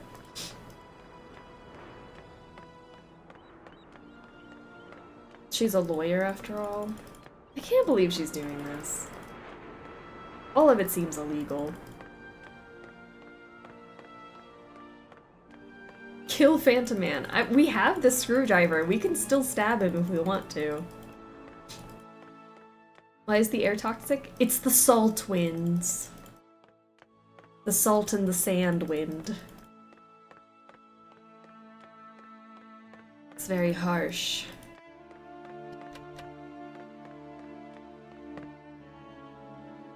Oh. I put the bell over here.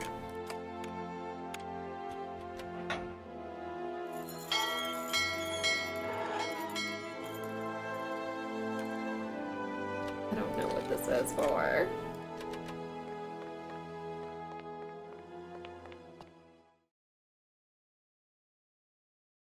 Kate knows she's in too deep now. She can't resist.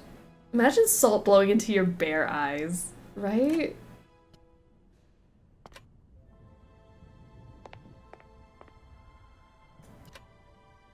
James! The good lady wants you.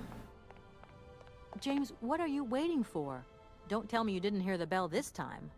The bell did indeed ring, but it is very windy outside, isn't it? Yeah, it is a bit gusty. But what's that got to do with it?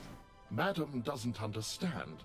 She says an automaton doesn't need protection, but my insides don't like the salty wind.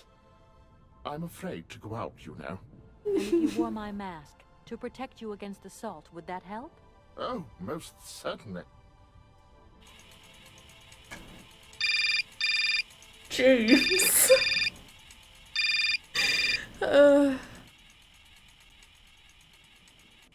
He was convinced so quickly. Katie Pooh. So, have you met her yet? This Helena person? What's she like? Does she remember Frank? Hi, Mom. Yeah, sure. I met her, and yeah, she's living in Aralbad. You can thank Frank for me again. I'll remember too, honey. So, what's Aralbad like? Maybe Frank can take me there one day. It's this seaside resort, Ma, but it isn't what it used to be. You'd be real disappointed. Maybe you're right. So, when are you coming home? Is that mission all over then? Not really, Ma. I still haven't found the heir I'm looking for to wrap up the case.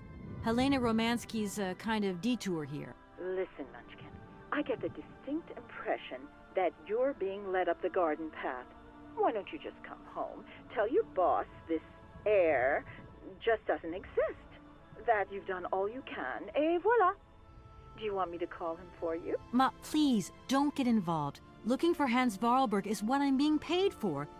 But I also just want to find him for myself. Honestly, you're just as stubborn as your father. Don't complain that your mother didn't warn you. Don't worry, I won't. I don't think we're getting paid to bring Helena to her stalker, but you know.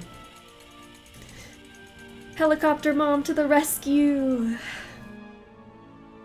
Harley, how are you doing? Quick pop in because suddenly I'm becoming important at work. That's a good thing. They need you.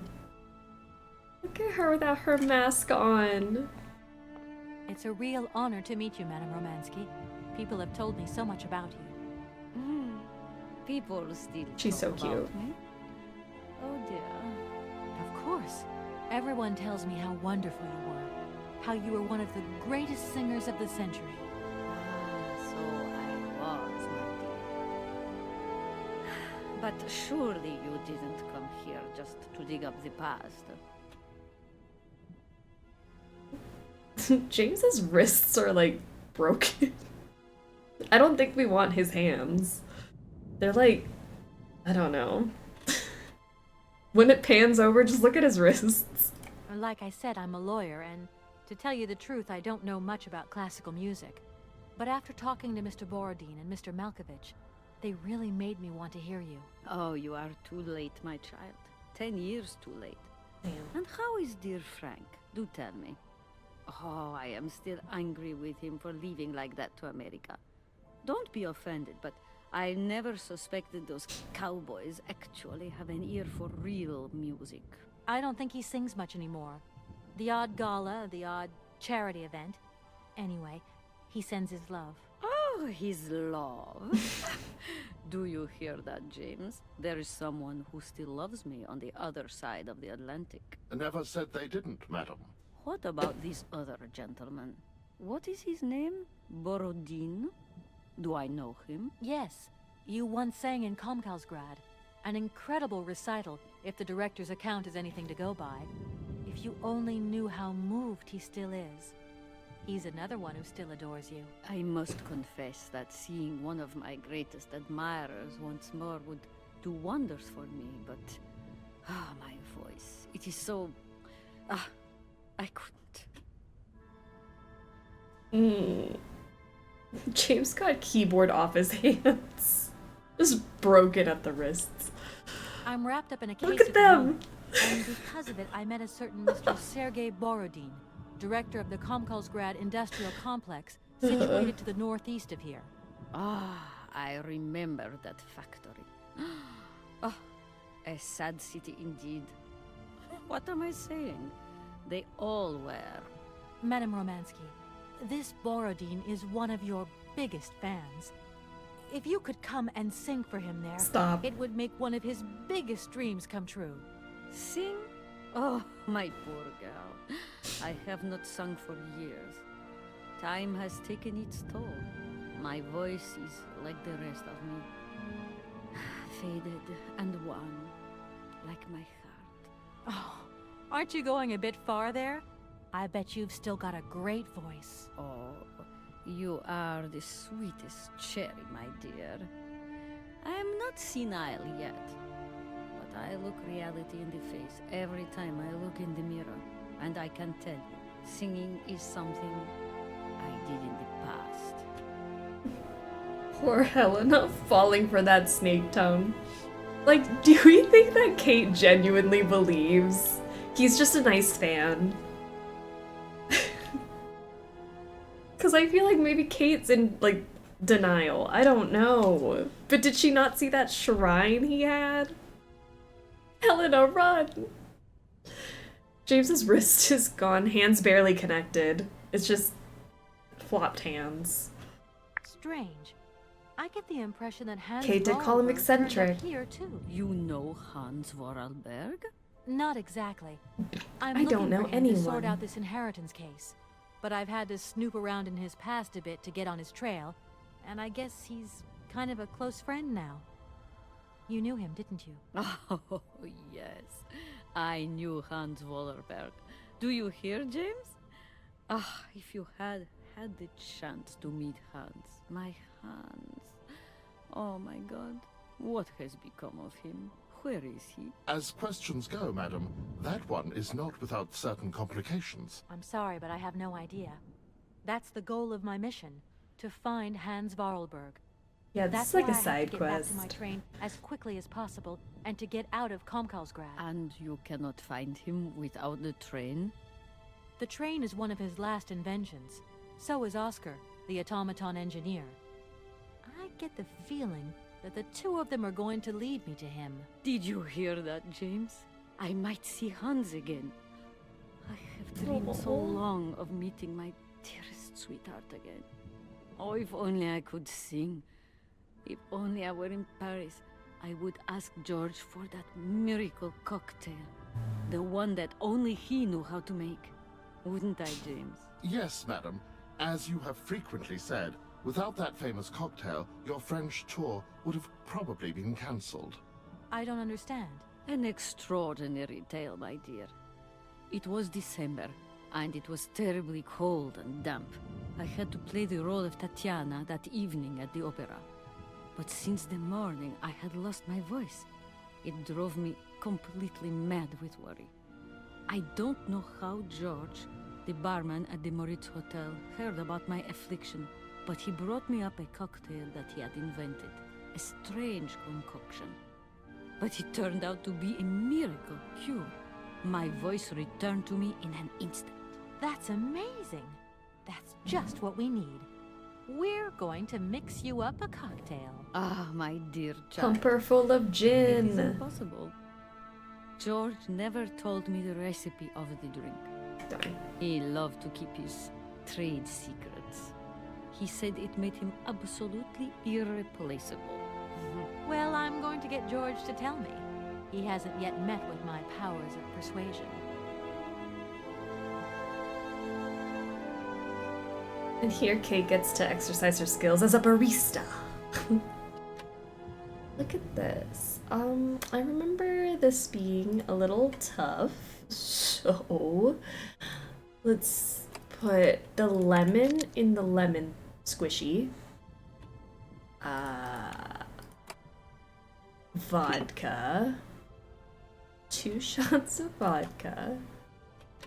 Honey? Is that what goes there? Honey? Okay.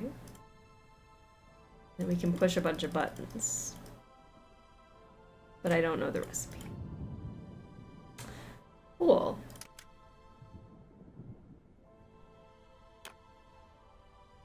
Madame Romance, Do you? no. No buts, dear. Oh. No ifs. If I don't get my cocktail, I won't go with you to Komkolzgrad. What are you waiting for? Did you hear that, James? This situation is quite unbearable. I quite agree with you, madam. Jeez. This young lady clearly is quite incompetent. We really should abandon the whole idea. No, don't say that. This cocktail is important to me as well. Go on, my dear. Show us what you're made of. I was just gonna ask how to get the recipe. Oh, phone number.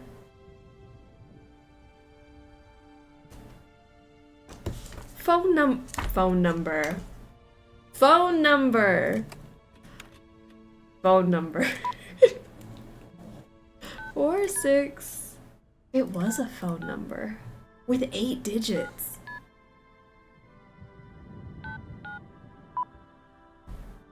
Hello, Hotel Moritz? Reception here. Can I help you? I'd like to talk to Mr. George. He's a barman at your hotel. I'll connect you with the bar. Just a moment. Hello, Hotel Bar? Hi, I'd like to talk to George, please. George? You mean Mr. George? Yeah, probably. He must have been a barman at the Moritz in the 50s. Well, don't want to disappoint you, but Mr. George stopped working here quite a while ago. What was it about? I've been told that Mr. George had a recipe for a fantastic cocktail, and only he knew the ingredients. I absolutely must know what was in it. It's a matter of life and death. I'd love to help you, ma'am, but you see, old George, now he knew a lot of cocktails. One hell of a barman and one hell of a reputation. He did write down his recipes before he left, but if you can tell me which one you were looking for exactly? I don't know. There are a lot of them, you say? Yeah, the Paris Peking Shuffle, the Deep Green Secret, Boko Poco, Blue Helena, Red Mambo. Helena! Yeah, that's the one. The Blue Helena. Right, I'll take a look. Blue Helena, you say? Let's see. 1 measure of vodka, 1 measure of blue curacao, 1 measure of honey, a dash of lime and ice cubes. shake it all together, and Bob's your uncle. Perfect. Thank you very much, Lime? sir. You What if have I been just have most helpful to lemon? me. It said lime. I only have a lemon. I hope that's okay. We're looking for a song. We are looking. Well, we're looking for the recipe. We got the recipe, and then we're gonna use the music sheet we found, the musical notes. When did you play the original game? Gosh, years ago? Was that 2 years ago? I don't remember when we played it. 2, 3 years ago?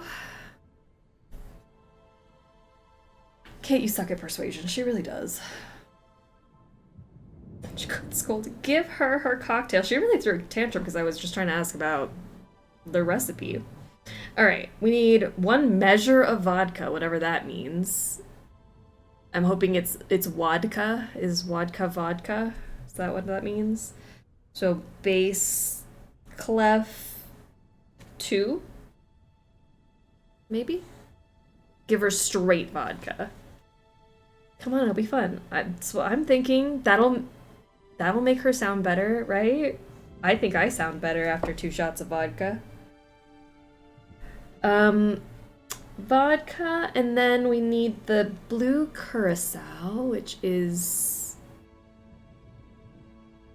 treble? I guess now we switch over to the treble.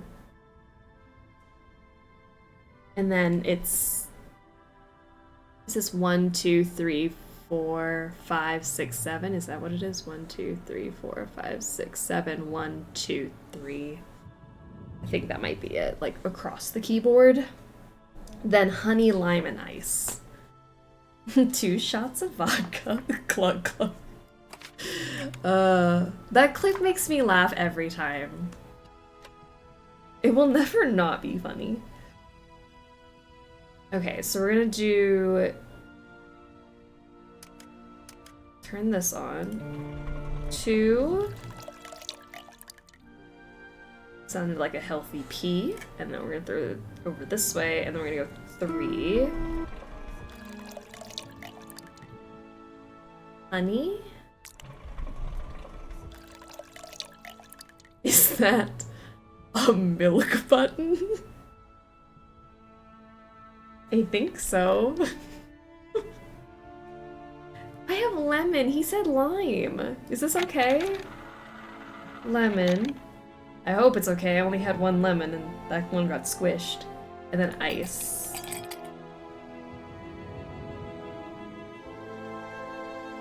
And then what? And then what do I do? Oh, is that serve it? Serve it? Here it comes.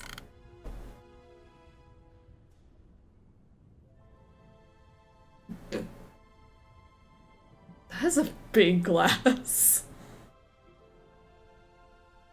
My voice.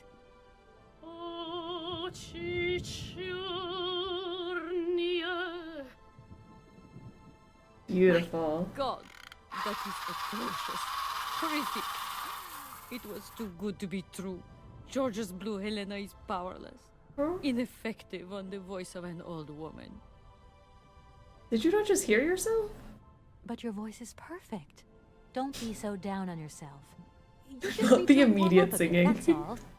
After all these years, it's to be expected. No, I am very grateful for all your efforts, but really, I cannot go on stage with such a puny, pathetic voice. My performance would be so poor. I would get such bad reviews. You've just got to get your confidence back. Hasn't she, James? Don't drag James into I this. must concur, madam. It sounds to me like your voice is fully restored. James, be quiet. You are a sniveling little creep. That was so uncalled for. What did James do? Please.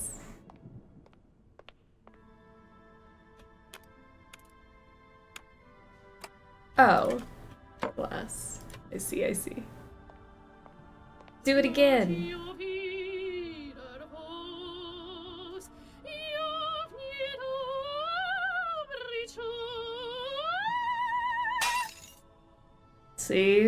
You're perfectly fine. What have I done? My voice has returned.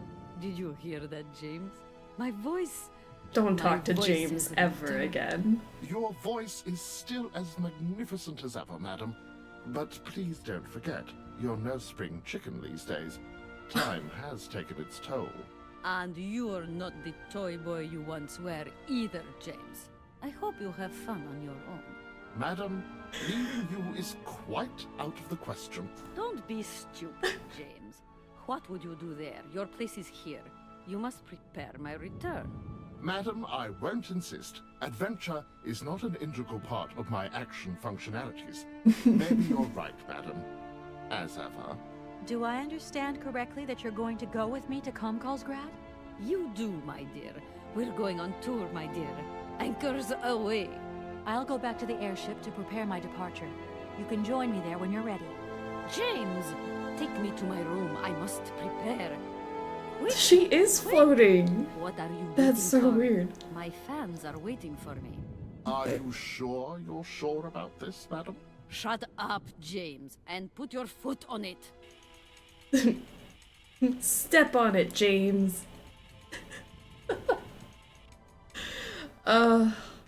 Their relationship is so funny. Only true besties can roast each other like that. He's like, time has really taken its toll on you, ma'am. James strong as hell. I didn't realize the wheelchair was floating. That's crazy.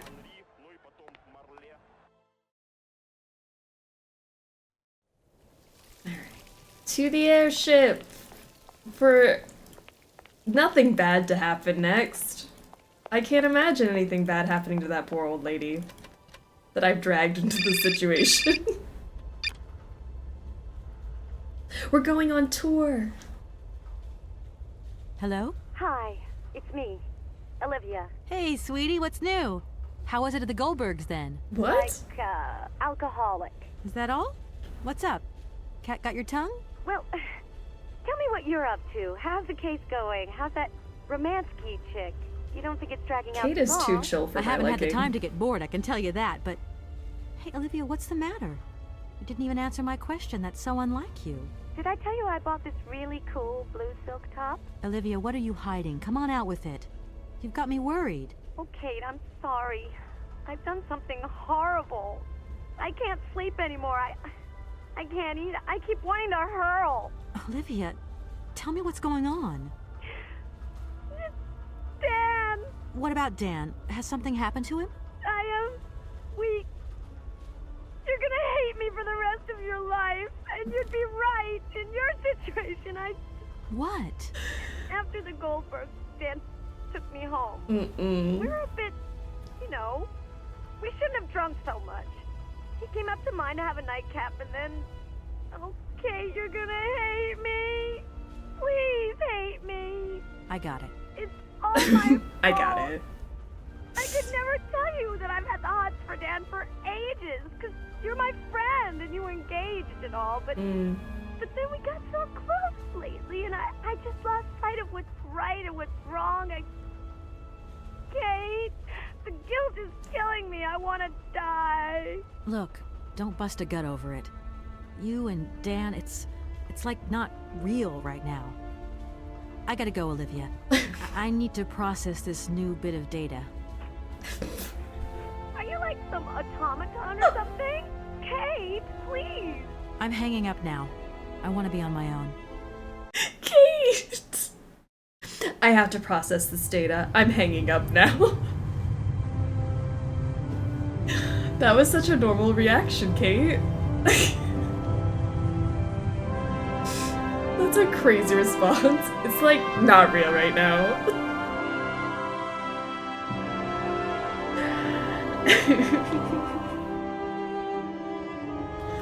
Kate was just waiting for this last excuse to stay on her adventure. Oh, Helena looking so good.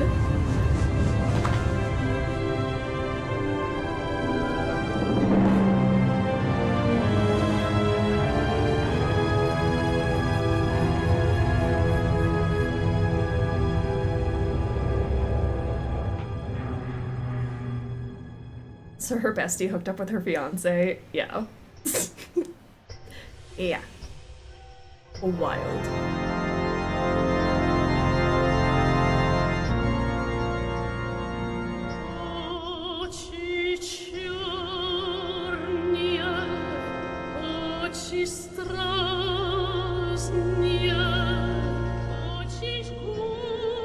Icon.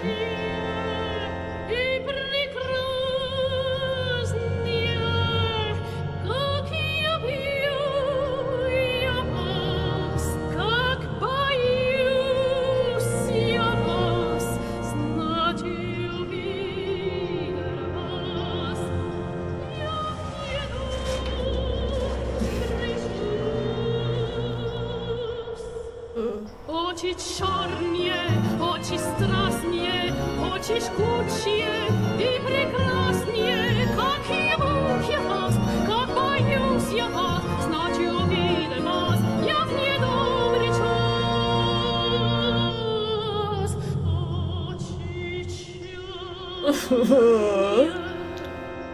Очи черные, очи страстные, очи шкучие.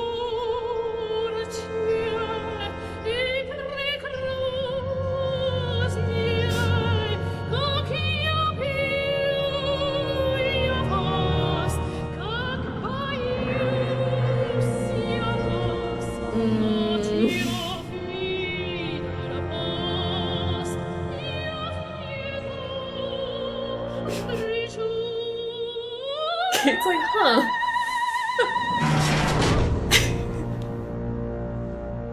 Who could have foreseen? Did anyone see that coming? Not me. I can't believe it. Helena, move! I can't believe this. Well. Kate, help me. What is happening? Help what me. does this man want of me? He has gone totally mad. Don't worry.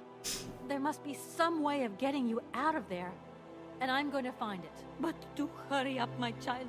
I am terrified he will return and become dangerous. Become dangerous? You can trust me.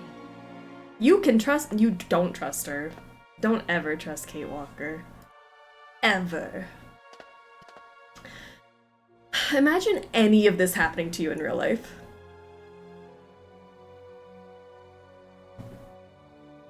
I just wouldn't believe someone saying that my biggest fan wants me to come sing in their creepy factory warehouse, and I'd be like, yeah, sure, why not?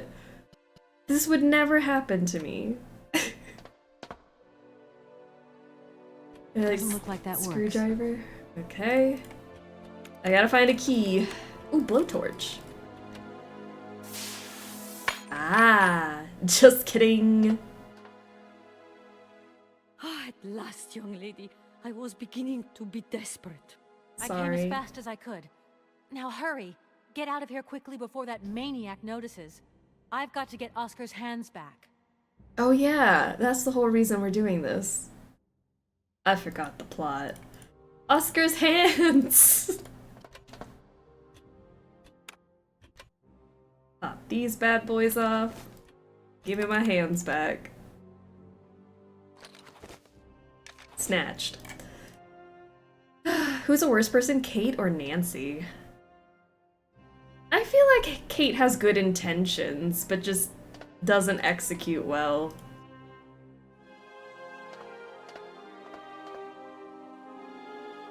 But Nancy's tone deaf. I don't know.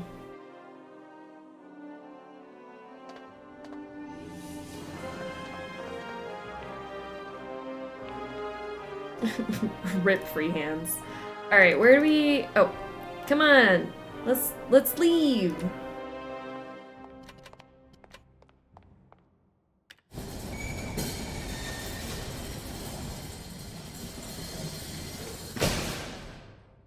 Are you all right, madam? No, My she's heart not. has been put to the test here, but it just might hold up. Oh, thank goodness. Let's go. Let's not hang around here. Yes, let's leave this dreadful place. Like James said, she ain't no spring chicken anymore. Let's get him. Oh. But my God, what has happened now?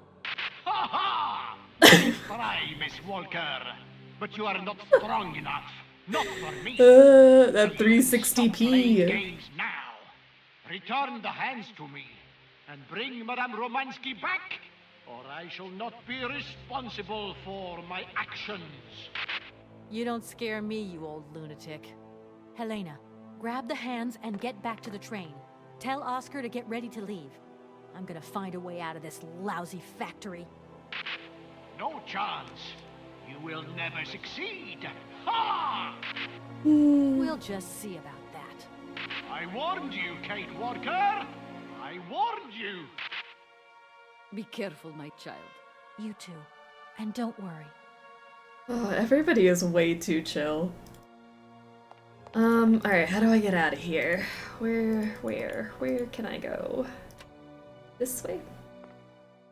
Time to kill the Phantom. Let's do it. I still have the screwdriver. It's not too late.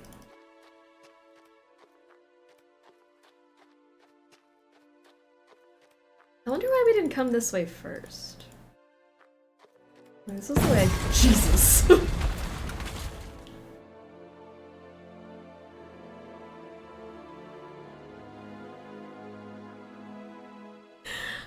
How do I manage to get scared in non-scary games? Now what the hell was that? Jump scare. Oh, he just blew up the mine. It's fine. Great. Helena's so sweet. She reminds me of my grandma. She's so sweet. She's so glamorous. She doesn't deserve to be in this situation. Alright, let's get out of here.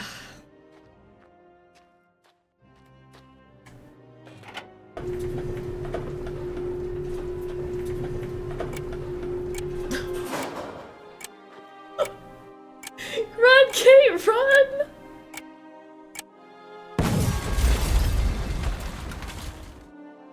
Oh, I wish I could be Kate reacting to a bomb. That's it. That's all we got out of her. Okay, so then how do I leave?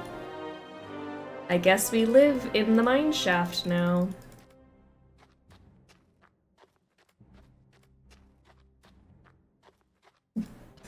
Oh, leave. I can still go. Alright.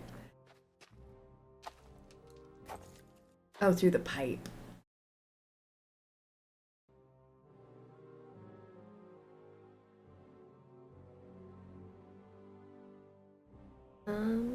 To the train? Or can we leave? Did Oscar get his hands back? Are we okay? Oscar, get this train moving. There's a psycho on the loose. Oscar, I'm back. Let's get out of here. What a pleasure it is to see you again, Kate Walker. Please take your seat with Miss Helena in the carriage. She simply is a charming lady. She helped me screw my hands back on. Aww. I must inform you, though, that regulations make no provision for supplementary passengers. I hope that you still have your ticket for Aralbad. Oscar! Message received and understood, Kate Walker. Departure imminent. Thank you. Alright, let's go. Let's take our seat. Kate is too stressed to react. Just like not the right response to a bomb. Oh, what now?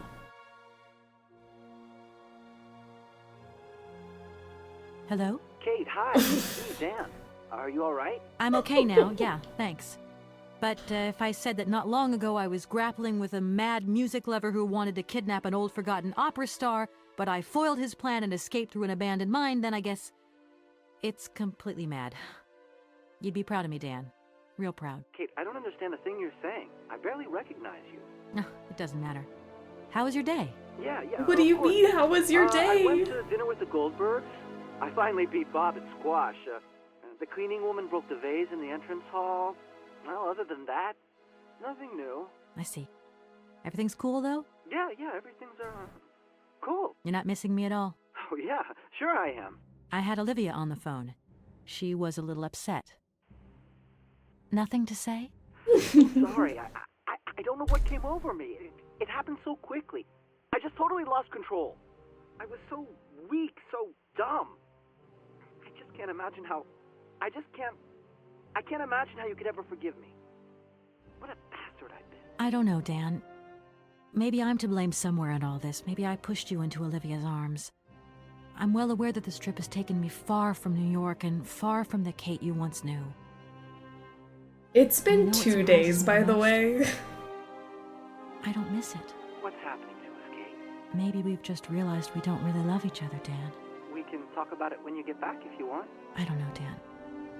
We'll see.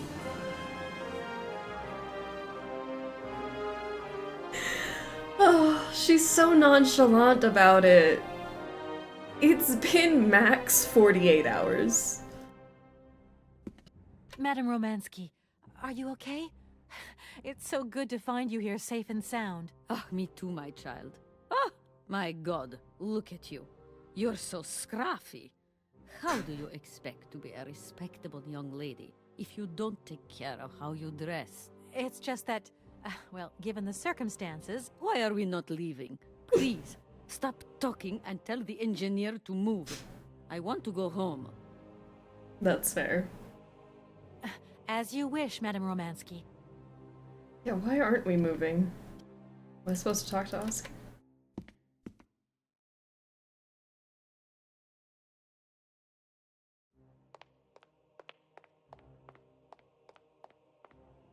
Oscar, move the train!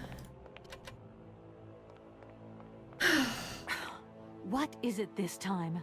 Large iron rods have emerged from between the huge legs of the giant statue. The track is now completely blocked. But that's absolutely crazy. Will that madman never get off our case? I'm gonna see what I can do.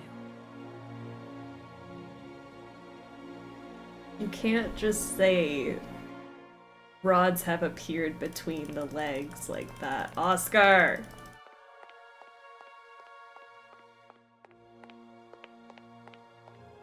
Okay.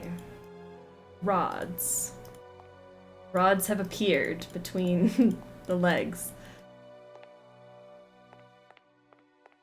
Cut the man's legs, Kate.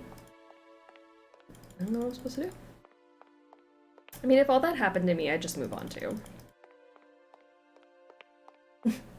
Yep, Dan, good riddance. I guess we're over it. Blowtorch crotch man. What happened to my blowtorch? I dropped it somewhere? I think I dropped it after I, Dynamite! Dynamite is probably as good as a blowtorch.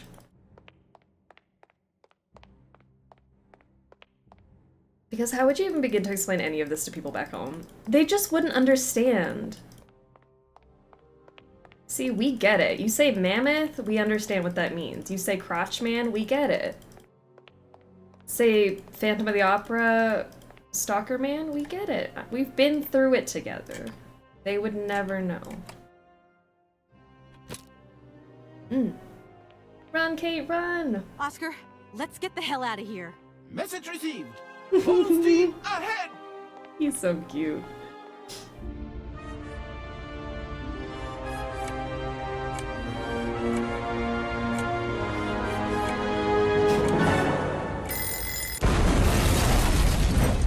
Crotch man!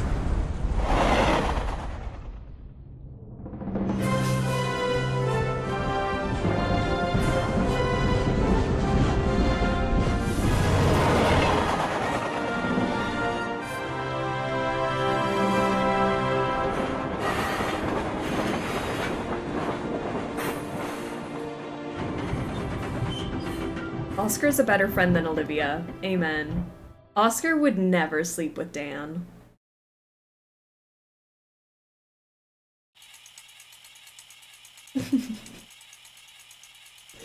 Oh, James. Oscar's our ride or die bestie. Absolutely.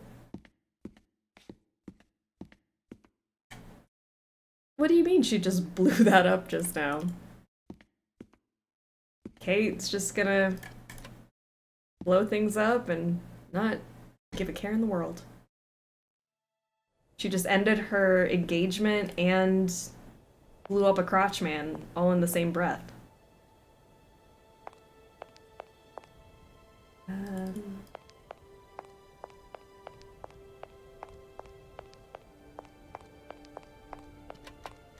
Why aren't we Humor is a leaving? concept outside the scope of my functionality, Kate. Sorry, I might have double-clicked. You should know that by now. Oscar, come on, quit crabbing. We got out of that dingy city safe and sound, didn't we? And even with a certain style, I might add. Style is the right word. Hey, what are you doing on the platform? That's not like you. I wanted to take a little air and dust away the cobwebs from my joints. This salt wind is terrible, though. I think it would be wiser to return to our nice, warm train. Get a life, Oscar. So does Kate just go home and kill Dan? Because I'll pay the lawyer bills. She is a lawyer. She could probably be her own lawyer, right? I support her killing Dan. Not 1 week ago, this woman was in New York just chilling. And then she discovered adventure. After all the long-winded puzzles, this one is just blow it up.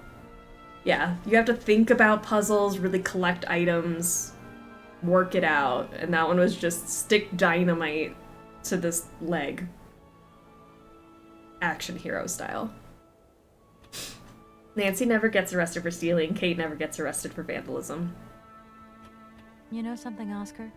Despite all our mishaps and your grating personality, I think I'm gonna miss you. Why? Are you leaving us, Kate Walker? Yes. When I found Hans Voralberg, I'm going to have to go home to New York. That's your decision, Kate Walker. Aww. Becomes Lara Croft. That's what. This is the sequel to Tomb Raider. The sequel, the prequel. Oscar, can we get going now? Really, Kate Walker? First, we have Kate to wind up Walker. the train's mechanism. Of course. What was I thinking of? Right away, I'm on the case. Gotta wind it up. Oscar, the wind has dropped. Maybe you can come with me. Kate Walker. A high-precision mechanism like myself has a built-in aversion to sub-zero temperatures. You know, Oscar, sometimes I think we'll never find Hans Voralberg. You have manifested a certain spunk and perseverance, Kate Walker. Please do not be discouraged. It's possible you are closer to your initial target than you currently imagine. Yeah, maybe. Maybe. I hope the train wasn't damaged in the explosion. Do not worry, It looks Kate Walker. fine. I checked that everything was in order. You really do think of everything, Oscar. I do not think of water sports, Kate Walker. That's fair. Oscar, I'm sorry you missed Madame Romansky's performance. It was really something. I don't know. Emotion is a concept outside the scope of my functionality, Kate Walker, as well you know. Sometimes I'm not so sure. I don't think anyone should have been at that concert. That really wasn't a performance that we need to remember. The weather has changed since my last visit. The wind has dropped, and it has started snowing a little. I was not fortunate enough to accompany you on your first visit, Kate Walker. You abandoned me to who knows what horrible fate in that creepy factory. Oscar, do you know something? You're changing. You might not notice, but you are. Change is outside the scope of my functionality, Kate Walker. See you around, Oscar. I'll be waiting for you, Kate Walker. Let's wind up the train.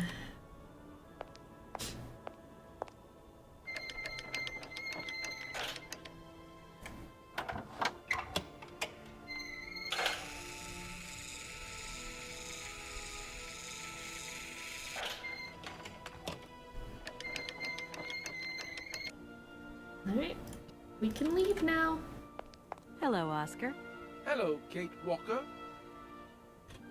Oscar, I think everything's ready. We can go now. Are you sitting comfortably? Then we can start the engine and get going. I'll be circulating shortly to punch your ticket. Give me a break, Oscar. Miss Walker! Miss Walker! Wait, wait! Don't go yet! But wait. Mr. Felix, what's the matter now? Has something happened to Madame Romansky? No, no, not at all. Our favorite diva's fine and dandy. But there's a package for you at the reception. I said to myself, Felix, maybe she's got to have it before she goes. A package for me? But that's impossible. But it's got Miss Walker written on it, clear as day. Why didn't you tell me about it earlier? It's only just arrived, like. Oh, and, well, who Weird. delivered? I don't know. I just took my eye off reception for a moment. The game was on, you see, and there it was, on the counter in reception. Come and get it. Okay. A package? Pour moi? Sorry, Oscar, give me a second, then you can punch my ticket. Didn't know my mail was gonna get delivered here.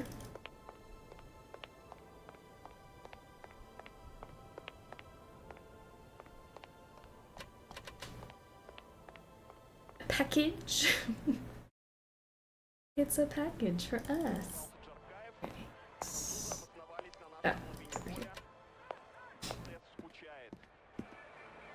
Aww. Is that what I think it is? Mammoth!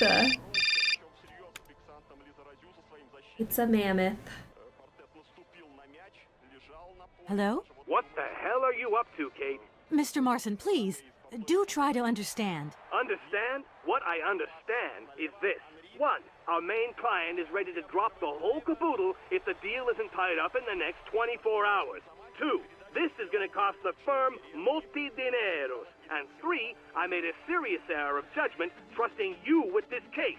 That's what I understand. I know it doesn't look like it, but... No buts, Walker. You're looking for a senile old creek and you're making heavy weather of it. You know, he isn't as senile as all that. He's got this creative streak. Look, drop the mumbo-jumbo. I don't want excuses. I want... I've got to go, Mr. Marson. I think I'm onto something.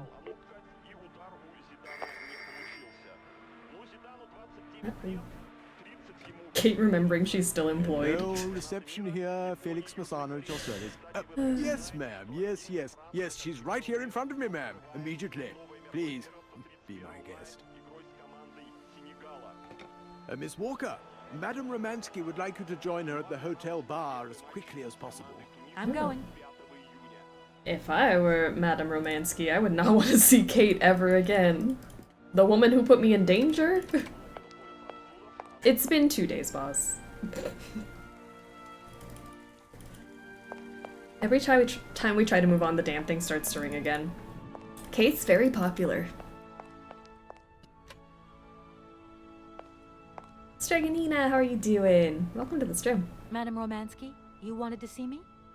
I think it's been longer than 2 days now. Probably. I wanted to talk to you before you leave. I didn't want you to get the wrong idea. Despite our mishap in Komkolzgrad, I'm Mishap? you helped me to forget my life here and this dead beach where I stroll up and down all day, getting more and more bored. So much the better. Time passes so quickly. One day you are at the peak of your glory. You think it is going to last forever. And then one day the bubble bursts, and you are washed up and forgot. Madame Romansky, don't be so gloom and doom. It doesn't suit you. And if there is no one left to help you out, you start to sink into a long, dark winter. Perhaps you should rest now. We've had a trying time. It's been emotional. You must be tired. When I returned here, Hans gave me such a taste for life. He too was ill. Ah, he coughed. He must have spent too long at the factories, breathing in their smoke. And then he was better. And he left. And I stayed with my memories. Hans Voralberg? Hans Voralberg was so full of joy, so carefree. He was a little simple of spirit, of course, as they say. He was a child who made fantastic toys. I think that maybe I loved him. God alone knows where he is today. The plane with the hotel supplies has arrived. Maybe you should take a walk outside. I don't understand. I am old. I am tired. I have been very pleased to meet you, Kate Walker. Goodbye, James. Do look after Madame Romansky. That is all I ever do, miss. May fortune follow your every footstep. The snow is a good sign. Really? The snow chases the wind away and covers the salt and sand on the ground. The air becomes purer and still. Ideal conditions for a constitutional. Great. Thanks for everything, James. Oh, I'm gonna miss James. Helen, I love you. I love you too, James. They're the cutest. Ugh. Alright, let's go outside. She was very cryptic about what's waiting for us out here.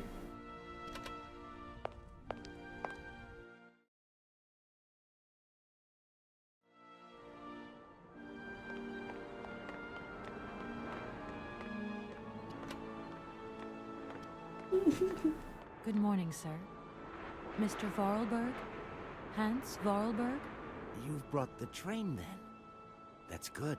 Mr. Voralberg. What a cutie. You have no idea how pleased I am to meet you at last. I'm Kate. Where is Anna? Your sister has passed away, Mr. Voralberg. I am sorry. Truly sorry. Ah, okay.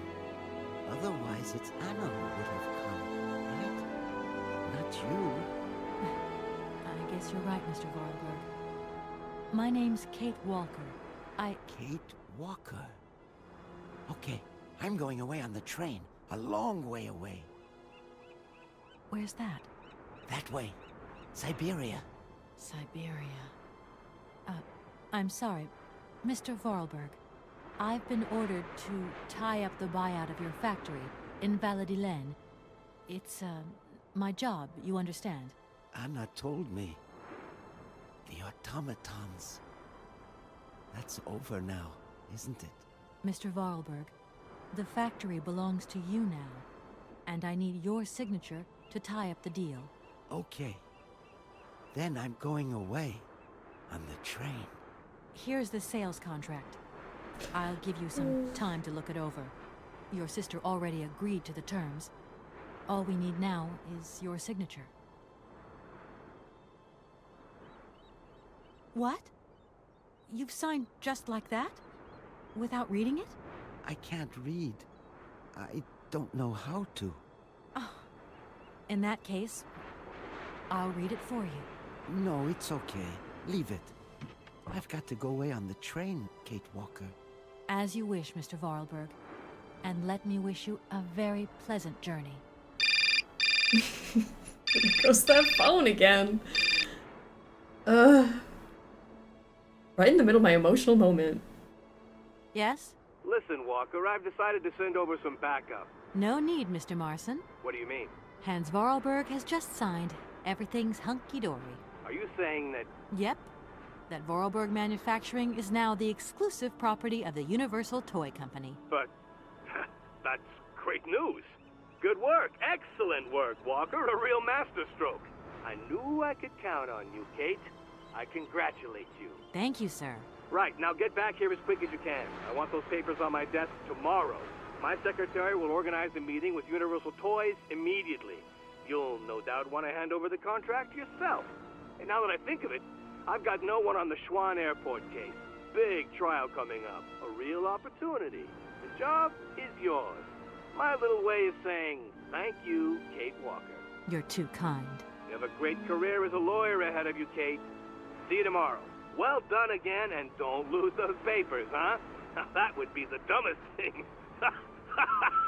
Sure. Real dumb. Kate Walker? Yes, Mr. Voralberg? Are you coming on the train too, Kate Walker? No. That really wasn't in the plan. But thanks for offering. This adventure's all over for me now, Mr. Voralberg. Too bad. Silly, really. You don't like adventure, do you? I don't really... I mean, maybe there's... It's not easy to say. Yes? I have to go back to New York. They're waiting for me there, you understand? I understand. The plane. It's going to New York too, maybe. Maybe. I suppose I'd better go find out. Yes. It's more sensible. Maybe. See you later, Kate Walker. Yes. See you later, Mr. Voralberg. This is your moment, Kate. Your Hallmark Christmas movie moment. What are you doing, Kate? I was just thinking about it.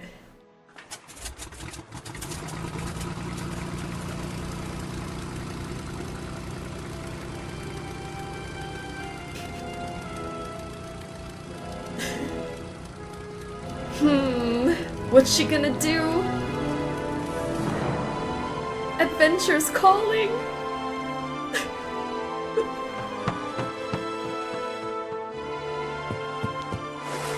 Oh, God, Kate.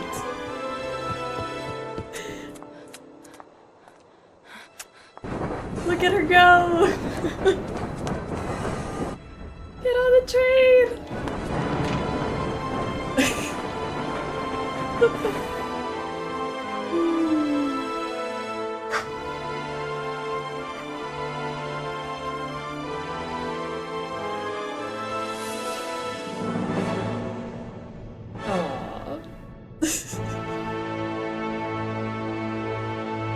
That's literally the cutest. Pure cinema. I love that for her. And Kate Walker discovered adventure.